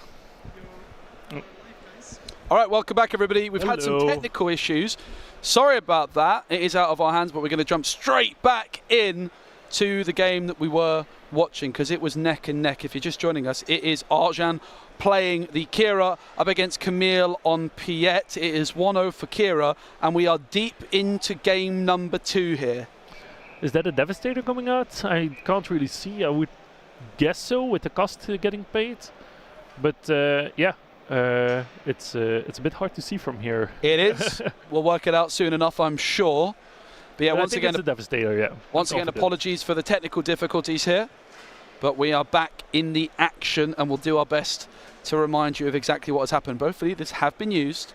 It is going to be the Inferno 4 going into the base for 2 damage. And then the Ruthless Raider will answer. Dr. Pershing going to be dealing 1 damage to itself to draw a card for Kira. It was a relentless. Sorry, stream. Sorry, chat. I was wrong. So the first event that Kira plays each round loses all abilities. And that is incredibly relevant against a card like Overwhelming Barrage. The Super Laser Technician comes down into the ground arena. 3 resources it costs, but 4 remain for Arjan. Yeah, looks like it's a bit split again, once again. A lot of ground units coming out here for Arjan and Kira. Including a Sentinel. And that's what you want, especially when you're getting your... Oh, your leader has already been out. Yes. Yeah. Oh, I'm so confused with the technical difficulties, but it's all fine. We'll get ourselves through it, and chat, of course. Yeah, but Camille has the initiative here, and they're playing Command, and they're playing Villainy, which, you know what that means? That means there's the potential, of course, of that Overwhelming Barrage. But do they have it? They have the initiative.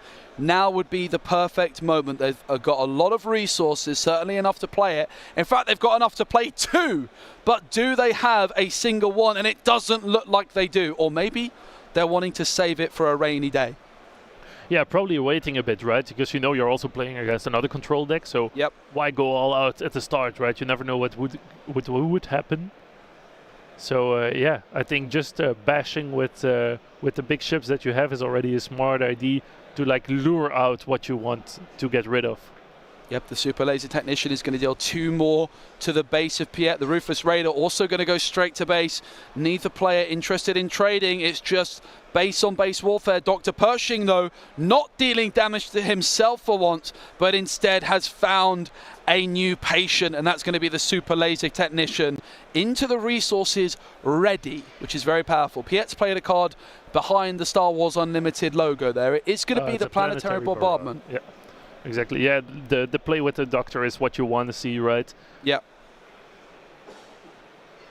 And exactly, that's what he did. You get another resource that's ready, like you said, so you can instantly use it, and you get to draw another card, which is like double the fun. Yeah, absolutely. Kira with 16 damage on their base. 33 HP on the base. So 17 HP remains. That took me a while. I was stalling. My maths was very dodgy there, but we got there. 22 HP for Camille. So it's a pretty tight game. Camille has the advantage in terms of HP remaining on the base. But the board presence, certainly in the ground arena, is in favor of Arjan. But what's happening up here? Oh, is it still resolving the Planetary Bombardment? Oh, it's Vigilance. Oh. Vigilance is coming through here, and Arjan seems to be targeting their own units with Vigilance, because suddenly their board's disappeared. Yeah, it's an odd play. Maybe I'm not reading the lines correctly, but yeah, I would think so. That he actually did that.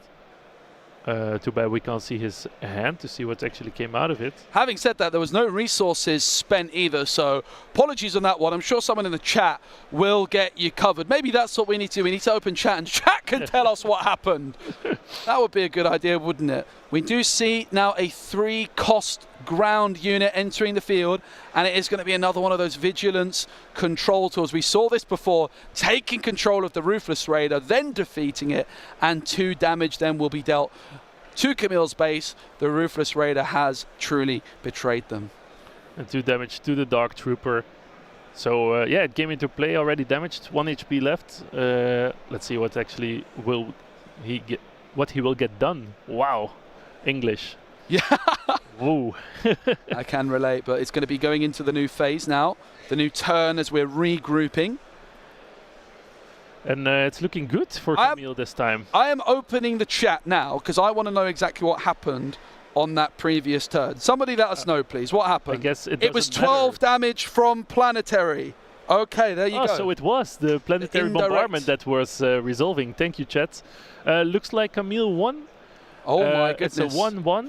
And for the people at home, we know who won actually. Yeah, so this was a pre-recorded game. Obviously, we had some technical issues.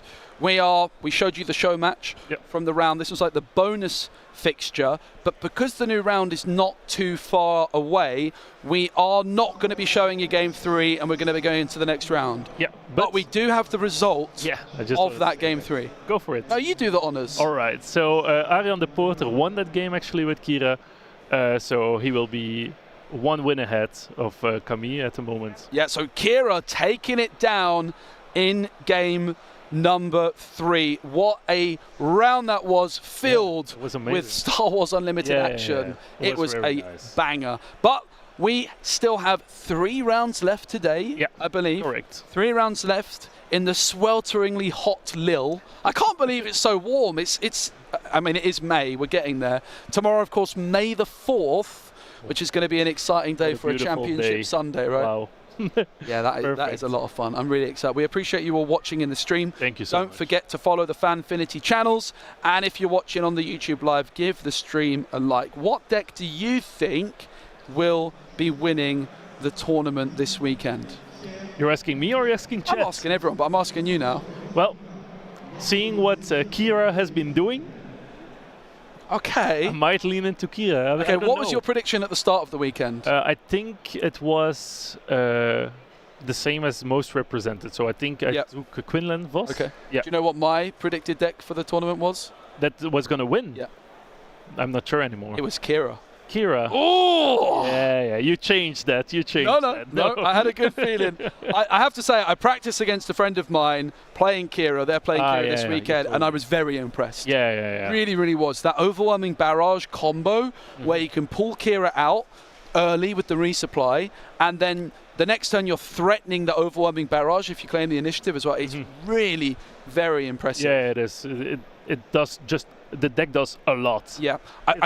I do think for Kira, that Sabine matchup is a little bit dicey. It is tricky. Yeah. You can win, but I think if the Sabine player draws well and they play smoothly, it's a real uphill battle for Kira. Yeah, that's the thing. I think against the Sabine, it's going to struggle, but if it has the right cards at the right moment, okay, that's you can say that about every matchup, sure. right? But I think especially for Kira, that's the thing. Yeah.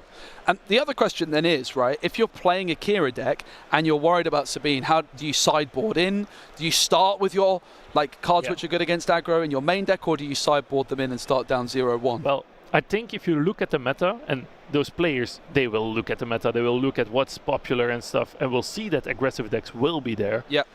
They will be prepared for it in the main deck, for sure. I would think. Yeah. And just when they see, oh, it's a control player, I can sideboard into my control deck to answer those questions. It's right? Really interesting. So I really think that going into the main event with your main deck, you go to fight what is the most popular. Yeah. Well, we will be back very shortly because we are going to have the 7th round, the 7th round of this Star Wars Unlimited tournament here in Lille. Don't go anywhere because the game is not far away.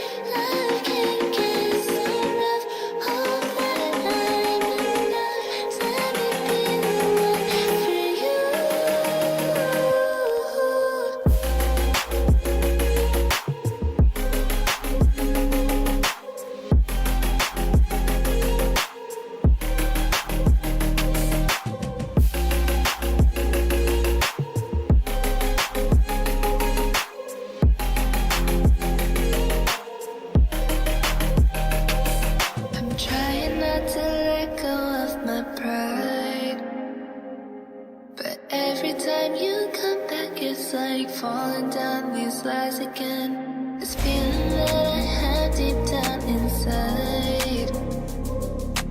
I just wanna be the one you need.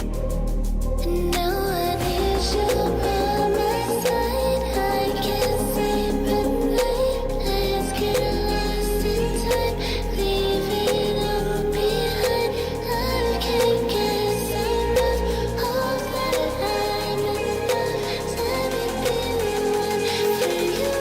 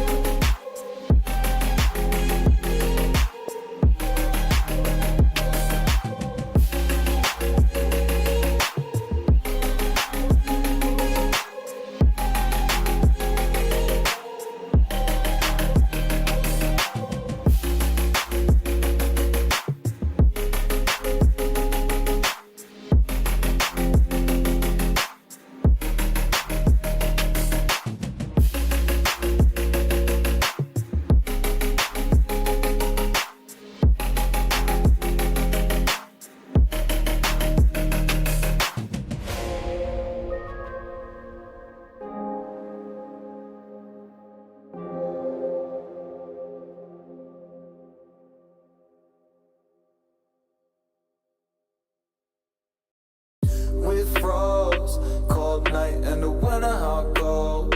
Sorry that I fall away sometimes. Sorry that I fall away sometimes. Yeah, yeah. The end, got to end it all on the weekend. Sorry that I feel that way sometimes. Sorry that I feel that way sometimes. Oh, oh, yeah. You don't really wanna know me. Hanging in the corner with a nosebleed. High on whatever they sold me. That's the old me, yeah. 6 years later trying to find me. Still trying to figure out the line piece. Looking for the love inside me.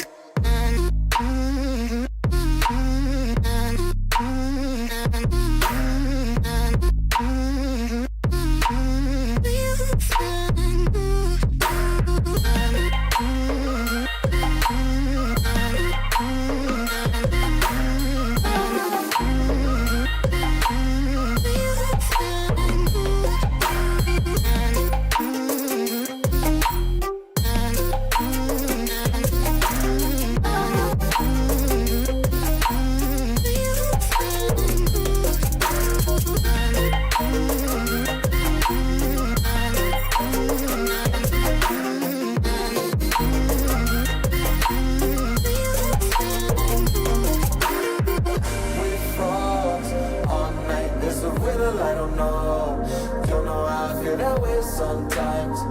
Don't know how I feel that way sometimes. Yeah, yeah. The end. Think how we can set out on the weekend. Funny how I kinda like this life.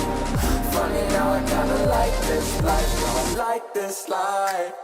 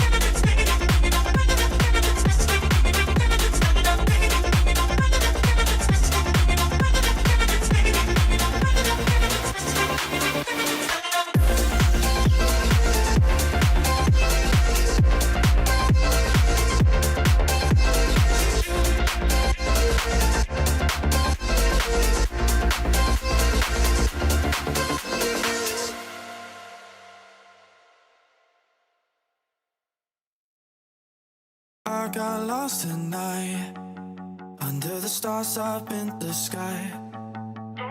Directions hard to find under the stars up in the sky. I got lost tonight under the stars up in the sky. Directions hard to find under the stars up in the sky. I don't know where to take this, I don't wanna break this. We're living in the moment, we're living in the moment.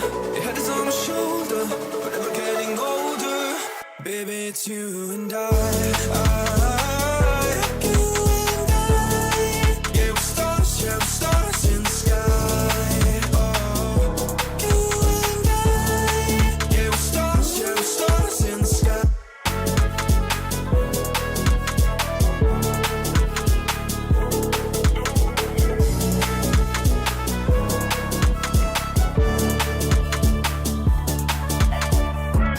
You say that you're leaving me, the same thing you said last night. You can't do it peacefully, we won't go without a fight. So when I go, I know you'll follow me. I don't want slamming doors, no, no. Just wait and see, you'll feel it naturally. There's no one else I see, I know you'll follow me. I don't know where to take this, I don't wanna break this. We're living in the moment, we're living in the moment. Your head is on my shoulder, we're never getting older.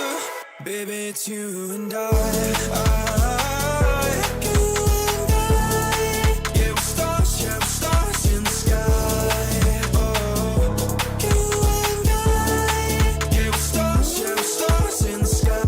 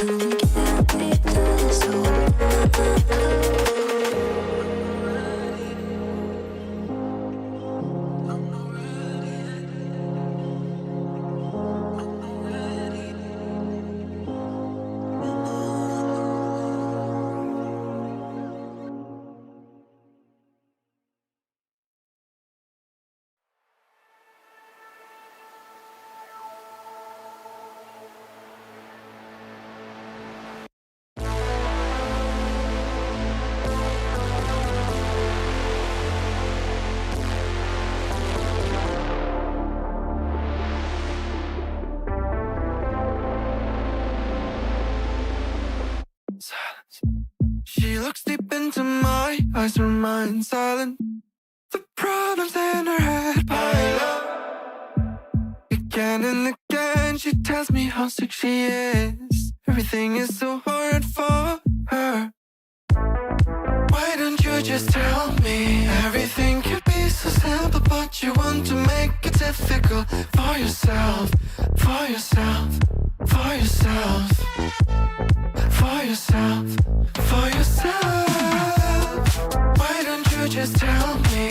Everything could be so simple, but you want to make it difficult for yourself, for yourself, for yourself, for yourself, for yourself. I will take your heart, count the time of love until it is over. You should have thought about your problems wouldn't go away by themselves. I will take your heart, count the time of love until it is over. You should have thought about your problems wouldn't go away by themselves. I guess we will split our ways. No more of your makeup in my face. My feelings are replaced. Time to end this phase. Na na na na na na na na na na na. I guess we will split our ways. No more of your makeup in my face. My feelings are replaced. Time to end this phase. Na na na na na na na na na na na na.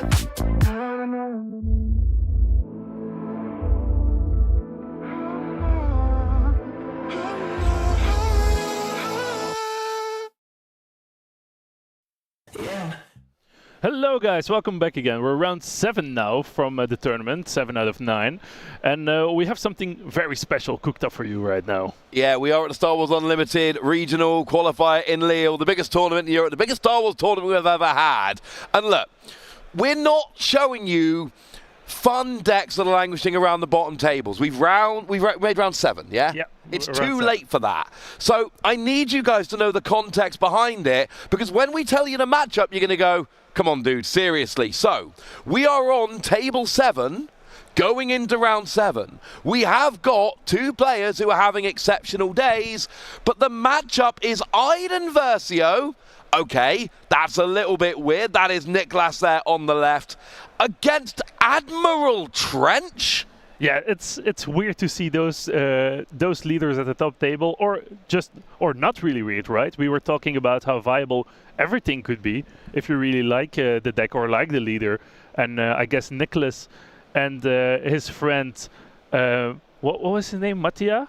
Mattia, yes. Yeah, is actually showing that everything can be possible if you love your deck enough. So Aiden is a deck that was borderline on my radar coming into this event. Again, I'm looking at everything. I'm looking at every tournament result I can find. And Aiden Versio, it is a hard control deck. Yeah. Very few units, lots of events, very much like we saw with Bosk earlier in the tournament. Admiral Trench, I'm going to be honest with you, I did not prepare for Admiral Trench because I didn't think it was going to be coming in at 5-1 now, did I? But it is. It's got a skill that lets you exhaust it, discard a card that costs 3 or more from your hand and draw a card. The main combo we've got here is essentially discarding your Darth Maul so you can bring it back with Palpatine's Return. Other than that, it's just cycling your deck. It is just getting rid of cards you don't want in the hope of drawing better cards that you do. Exactly, yeah. We've seen that they play 3 Palpatine Returns, so I guess they will really use that to get some advantage wherever they can with the discard ability that Admiral Trench brings to the table. And not to be outdone, you know, the Aiden deck does play 2 Palpatine's Return here. Mostly going for the Supreme Leader Snoke, which is only played as a one-of in the deck, which is hard to get hold of. So, get ready, ladies and gentlemen. I don't think anyone has ever streamed Aiden Versio against Admiral Trench before. I'm willing to say that out loud, especially Admiral Trench, of course, was one of these new cards from Journey to Lightspeed. We're off, and we're using the leader skill to cycle. Already showing what the deck does. He just went into cycling, and looks like we're regrouping already, taking new resources. So not a great start, I guess. We did not do much. That was a bounty hunter crew that was discarded. Lets you ambush and also lets you return an event from your discard pile to your hand when played. Not a card we see really in any other deck, but it's got a bit of synergy there. Discard an event with your Admiral Trench, play your Bounty Hunter crew, get that event back. That, however, that is a card we see in a bunch of other decks. Exactly. Finally, a card that we recognize. Resupply getting you that extra resource coming down there for Mattia. Yeah, there's going to be a lot of, hang on a second, what does that card do? But don't worry, ladies and gentlemen, we got deck lists. We've got your back. And we've already ramped up pretty nicely here. Yeah, it looks like Mattia is actually ramping up pretty good. He's already at the 7 resources, which is big, right? Yeah, he is getting up there, and there are some nice big units available in this Admiral Trench deck that we're going to see as we go along. But, you know, there's a bunch of ships you won't be unfamiliar with. You might be unfamiliar with the Admiral Trench leader card. When deployed, reveal the top 4 cards of your deck. Your opponent gets to discard 2 of them, and then you draw 1 and discard the other. So you do get to keep the card. So it's Frozen in Carbonite is the option, and that is a card which will exhaust an opponent's unit and will not let them ready again. Oh, well, that was a bit upsetting. Takedown just took it down straight away. Well, I guess if you don't know what it does, you have to stop it as soon as you can. What I will say, that leader has a when deployed, but no other skills, so at least you did get that. Now, here's a card we've seen a bunch before. It is Bazine Natal. You get to discard a card from your opponent's hand, and they get to draw a replacement. But the theory is what they draw is going to be less useful than the one you discarded. At least that's what you hope, right? So yeah. That's what you're going for. So getting rid of that basically AoE card. Yeah, that Super Laser Blast goes down, it looks like. Oh, no. Yeah, that is the one we have gone for. Yep. So there's going to be no board clearing for the moment. Already regrouping again. Looks like they want to get to the 8 resources as soon as they can to start bombarding the field with bigger units or stronger cards. Well, Admiral Trench is an Admiral, and we do have plenty of capital ships, but we do see Vigilance coming down here, and that is going to do a bunch of things, one of which is get rid of that Bazine Natal, and it looks like the other one is discarding 6 cards from Mattia's deck here. And are we deploying the leader? Looks like he's deploying the leader once again, yeah. Didn't we just deploy the leader last turn? Yeah, I would think so. I'm not sure what's actually going on here. Maybe we missed something, or... Oh, it's not an epic action!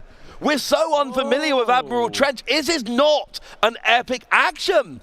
It is just a pay free and exhaust it. We see Bib Fortuna coming out here shielded. That is going to allow you to play those events a little bit cheaper. My apologies. Admiral Trench, not an epic action.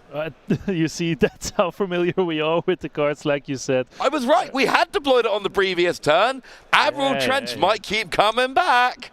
Oh, okay, so maybe Nicholas also didn't really know that, as he got rid of it so quickly, but he's just back.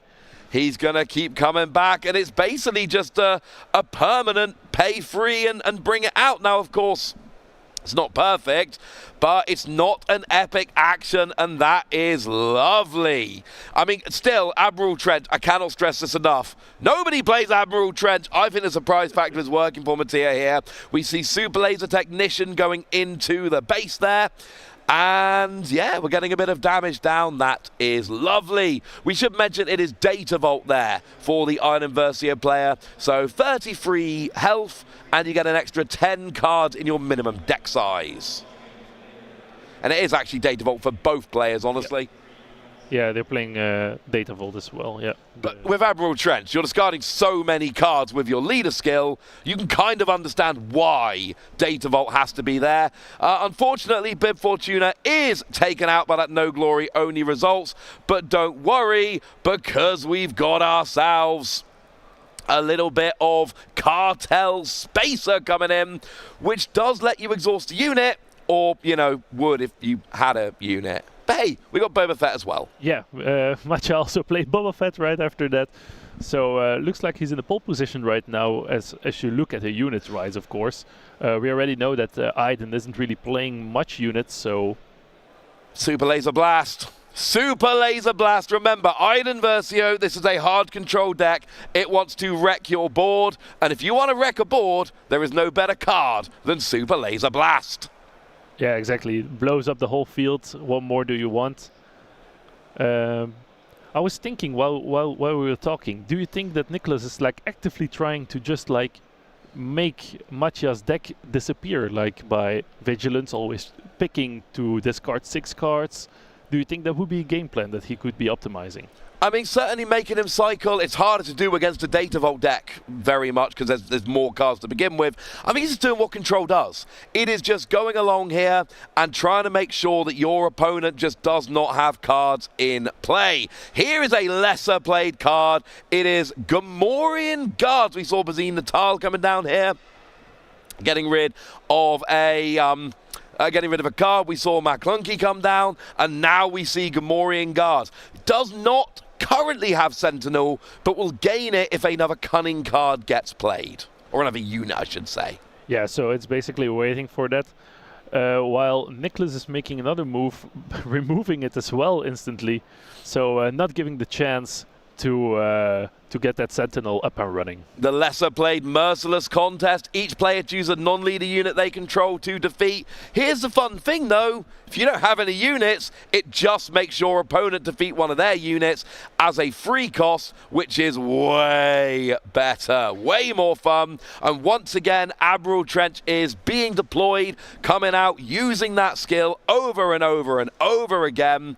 Lots of draw, lots of discarding. But if you discard enough cards, then you're going to see things like your Bounty Hunter crew is going to have a lot more options. Things like Palpatine's Return is going to be a lot more of a viable card to hit.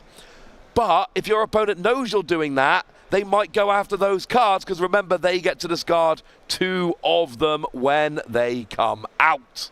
Exactly, he's basically filling up the discard pile right now to give himself options, right, when the time comes. Well, we do see Bosk there. Now, actually, the leader has been entrenched. And entrenched is such a great card when you're playing control, because it gives your opponent a +3/+3, but says they can't attack bases. But if you're not giving them any units, then it doesn't matter. We see Search Your Feelings. Lets you search for any card. Did you see what was searched? I did not notice what got searched, no. I don't think we've seen it yet. Oh, unfortunately. Its cards for very well. He's hiding it from us. And yeah, we got that lovely, the organized play Bosk has just been sitting there for a little while. But when you play an event, you get to deal 2 damage to a unit. And it doesn't say if you exhaust it, or once per turn, or indeed anything else that would limit there. So that sounds very nice indeed. And that, I'm getting a little bit sad. That Cartel Spacer is just not doing any exhausting because there's never a unit to exhaust. Yeah, that's the game plan from Aiden, right? That we saw, that we discussed. A lot of events more than actually units to get on the field, right? So making those units for this time being useless. And another blast coming down here. Another Super Laser Blast, and to be fair, that board was filling up for Mattia very nicely indeed. I got to say, the pace of play in this game is very, very quick. We got that Sentinel coming out, that contracted Jump Star. Jump Master, I should say. That gives a Space Sentinel. But you'll notice a lot of these cards don't interact like they should because of the Aiden deck. Cool, it gives you Sentinel. What are you protecting against? There's nothing in space attacking. So you're not getting the same value from your cards. Yeah, exactly. But that's the matchup that probably not a lot of people prepared for, right? Like we just said ourselves, it's pretty too rare leaders coming out against each other. Well, here's something to defend against that Avenger. Well, it makes your opponent choose a non-leader unit to defeat, but there was only one out there. And here comes the leader. I've not been counting. I think that might be 5. Yeah, probably. I think we're also at 5 times he got deployed. Yeah, we're close to it as well. We're so used to seeing leaders deploying as an epic action. Yeah. It's frying my brain a little bit. Oh, it's getting entrenched again. It's frying my brain a little bit seeing that leader being deployed over and over and over again. Yeah, it's really unique. Oh, that's the card that we saw in the first round. That's right? frozen in Carbonite. It exhausts the unit, and it does not get ready in the next rephase. Oh, and here comes the Jump Master again, hoping to finally get that Sentinel sticking on there. That frozen in Carbonite. If your opponent's playing very few units, oh, that's fun to take one of them out. Yeah. It also has a lot of value, right? Because there are so less units that can come into play. I mean, if you're paying 3 to essentially take a 9 cost out of the game, yeah. That's value. That's pretty good value there, mate. I'm down with that. Unfortunately, the contracted Jumpstart has gone down, which is a little bit sad. You can't win them all. And we got another one of those big cards coming down. That is the Devastator, Sentinel, Overwhelm, and dealing lots of damage when it comes down. But it seems like we've got an overwhelming barrage coming down onto Admiral Trench. Who is entrenched at the moment. So here's the fun thing. He's got the +3 from the entrencher his opponent gave him, and that's allowing him to drop 3 more damage on his opponent's side of the board. Actually not bad, right? That is such a fun way to use your opponent's tricks against them. Oh, I love that. That's amazing. Actually, smart play here from Mattia, as he's otherwise being useless, right? His Admiral Trench at the moment. There's no ground units to attack. Oh, here, speaking of ground units, though, it's my boy Maul. He's out. He's here. I love Maul. Yeah, I've heard it. I have heard the stories how much you love Maul. I will not be shutting up about it. Just to be clear, I will not be. I mean, you've got the pin, mate. Keep going. Yeah, you're on my side. I'm a fanboy. that's a thing. But yeah, Maul coming down here. Let's see what actually gets down. And looks like it's Maul once again who's getting down. Another Avenger coming down, or did I misread that? Something has just come down. There is an Avenger there on the board. Now, what's interesting here is that we're getting into this endgame. You'll notice there's a total of 5 damage. Oh, it's overwhelming barrage again! 2 turns in a row. That is absurd. And he's still entrenched, so he still gets the extra damage. Mattia, I love your use of overwhelming barrage. It makes me very, very happy. Yeah, like, and another Maul coming down as well. He's been saving them up. He's like, I really want to play Maul, you know? His cards are replicating in his hand, and it is doing him the world of good here. This is absolute poetry in motion. Unfortunately, we did see them all go down there. But this is a card we don't see very often. It's Vanquish, just defeats a non-leader unit. Great in control. And then Crafty Smuggler hitting the board with that shield.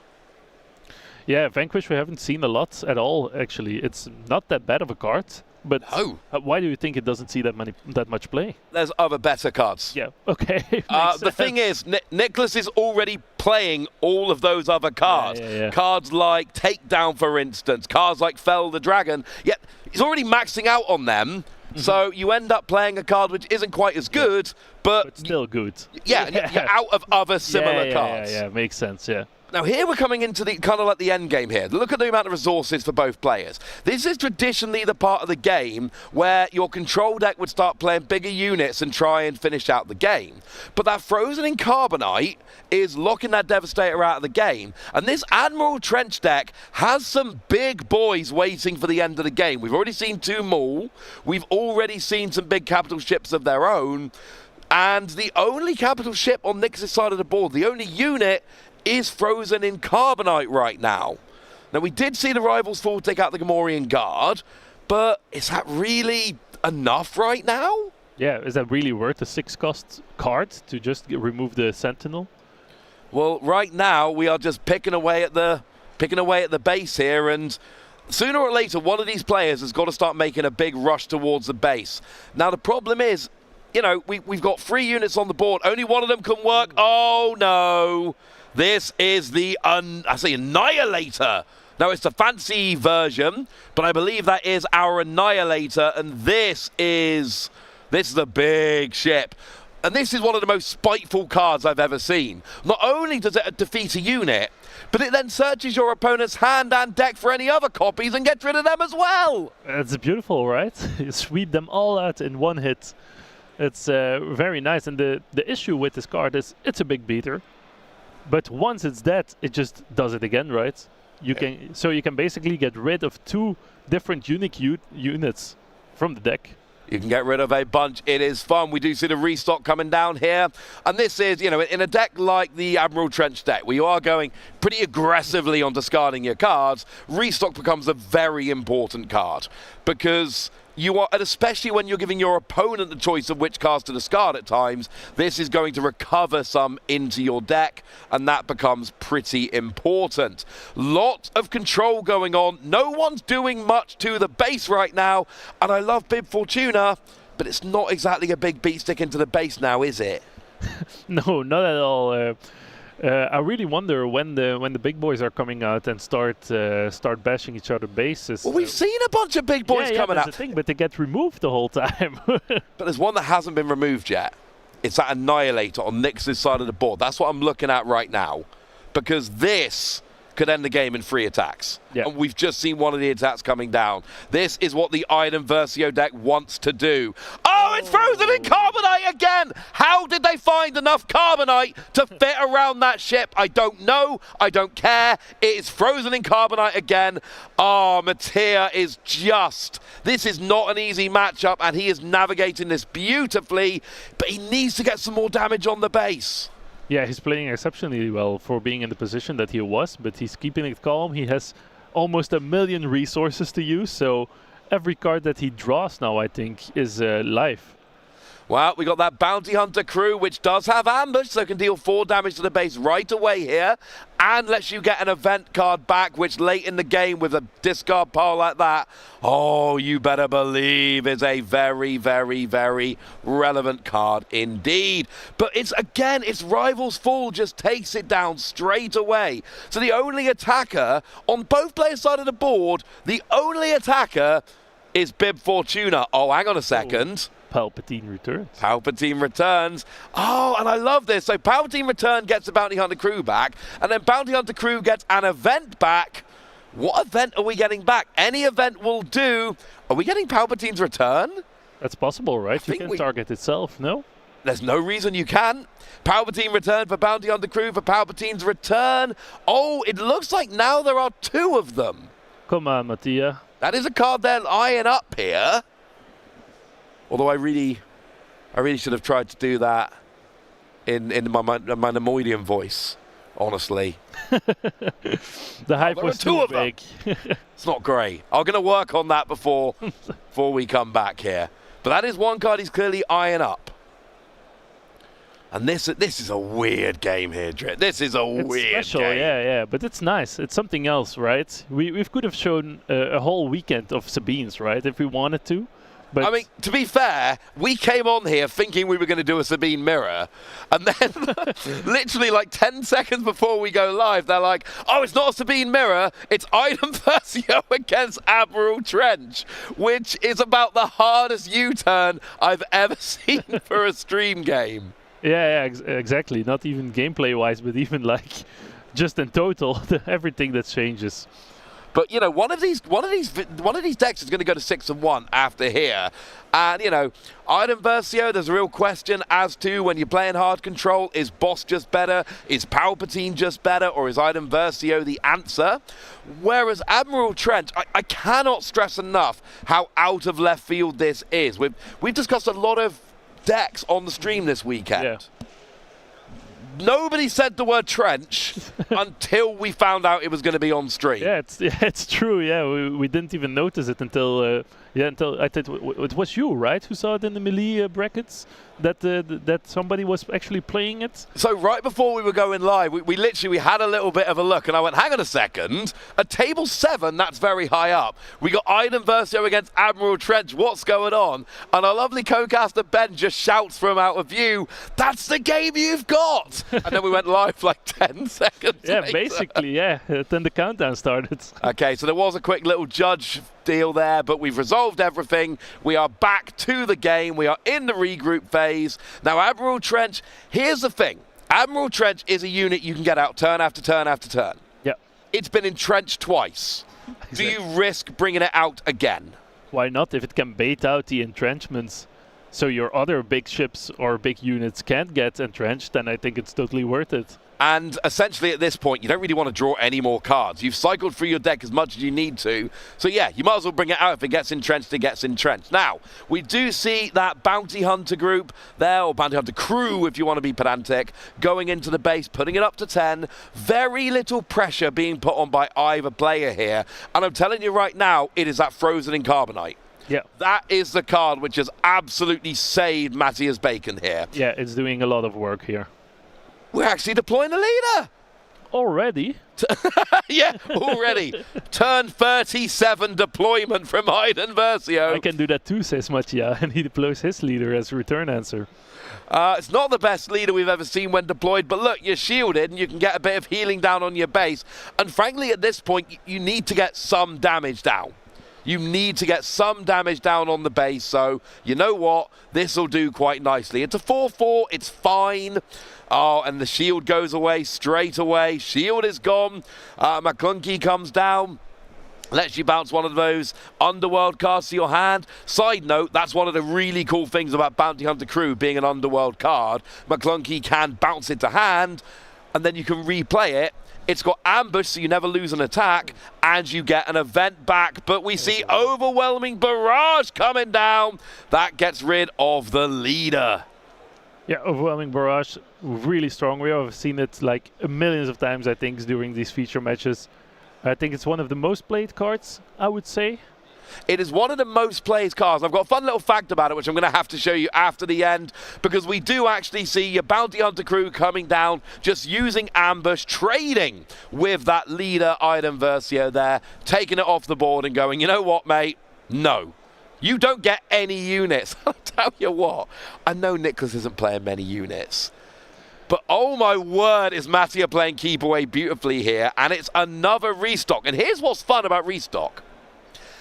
It's only played as a one-of in the deck. Because it's just recovery. It's a terrible card to draw 99% of the time. Mm-hmm. But it's an event. Yeah. So you can just reuse it with your Bounty Hunter, who can be reused with your McClunky, and actually you can have a lot of uses of restock if you need it. Yeah, that's actually what you want. You can just throw it away as well, right? How much cost is it? It's a one cost. It's a 1, so you can't really use it with your leader, but still, you can discard it, then get it back. That's a pretty nifty trick in the Admiral Trench deck. You play one of, and you can get half a dozen uses or more with all of the other tricks you've got running around here. Now, one of the things about this Iden Versio deck we need to acknowledge at this point, very few units, and right now there's only 2 down, and it is not going well. We really need to find a Snoke or another Annihilator. Oh, there it is. I mean, come on. The timing, come on. So we see an Annihilator coming down here. Now, of course, it is a unique unit. Yeah. But, oh no, get rid of the one that's frozen in Carbonite. That will be fine. And now that Annihilator is going to do a lot of damage. It is absolutely brutal here. And that is going to be the thing that Nicholas wants to use to get over the line, because Matty has not got much damage on the base. For everything good they've been doing, they've not got much damage on the base. Exactly. We just saw Mattia's hand. We saw 2 Palpatine returns, so that could be some interesting play there. But yeah, it's gonna need to happen now, or soon at least, because that Annihilator is ready to annihilate the base. we need something. We need a way to get rid of it. Maybe something like a Frozen in Carbonite. Obviously, there's a third copy in a deck. Come on, you knew that. For sure. So Frozen in Carbonite would be amazing here. That would be awesome. Or else you need something else. I'm just having a little bit of a look. I'm not seeing that much in there, which is going to do exactly what you're looking for in terms of getting that Annihilator off the board. So, but the thing is, Mattia has pretty much cycled his deck, right? Like, he's using restock to avoid having to actually cycle his deck.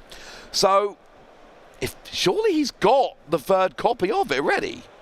Well, yeah, or he actually used it as a resource at some point because he thought I didn't really need it at that point, or you never know, right? That is an excellent point. Oh, he's using Palpatine Returns here. Oh, he doesn't even need Frozen in Carbonite. He's got a devastating answer, and yeah, that's a pun. It's Devastator. You deal damage equal to the number of resources you control. I'm not counting how many resources he's got. It's enough. That's all I'm telling you. It's enough. It's enough. As an answer from the Annihilator dying, he did have to kill his own Devastator, but that's still a worth Palpatine Returns, right? He basically got rid of the threat that was on the board, and we're going to see now how Nicholas is going to respond to that. I mean, I'm starting to think here, well, this is supposed to be a best of 3. I don't think we're even getting 2 games out of this. And that's really important because the winner of game 1 becomes the huge favourite in this matchup. You want to win game 1. If you're not going to get a game 2 finishing, you'll want to win game 1. That becomes very important. So we've got a Bounty Hunter crew coming down that has bounced an event back to your hand. But I did not see which event it was. I'm afraid I do apologise. But we just need, and here's the thing, it's got ambush. It can do 4 damage. Well, it can't do 4 damage to the base, but it can potentially go into a unit if a unit comes down. Otherwise, it can do 4 next turn. You've got your leader, which can come out and potentially do more next turn as well. Well, I just hope for Admiral Trench he doesn't get trenched this time when he comes out, because it's been a 100% success rate for Nicholas to actually do it. Yeah. Admiral Trench has been entrenched. The irony is not lost on me. It's been the card. Basically, entrench for Nicholas has been like Frozen in Carbonite for Mattia here. Yeah, exactly. They're going toe-to-toe with this one. And it's another Bazine Natal. We've seen this a bunch this game already. You get to look at your opponent's hand, discard one of those cards, and then they draw a card. What are we getting rid of here? I mean, yeah, it's that big capital ship. Get rid of it. The Devastator, I believe, goes into the discard here, and I don't mind that at all. That seems like the good option, because every time one of those big capital ships comes down, you kind of need to get rid of it, or Nicholas is going to win the game. Did you see any other big ships that were in his hand? Because, of course, he can only pick one, right? I did. Unfortunately, I did see another one in the hand. It is that Avenger, and given how quickly it came up on the screen there, our co-caster Ben backstage saw it as well.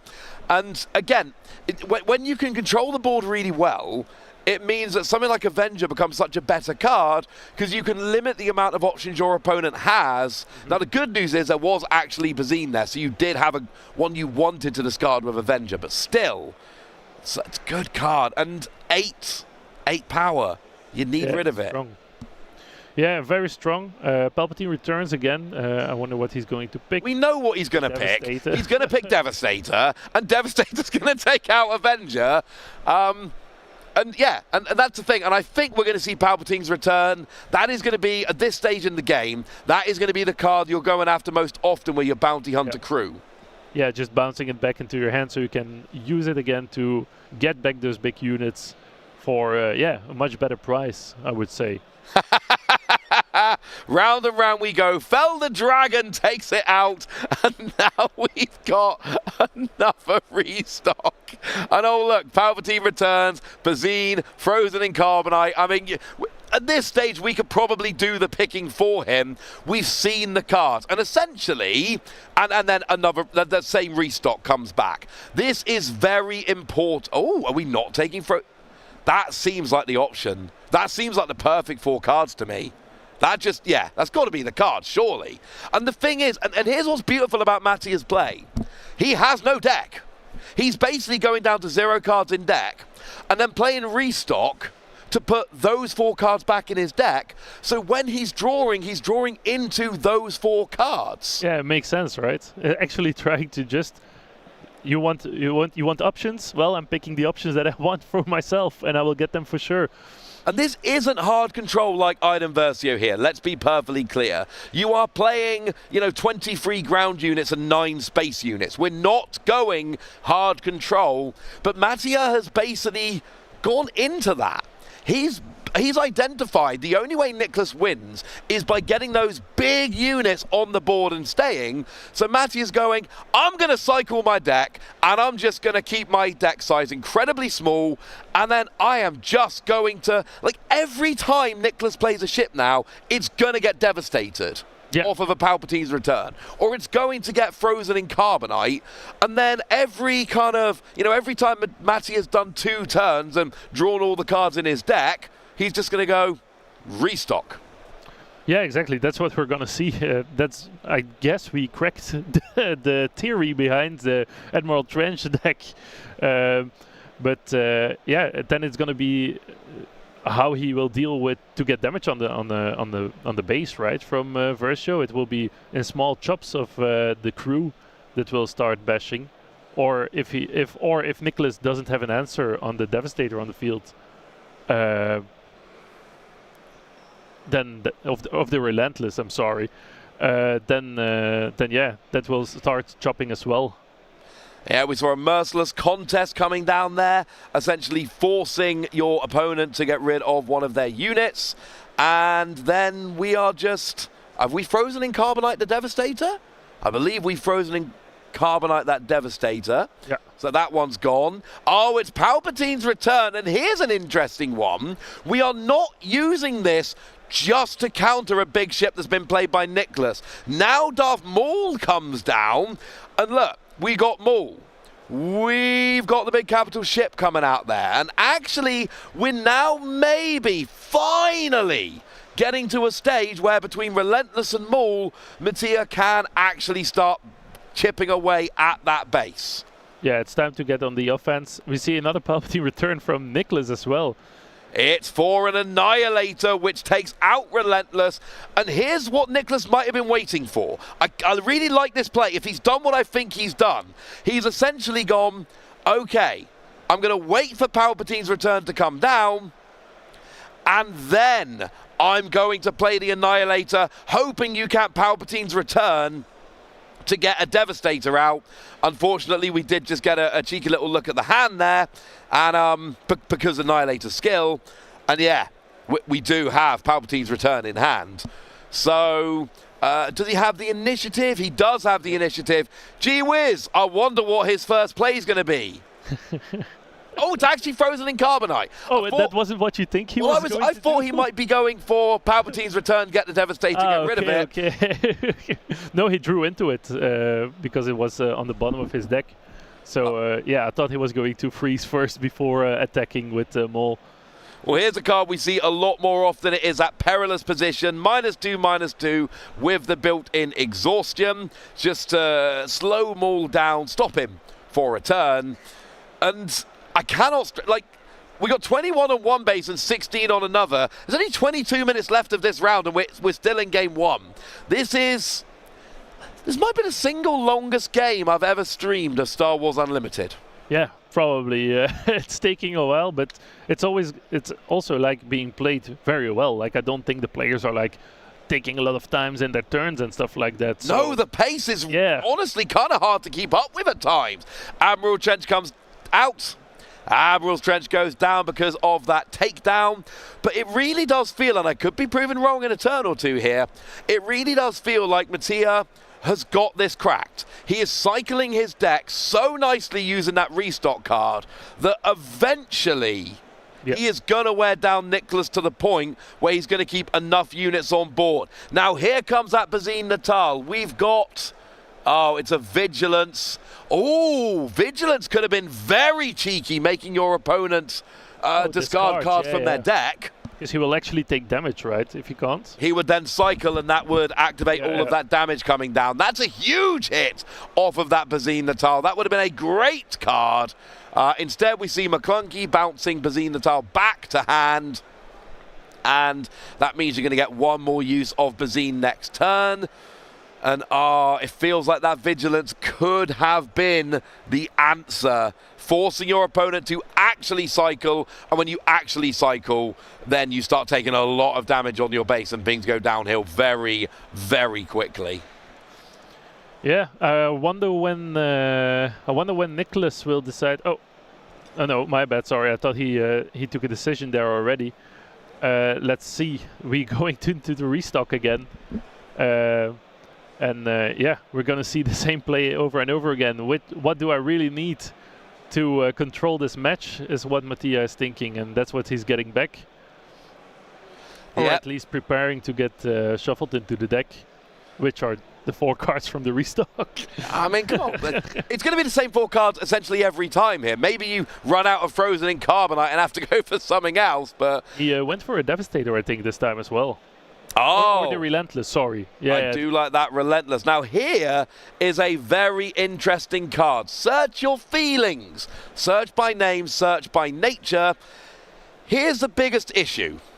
What do we know for a fact that Mattia has in hand? So we know Nicholas searches for Vigilance, because that was such a good play, but we also knew that Mattia had Bazine there. So he's like, I love that you tried. There is no way that was going to work. Yeah, it's nice when you have the answers, right, to everything your opponent is doing. Well, we do vanquish Maul there. It's a non-leader, so it does get defeated. But, yeah, that's the thing. Search Your Feelings is great, but Mattia had that Bazine in hand. So whatever got searched with Search Your Feelings, which was going to be Vigilance, whatever got searched, Bazine was going to be like, no, obviously not. Nice try, though. Exactly. And I think Mattia took the initiative. So let's see what he's going to pump out this time. I see a lot of resources moving. So probably the Relentless. Relentless is a very nice card. You could also go for your Palpatine's Return, get something like a Darth Maul on the field if you so wish. There are a bunch of options that you've got here. As it is, it looks like we're actually just swinging with the Bounty Hunter crew, which I actually really like, because what Mattia's doing a lot here is just responding to what Nicholas is doing. Yeah. So take the initiative, get the first hit, and then respond to what Nicholas does. Yeah, indeed, the strategy that is working perfectly fine for the Admiral Trench. Just chopping in the damage that he can now, while waiting for Nicholas to make a move that could change the game, and then answering it by removing it or freezing it in Carbonite. And it seems like, you know what, there's 16 damage on Mattia's bench. Essentially, Nicholas has got 2 hits in. Oh, now here's a unit we've been waiting for. Lieutenant Charleston. Now, how many cards are we revealing from our hand with Vigilance? I believe, is it 2 or 3? Oh, is it none? Is it literally none? Well, okay, well, Mark... Oh, no. Okay. That's not good. And it's already gone. And now you've got Bazine in hand again. Oh, that is not ideal. By the way, we keep talking about McClunky as a bounce an Underworld unit to your hand. Do remember it also does 3 damage to a unit. So you bounce your Bazine, and then you do 3 damage to Lieutenant Charleston here. So, a very good 1-cost card in the Admiral Trench deck. That's a bit of an understatement. I mean, now that is a card we're very familiar with. We see decks like Cad Bane, for instance, playing an Underworld package, and this is a very key part of that. Oh, here's a card we've seen 17 times in this game. Oh, it's Restock. How many Vigilance is he going for? We've got Annihilator. I've seen a couple of Vigilance. So it is just Vigilance, Vigilance, Annihilator, Restock. Yeah. Okay, I kind of like this. Because that Vigilance, and I think Nicholas is basing on, right, you know what? Oh, by the way, I did just double check the rules. So when you're, and we knew the rules, but you like to double check, right? When you're out of cards in your deck, every time you would draw a card but can't, you take 3 damage on your base. Yeah. It ends games quickly. Yeah, you exactly. do not want to run out of decks, run out of cards. We'd see a repair coming down, healing a bit of damage from the base there. And we see that Admiral Trench once again gets deployed. He's like, hi, I'm back again. Did you miss me? Yeah, it's just, and I love this because you've got the resources to spare. Like every turn you've got the resources to spare. It just makes Nicholas have to go to the effort of removing it. Yeah, exactly. Every time, just forcing him to use resources, or else that's 4 damage coming onto your base. I kind of like this. It keeps being a threat, right? Even though it's just 3 cost. The Palpatine return gets put down here again for the Relentless. That is that Relentless coming down again. It is Relentless. And, oh look, you know what Relentless does? First event you play, each round loses all abilities. Yeah, so basically if Nicholas now wants to get something off, he will have to waste an event to just get rid of that debuff, so to say, from Relentless. Well, he wants Vigilance, doesn't he? So now, Vigilance has to be the second card played, and as soon as one event card comes down, Mattia's like, stop Vigilance. I must stop Vigilance. Yeah, he just played Repair. And it went through, I think, because it got healed.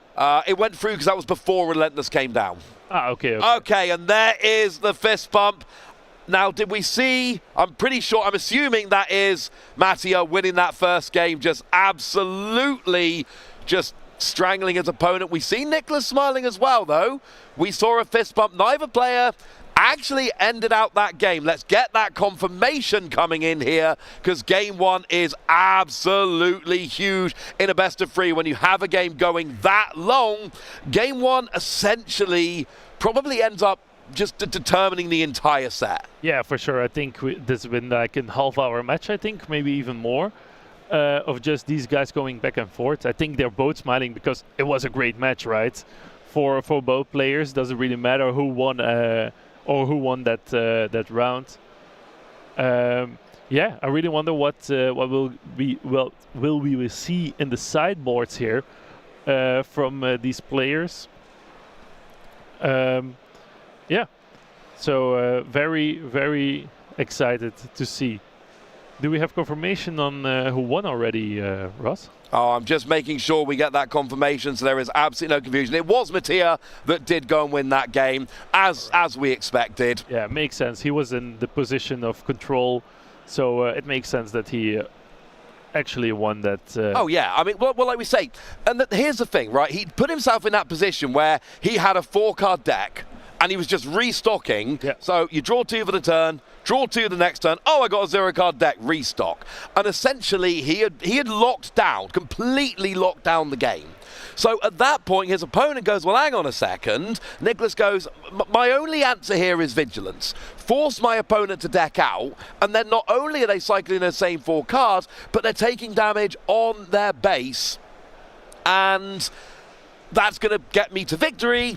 But then we saw Mattia just wonderfully going into anti-vigilance mode, playing the Zine Batal, playing that Relentless, and just, whoa, I'm going to say it, relentlessly going after that vigilance. And, you know, when we get to the end of the game and we say, oh, I'm pretty sure Mattia won, let's get confirmation. We always need that confirmation when when we have an ending like that where both players basically just stop and shake hands. But like we said, Mattia had that game locked down, and it took a few turns. Beginning few turns of that game, it really looked like it could go either way. But as soon as we cycled through the deck, and I say cycle, we didn't actually cycle, we didn't get to the end. Yeah, I know what you mean. But as soon as we got there, and it became obvious what Mattia was doing, he just locked the game down. Yeah, exactly. So I think in the first Vigilance that got played this game by Nicholas, he also discarded 6 cards as an option, and he was actually helping Mattia, right? He was. That's what he wanted. He's like, oh, thank you, you're doing my job for me. Perfect. I want everything in the discard pile. And yeah, that's what happened actually. Played perfectly here from Mattia. It's a unique strategy that we haven't seen yet on stream.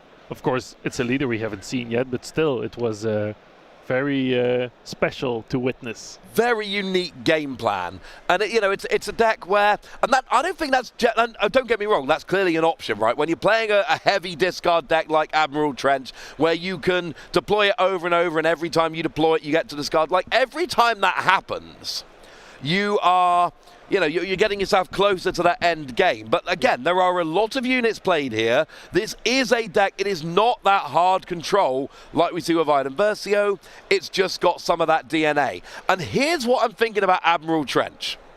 I'm thinking a lot of 1-0 victories. I'm thinking there's probably been a lot of wins where basically you there's a lot of games where you win game 1 when your opponent is not prepared for your deck, and then they're much better prepared in game 2, but there just isn't enough time to win a game 2. Yeah, for sure. Like we just saw right now, it took like 35 minutes, something like that, to just finish around the first game. But yeah, of course, it was also against a control deck, so it will take time as well. But like we discussed already before, if you feel like you're in a position, I can't really win this, and I need to have more time in the round, it's better to scoop up and start playing the next round. There's an argument that Nicholas could have conceded much earlier in that last game, but I think he was going for vigilance, and I don't blame him, because I'm looking at this and I'm going, I'm playing control. I don't have time to win game 2, so I think you had to play for the vigilance. I think another deck probably would have conceded a lot faster. So we did just see Admiral Trench there using your action to discard a card. I believe we had a resupply coming in next. We're up to... No, was no resupply. We are up to 4 units, so it was just using your skill and moving on. Nobody's played any units, and if Mattia doesn't play any units, Nicholas has nothing to do. Yeah, exactly. Nicholas is just chilling and waiting. Another resupply here coming out. There's a resupply. There's a resupply. Both players going for the resupply. Oh, and actually we see a very early deployment of the Iden Versio, especially compared to last game, but unfortunately it gets countered immediately with no good to me dead. And this basically shows us that Nicholas is going, I've got to win, I've got to win, I've got to win, I've got to win. I've got to go as aggro as my deck can. Yeah, exactly. Like the deployment of the leader so quickly, and just like trying to get out as much damage as he can possibly. Probably hoping as well to get those few units that he plays in his deck, to see them, to actually like use them. Well, here we go with the Admiral Trench ability, and we are getting rid of a bunch of cards. I think it's no good to me dead might have been kept. I'm not 100% sure there. Now, the Admiral Trench does get taken out, and we do have the Iden Versio leader who is out and shielded. Here comes Boba Fett. We have Power of the Dark Side from Nicholas, and here comes Boba Fett. Oh, with McClunky as well. I love this. So essentially, popping Boba Fett back to hand, who is an Underworld unit, so that you can essentially deal free damage and pop that shield off of Iden. Yeah, shields are such a struggle for some of the decks, and having something like that with McClunky is so nice to just like, you bounce it back, you do some damage, no really harm done. I have enough resources to play Bubba again if I really need him, and Iden is ready to get destroyed. There's also not much pressure. Like in some matchups, you know, paying for Boba 2 turns in a row would be super annoying. Here, you're not really going for board control against your opponent, so you do have the option of just taking a little bit of time to get rolling. We see that Cartel Spacer coming down. Doesn't get to exhaust the unit, but it doesn't really matter. And oh, look, it's our old friend. It's Palpatine's return, which is actually Maul's return. That's right. Ambush and Overwhelm, baby. And then it's on the board. Oh, my word. That's an early Super Laser Blast. For 2 units, I think, I think it could have been used maybe a bit later, but he really didn't want to take the risk, I think. Of course, he used the Palpatine's return, and the Cartel Spacer gets destroyed as well. But yeah, I'm not sure if that was the perfect play. Well, he probably knows it better than me. He's going 5-0, so... 5-0-1? No, 5-1. Yeah, 5 wins, 1 loss. Still pretty good. Trench comes out again. And we know what we're going for here. We are going towards that end game like we had back in game 1. Cad Bane chosen to go into the discard pile here. And it looks like... Oh, no. Oh, he gets it in the hand and the other guy. Bane was one. Okay, you never know if the player's pushing away the card to keep or the ones to discard. But it's Cad Bane that gets kept here. Decent sized unit will do some damage. When we get to that end game, you need something to attack with. Yeah, for sure. So it's actually giving Mattia more options to get into that end game. Well, we do see the Admiral Trench leader there has done a bit of attacking. We got 7 damage on Nicholas's base. We've got 4 damage on Mattia's base here. And what are we going for now? We're doing a bit of the old regrouping. And you can see how fast this game is going. Look how many resources they've each got. Yeah, up to 10 resources. Yeah, it's crazy. They're going super quick. In 4 minutes. Yeah, that's 2.5 resources per minute. You're great at math. Sorry. No, go ahead. No, looks like the players really know that they're on the clock. They're actually playing at a super fast pace, and I can really admire that. Yeah, absolutely. So here we come. That Devastator has hit the board there for Nicholas, Sentinel, and Overwhelm, and lets you take out a unit, which is that Admiral Trench. And I say take out a unit because you look at how many resources you've got. If you want to take out a unit, you can take out a unit. Yeah, at this point, nothing is really an obstacle for the Devastator. But now this is Nicholas's route to victory in this game too. Nicholas's route to victory is play fast, get something big to stick on the board. And if he can get one big thing to stick on the board, then it's going to be... It's got a chance here. Now, No Good to Me Dead is not as good as Frozen in Carbonite. It essentially gets you 2 turns of not using it. Yeah, but 2 turns can be enough for Mattia to draw into something to permanently lock it down, right? That is the plan. What you want is a Frozen in Carbonite or your own Devastator, something along those lines. Not an option now. So what you can do is just No Good to Me Dead and hope that in the not too distant future you're going to draw into something a little bit better, something a little bit more reliable. Oh, we do see No Glory only results taking out that Darth Maul straight away. Bit sad, I like that Darth Maul. Really? Might have mentioned it once or twice, mate. Might mention it again. Darth Maul back to the discard pile where he's just ready to get returned by Palpatine. And looks like once again we're getting out our Admiral Trench, discarding more cards, exactly what we want. Yeah, like you said, it's really hard to pick what he's... Wait, did he let him have Devastator? No. No, he's still deciding. I was going to say, there's no way you let him have Devastator there. Yeah, it would be too free. Yeah, so Devastator and Surprise Strike were the ones I think Nicholas said no access to. But again, what we're really doing here is digging down so we can restock them and guaranteed to draw them. Yep. So even though you're letting your opponent get rid of those good cards, the restock says it doesn't matter too much. Here comes Bib Fortuna. But we haven't got rid of that Devastator yet. And you've still got this turn. No Good to Me Dead is still locking it down. But we need something more. Bosk is not going to do it. It's cool, but it's not going to get you that Devastator off the board. I guess Mattia is really grinding to get to the cards that actually answer it, because now he's in the danger zone again. And as Nicholas took the initiative, he's already bombarding the base with the Devastator. And 10 damage, you cannot let 10 damage keep coming down again and again. We need an answer. It could be Devastator, it could be Frozen in Carbonite. We're using Bib Fortuna here to reduce the cost of an event card coming down. And there we go. Overwhelming barrage onto Bosk here. Is that going to be enough? I don't think it is. No, it's only actually doing, I want to say 6? Oh, 8. Okay, we're up to 8, but that's not enough.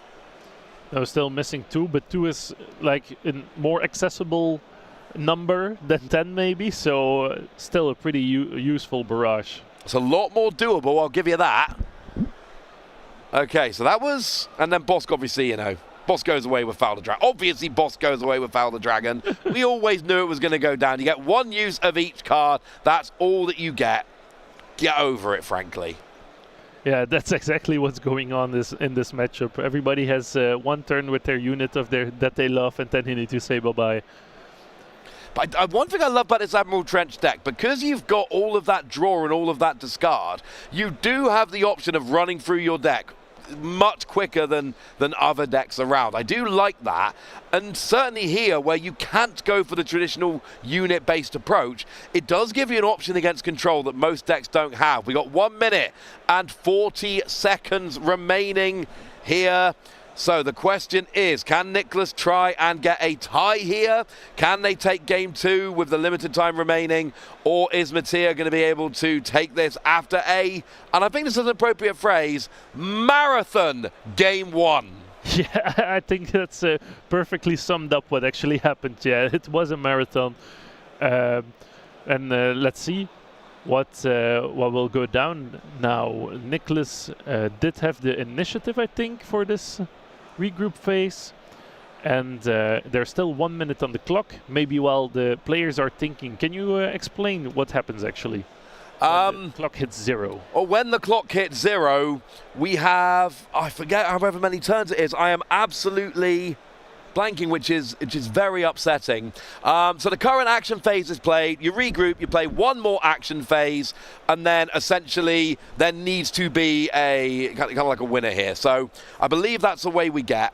Now, we do get Cad Bane finally coming down, and it's captured a unit! It's captured that Devastator, which actually, low-key, really quite nice, because, of course, you didn't have any other way to get it. Now that Relentless comes down, we're not close enough here, I don't think. 14 damage down, 19 damage remaining. We are activating our Admiral Trench coming down here, which is very nice. Now here we go with, yeah, okay, so he's letting him have either that Jumpstar Sentinel or the hidden card underneath the logo. So Overwhelming Barrage is probably not going to let him have Overwhelming Barrage. Oh, he is going to let him have Overwhelming Barrage.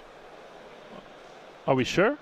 He just yeah, went I to guess hand. so. He went to head, so not sure. The Cad Bane gets removed. Now this is a big play. Fell the Dragon takes out Cad Bane, which then releases Devastator back to the custody of Nicholas. Now, we need to start doing a little bit of maths here. I count 18 damage, and there's 14 on. That's going to be 1 short. Data Vault, of course, has 33 health, so it's not 32 is not going to be enough, but we are very, very close here. Have we got any way for Mattia to start taking out those big ships? Taking one of them out is probably going to be enough. Cad Bane comes down and captures Relentless. That could be the one move that we needed here to try and make sure the game doesn't end. We see 10 damage coming down from the Devastator. That is up to 24. Time has now run out, and it looks like they're basically saying, have you got any options to finish out this game? I don't know if he does have any options to finish out this game, unfortunately. Has he got anything else he can use? He's playing something big. Oh, it's another Relentless. Yeah. Like for Cad Bane, that was the perfect target, right? Because Mattia wants to play events, right? So he doesn't want to waste any. So stealing it with Cad Bane was the perfect unit to capture if he had to pick between the Devastator and the Relentless. Now, we do see a restock coming down here. Little bit earlier than... Yeah, but it's negated, right? Oh, and there we do see the handshake. I don't believe Nicholas has got any way to finish out this game. I believe that's a win for Mattia here. No, I believe it's Nicholas that won, right? Did Nicholas have enough on the board to take it out there? We're going to need confirmation. These players, they need to start doing like a little dance when they win at the end of the round here.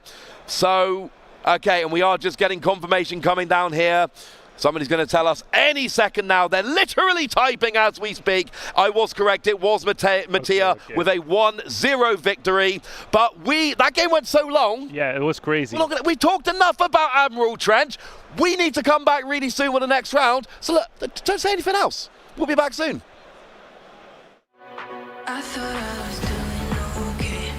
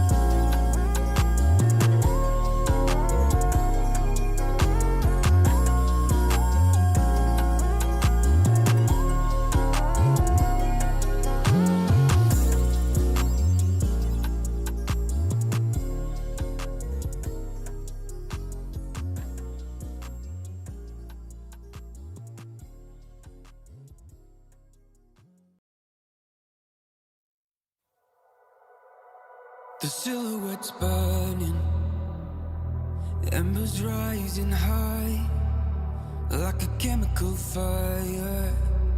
The flame won't die. Intertwine, darling, you and I. And my heart beats cold, and you can choose to stay close and go. Did I lose my mind in your mercury eyes? Am I going blind? Reason why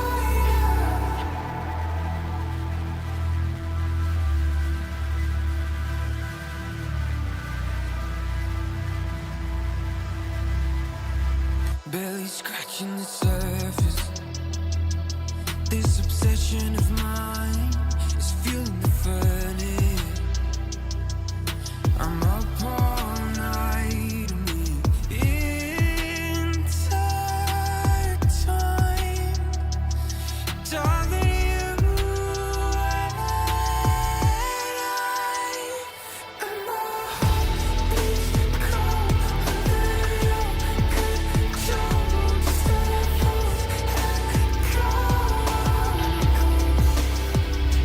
Did I lose my mind in your mercury eyes? Am I going blind?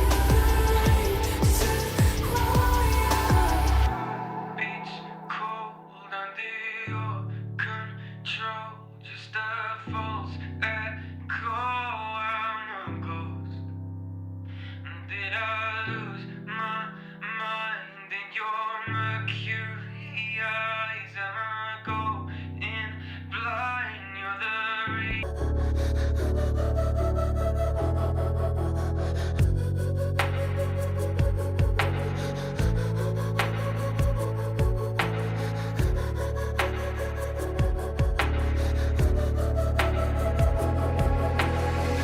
Head down the highway side, cold wind, but it feels right. With you, I'm heavy breathing. Feels like I'm lucid dreaming. I'm not usually the type to rush into the night. This time, I can't be speeding. I'm taking it slow, but I just want more. I'm taking it slow, just go with the flow. I'm taking it slow, but I just want more.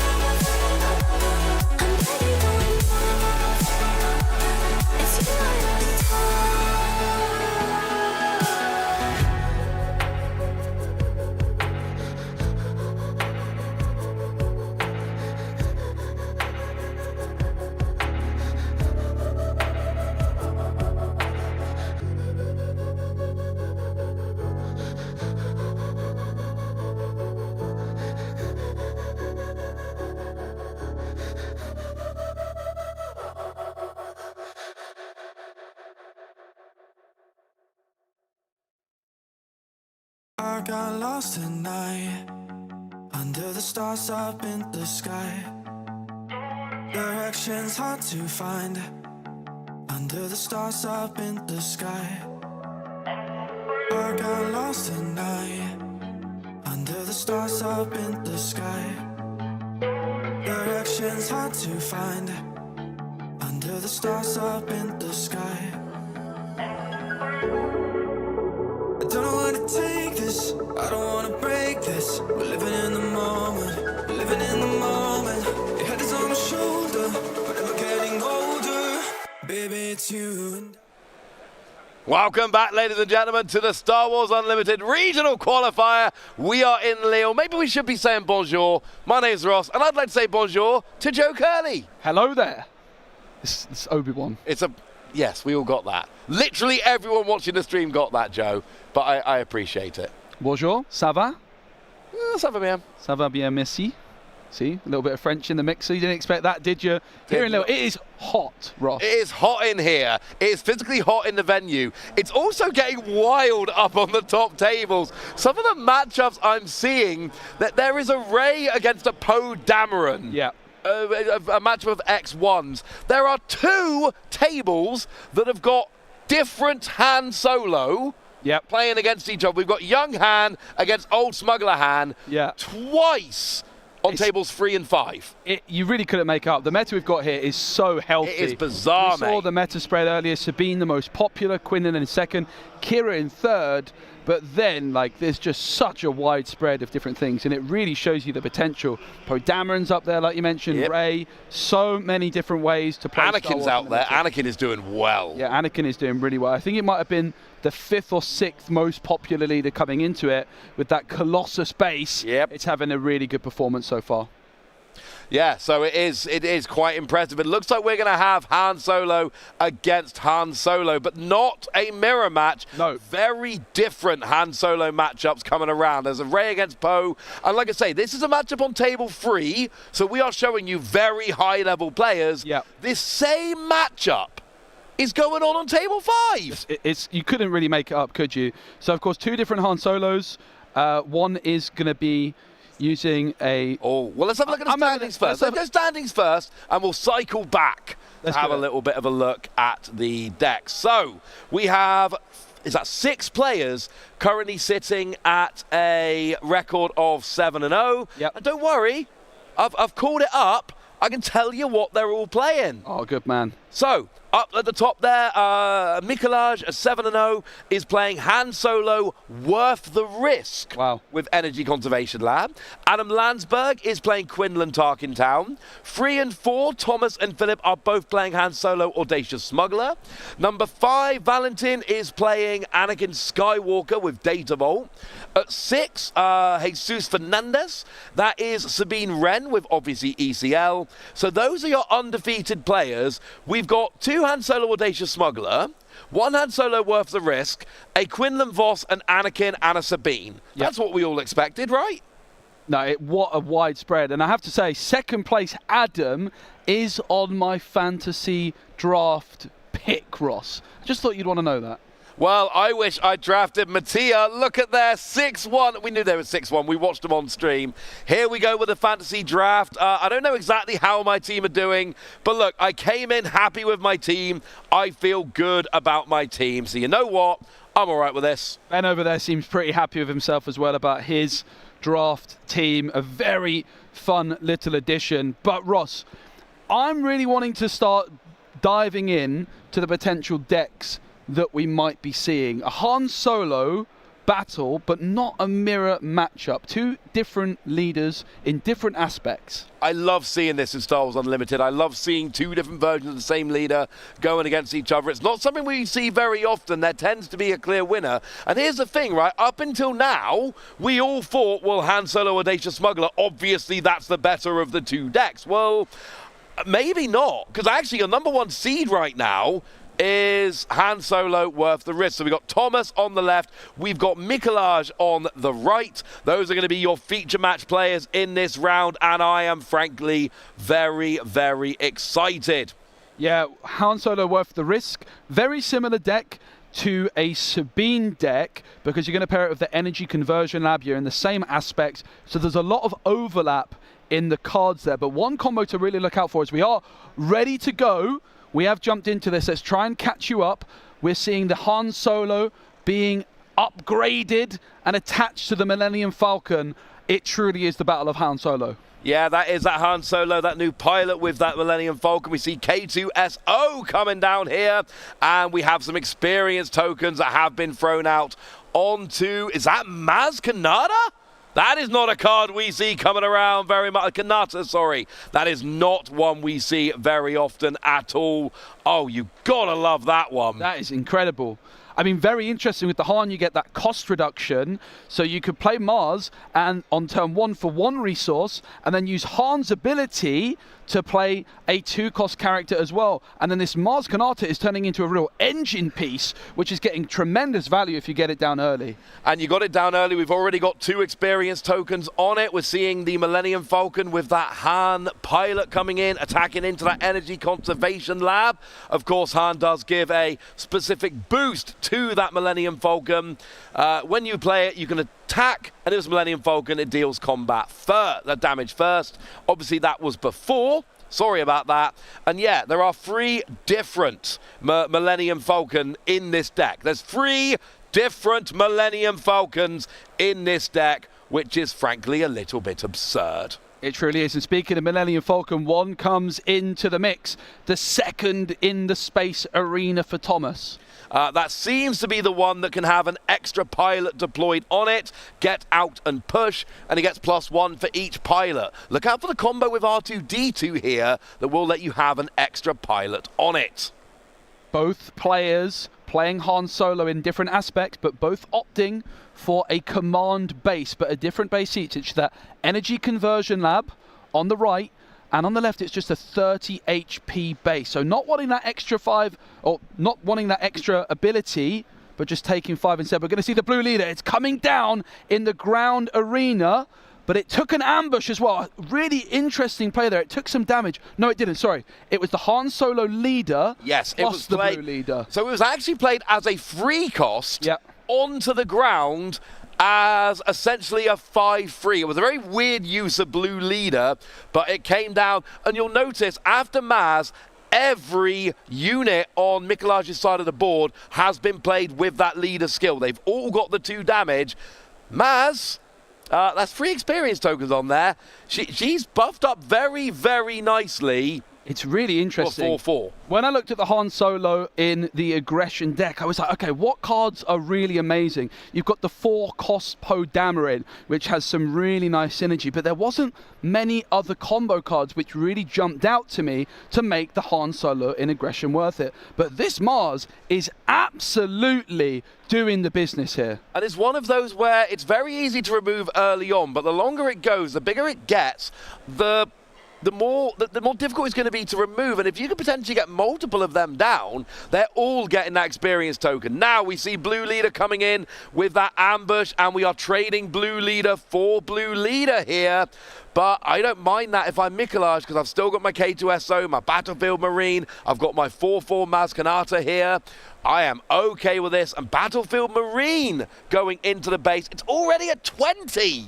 This play from Thomas stinks of desperation. 5 resources spent to trade blue leaders as K2 continues the onslaught onto the base of Thomas. Only 6 HP remains, and Mars is ready to strike.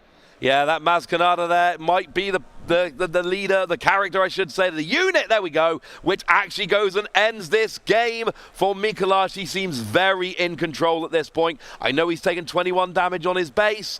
Now the question is, who's got the initiative? But I think the Han Solo leader, has the Han Solo leader come into play yet? Because if not, I'm not sure if it has. Let's have a look. There's no counter to indicate it has, but not all players pop counters down to indicate it. We're up to 28. Now, if K2SO goes down, that will actually end the game with a free damage onto the base. That's always something to look out for here.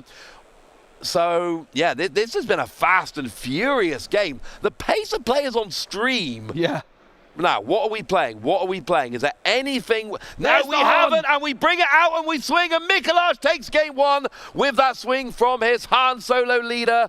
And I think aggression is probably a good way to describe this Han Solo deck. If you blinked, you might have missed it because game one is over in a flash. Yeah, that was just absolutely fantastic. And yeah, sure, we jumped in a couple turns in, but make no mistake about it, that was just a very, very, very quick game indeed. Han Solo worth the risk. And here's the thing, right? You're bringing all your characters in with 2 damage on. Yep. And that sounds bad. And in a way, it is bad. And in another way, you just can't deal with them. Yeah, absolutely. You overwhelm the board. And in particular, that Mars costing 1 resource. When I looked at Han, okay, you can play a 3-cost character on your first turn. You have 2 resources, you get the cost reduction.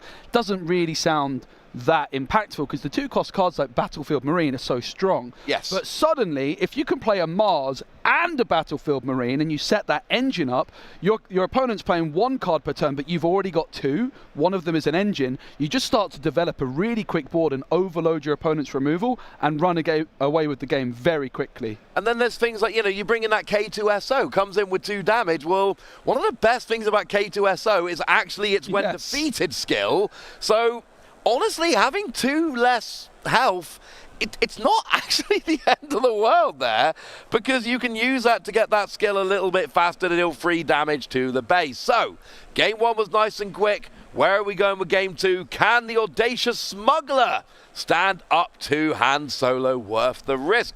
Basically, is it young Han or old Han? Yeah. And as a man getting up there in years, I'm kind of cheering for the audacious smuggler. Yeah, and I have to say, as a man that has the aggression and the command pins on my blazer, I'm a huge fan of this combination with the heroism. It's really the color combination, the aspect combination, which has drawn me into Star Wars Unlimited, and I'm definitely going to be rooting in the other direction. One little combo to look out for, Ross. We talked about the Mars play on 2 resources, but with the Han play when you're at 3 resources, you can do a really amazing play with Poe Dameron, one hell of a pilot, which is when played as a unit, create an X-Wing token, and you may attach this unit as an upgrade to a friendly vehicle pilot. So you can play Poe for 3, you're going to damage it with your Han Solo, create an X-Wing, but then if you attach Poe Dameron as a pilot, that damage is then removed. So it's a really strong combo. No, I like that. Absolutely. That's a very nice one. You basically go and hide inside the ship. Damage goes away. You are good to go. Absolutely. That's a combo we can be looking out for as we get further on into this game. There's something really nice about, just thematically, about watching old Han and young Han.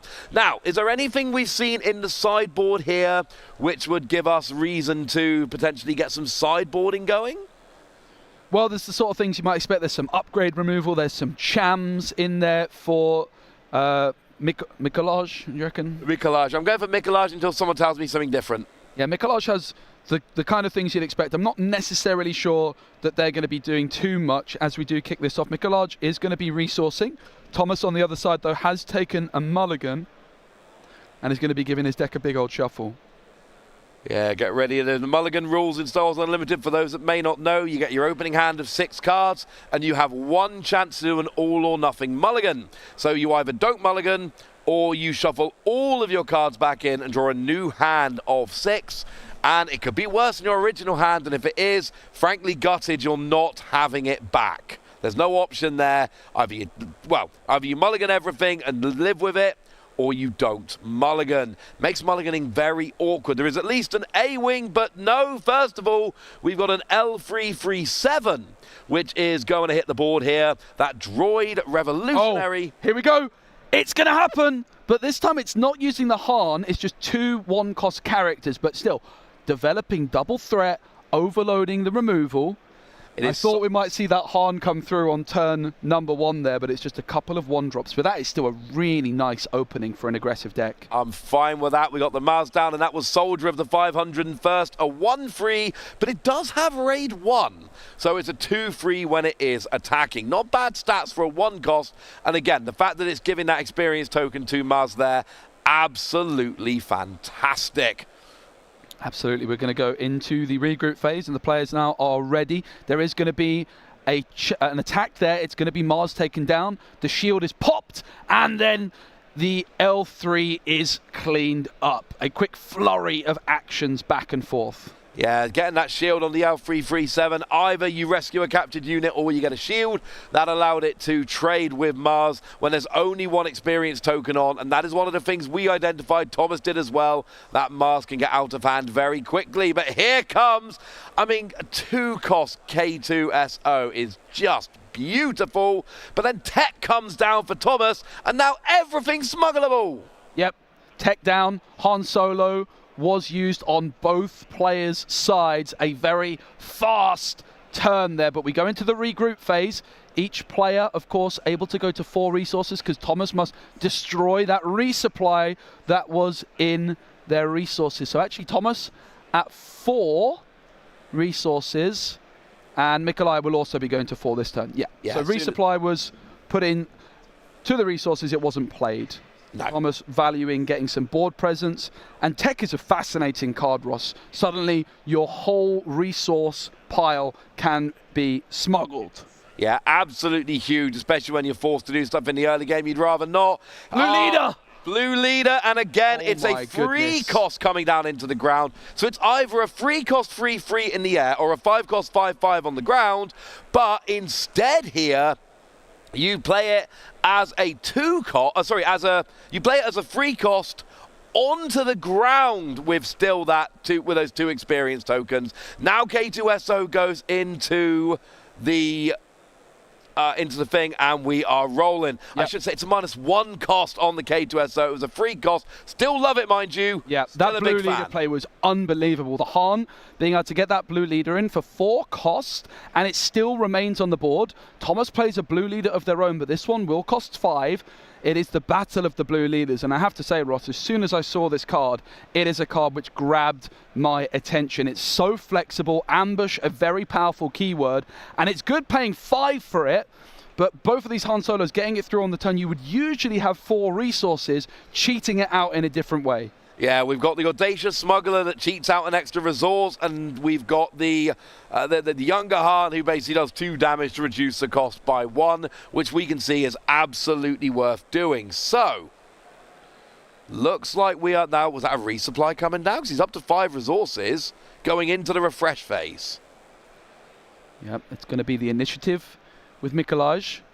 Has the blue leader with 1 HP currently remaining.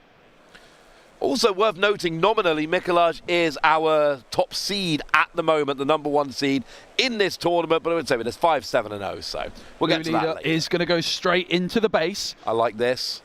That's 5 damage going straight into the base. That's a nice little win. Yep, Thomas with 9 damage on their base, so 21 HP remaining. Mikolaj, full health on their energy conversion lab. It is going to be the blue leader taking down K2. But that's going to put 3 damage into the base. Unless there's always the option of discarding a card from your opponent's hand. But you would imagine... I was just about to say, no one ever does that. We always put damage into the base. Well, apparently we don't. What we do is deploy our Han Solo leader here. So that is out and ready to go. Yeah, and it was a waylay that was discarded. But Han is on the board on the aggression side, but we're yet to see Han from Cunning enter the battlefield just yet. That blue leader with 1 damage, 1 HP remaining, but 5 power. Yeah, and look, if you can keep it alive for 1 more turn just to throw 5 more at your opponent's base, as far as I'm concerned, that is an absolute win for me. That'll do, Pig. That'll do. Yeah, most certainly will. It is going to be another blue leader. It's the battle of the blue leaders, and it's another trade.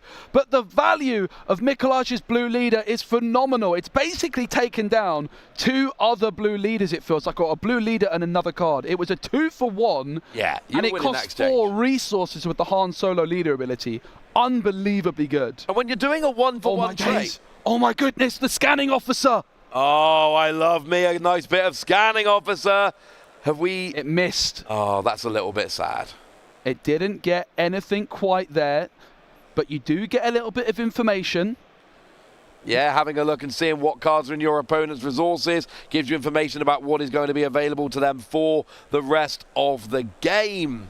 And the scanning officer, interestingly, as far as I can tell, it's actually in the main deck. A lot of people might think that's a sideboard card, but no, it's actually in the starting deck. It's very good into this Han Solo list, but it's actually just in their starting deck. They might sideboard it out in some matchups, but they certainly won't here. I mean, there's cards like the Blaster and Aggression and things like Cassian Andor. There's enough smuggle cards out there, I think, that it's getting value in enough matchups to put it in the main deck. Yep, I think so too. It feels a bit weird having a 2-cost in your sideboard, in my opinion, as well, because a lot of the time you can just take it out. 2-cost cards in Star Wars Unlimited, they're very good because you might hit them on turn 1 and you don't have to mulligan therefore. So it's definitely interesting to see what is traditionally a sideboard card coming into the main deck. But I believe we're in the regroup phase here. We're waiting on Mikolaj to resource. Well, here's an interesting one. There's a Darksaber on Han Solo. Now, Darksaber, of course, it's made for Mandalorians. Yeah. There's no Mandalorians out right now, but you know what? It's still a +4, +3. It's still beefing up your leader very nicely indeed. So you know what? Yeah. Why Han not? Solo being in control of the Darksaber is not something you see every day. But Mikolaj is seeing the value of the Darksaber and putting it to use. It's going to be the Han Solo from Cunning taking an action, the Audacious Smuggler. Now, it is worth noting there is Sabine Wren in Mikolaj's deck, so you can have that secondary effect of the Darksaber that gives an experience token. If you can get Sabine down, you can start piling experience tokens on there. Now, Mikolaj has put his hand down. He's having a good old think here, really trying to make sure he doesn't end up in a bad position as a result of what he's doing. Yep. It's been a fast-paced game, but that's the sign of a great player, slowing the game down and making sure to take all the time you need at the right moment. It's going to be the scanning officer going into the base, and in comes Han Solo. And Han did shoot first, and that is why scanning officer goes down. Han takes no damage, but then we have Han Solo with the Darksaber doing, is that 7 damage? So.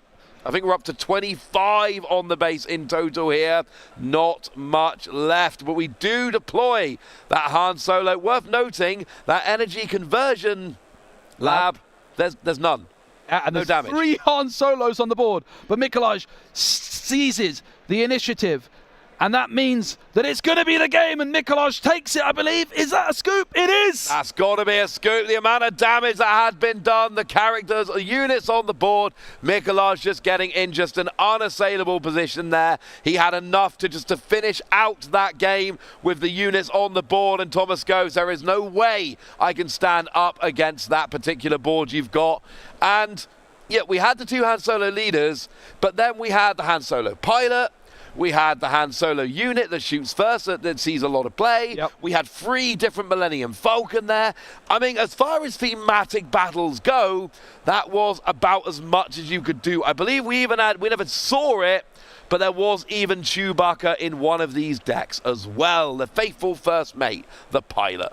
Yeah, I really enjoyed that one. Really, really fascinating to see a different take on that very popular combo. Very similar to Sabine. You're playing the same aspects, same base, but just utilizing the power of that Han Solo with cards like the Poe, like the Maz, and in particular, I was really impressed by that 4 resources blue leader that comes in damage, but it's a 5/5 ambush in the ground. That is just extraordinary. Yeah, absolutely extraordinary. Being able to play that as a 4-cost rather than a 5-cost into the grounds arena, absolutely huge. And basically that matchup, I feel like we could have played, 3 or 4 more games of that and it would have ended the same way. The aggression Han Solo there, just outrushing. Yep. And even game 1, Maz comes out, gets the 4 experience tokens, absolutely a huge unit.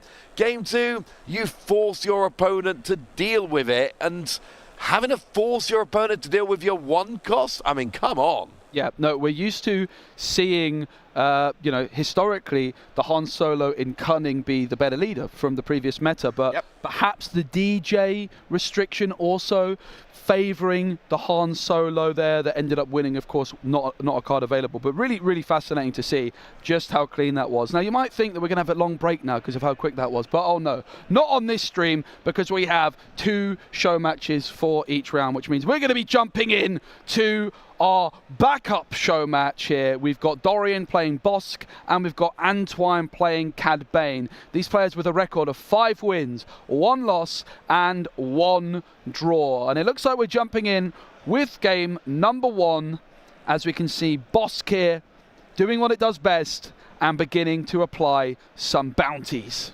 Absolutely, we can. We've got that crafty smuggler, but there is a bounty sitting on there, and yeah, that's what you really want there from Bosk. That is everything. We do see a resupply coming down here, and we've just started in. Now, I believe we're going into game 2, are we not?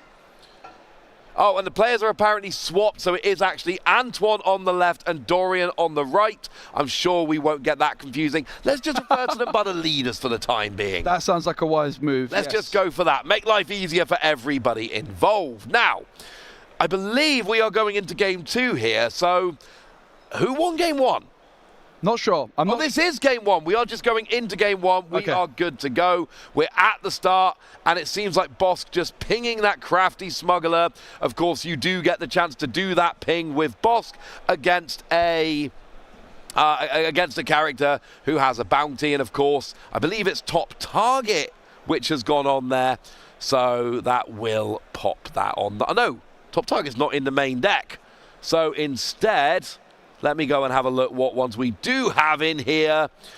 It seems to be, it's actually Price on Your Head. Yeah. Not a card we see all that often, but it gives a bounty that essentially puts the top card of your deck into the resources. It's not a card I'm used to seeing in Bosk, but this is not Bosk Vigilance, this is Bosk Command. Yeah, and this is a card that I have seen these Bosk Command players beginning to utilize because it's an alternative way of ramping. We're used to seeing the super laser tech, but with Bosk you don't have a clean way of removing it from the board. And of course there is also the resupply, but this is synergizing so fantastically with the leader, and if you can claim that bounty nice and early on, it can be a real difference maker. But Cad Bane developing a very wide board here. Looks like there's Jabba the Hutt who's down, who each trick is going to cost 1 less. And Jabba the Hutt is a beefy card with that 8 HP. It is not easy to contend with, but the bounty has very much been claimed, and that is now a little bit of ramping for the Cad Bane player. And it is going to be very interesting to me to see how this Bosk Command goes up against a Bosk Vigilance, because that's what we're used to seeing. Yep. That's what won over in Liverpool, but now we've got Command rather than Vigilance, and it opens up cards like the one we just saw a second ago, which was that Price on Your Head upgrade. Yeah, and I'm having a look. There is also Resupply in the deck. There is also Super Laser Technician, so there's a ton of different ways of ramping in this deck. Well, what we just saw was an overwhelming barrage coming down, and that, of course, helps out with your Bosk as well. Now, took down the Mist Hunter, did not take down the Jabba the Hutt yet. Gonna need a bit more than that. The good news is you've done the search, and it's only got 2 power. Now, it is still reducing the cost of all your tricks, which is super annoying. It's not much of a threat on board, but it is going to help your opponent quite nicely. And oh, it's McClunky! We saw that card a billion times last round, and it lets you bounce an Underworld unit to your hand and then deal free damage when you do so. And that is what we just saw, the free damage coming down onto Bosk. Oh, how many times did we see the Admiral Trench player use that last round? It was approximately 1 billion. Yeah, and if you've got a Tarkin Town, you're wanting to use it often as early on as possible to gain a little bit of tempo, but that Tarkin Town remains untouched. So it is still available, which is nice. And Bosk is a potential target here. 2 HP remaining on the boss unit, which is the only unit currently in play. But I can't imagine that lasts too much longer. And we're not expecting a huge amount of units in Boss, but if we have a little sneaky look at the deck list, there's actually 23 ground units and 5 space. So, you know, whereas Boss Vigilance, we expect very few units, there are a decent amount. You know, even playing Dengar. Even Dengar gets onto the board here. I mean, hopefully it's going to get onto the board at some point. Right now, obviously it's Jabba.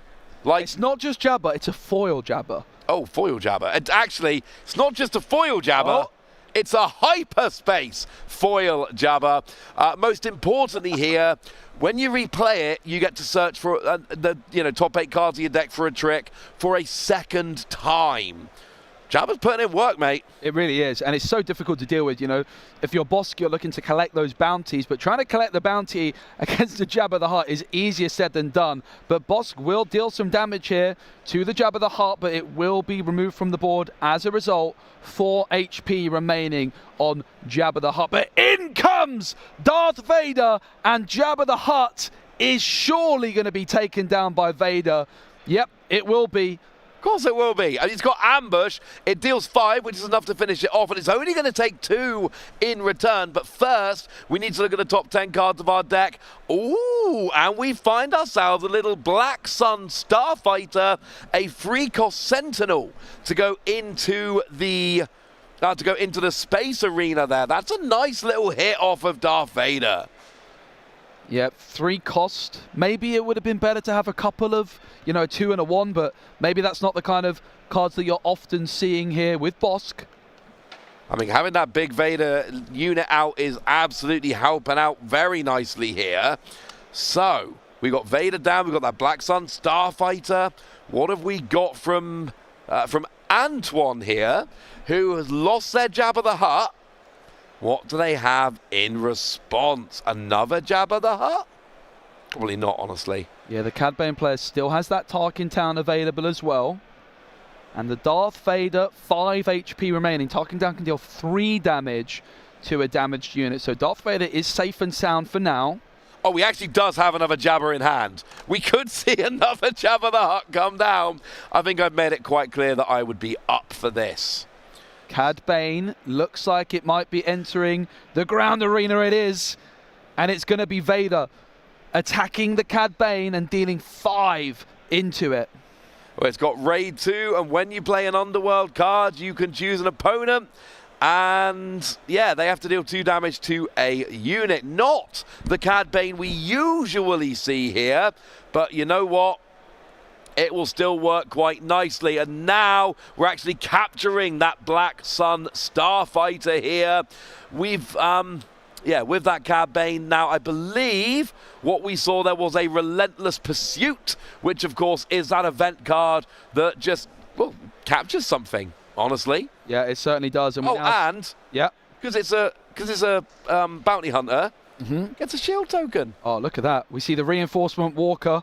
When played on attack, look at the top card of your deck and either draw that card or discard it and heal 3 damage from your base. Healing your base is big, but we do see the Tarkin Town. Darth Vader has been dealt with. But again, that Tarkin Town, Ross, you tend to want to use it nice and early on. That's why it's so popular. Only 25 HP.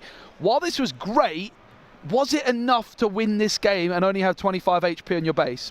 I mean, honestly, I'd probably still rather have the Tarkin Town in that position than a 30 HP base, so it still was very solid. Fair point. Well, we've got Cartel Spacer coming down. There is another unit controlled, so you do get to exhaust a 4 cost or less. Or at least you would if there was a 4 cost or less. But there isn't. So you can't. Oh, but that is an Underworld unit, so McClunky can bounce it back to hand, and then you get to deal that free damage at the same time. There's a lot of Underworld stuff. Cad Bane, another one of those decks that plays this Underworld package so beautifully, and that Reinforcement Walker, he gone. Yeah, it was very much respected. Of course, the Reinforcement Walker on attack continues to do its ability, but also threatening that very powerful, overwhelming barrage, which could have dealt 8 damage on the opposing side. Yeah, that would have been super annoying, frankly. I don't want to take an overwhelming barrage of 8 to the face. That would make me sad. So, We're not keeping much on the board here, which is maybe not that unexpected when one of the players is playing Bosk. But like I say, the fact that we got 23 ground units here does mean that this is not it's not the one we saw in Liverpool. Oh, it's my boy, it's Crate Dragon. Look, there are some things that I like. I love Darth Maul, and I love this Crate Dragon. It's got Overwhelm, it's a 10-10, and if your opponent plays any card, they've got to deal the cost of that card somewhere in. It's not quite indirect damage, but it is to ground unit or base. And here's the thing: if you play a removal card to get rid of Crate Dragon, you've still got to do that damage. And I know because I revealed this card and I messaged FFG and I was like, wait, so if you play a removal card to get rid of Crate Dragon, and they were like, yeah, they take the damage from that as well. And this is the reward you get for that ramping that Bosk has in the deck. Those 9 different ramp cards total is just meaning that you've got the opportunity to play very powerful cards like the Crate Dragon. But Cad Bane is going to be taking an action, and it's going to be going straight to base. But there is a lot of HP remaining on that base. And essentially, if you are Dorian here, if you're the if you're Antoine, if you're the Cab, they've changed it back now. If you're the Cad Bane player, if you're Antoine, you have got to get rid of Crate Dragon. You have got to get rid of Crate Dragon here as fast as humanly possible because, you're playing a card? Do you want to take some damage either to your Cad Bane leader unit or to your base? Well, you're gonna. So here we come. We get to play that Jabba the Hutt. Excuse me. Damage? Well, we'll have to wait and see. Yeah, I know. We're just resolving the on play skill. The third Jabba the Hutt. That is not something you see every day. 3 Jabba the Hutts played in a single game. Did we not deal any damage there from the Crate Dragon? It looks like it's coming through now. Okay, here we go. Here we go. It's going to be on the Cad Bane, and suddenly that captured card has returned to where it came. Yeah, we see Waylay coming down here as well. Now, Waylay would be a great option against Crate Dragon because it is a non-leader unit. You'd still have to take the free damage, but Waylay would be a good way to get rid of Crate Dragon here. But you're not getting rid of it for long, Ross, because if you Waylay it, it's not going in the discard. It's just going straight back to hand, and it can be back the following turn. We all know if I'm the Crate Dragon player, I'm playing it straight back down again. This might be my single favorite card in the game. Now, it is being bounced back to the hand. Wow, going to the base of the Crate Dragon. But it's only going back to the hand, so, you know, and you still have to take the free damage. But, Ross, imagine another Waylay for Antoine, and then you start just bouncing this Crate Dragon back, and Dorian's using all their resources on it. They're trying to stall the game out. The question is there enough damage on the base for Dorian? Can Antoine actually finish the job while continuing to bounce this Dragon back to hand? I'm not so sure. I think Bosk has done a great job of surviving the early game while ramping, and there we go, it's back. Who could have seen this coming? And that's the thing, like you are, and this is why you play cards like Waylay against someone like a Crate Dragon. You're still forcing your opponent to essentially use all their resources for another turn to play that Crate Dragon. But look, if Crate Dragon was easier to get into play, it would just be played in so many more decks. The issue is, it is a 9 cost. It's a 10-10 with Overwhelm that makes your opponent take damage every time they play a card. It's one of the most over-the-top, and I say this with love because you know I love this card, ridiculous cards in the game. But it's a 9 cost, and it's just so awkward to actually get rolling. Here, Paul has been able to do that, and once again, Antoine has got to deal with it. Notice also it's the first card that comes out in the action phase. Yeah. So base, and you've got the initiative here. So now every card played this phase. Antoine is going to be taking the next action, but they're taking their time. It's been pretty fast-paced here in game number 1. This is, remember, round 8 of 9 today. Both players 5 wins, 1 draw, 1 loss. It is high-stakes stuff. Really need to keep winning to try and make sure you get into day 2 at this stage. So you need to win this round, you need to win the next one, and then you roll on into the extra rounds of Swiss. We're going to have 4 more rounds of Swiss tomorrow, and then we are going to cut to what I like to call a harsh top 8, which is to say we draw a big line, we print out the standings on a giant piece of paper, we draw a big fat line underneath the 8th place player. You're above the line, you're in top 8. You're below the line, you are out. And it is still the action of Antoine. They are just, feels like a pivotal moment for them in this round 8, game number 1. They are not wanting to make a mistake at this moment. Dorian is sitting patiently and waiting for Antoine to make an action here, and I'm sure it can't be too far away, Ross. And this is what Crate Dragon does. It basically says, every time you go to play a card, Great Dragon pops up out of the sand and he's like, yeah, but you really want to play that though? Like, is it worth the downside to play that card? That is what is so harsh about Crate Dragon. It makes you really think about every single card that you play. But if you have, I feel like if Antoine had a good way to remove Crate Dragon, we would have just seen it. Yeah. So he doesn't have a good way to get rid of Crate Dragon.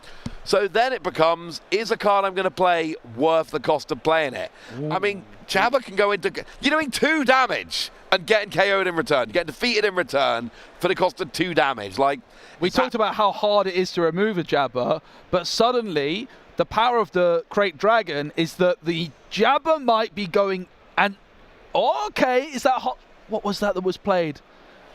We did see it. It's a +2. Is that, I remember the Hot Shot Blaster. Yeah. I believe that was the blaster. It only did 4 damage, though. We're still a way away. And again, it was the Hot Shot Blaster. 2 in the deck.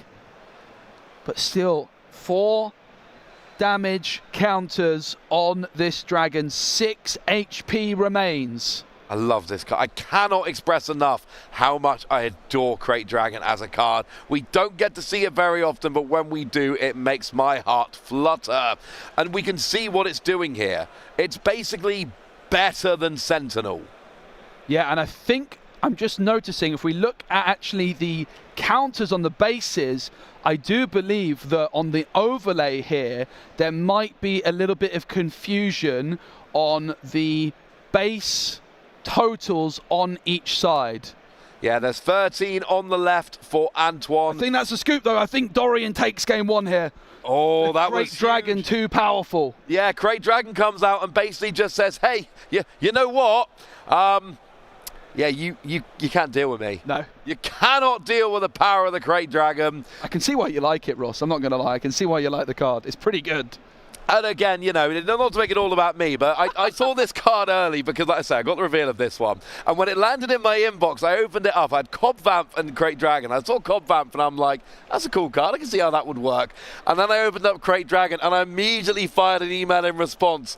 And the email basically went, dude, is this card as ridiculous as it looks? Because again, you know, I can't tell any other players, you know, it's embargoed. I'm not allowed to show anyone else the card. So I have to email back, you know, Fantasy Flight Games, who sent me the card, and ask all of these questions like, is this as broken as it looks? And they basically, their response back to me was essentially what I've been saying all game.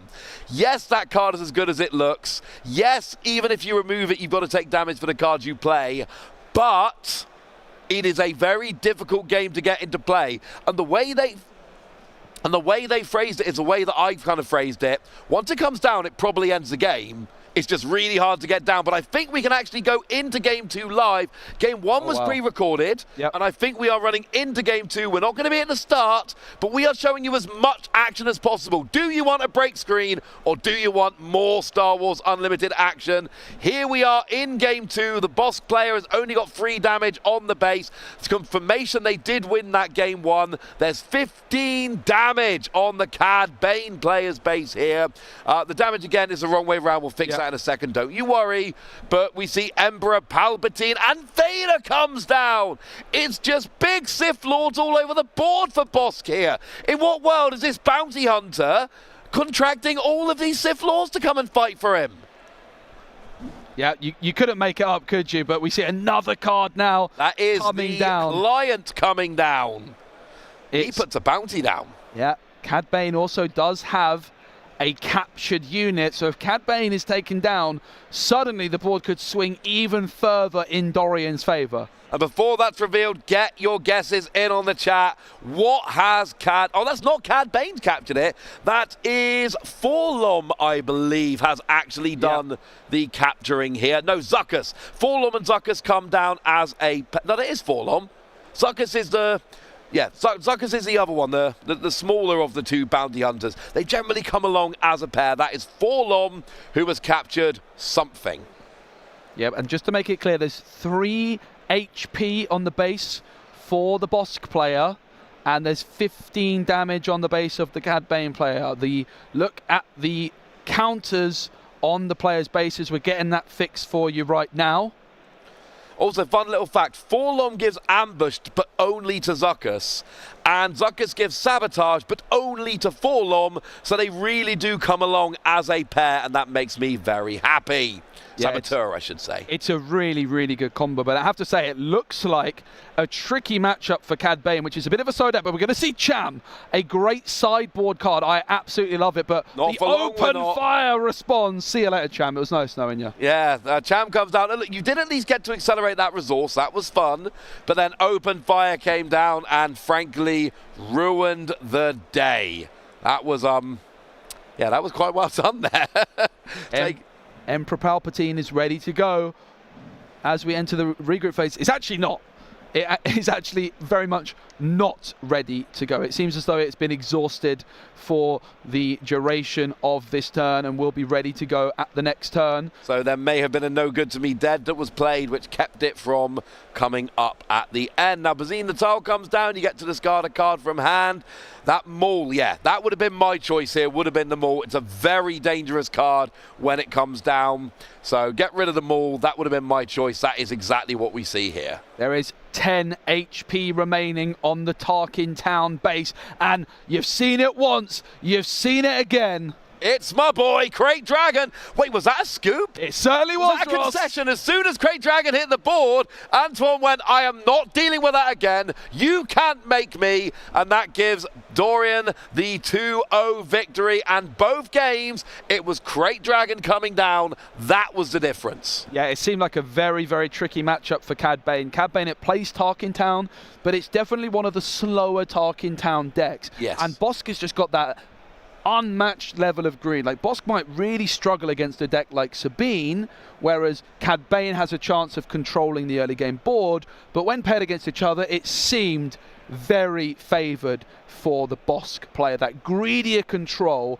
versus that kind of more mid-range control of Cad Bane. And one of the things we see in that boss deck, you know, it wasn't just Crate Dragon, there was a Palpatine down as well. Yeah. There must have been a no good to me dead played. It was in the Cad Bane deck, so I'm assuming that's why it didn't become active during the regroup phase. But, you know, there's 3 Crate Dragon in the deck, so you can essentially keep bringing out extra Crate Dragon if you need to. Then we've got stuff like the Maul, and we saw that Maul... You know, we've got things like Maul and Emperor Palpatine. Oh, the Maul's in the other. The Maul's actually not in the boss deck. I apologise. No, it is. It is. I lied to you. I apologise for the apology. It's in the Maul deck. We got Palpatine. We got Maul. We got Crate Dragon. We got Darth Vader. And we already had 2 of those units out with the prospect of more coming down. You lose game 1, and there's something just, after all the fuss we made about Crate Dragon, there's something beautiful about seeing the Crate Dragon come down and the opponent immediately going, I'm not playing anymore. I've had enough. Yeah, we're not doing this. Frankly, who can blame them? I have to say. If it was me, I probably would have already left. Yeah, at that point. I tried that in game 1, it didn't work, I'm not doing that anymore. And the waylay was great, wasn't it, for a turn? Yeah, and unfortunately, but the thing is, you play waylay, you take the free damage from having played the waylay. Crate Dragon comes straight back down again. And I find, you know, one of the best cards to take out the Crate Dragon is, of course, Fell the Dragon, which is that card that gets rid of a 5 power or higher character. It's a very nice card if you are playing it. If you're playing Foul the Dragon, it's a great option against Crate Dragon. Things like Overwhelming Barrage can do it. Things like Devastator can give a very nice option against it.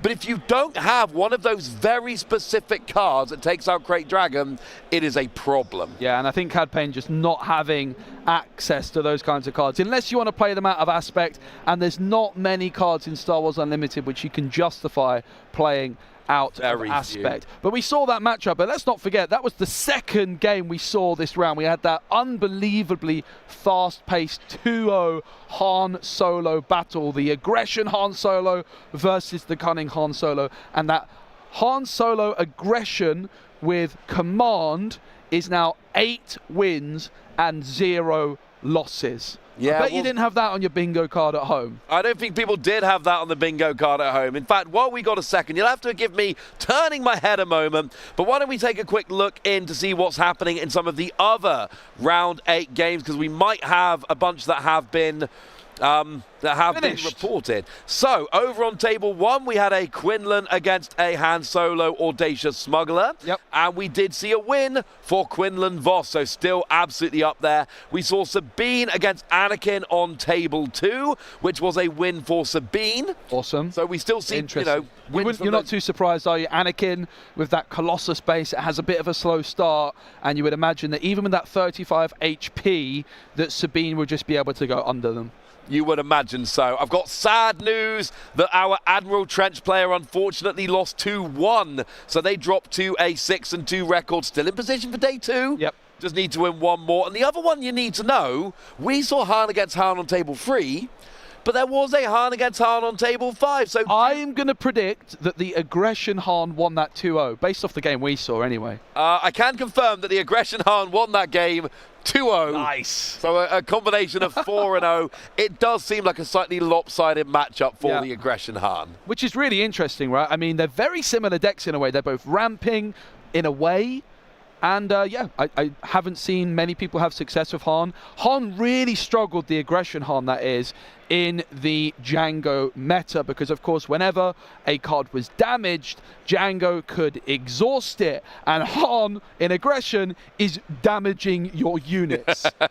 And there was a little bit of anti-synergy there. Lots of things like Tarkin Town can deal with it. There were some real issues, but hey, the deck is working out tremendously well, and it's really interesting to see. So let's, Ross, step back for a second. We're going into round 9. Who is still in contention to make it to day 2? Because not everyone's going to be in contention. What do you need to do to secure your place for day 2? You basically need 6 wins at this point. Yeah. You need an X-2 record. Now, you can do it with ties, I think, with like a 5-1-3 record, I believe, would get you in. But essentially, you're looking for 6 wins to go up to 7 wins to get yourself into that day 2, play those extra rounds of Swiss, and then go on. But one of the things which I think really needs to be repeated here, it is a harsh top 8 cut. There's no asymmetrical cut that we've seen in other games previously. So the higher your seed, the better. And to put it bluntly, your records carry over, and the higher seed you are, the more advantage you've got. If you can go 9-0 today, quite a feat, I know, but we got a Han that's 8-0. If you can go 9-0 today, you are in such a good position. You know, you're basically going to have 2 wins more than the players who scraped in with a 7-2 record. Although, can we please just acknowledge that 7-2 is a phenomenal record? Good, yeah. I mean, it's a really good point, Ross. In some other tournaments that you might see, there might be a day 1 of Swiss, and then the day 2 is like a top 64 single elimination bracket, and it doesn't really matter that much if you're 9-0 or 7-2. But this is not the case. No. It's, like you say, a hard cut to top 8 after 3 more. It's going to be 12 rounds. 4 more rounds. So what, 13 rounds total of 13 Swiss? total. Which means that you really want to keep winning as much as you can. And it also means that people that might be tempted to take like an intentional draw, you're not going to want to do that for a very long time. No, you're really not. You're not going to want to take that until you are absolutely locked in for top 8. And of course, top 8, I believe, is where you get that automatic day 2 invite to the Galactic Championships. And look, if you're good enough to make top 8 in an 850 plus person tournament, you're the kind of person who's going to think they've got a realistic chance of having a good, deep run at the Galactic Championships. And to put it bluntly, I don't care how good a player you are, you don't want to play day 1 at Galactics. You want to skip day 1, because anything can happen on day 1. You can have bad draws, you can be paired up against completely unexpected decks against which you have bad matchups. And a lot of that doesn't happen in day 2. Day 2, we generally have a more settled metagame. with decks you are expecting a little bit more. There are fewer rounds you're playing, so there's less chance of having those weird hiccups.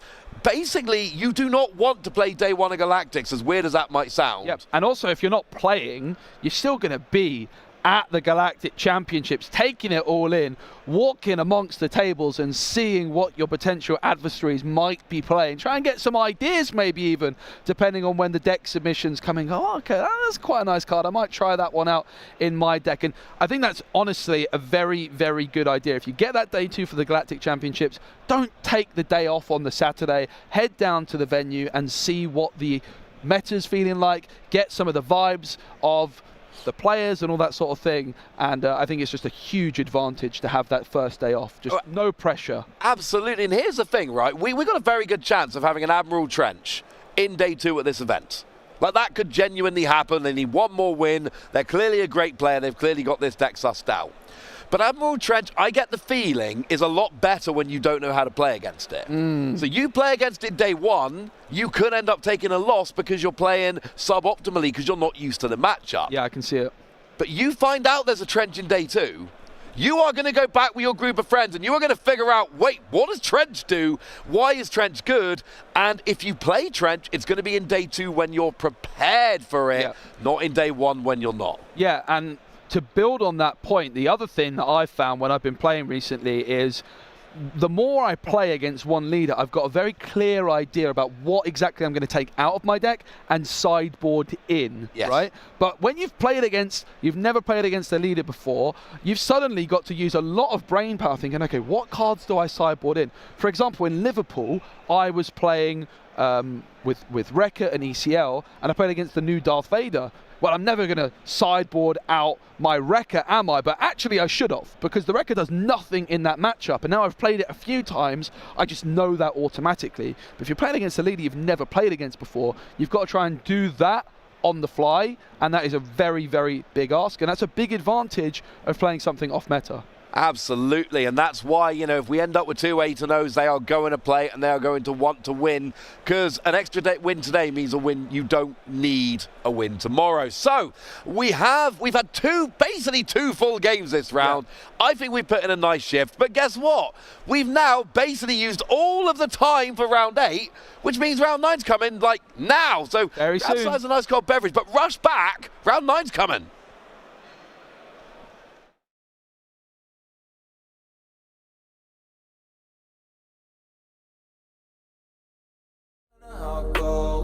Sorry that I fall away sometimes. Sorry that I fall away sometimes.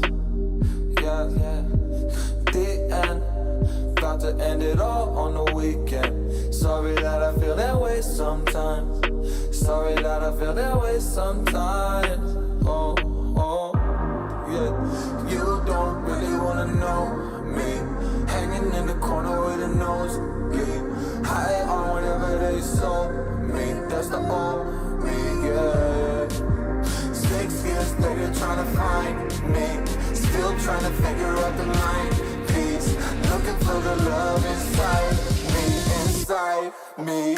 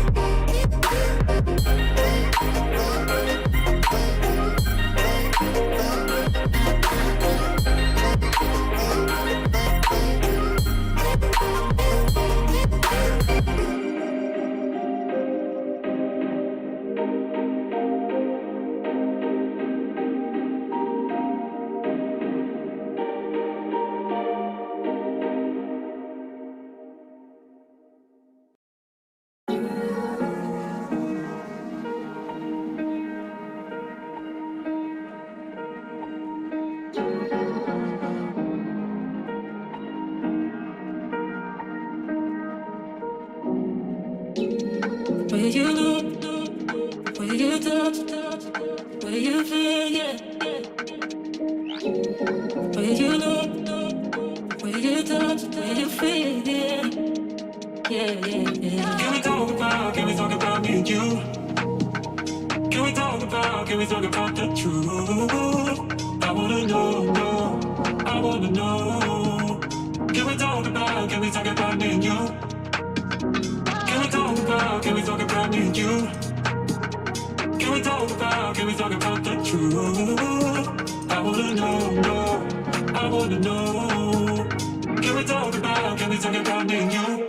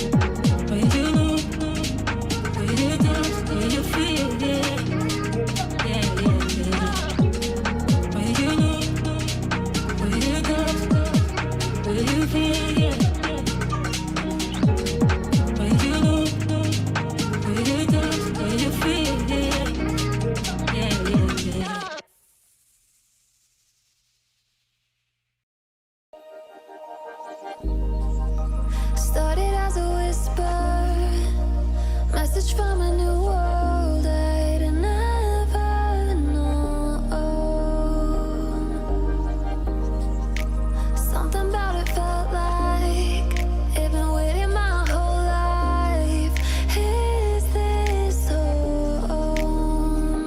I can hear each sound calling my name, and I feel angels around when I start to sing and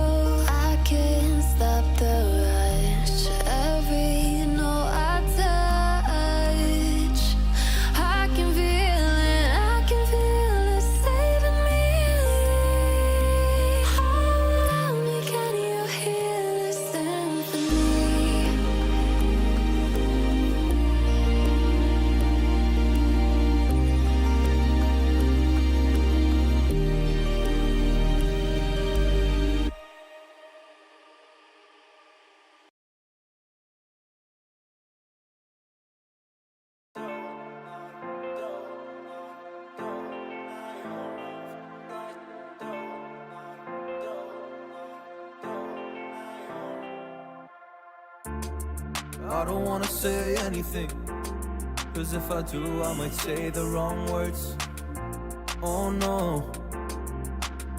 So I'll keep my mouth shut and not listen. Afraid I lose you if I didn't.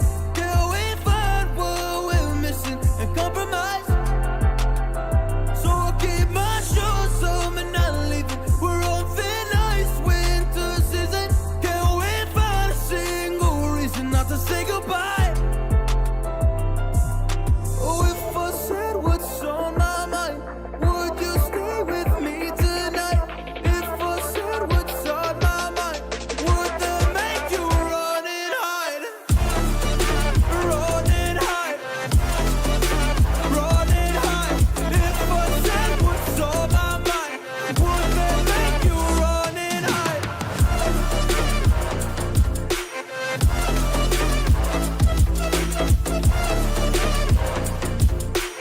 Would that make you run and hide? Run and hide. Run and hide. Oh, would that make you run and hide? Don't know what to do anymore. I'm out of options, nothing's working. I'm out of service. Come help me now, I'm fucking nervous. I'm trying but can't scratch the surface. So I'll keep my mouth shut and not listen. Afraid I lose you if I didn't. Till we find what we're missing and compromise. So I'll keep my shoes on and not leaving. We're on thin ice, winter season. Can't wait for a single reason not to say goodbye. Oh, if I said what's on my mind, would you stay with me tonight?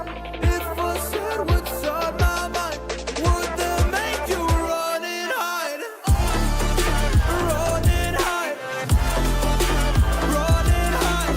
If I said what's on my mind, would that make you run and hide?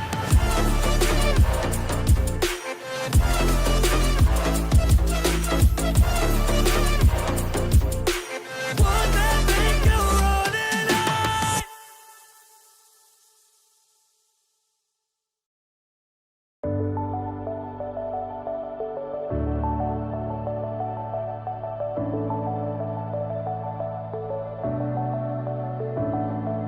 Clouds are stirring up the sky. I was always in denial of what I saw right in front of me. And every time I'm so damn lost to what I loved and what I lost. But let's get lost in love tonight. Hear a second voice inside my head. It's telling me to say tonight again. And hold on to the words we always said would be forever, forever. Wait another day to clear my thoughts. So jump into a love that won't be forgotten. Forever, forever. Let's run away together. Let's run away together. Let's run away together.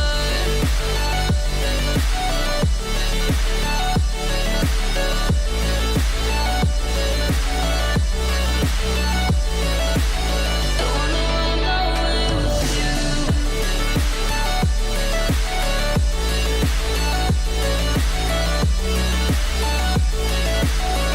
Let's run away together.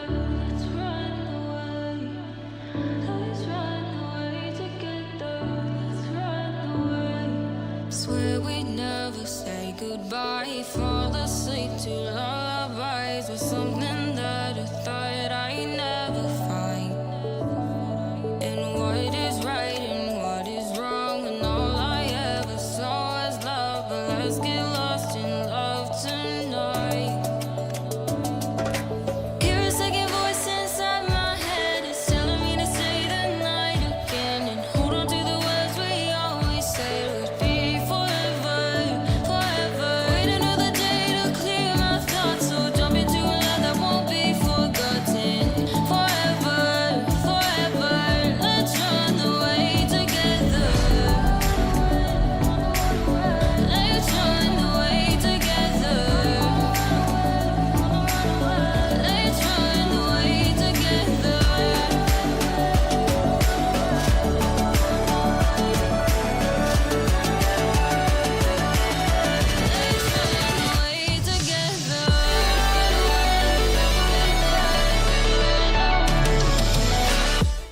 welcome back to the very warm north of France in Lille. It's known for its mixture of Flemish and French culture, and now also known for its having the world's biggest Star Wars Unlimited tournament. I'm with Ben Fitzpatrick. How's it going, Ben? I'm really, really good, Joe. I cannot wait for this final match. It's been an incredible day of Star Wars Unlimited action. 850 plus players we started with at round 1 this morning, and we are getting ourselves ready to cut down to that top 64. Yeah, we certainly are. And I have to say, the wide range of unorthodox leaders is through the roof here this weekend. The meta is in an unbelievably healthy place. There is some things which we're looking at leaders and we're like, wait, what? We're having to do a double take. Ben, tell us some of the things that have caught your eye. Yeah, absolutely. I mean, number one, the one that we have to go towards is that Admiral Trench. Yep. Just one that nobody would have ever seen coming, being able to make its way all the way up this high. But even, I mean, I think our number 1 seed currently on Han Solo Worth the Risk, a leader that we have not seen since its release in Shadows of the Galaxy in Set 2. Then you've still got, obviously, your known quantities, your Sabine Wrens, your Han Solo Audacious Smugglers, Quinlan Tarkintown is still around, but as you say, the meta has become so much wider thanks to that suspension. Yeah, a little bit of Kira and Anakin in there as well. You've got Bosk. There's all kinds of things. What I want to ask you, Ben, we're talking about the leaders that are doing really well. What do you think the worst performing leader is of the day? Which is a little bit of a hard question to put you on the spot. Ooh. We saw that Quinlan had a big representation. I know that there's still a Quinlan that's doing very, very well. But is there any leaders that are really catching your eye and standing out to you that are underperforming? I'm not sure anything comes to mind for me immediately. Not immediately. I suppose it depends on how you define underperforming. Is it sort of one that we expected to do well and has kind of not quite lived up to that expectation? Or a leader that is just like people have tried it and it's gone, no, this just isn't going to work flat out? Yeah, I think like underperforming for me would be a leader that is represented a lot and just hasn't had a good conversion, right? You've got a big proportion of the players playing it and it's just not performing that well. But I have to say most of the decks that are more popular are doing really well. I guess maybe based off, if we could take a look shortly at our meta graphic, the leader which is probably underperforming the most is this Darth Vader from the first set. But I have a feeling that people might have expected that, Ben. Why are we seeing so many people play this Darth Vader from set 1?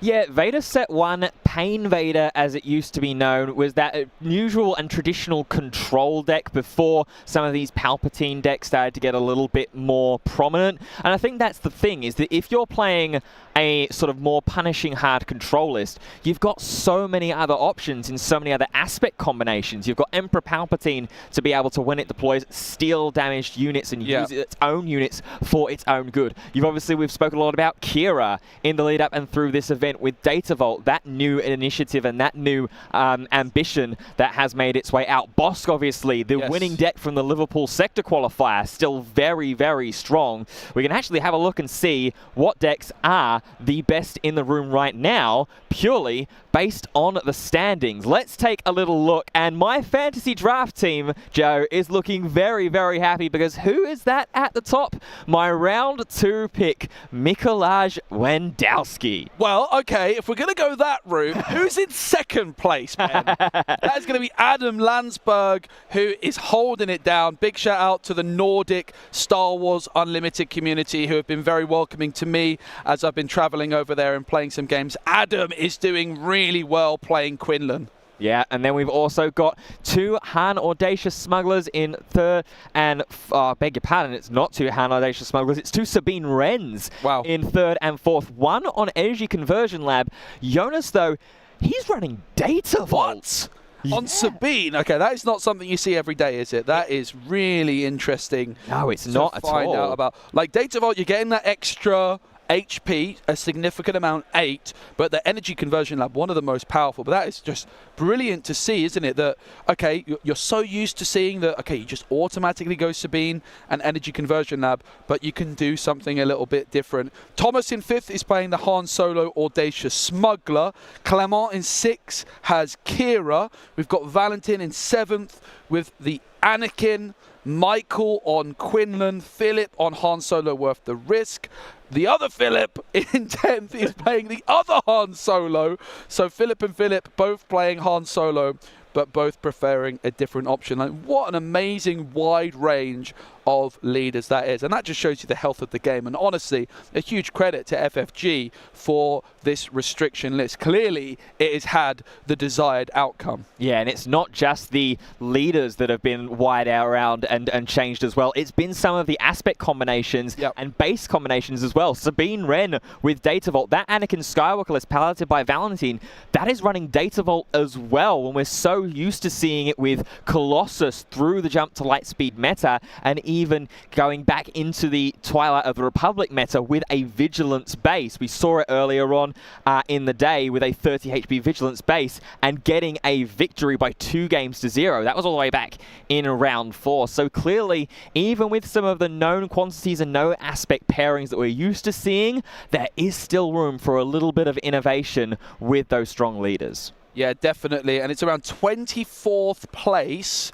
which is the last player at a ranking of 7 wins, 1 loss. 25th place has a record of 6 wins and 2 losses. So you've got 24 players who have only lost 1 game this far into the tournament. So you can really see that in order to make that top 8, you're going to need to have an extraordinarily good result. Here we go, though. We've got Lorenzo to your right. We've got Parley to your left. And it is going to be the last round of Swiss for today. No lunch break today, remember, everybody. So these players have been playing absolutely non-stop. Can you tell us, Ben, a little bit about what we might expect to see in this show match, starting off with the leaders? Yeah, so we have got Emperor Palpatine, which Ross said he wasn't convinced about in terms of the hard control options of leaders. He was more convinced by Bosk. Well, Ross, you're about to get a lesson in mono command hand control, because he's running it with Data Vault as well. And then Lorenzo on Cad Bane is also running Data Vault. So it looks like a bit of a story brewing here, is that players are liking the look of that 33 HP base and that extra 10 minimum card limit that you have to add to your Premier deck. Players don't mind that. Well, what's interesting, Ben, is in card games there's this age-old question of why should you play the minimum amount of cards? Like, why do you play 50? And the reason is why you should play a 50-card deck, because it gives you the most consistency possible mathematically. It gives you, if you've got one really good card in your deck, or a very important card, let's say you always want to find resupply on at 3 resources. If you play 50 cards, it gives you the best percentage chance. But it's only quite negligible as you keep adding a card.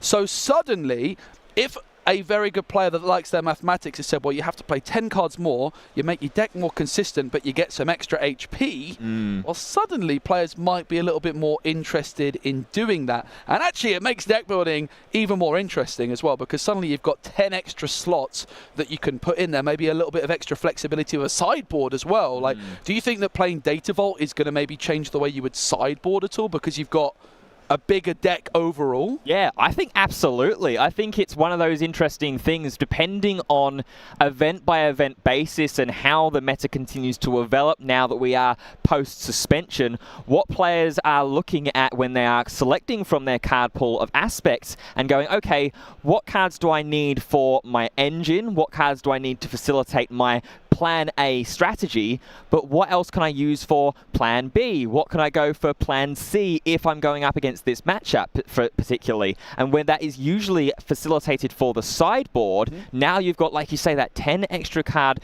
ability to play with and say, okay, well, maybe I can main deck in some confiscates, for example. Maybe I can main deck in some electromagnetic pulses if I'm expecting a very vehicle-heavy format still. One thing that I would say as well about the choice in the Data Vault, I do think from quite a few players, this is a planned ploy, because they've expected a lot of Sabine. And they know how fast Sabine wants to go with its aggression heroism strategy. So they say, okay, let's make it harder for that Sabine to be able to reach the distance. Let's make it harder for you to have that staying power, because we know historically Sabine has that really, really good consistent start. And then, as a lot of aggressive style decks do, they tend to run out of gas. They tend to run out of resources, both figuratively and quite literally as well. So let's say, okay, let's give you 3 more HP to try and work with. Absolutely. And Ben, I'm really curious. Emperor Palpatine, when I've come into Star Wars Unlimited recently, I've been playing for about a month. I just thought that Palpatine would be always played with vigilance. You get the board clear, you get all these really powerful control tools. What is the big advantage of going for that double command? Because to me, you're restricting your card pool that's really optimal by half. Surely it's going to be better to play it with a different base. I mean, clearly not. Like, why is it that it's the double command build of Palpatine that's doing so well here?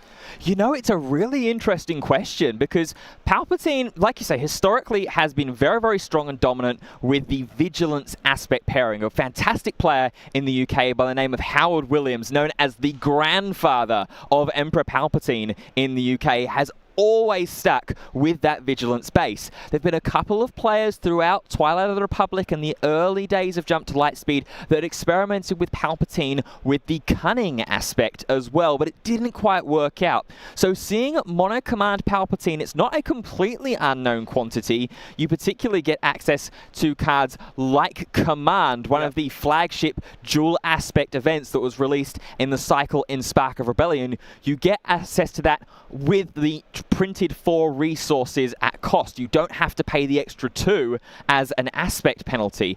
But apart from that, from what I'm seeing at the very least, that's kind of the primary thing that you're looking for. Otherwise, it's all mono aspect cards or cards that would otherwise fit into your leader's aspect identity. Here we go. It is round 9, the final round of day number 1 at the biggest Star Wars Unlimited tournament to date. We've got Paule on Palpatine. We've got Lorenzo on Cad Bane. Let's have ourselves a fun and exciting match. It's going to be a best of 3.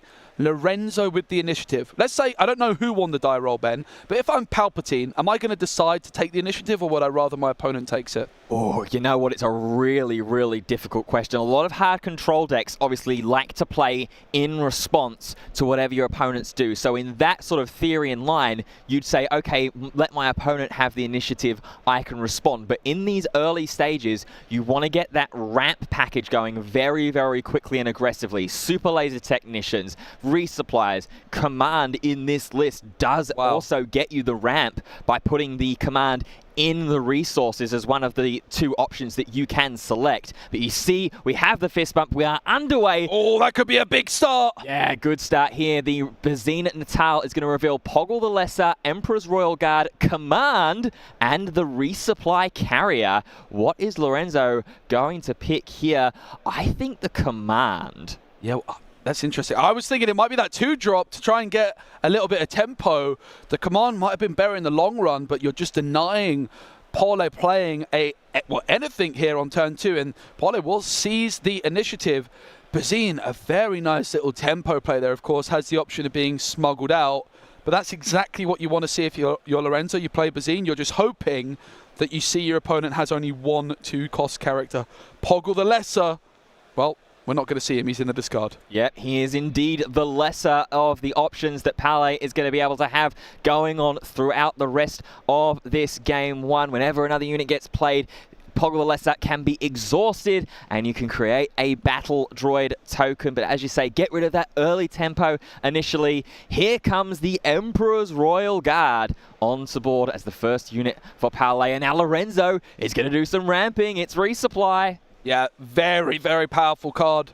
Accelerating your resources, but the Emperor's Royal Guard there, what an incredible stat line that is. 3 power, 4 HP, but if you control Palpatine as a leader or unit, it gets extra HP. A 3-5 is not so bad at all, but it's not that impressive. It's the same stats as like a Cassian Andor, but it's going to be particularly powerful if you control an official unit, as it will gain Sentinel. Yeah, absolutely. That's what you tend to want to see, is get that Sentinel online early, halt the advance from your opponent. Like any hard control deck, be able to just hold off on the tempo that your opponent is presenting, get access to some of those hard control tools, which notably we don't see too many of, and you can't see too many of when you're playing this mono command aspect. That's one of the biggest benefits that you have whenever you play the Vigilance pair, is that you get access to Power of the Dark Side. No glory, only results. But what we're seeing here is how you get that aspect ratio going, that double command on 4 resources. That is a lot of experience tokens then, and a big old unit in the ground. Yeah, 2 experience tokens, so that's going to make, what, a 6-9? With the extra health that you get given for the... From the Palp, yep. It's going to be a huge, huge unit nonetheless. Still doesn't have Sentinel right now. 6-7, I beg your pardon as well. I'll correct myself there on the mathematics. It's a 3-4 normally, 3-5 thanks to being in a Palpatine deck, and then the 2 experience tokens will give 7. What it is doing right now, Joe, is it's crashing into the base for 5. Yeah, and it's 5 damage. The first 5 HP taken down from the Data Vault. Both players using Data Vault. We're used to seeing Cad Bane with Tarkin Town, aren't we? But it seems as though the Data Vault is the new flavor of the month. Both players pairing their leader with a base that we're not quite used to seeing, and getting access, therefore, to a different aspect as well. Yeah, absolutely. So it's going to be Lorenzo who will have the initiative. Overwhelming barrage onto the Zuckuss, and that's already a 6-6 body as it is. Now make it an 8-8 during this phase, and that is plenty of attack to be able to deal with the Emperor's Royal Guard thanks to that overwhelming barrage. Second ability. That is a huge moment in this game number 1. Lorenzo, of course, is going to need to be quick against a Palpatine. You have to think the longer a Palpatine deck goes on, the stronger it's going to get, as we see evidence of that with the resupply carrier doing some ramping, but a huge tempo swing making use of that overwhelming barrage. But of course, Parlay might have an overwhelming barrage of their own up their sleeve. You never quite know. It really is going to be a key card in this game. Yeah, what else is going to be a key card is the card that I saw Parlay resource away with the resupply carrier. It was a Darth Vader that went into the resources, so that's -1 of the big 7-cost Dark Lord of the Sith that we've seen throughout the entire day be so impactful. He's not going to have as many opportunities to reach that. Here comes the first leader deployment of this final round, though.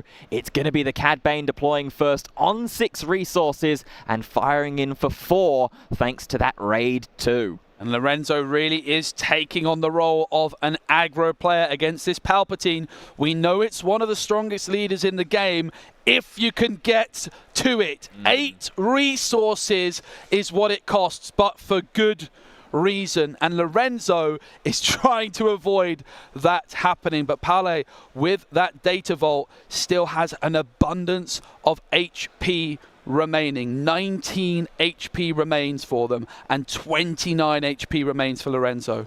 And now, thanks to the hard, aggressive ramping that we have done, we are at 8 resources at the start of this action phase. So Emperor Palpatine does have the opportunity to deploy on this action phase. The only issue is that there's no damaged unit on Lorenzo's side of the board for Parlay to be able to steal. Remember, Emperor Palpatine, when it's deployed on its leader unit side, can take control of a damaged non-leader unit. That's why you see on its leader side to be able to defeat a friendly unit and deal 1 damage to something. You set it up for your opponent to be able to be damaged, and then when it deploys, go ahead and steal it away. Could be a huge tempo swing, and Lorenzo is using their leader to their advantage currently. Cad Bane 6 resources it comes out on, which in most matchups feels quite slow, but against Palpatine, Cad Bane is really applying this pressure now, and we are going to see the Palpatine sacrificing the resupply carrier. That is not something you see very often, and that was a readied resupply carrier that was ready to go for an attack. What is this play from Paolo? What are you thinking, Ben? It's exactly what I thought and what I said at the start of this action phase. He's softening up that Zuckuss, ready for the Palpatine leader unit to be able to deploy. There it goes right away. There's a big 6/6 body on the board. I'll take that for now, thank you very much. It does stay rested and exerted for this entire action phase, however, because Lorenzo saw that action coming and said, okay, you know what? I'm going to get the 6 damage in before it gets stolen. Yeah, absolutely. Paolo could have dealt 4 damage to Lorenzo's base with the resupply carrier before sacrificing it, but they just want the tempo. They don't want to spend so long taking actions. They need to get some board control in the ground arena, and while 4 damage to Lorenzo's base would be great, right now they've got more important things to worry about as Palpatine crashes in to Cad Bane, who stands tall with 4 HP remaining. Yeah, and it's important to be going into this Cad Bane leader unit right now, because whenever Lorenzo plays an Underworld card, he can deal 2 damage to a unit, or he can force Paolo to do 2 damage to a unit. It can only be activated once per round, but still that is an extra little bit of damage that will be chipping away on either the Palpatine leader unit or on that Zuckuss that was stolen. And when you've got so few units on your side of the board to try and return that tempo with, you want to keep them around for as long as possible. So Paolo here trying to soften that Cad Bane leader unit up for it to either trade away with the Zuckuss, make sure that you don't get both of the values from them, or potentially with something else that Paolo may have up his sleeve. It looks like 5 cards in hand for Paolo, which is a lot. And that's going to be great if the game continues much longer. And Lorenzo is going to try and avoid that happening. They're going to continue to attack the base and try and apply as much pressure as possible. Yeah, well, we're only 9 damage away here from Lorenzo being able to take care of game 1. That early Zuckuss really, really helped. Here comes Forlom onto the board now. And if that Zuckuss was still on Lorenzo's side of the board, it would be able to grant, Forlom and Zuckuss grant each other its own keyword. So Zuckuss grants Forlom Saboteur and +1/+1, and vice versa. Forlom grants Zuckuss Ambush, yes, and the boost as well. And I suppose that's why Paolo just decided they had to get this Palpatine through as quickly as possible to avoid the ambush coming through. Now, is that a Sentinel? Yes, that will be a Sentinel now, being able to stand down. Emperor Palpatine is an official unit, so that is going to stay in the way as a 3/5 Sentinel right now. And Lorenzo doesn't quite have the attacking pressure that is active at the very least to deal with it. He doesn't mind. He's just going to play down Super Laser Technician. Let's go wide. I also have to say I appreciate Paolo putting the Emperor's Royal Guard in front, protecting the Emperor that is sat behind it. There's going to be a Silicious Crumb also for Paolo, so one of those on each player's side of the board. But the Sentinel here protecting the rest of the ground units. It's got a 3/4 stat line, but it's also going to get that 1 extra HP, isn't it, as Palpatine is the leader and is always going to be 5 HP in Paolo's deck. Yeah, looks like there's just a quick confirmation from one of the judges, potentially on some of the damage of the base numbers here, but it looks like everything should be resolved pretty quickly.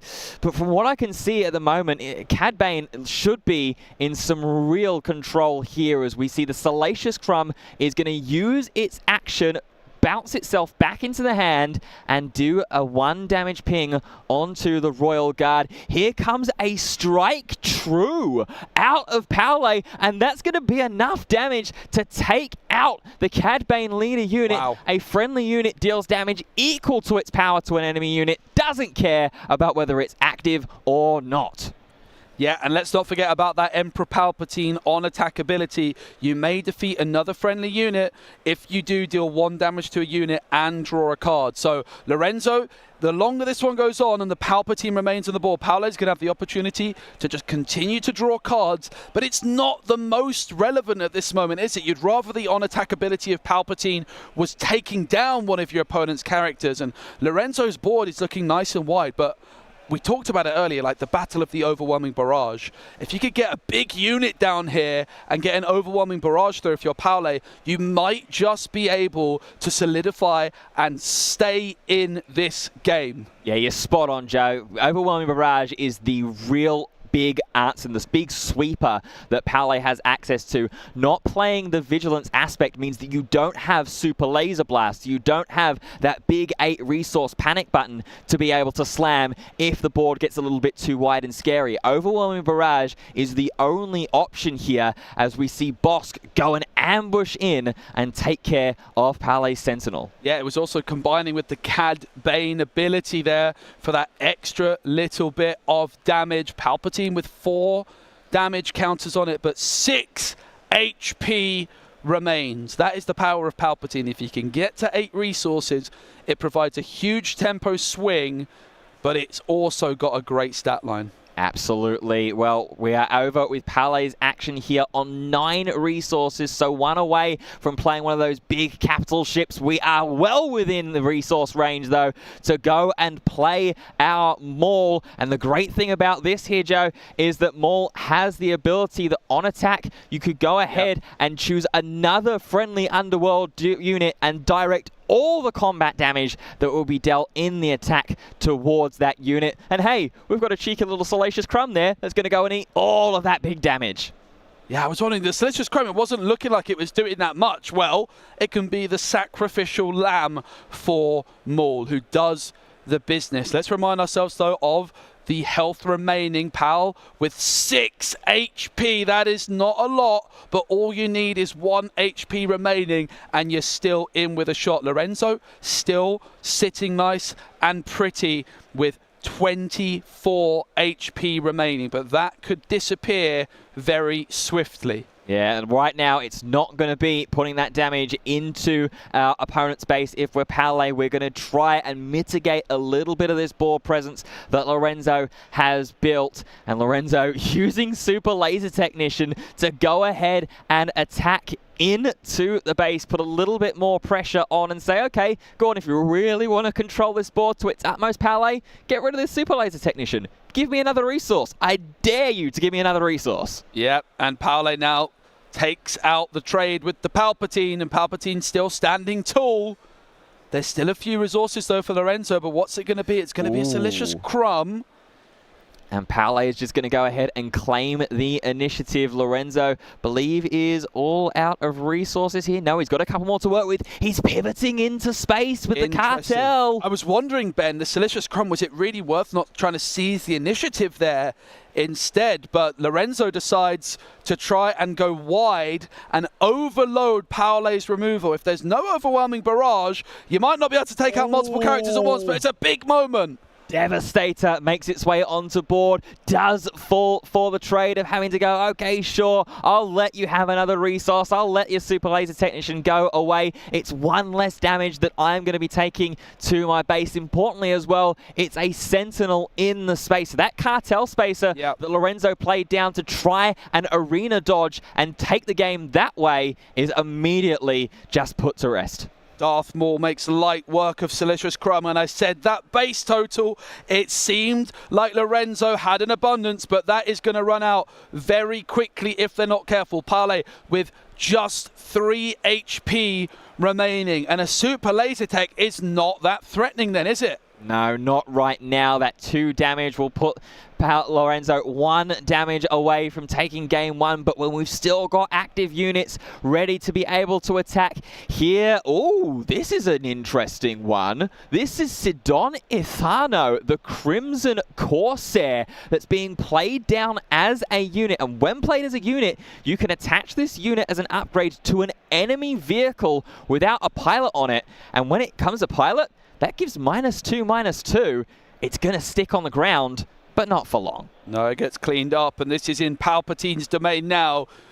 But Palpatine has finally been cleared from the board. But Lorenzo, 3 damage more is needed. And this is at this moment in time, you would love a leader like Sabine, wouldn't you? Like the Cad Bane leader at this stage in the game, it's not doing that much. You don't need much to win, but Paolé is using every HP they can to their advantage. All you need, remember, is just 1 HP in your base, and you are still good to go. Yeah, that Cad Bane leader ability only being able to force your opponent to target units with damage as opposed to it being the indirect damage mechanic that was introduced during Jump to Lightspeed. Oh, his Maul! Darth Maul comes through out of nowhere, and I do believe the ship as well is an underworld, so it could be placed on there. It looks like a scoop, though. It is, yeah, because the overwhelm damage going into the Zuckuss is going to be enough. Perfect maths to be able to take the game. We were saying, weren't we, Joe, that Lorenzo just needed to find that little extra bit of damage, and in the end, Ambush and Overwhelm will be able to take game 1. Paolé flew a little bit too close to the sun there, and Maul finished the job. The power of Ambush and Overwhelm combining to seal the deal in an exciting game number 1. Yeah, that was really, really interesting. A lot of early pressure was being put on there from Lorenzo, our Cad Bane player. Palpatine able to just wrestle it back into his control, and just as it looked like Paolé was finally in a real comfortable spot, here comes Maul with a double-bladed lightsaber and says, thank you very much. I'll take that damage, Zuckuss, all the way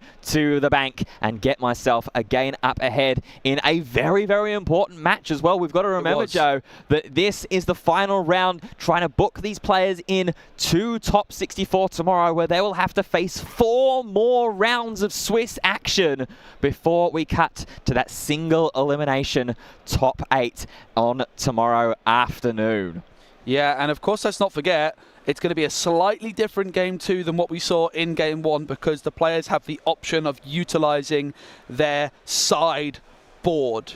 Yeah. How useful that will be, I'm not so sure. I can see there's 3 copies of Dogfight in the Cad Bane deck, which is certainly an interesting option. Of course, Dogfight, you can attack with an exhausted unit, but you cannot go directly to the base. But you could make some favorable trades, and at the right moment, that could be a huge tempo swing. Yeah. Especially with Overwhelm as well. Yeah, well, I'm thinking more if your opponent drops down a Panic Emperor's Royal Guards onto the board. If you have a pesky Sentinel that you have to try and clear the way of, and all of your units have attacked, just dogfight straight through it, and then you're prepping yourself up for a really nice push for game in the later actions and phases. There's also 3 copies of Darth Vader in the sideboard. Is this the 7 cost Darth Vader? It is indeed, commanding the First Legion in the sideboard here. I feel like 7 resources might be a bit too slow against Palp to sideboard it in, but it could still make a big impact when it hits the board. Yeah, I think it's primarily as well just to look for going even wider, because as I said during game 1,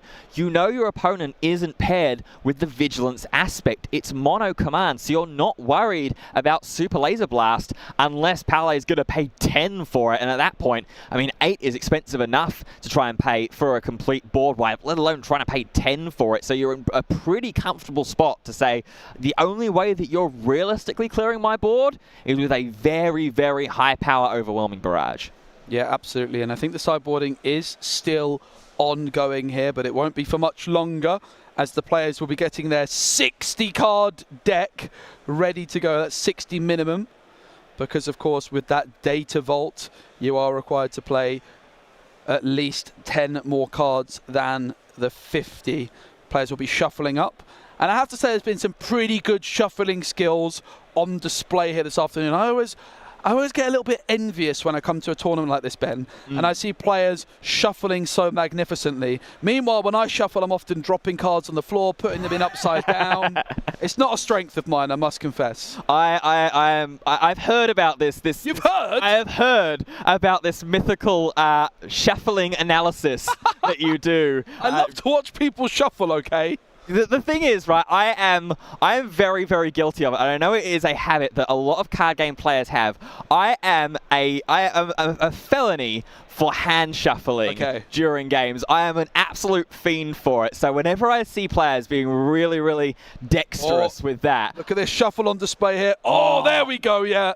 Love a little bit of that. I am a big fan of that. I definitely mix that in, the bottom to top shuffle alongside the traditional riffle. I am a big, big fan. That's some high-class shuffling right there. I'm impressed. I am officially impressed. And Lorenzo's not satisfied, going to give it a little bit of a shuffle. A bit of a lazy shuffle, that one, to be honest with you. But, of course, always wise to do that. Here we go. It's game number 2. Big shout out to Lorenzo and Paolo for keeping us entertained with this really exciting match. I can see in Paolo there's this ambush fighter, which is going to cost 3 resources. Has that super laser tech. That's going to be a great turn 2, but is there a card you can play down on turn 1 for 2 resources? And is a super laser tech going to be enough? Like, that's the kind of card you want. You want a ramp. But do you value more having something to play on turn 1? Yeah, this is a really awkward hand, actually. I believe Paolo mulligan, so I believe that Paolo is stuck with this hand. Why he's agonizing so much over what to actually send into the resources here, because there's so much good top end that I'm having to send away. There was a reinforcement orca in there, which Paolo would have loved to have seen towards the back end of game 1. He's going to have to deal with one less of them. We're into game 2, though. We certainly are, and it is going to be Lorenzo, who did not have the initiative, but there was no play from Paolo, and it's going to be the super laser tech. It's going to be the Cloud Rider that's down for Lorenzo. It does have ambush. It wasn't put to use, but here we go. Oh, this is a big moment. Now there are 2 of them, an event that has kind of fallen slightly out of favor, or had fallen slightly out of favor through the back end of the Twilight of the Republic into Jump to Lightspeed format, but it's such a great event. You pay 3, and if you have at least 1 unit on the board, exactly 1 unit, you play a non-vehicle from your hand that shares a trait with the unit you control, and it costs 5 less resources. So all of a sudden here, Joe, we've cheated out a Bosk for 2 resources less than we traditionally should do. Yeah, that is absolutely incredible. The Bosk, when you play an event, you may deal 2 damage to a unit as well. It's definitely applying some pressure. There is going to be a response from Paolo in the ground arena.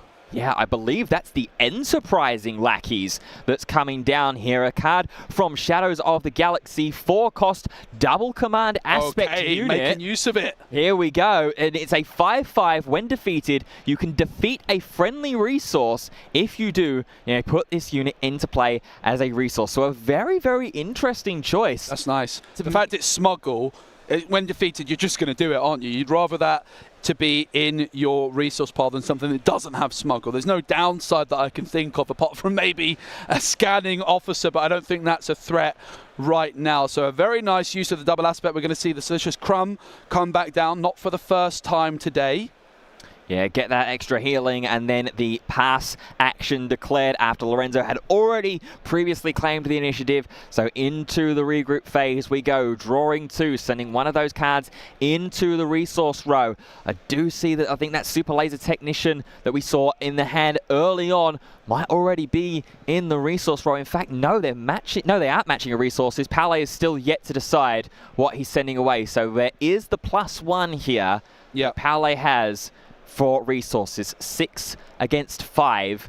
If Paolo decides to resource here, that is a thing as well in Star Wars Unlimited. You can decide to not resource a card out of hand. You can, but it's actually highly advised. I was reading the rules the other day on the website. It's highly advised not to do that until you hit the threshold of your leader. Overwhelming Barrage, though! Oh, dear. Quickly interrupts me as it sweeps through, and it's going to be dealing a ton of damage. 6, I believe, in total, but you can do it as you please. And also this combines with the Bosk ability as well, because Overwhelming Barrage is an event. There's an extra 2 damage that is going to be flying through. So yes, while it's 6 damage that's being put forward directly thanks to the Overwhelming Barrage, Bosk is able to swoop in and clean up the remaining damage on that Enterprising Lackeys. Yeah, and Paolo didn't seem seem too happy about that one. And frankly, who can blame them? That Bosk, it costs 5, and so does the overwhelming barrage.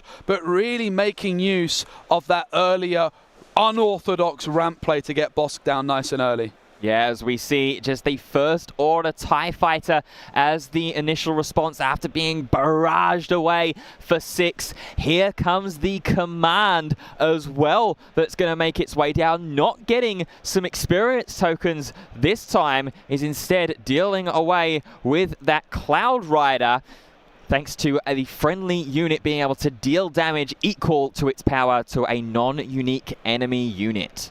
26 minutes left on the clock here. If you're Paole, you need to win this game and you still need to win another one. So you need to move quick.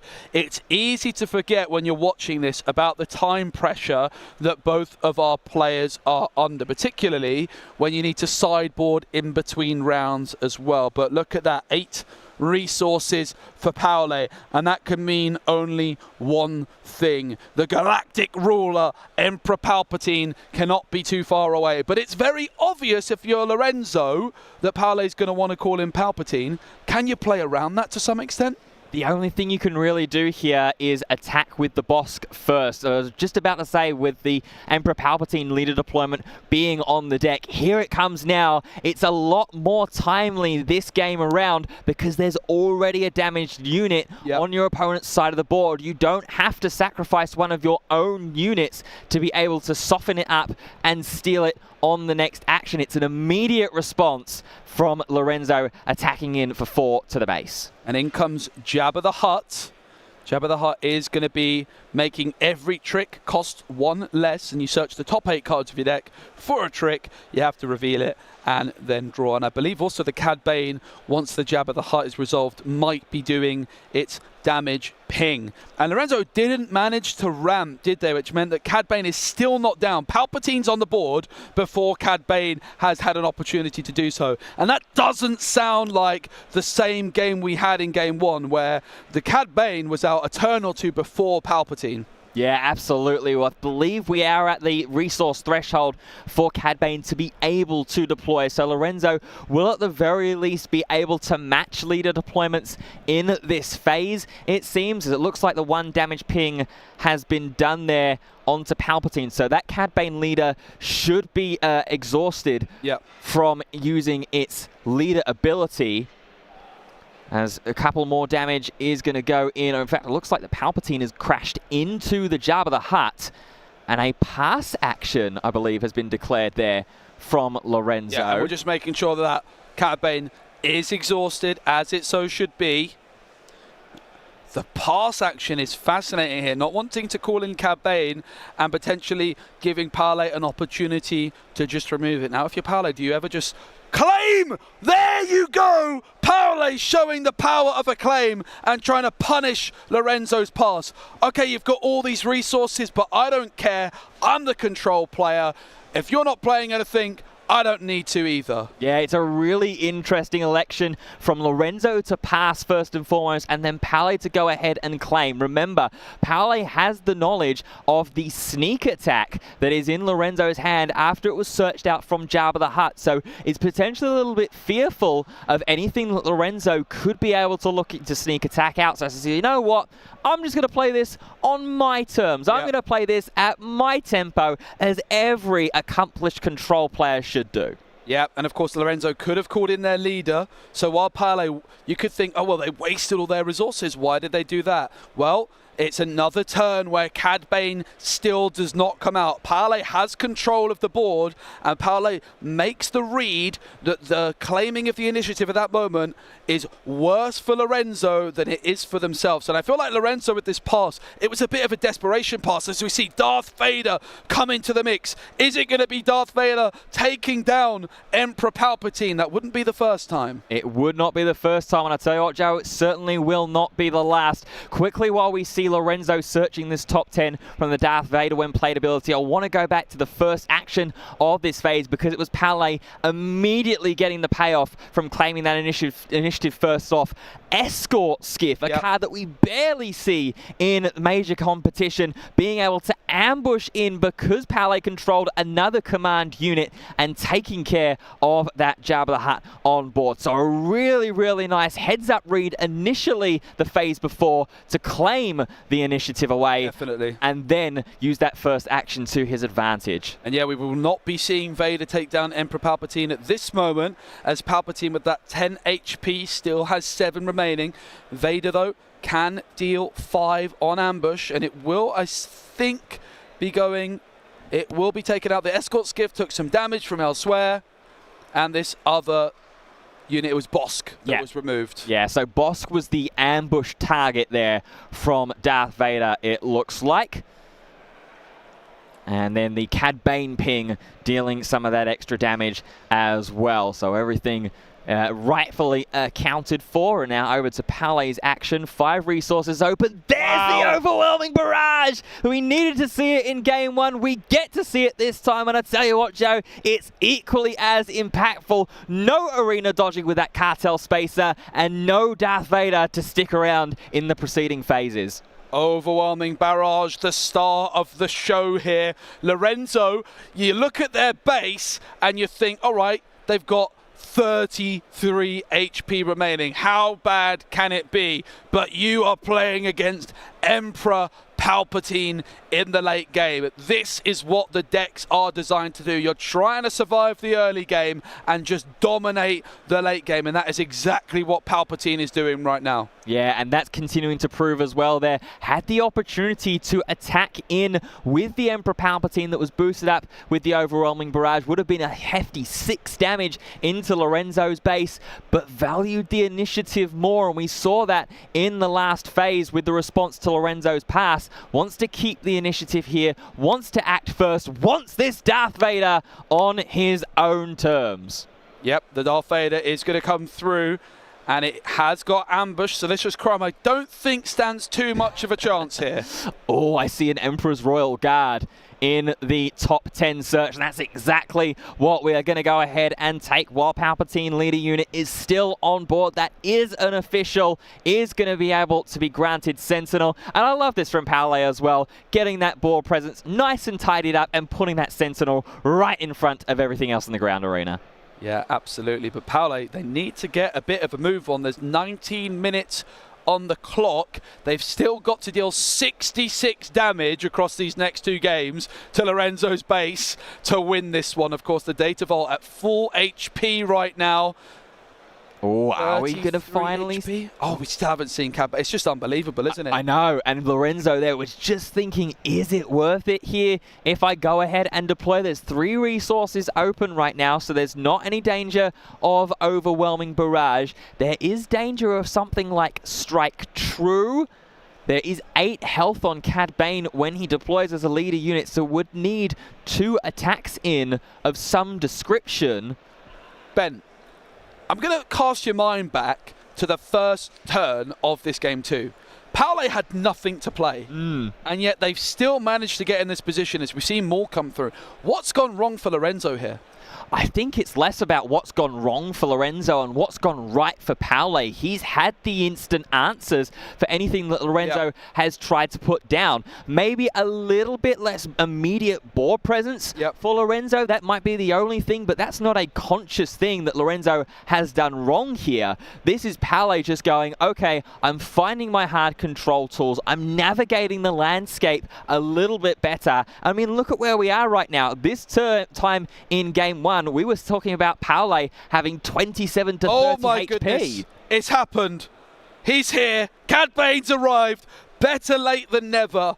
Cad Bane comes down on about turn 9 of this game, and that is certainly not ideal, but Lorenzo has been sat waiting patiently. They haven't tried to force it, and Cad Bane now can begin to make an attempt, but Palais with still 16 HP remaining. Lorenzo 33 HP remaining, exactly where they started many, many turns ago. And Parlay, again, that clock. Look at how long it's taking them to try and take over this game. Oh, there is the strike true! That's exactly what we wanted there. Parlay setting it up with the immediate attack in with the Emperor Palpatine leader unit to soften Cad Bane up. I mentioned, Joe, that strike true was what we were potentially looking for in a combination with an attack to take care of that Cad Bane leader unit as soon as it deployed. No matter how patient was for Lorenzo deploying his leader unit, Parlay, that Emperor Palpatine galactic ruler, had the answer. You might not have the control of vigilance, but strike true is like Command's version of one of those cards, just giving you some board control and doing the business. But Lorenzo has still not got a single dice on their base. Parlay, you need to wrap this game up.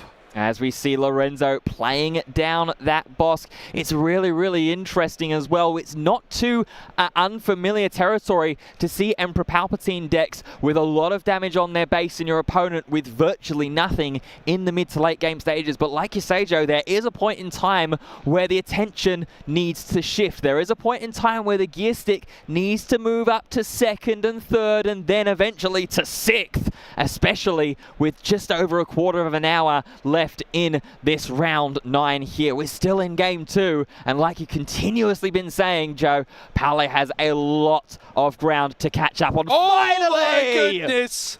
And the people of the chat rejoice because there is some damage on Lorenzo's base. It's 5 from Vader, and Palpatine might be soon to follow up with some damage of their own. The resupply carrier comes through, and Parlay is taking over. Yeah, and now this is exactly where those gears are immediately starting to shift. A lovely play down as well in the action before. Colonel Yalaran, the ISB director, whenever a command unit is going to get played on Parlay's side of the board, there's going to be 1 damaged healed from your base. But guess what, Joe? Parlay's only playing command units because he's in mono command.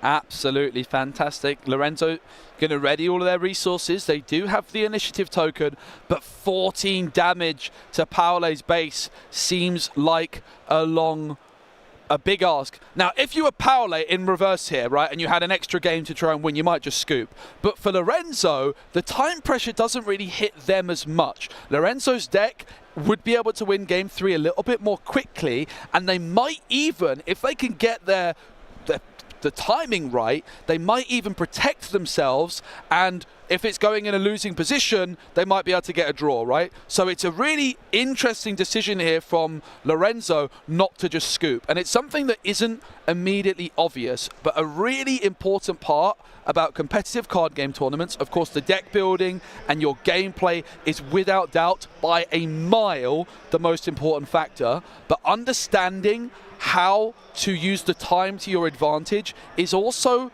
a very key skill that players with big experience will be able to utilize to their advantage. Well, it looks like we're utilizing something big to our advantage here. 5 resources for overwhelming barrage. It's not that impressive, Ben, is it? It's a slightly underwhelming barrage in this situation. Only 3 damage is going to be able to be divided among units that Parlay controls. It is going to be enough at the very least to clear this 7-cost Darth Vader, but Emperor Palpatine is still hanging on thanks to its beefy 10 HP that it deploys with. Oh, double healing with Salacious Crumb and Yalaran as well.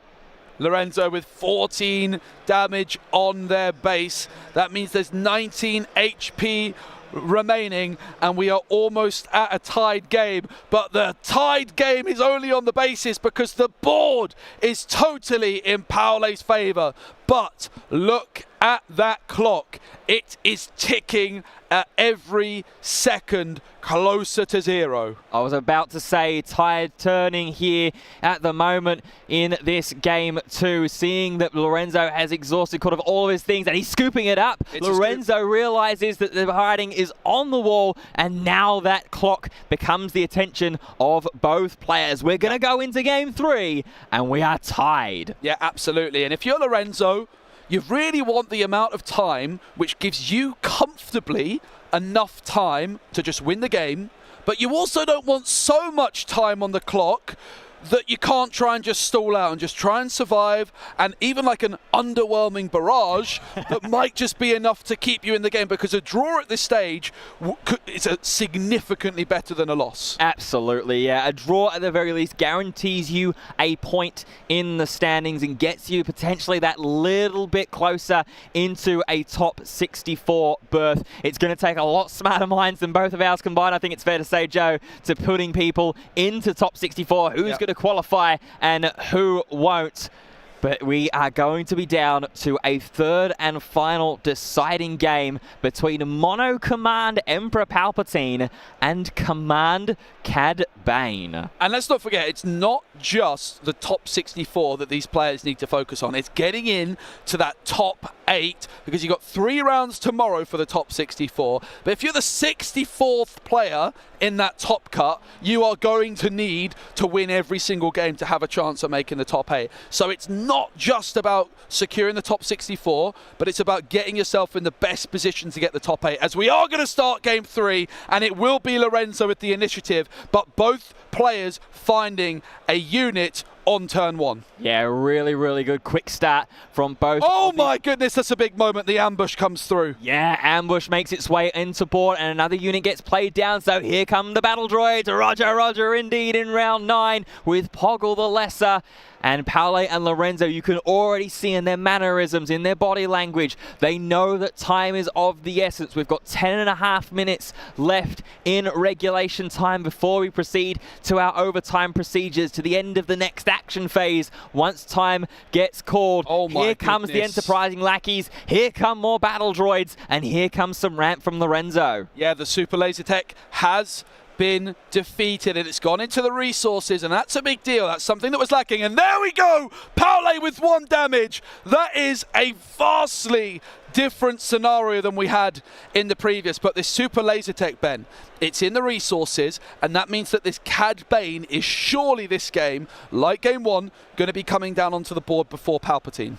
Yeah, Paule here has gone with a completely different strategy here into game number 3. Is just going, okay, I need to be aggressive and do it quickly. No ramp, well, not too much ramp on his side of the board, as opposed to Lorenzo, where it is mattering right now. You can see Lorenzo is up to 6 resources. Paule is stuck on 5. So Cad Bane leader can deploy on this phase. I can't believe there's so many battle droids.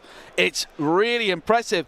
If we think back to game 1, overwhelming barrage. Let's go back to that point, because the overwhelming barrage is a lot more important, and that is a lot of damage, and you can select the damage in whatever way you want. Yeah, so there's 8 damage here that we could assign battle droids. There may be a lot of them. They may be able to swarm the board easily, but they're only 1/1s. They're not the most durable of machines that were made on Geonosis. So 3 of that damage can be pumped across each of the battle droids to take each of them out. The Enterprising Lackeys currently has 2 damage on it and is a 5/5 from memory. So that will need 3 more damage. So that's 6 already accounted for. And if you're Paule here, the whole time your opponent's making decisions, you're just thinking, please hurry up, please hurry up. I need to motor, I need to get a move on. Lorenzo can afford to be a little bit more relaxed at this stage, right? Like, if still both players have a lot of HP remaining, you'd love to finish the game, but of course a draw is better than a loss. I wanted to say, Ben, remember that turn 1 in game 1, and it was the discard, the Bazine, that hit the battle droid creator, and that maybe was the big difference maker in game 1. Yeah, as we see Yularen make its way onto the board. Whenever you play a command unit vitally, including itself, you get the damage heal. Here comes Cad Bane, deployed on curve on 6 resources. And Joe, we've still got that now 8 power Zuckus for this phase to swing. But are there any officers in play? There are. The official. Colonel Yularen is an official. So that Emperor's Royal Guard is a sentinel That is a very impressive 2-cost character then. It's not a Sentinel itself, but it kind of is because it's giving you that extra protection, and that makes a huge deal if you're Paole. And in fact, look at that, Lorenzo wants to remove it from the board entirely. Yeah, wants to make sure that Paole doesn't have the longevity here. We do see the Salacious Crumb make its way down, and that's the first activation of Cad Bane's leader unit ability. So he's going to be able to clear the way of that Poggle the Lesser, and it's an empty ground arena that Paole is working with into his 6 resource turn. He is still way too far behind to where he would like to be as a Palpatine player right now. 7 minutes on the clock. This is a vastly different game than game 2. Remember, Lorenzo didn't get that Cad Bane down for such a long time, but they are dominating the ground arena. But Paole, they need to get to 8 resources so they can get out Palpatine. The resupply carrier will put them to 7, and that's not 8, and that is crucial when you're playing Palpatine. Yeah, we'll be able to reach 8 resources at the start of the next regroup phase, but we've used all 6 of our available resources to play that resupply character, so that all we can do for the remainder of this action phase is claim the initiative and sit helplessly while Lorenzo plays down this Forlom. And that will activate the Cad Bane leader effect, deal 2 damage into that space unit, and boost each other of the bounty hunters. Forlom and Zuckuss, they're looking even scarier now. And suddenly it's Lorenzo that finds themselves rushing through this game. To credit both players, they are both wanting to wrap this up. They are not wasting any time at all. And now Paole puts that resource down, the crucial 8th resource, meaning that Palpatine has returned. And an immediate deployment there. A couple of different good options to be able to select, but it has to be the Zuckuss in this situation, and not able to take control of the damaged Cad Bane because it is a leader unit. Here comes Maul, though, as the immediate response, and this has to be ambushing in. It is ambushing in. Zuckuss goes back straight to Lorenzo in his discard pile, mind you, but he won't mind that because there's overwhelm damage coming through. And not only that, Maul not even a scratch as it's Salacious Crumb sacrificed. Yeah, this is a really, really strong Game 3 that Lorenzo is playing here. And this is the issue when you are drawn into these situations. Game 3, tired at one apiece, not too much time left on the clock, having to play a game plan that your deck is not engineered to do. This is the comfortable plan A position for Cad Bane. Get a little bit more aggressive. You get that earlier leader deployment with 6 resources as opposed to 8, and you've got those units and those resources like 4, like Zuckuss, like Maul, to push the early and consistent aggression. Palpatine needs a couple of phases to build to that point. 200 and... Okay, the maths failed me. I was trying to be clever and do it in seconds, and it didn't work. We'll just stick to minutes from now on. There's 4 minutes left, all right? And now here comes another enterprising lackeys on to the board. Lorenzo is just going to go ahead and be smart, take the initiative. There is a, is it a command? We're looking at command here potentially. Salacious Crumb is the other option. We are committing to command. So we are going to potentially put experience tokens onto Palpatine and then fight. It looks like that's what we're going to do here. Experience tokens reached for, but what's going to be that second mode that is going to be picked here? The other modes, of course, being you can put the card into the resource row. We've already seen the experience tokens. A friendly unit deals damage equal to its power to a non-unique enemy unit. But in fact, it's the final option that we take. Return a unit from your discard pile to your hand, and we grab the Royal Guards. And we have entered the regroup phase. The initiative is with Lorenzo. Paole with just 12 HP remaining on their base, but time is the great enemy for both players, particularly Paole. I fear we saw how long it took them to finish the job in game number 2, but Lorenzo, their clock management, that decision to scoop at the right moment here means that they surely have enough time to try and seal the deal here. 160 seconds and counting. Yeah, I did the maths, Joe. I did that maths while you were talking as well. Here comes Maul swinging in, and it's just going to be to the base. I'm not worried about anything that you're doing in your ground arena right now. I've only got 4 damage on my base right now. You are in the much more enviable position. 5 HP is all that remains for Paolo. That is not a lot of HP. And especially when Cad Bane is attacking in for 4 on the next potential action, 2 damage with its initial stat line, and then Raid 2 as well. It's not going to get that opportunity. However, Palpatine leader unit is going to deal into the Cad Bane, and then utilizing the on-attack ability, get rid of that resupply carrier. Here comes Vader to ambush in though, potentially. Wow.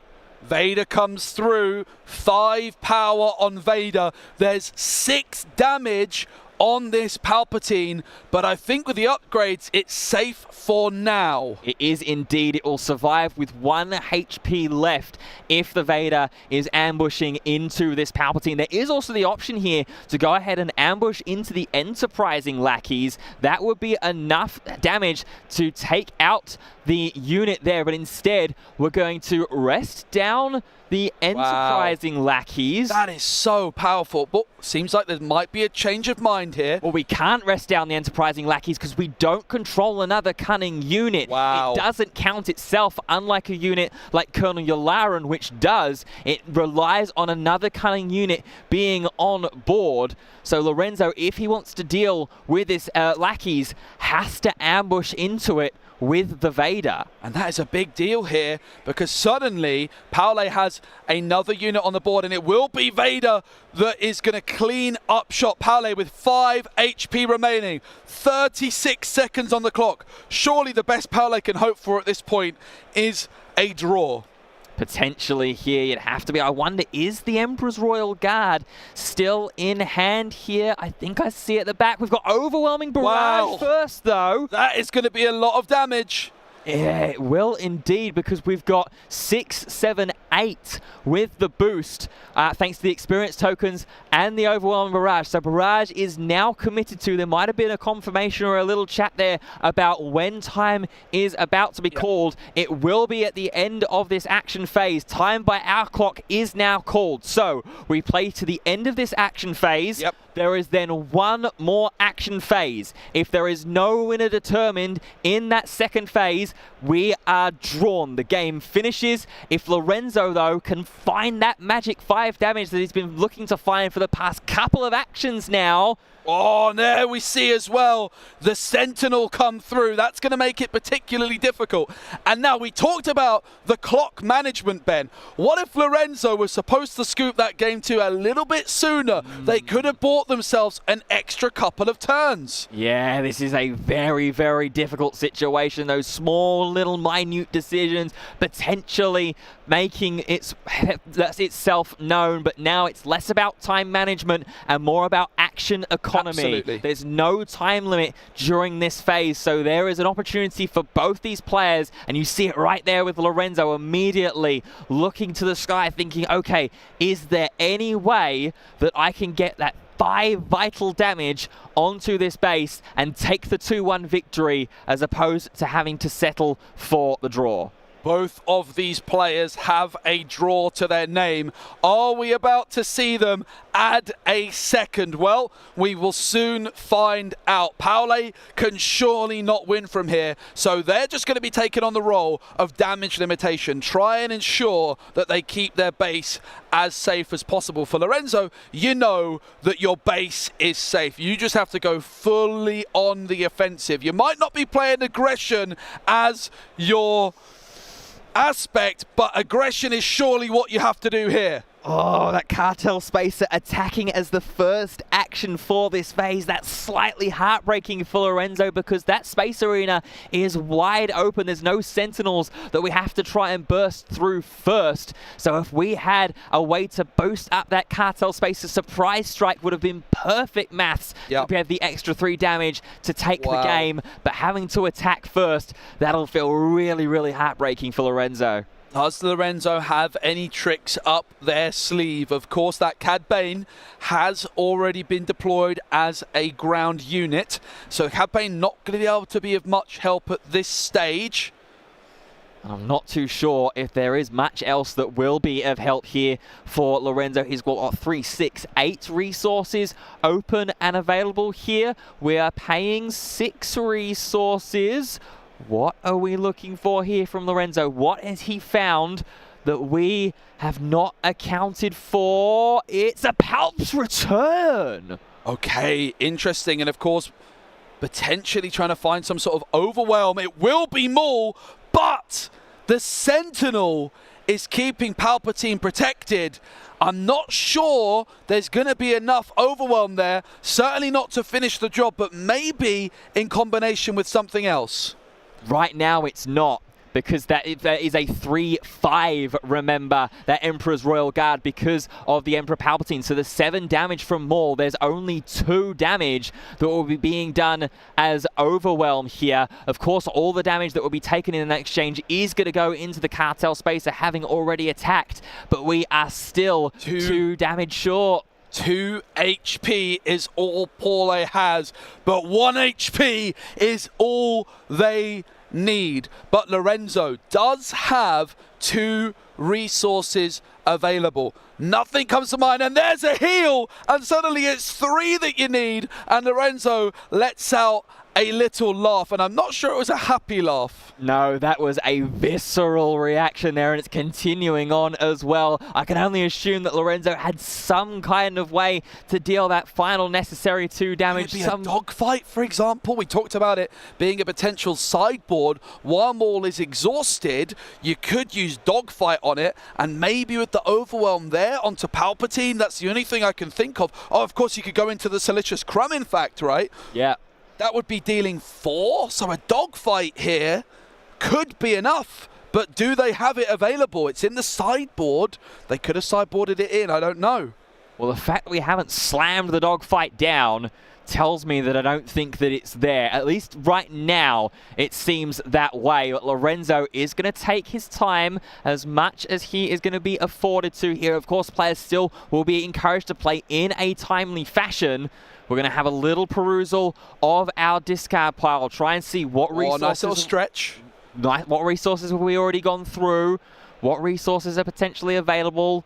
Is there anything in the smuggle? It's a pass action, I think, there from Lorenzo. Oh, it's not. I think it's going to be something. It's going to be 2 resources. Oh, it's sneak attack in the contracted Jump Master. Wow. And Reinforcement Walker! That will heal the 3 damage and mean that the contracted Jump Master, even though it comes in ready, which would have been enough, isn't going to be able to attack in for game on this next action. And Lorenzo, with the outstretched arms, he knows it as well. I think this game's going to end in a draw. Lorenzo can't believe it, but Paulie has 4 HP remaining. They will claim the initiative, but as far as we're aware, there's not going to be another turn. It's going to be a tie. Both players battle it out, and all is even. And we've got a lovely crowd here who give our players a nice, well-deserved round of applause. That was a true battle. And again, it comes down, Ben, to that clock management. It's not something you think about coming in to a trading card game tournament. But if Lorenzo scoops a turn or 2 sooner, it could have been a very different story. Yeah, it's really, really difficult to say for certain. But as you say, there is that opportunity there. If you're having the knowledge of the time, if you're realizing you're up against a control deck, this has the capacity to go the distance. If I can see the writings on the wall early enough, I can identify, okay, I need as much time as I can afford to prevent that hard control lock from entering into game 3. So I'm going to give myself that time, try and figure out a way to break it. I clearly must have done it because Palpatine would have been something you would have tested against in the raid up to this event. But either way, we were treated to a fantastic closing round on day 1. We certainly were. What a day it's been here in the north of France. in Lille, the biggest Star Wars Unlimited tournament. I keep saying it, but it's true that we've had today. It's been 9 relentless rounds of back and forth action taking, no lunch break. It's been, what, 10, 11 hours? I think these players need to get home, get some rest. Everyone's invited back to the building tomorrow, but only the top 64 will be continuing on into the main event. With 3 rounds more of Swiss tomorrow, we will then have a hard and brutal cut to the top 8, and those final players will be battling it out. So if you've enjoyed today, well, we're barely even getting started, because Champions Sunday on May the 4th, by the way, is going to be taking place tomorrow, and I can't wait for it, Ben. I cannot wait whatsoever. Well, just as we were talking there, the standings have been finalized for the top 64 players. Your number 1 undefeated seed is my round 2 draft pick, Mikołaj Wendowski, on Han Solo Worth the Risk. Amazing. With Energy Conversion Lab. That's a real interesting development. The only undefeated player in the building, 9 wins, 0 draws, 0 losses, and it's the Han Solo Worth the Risk. Tremendous. Absolutely. Well, quickly, while we're wrapping up, I can point out a couple of the maybe unexpected leaders that we've made our way into day 2. Aiden Versio, maybe not too unexpected, is a very, very good control. I think it's unexpected. It's a very, very good control deck in its element, but to finish in the top 10, by the way, that's maybe a little unexpected. Ray, with Josh Freeman Birch piloting that, that's in the top 16. We've got a Bosk in there.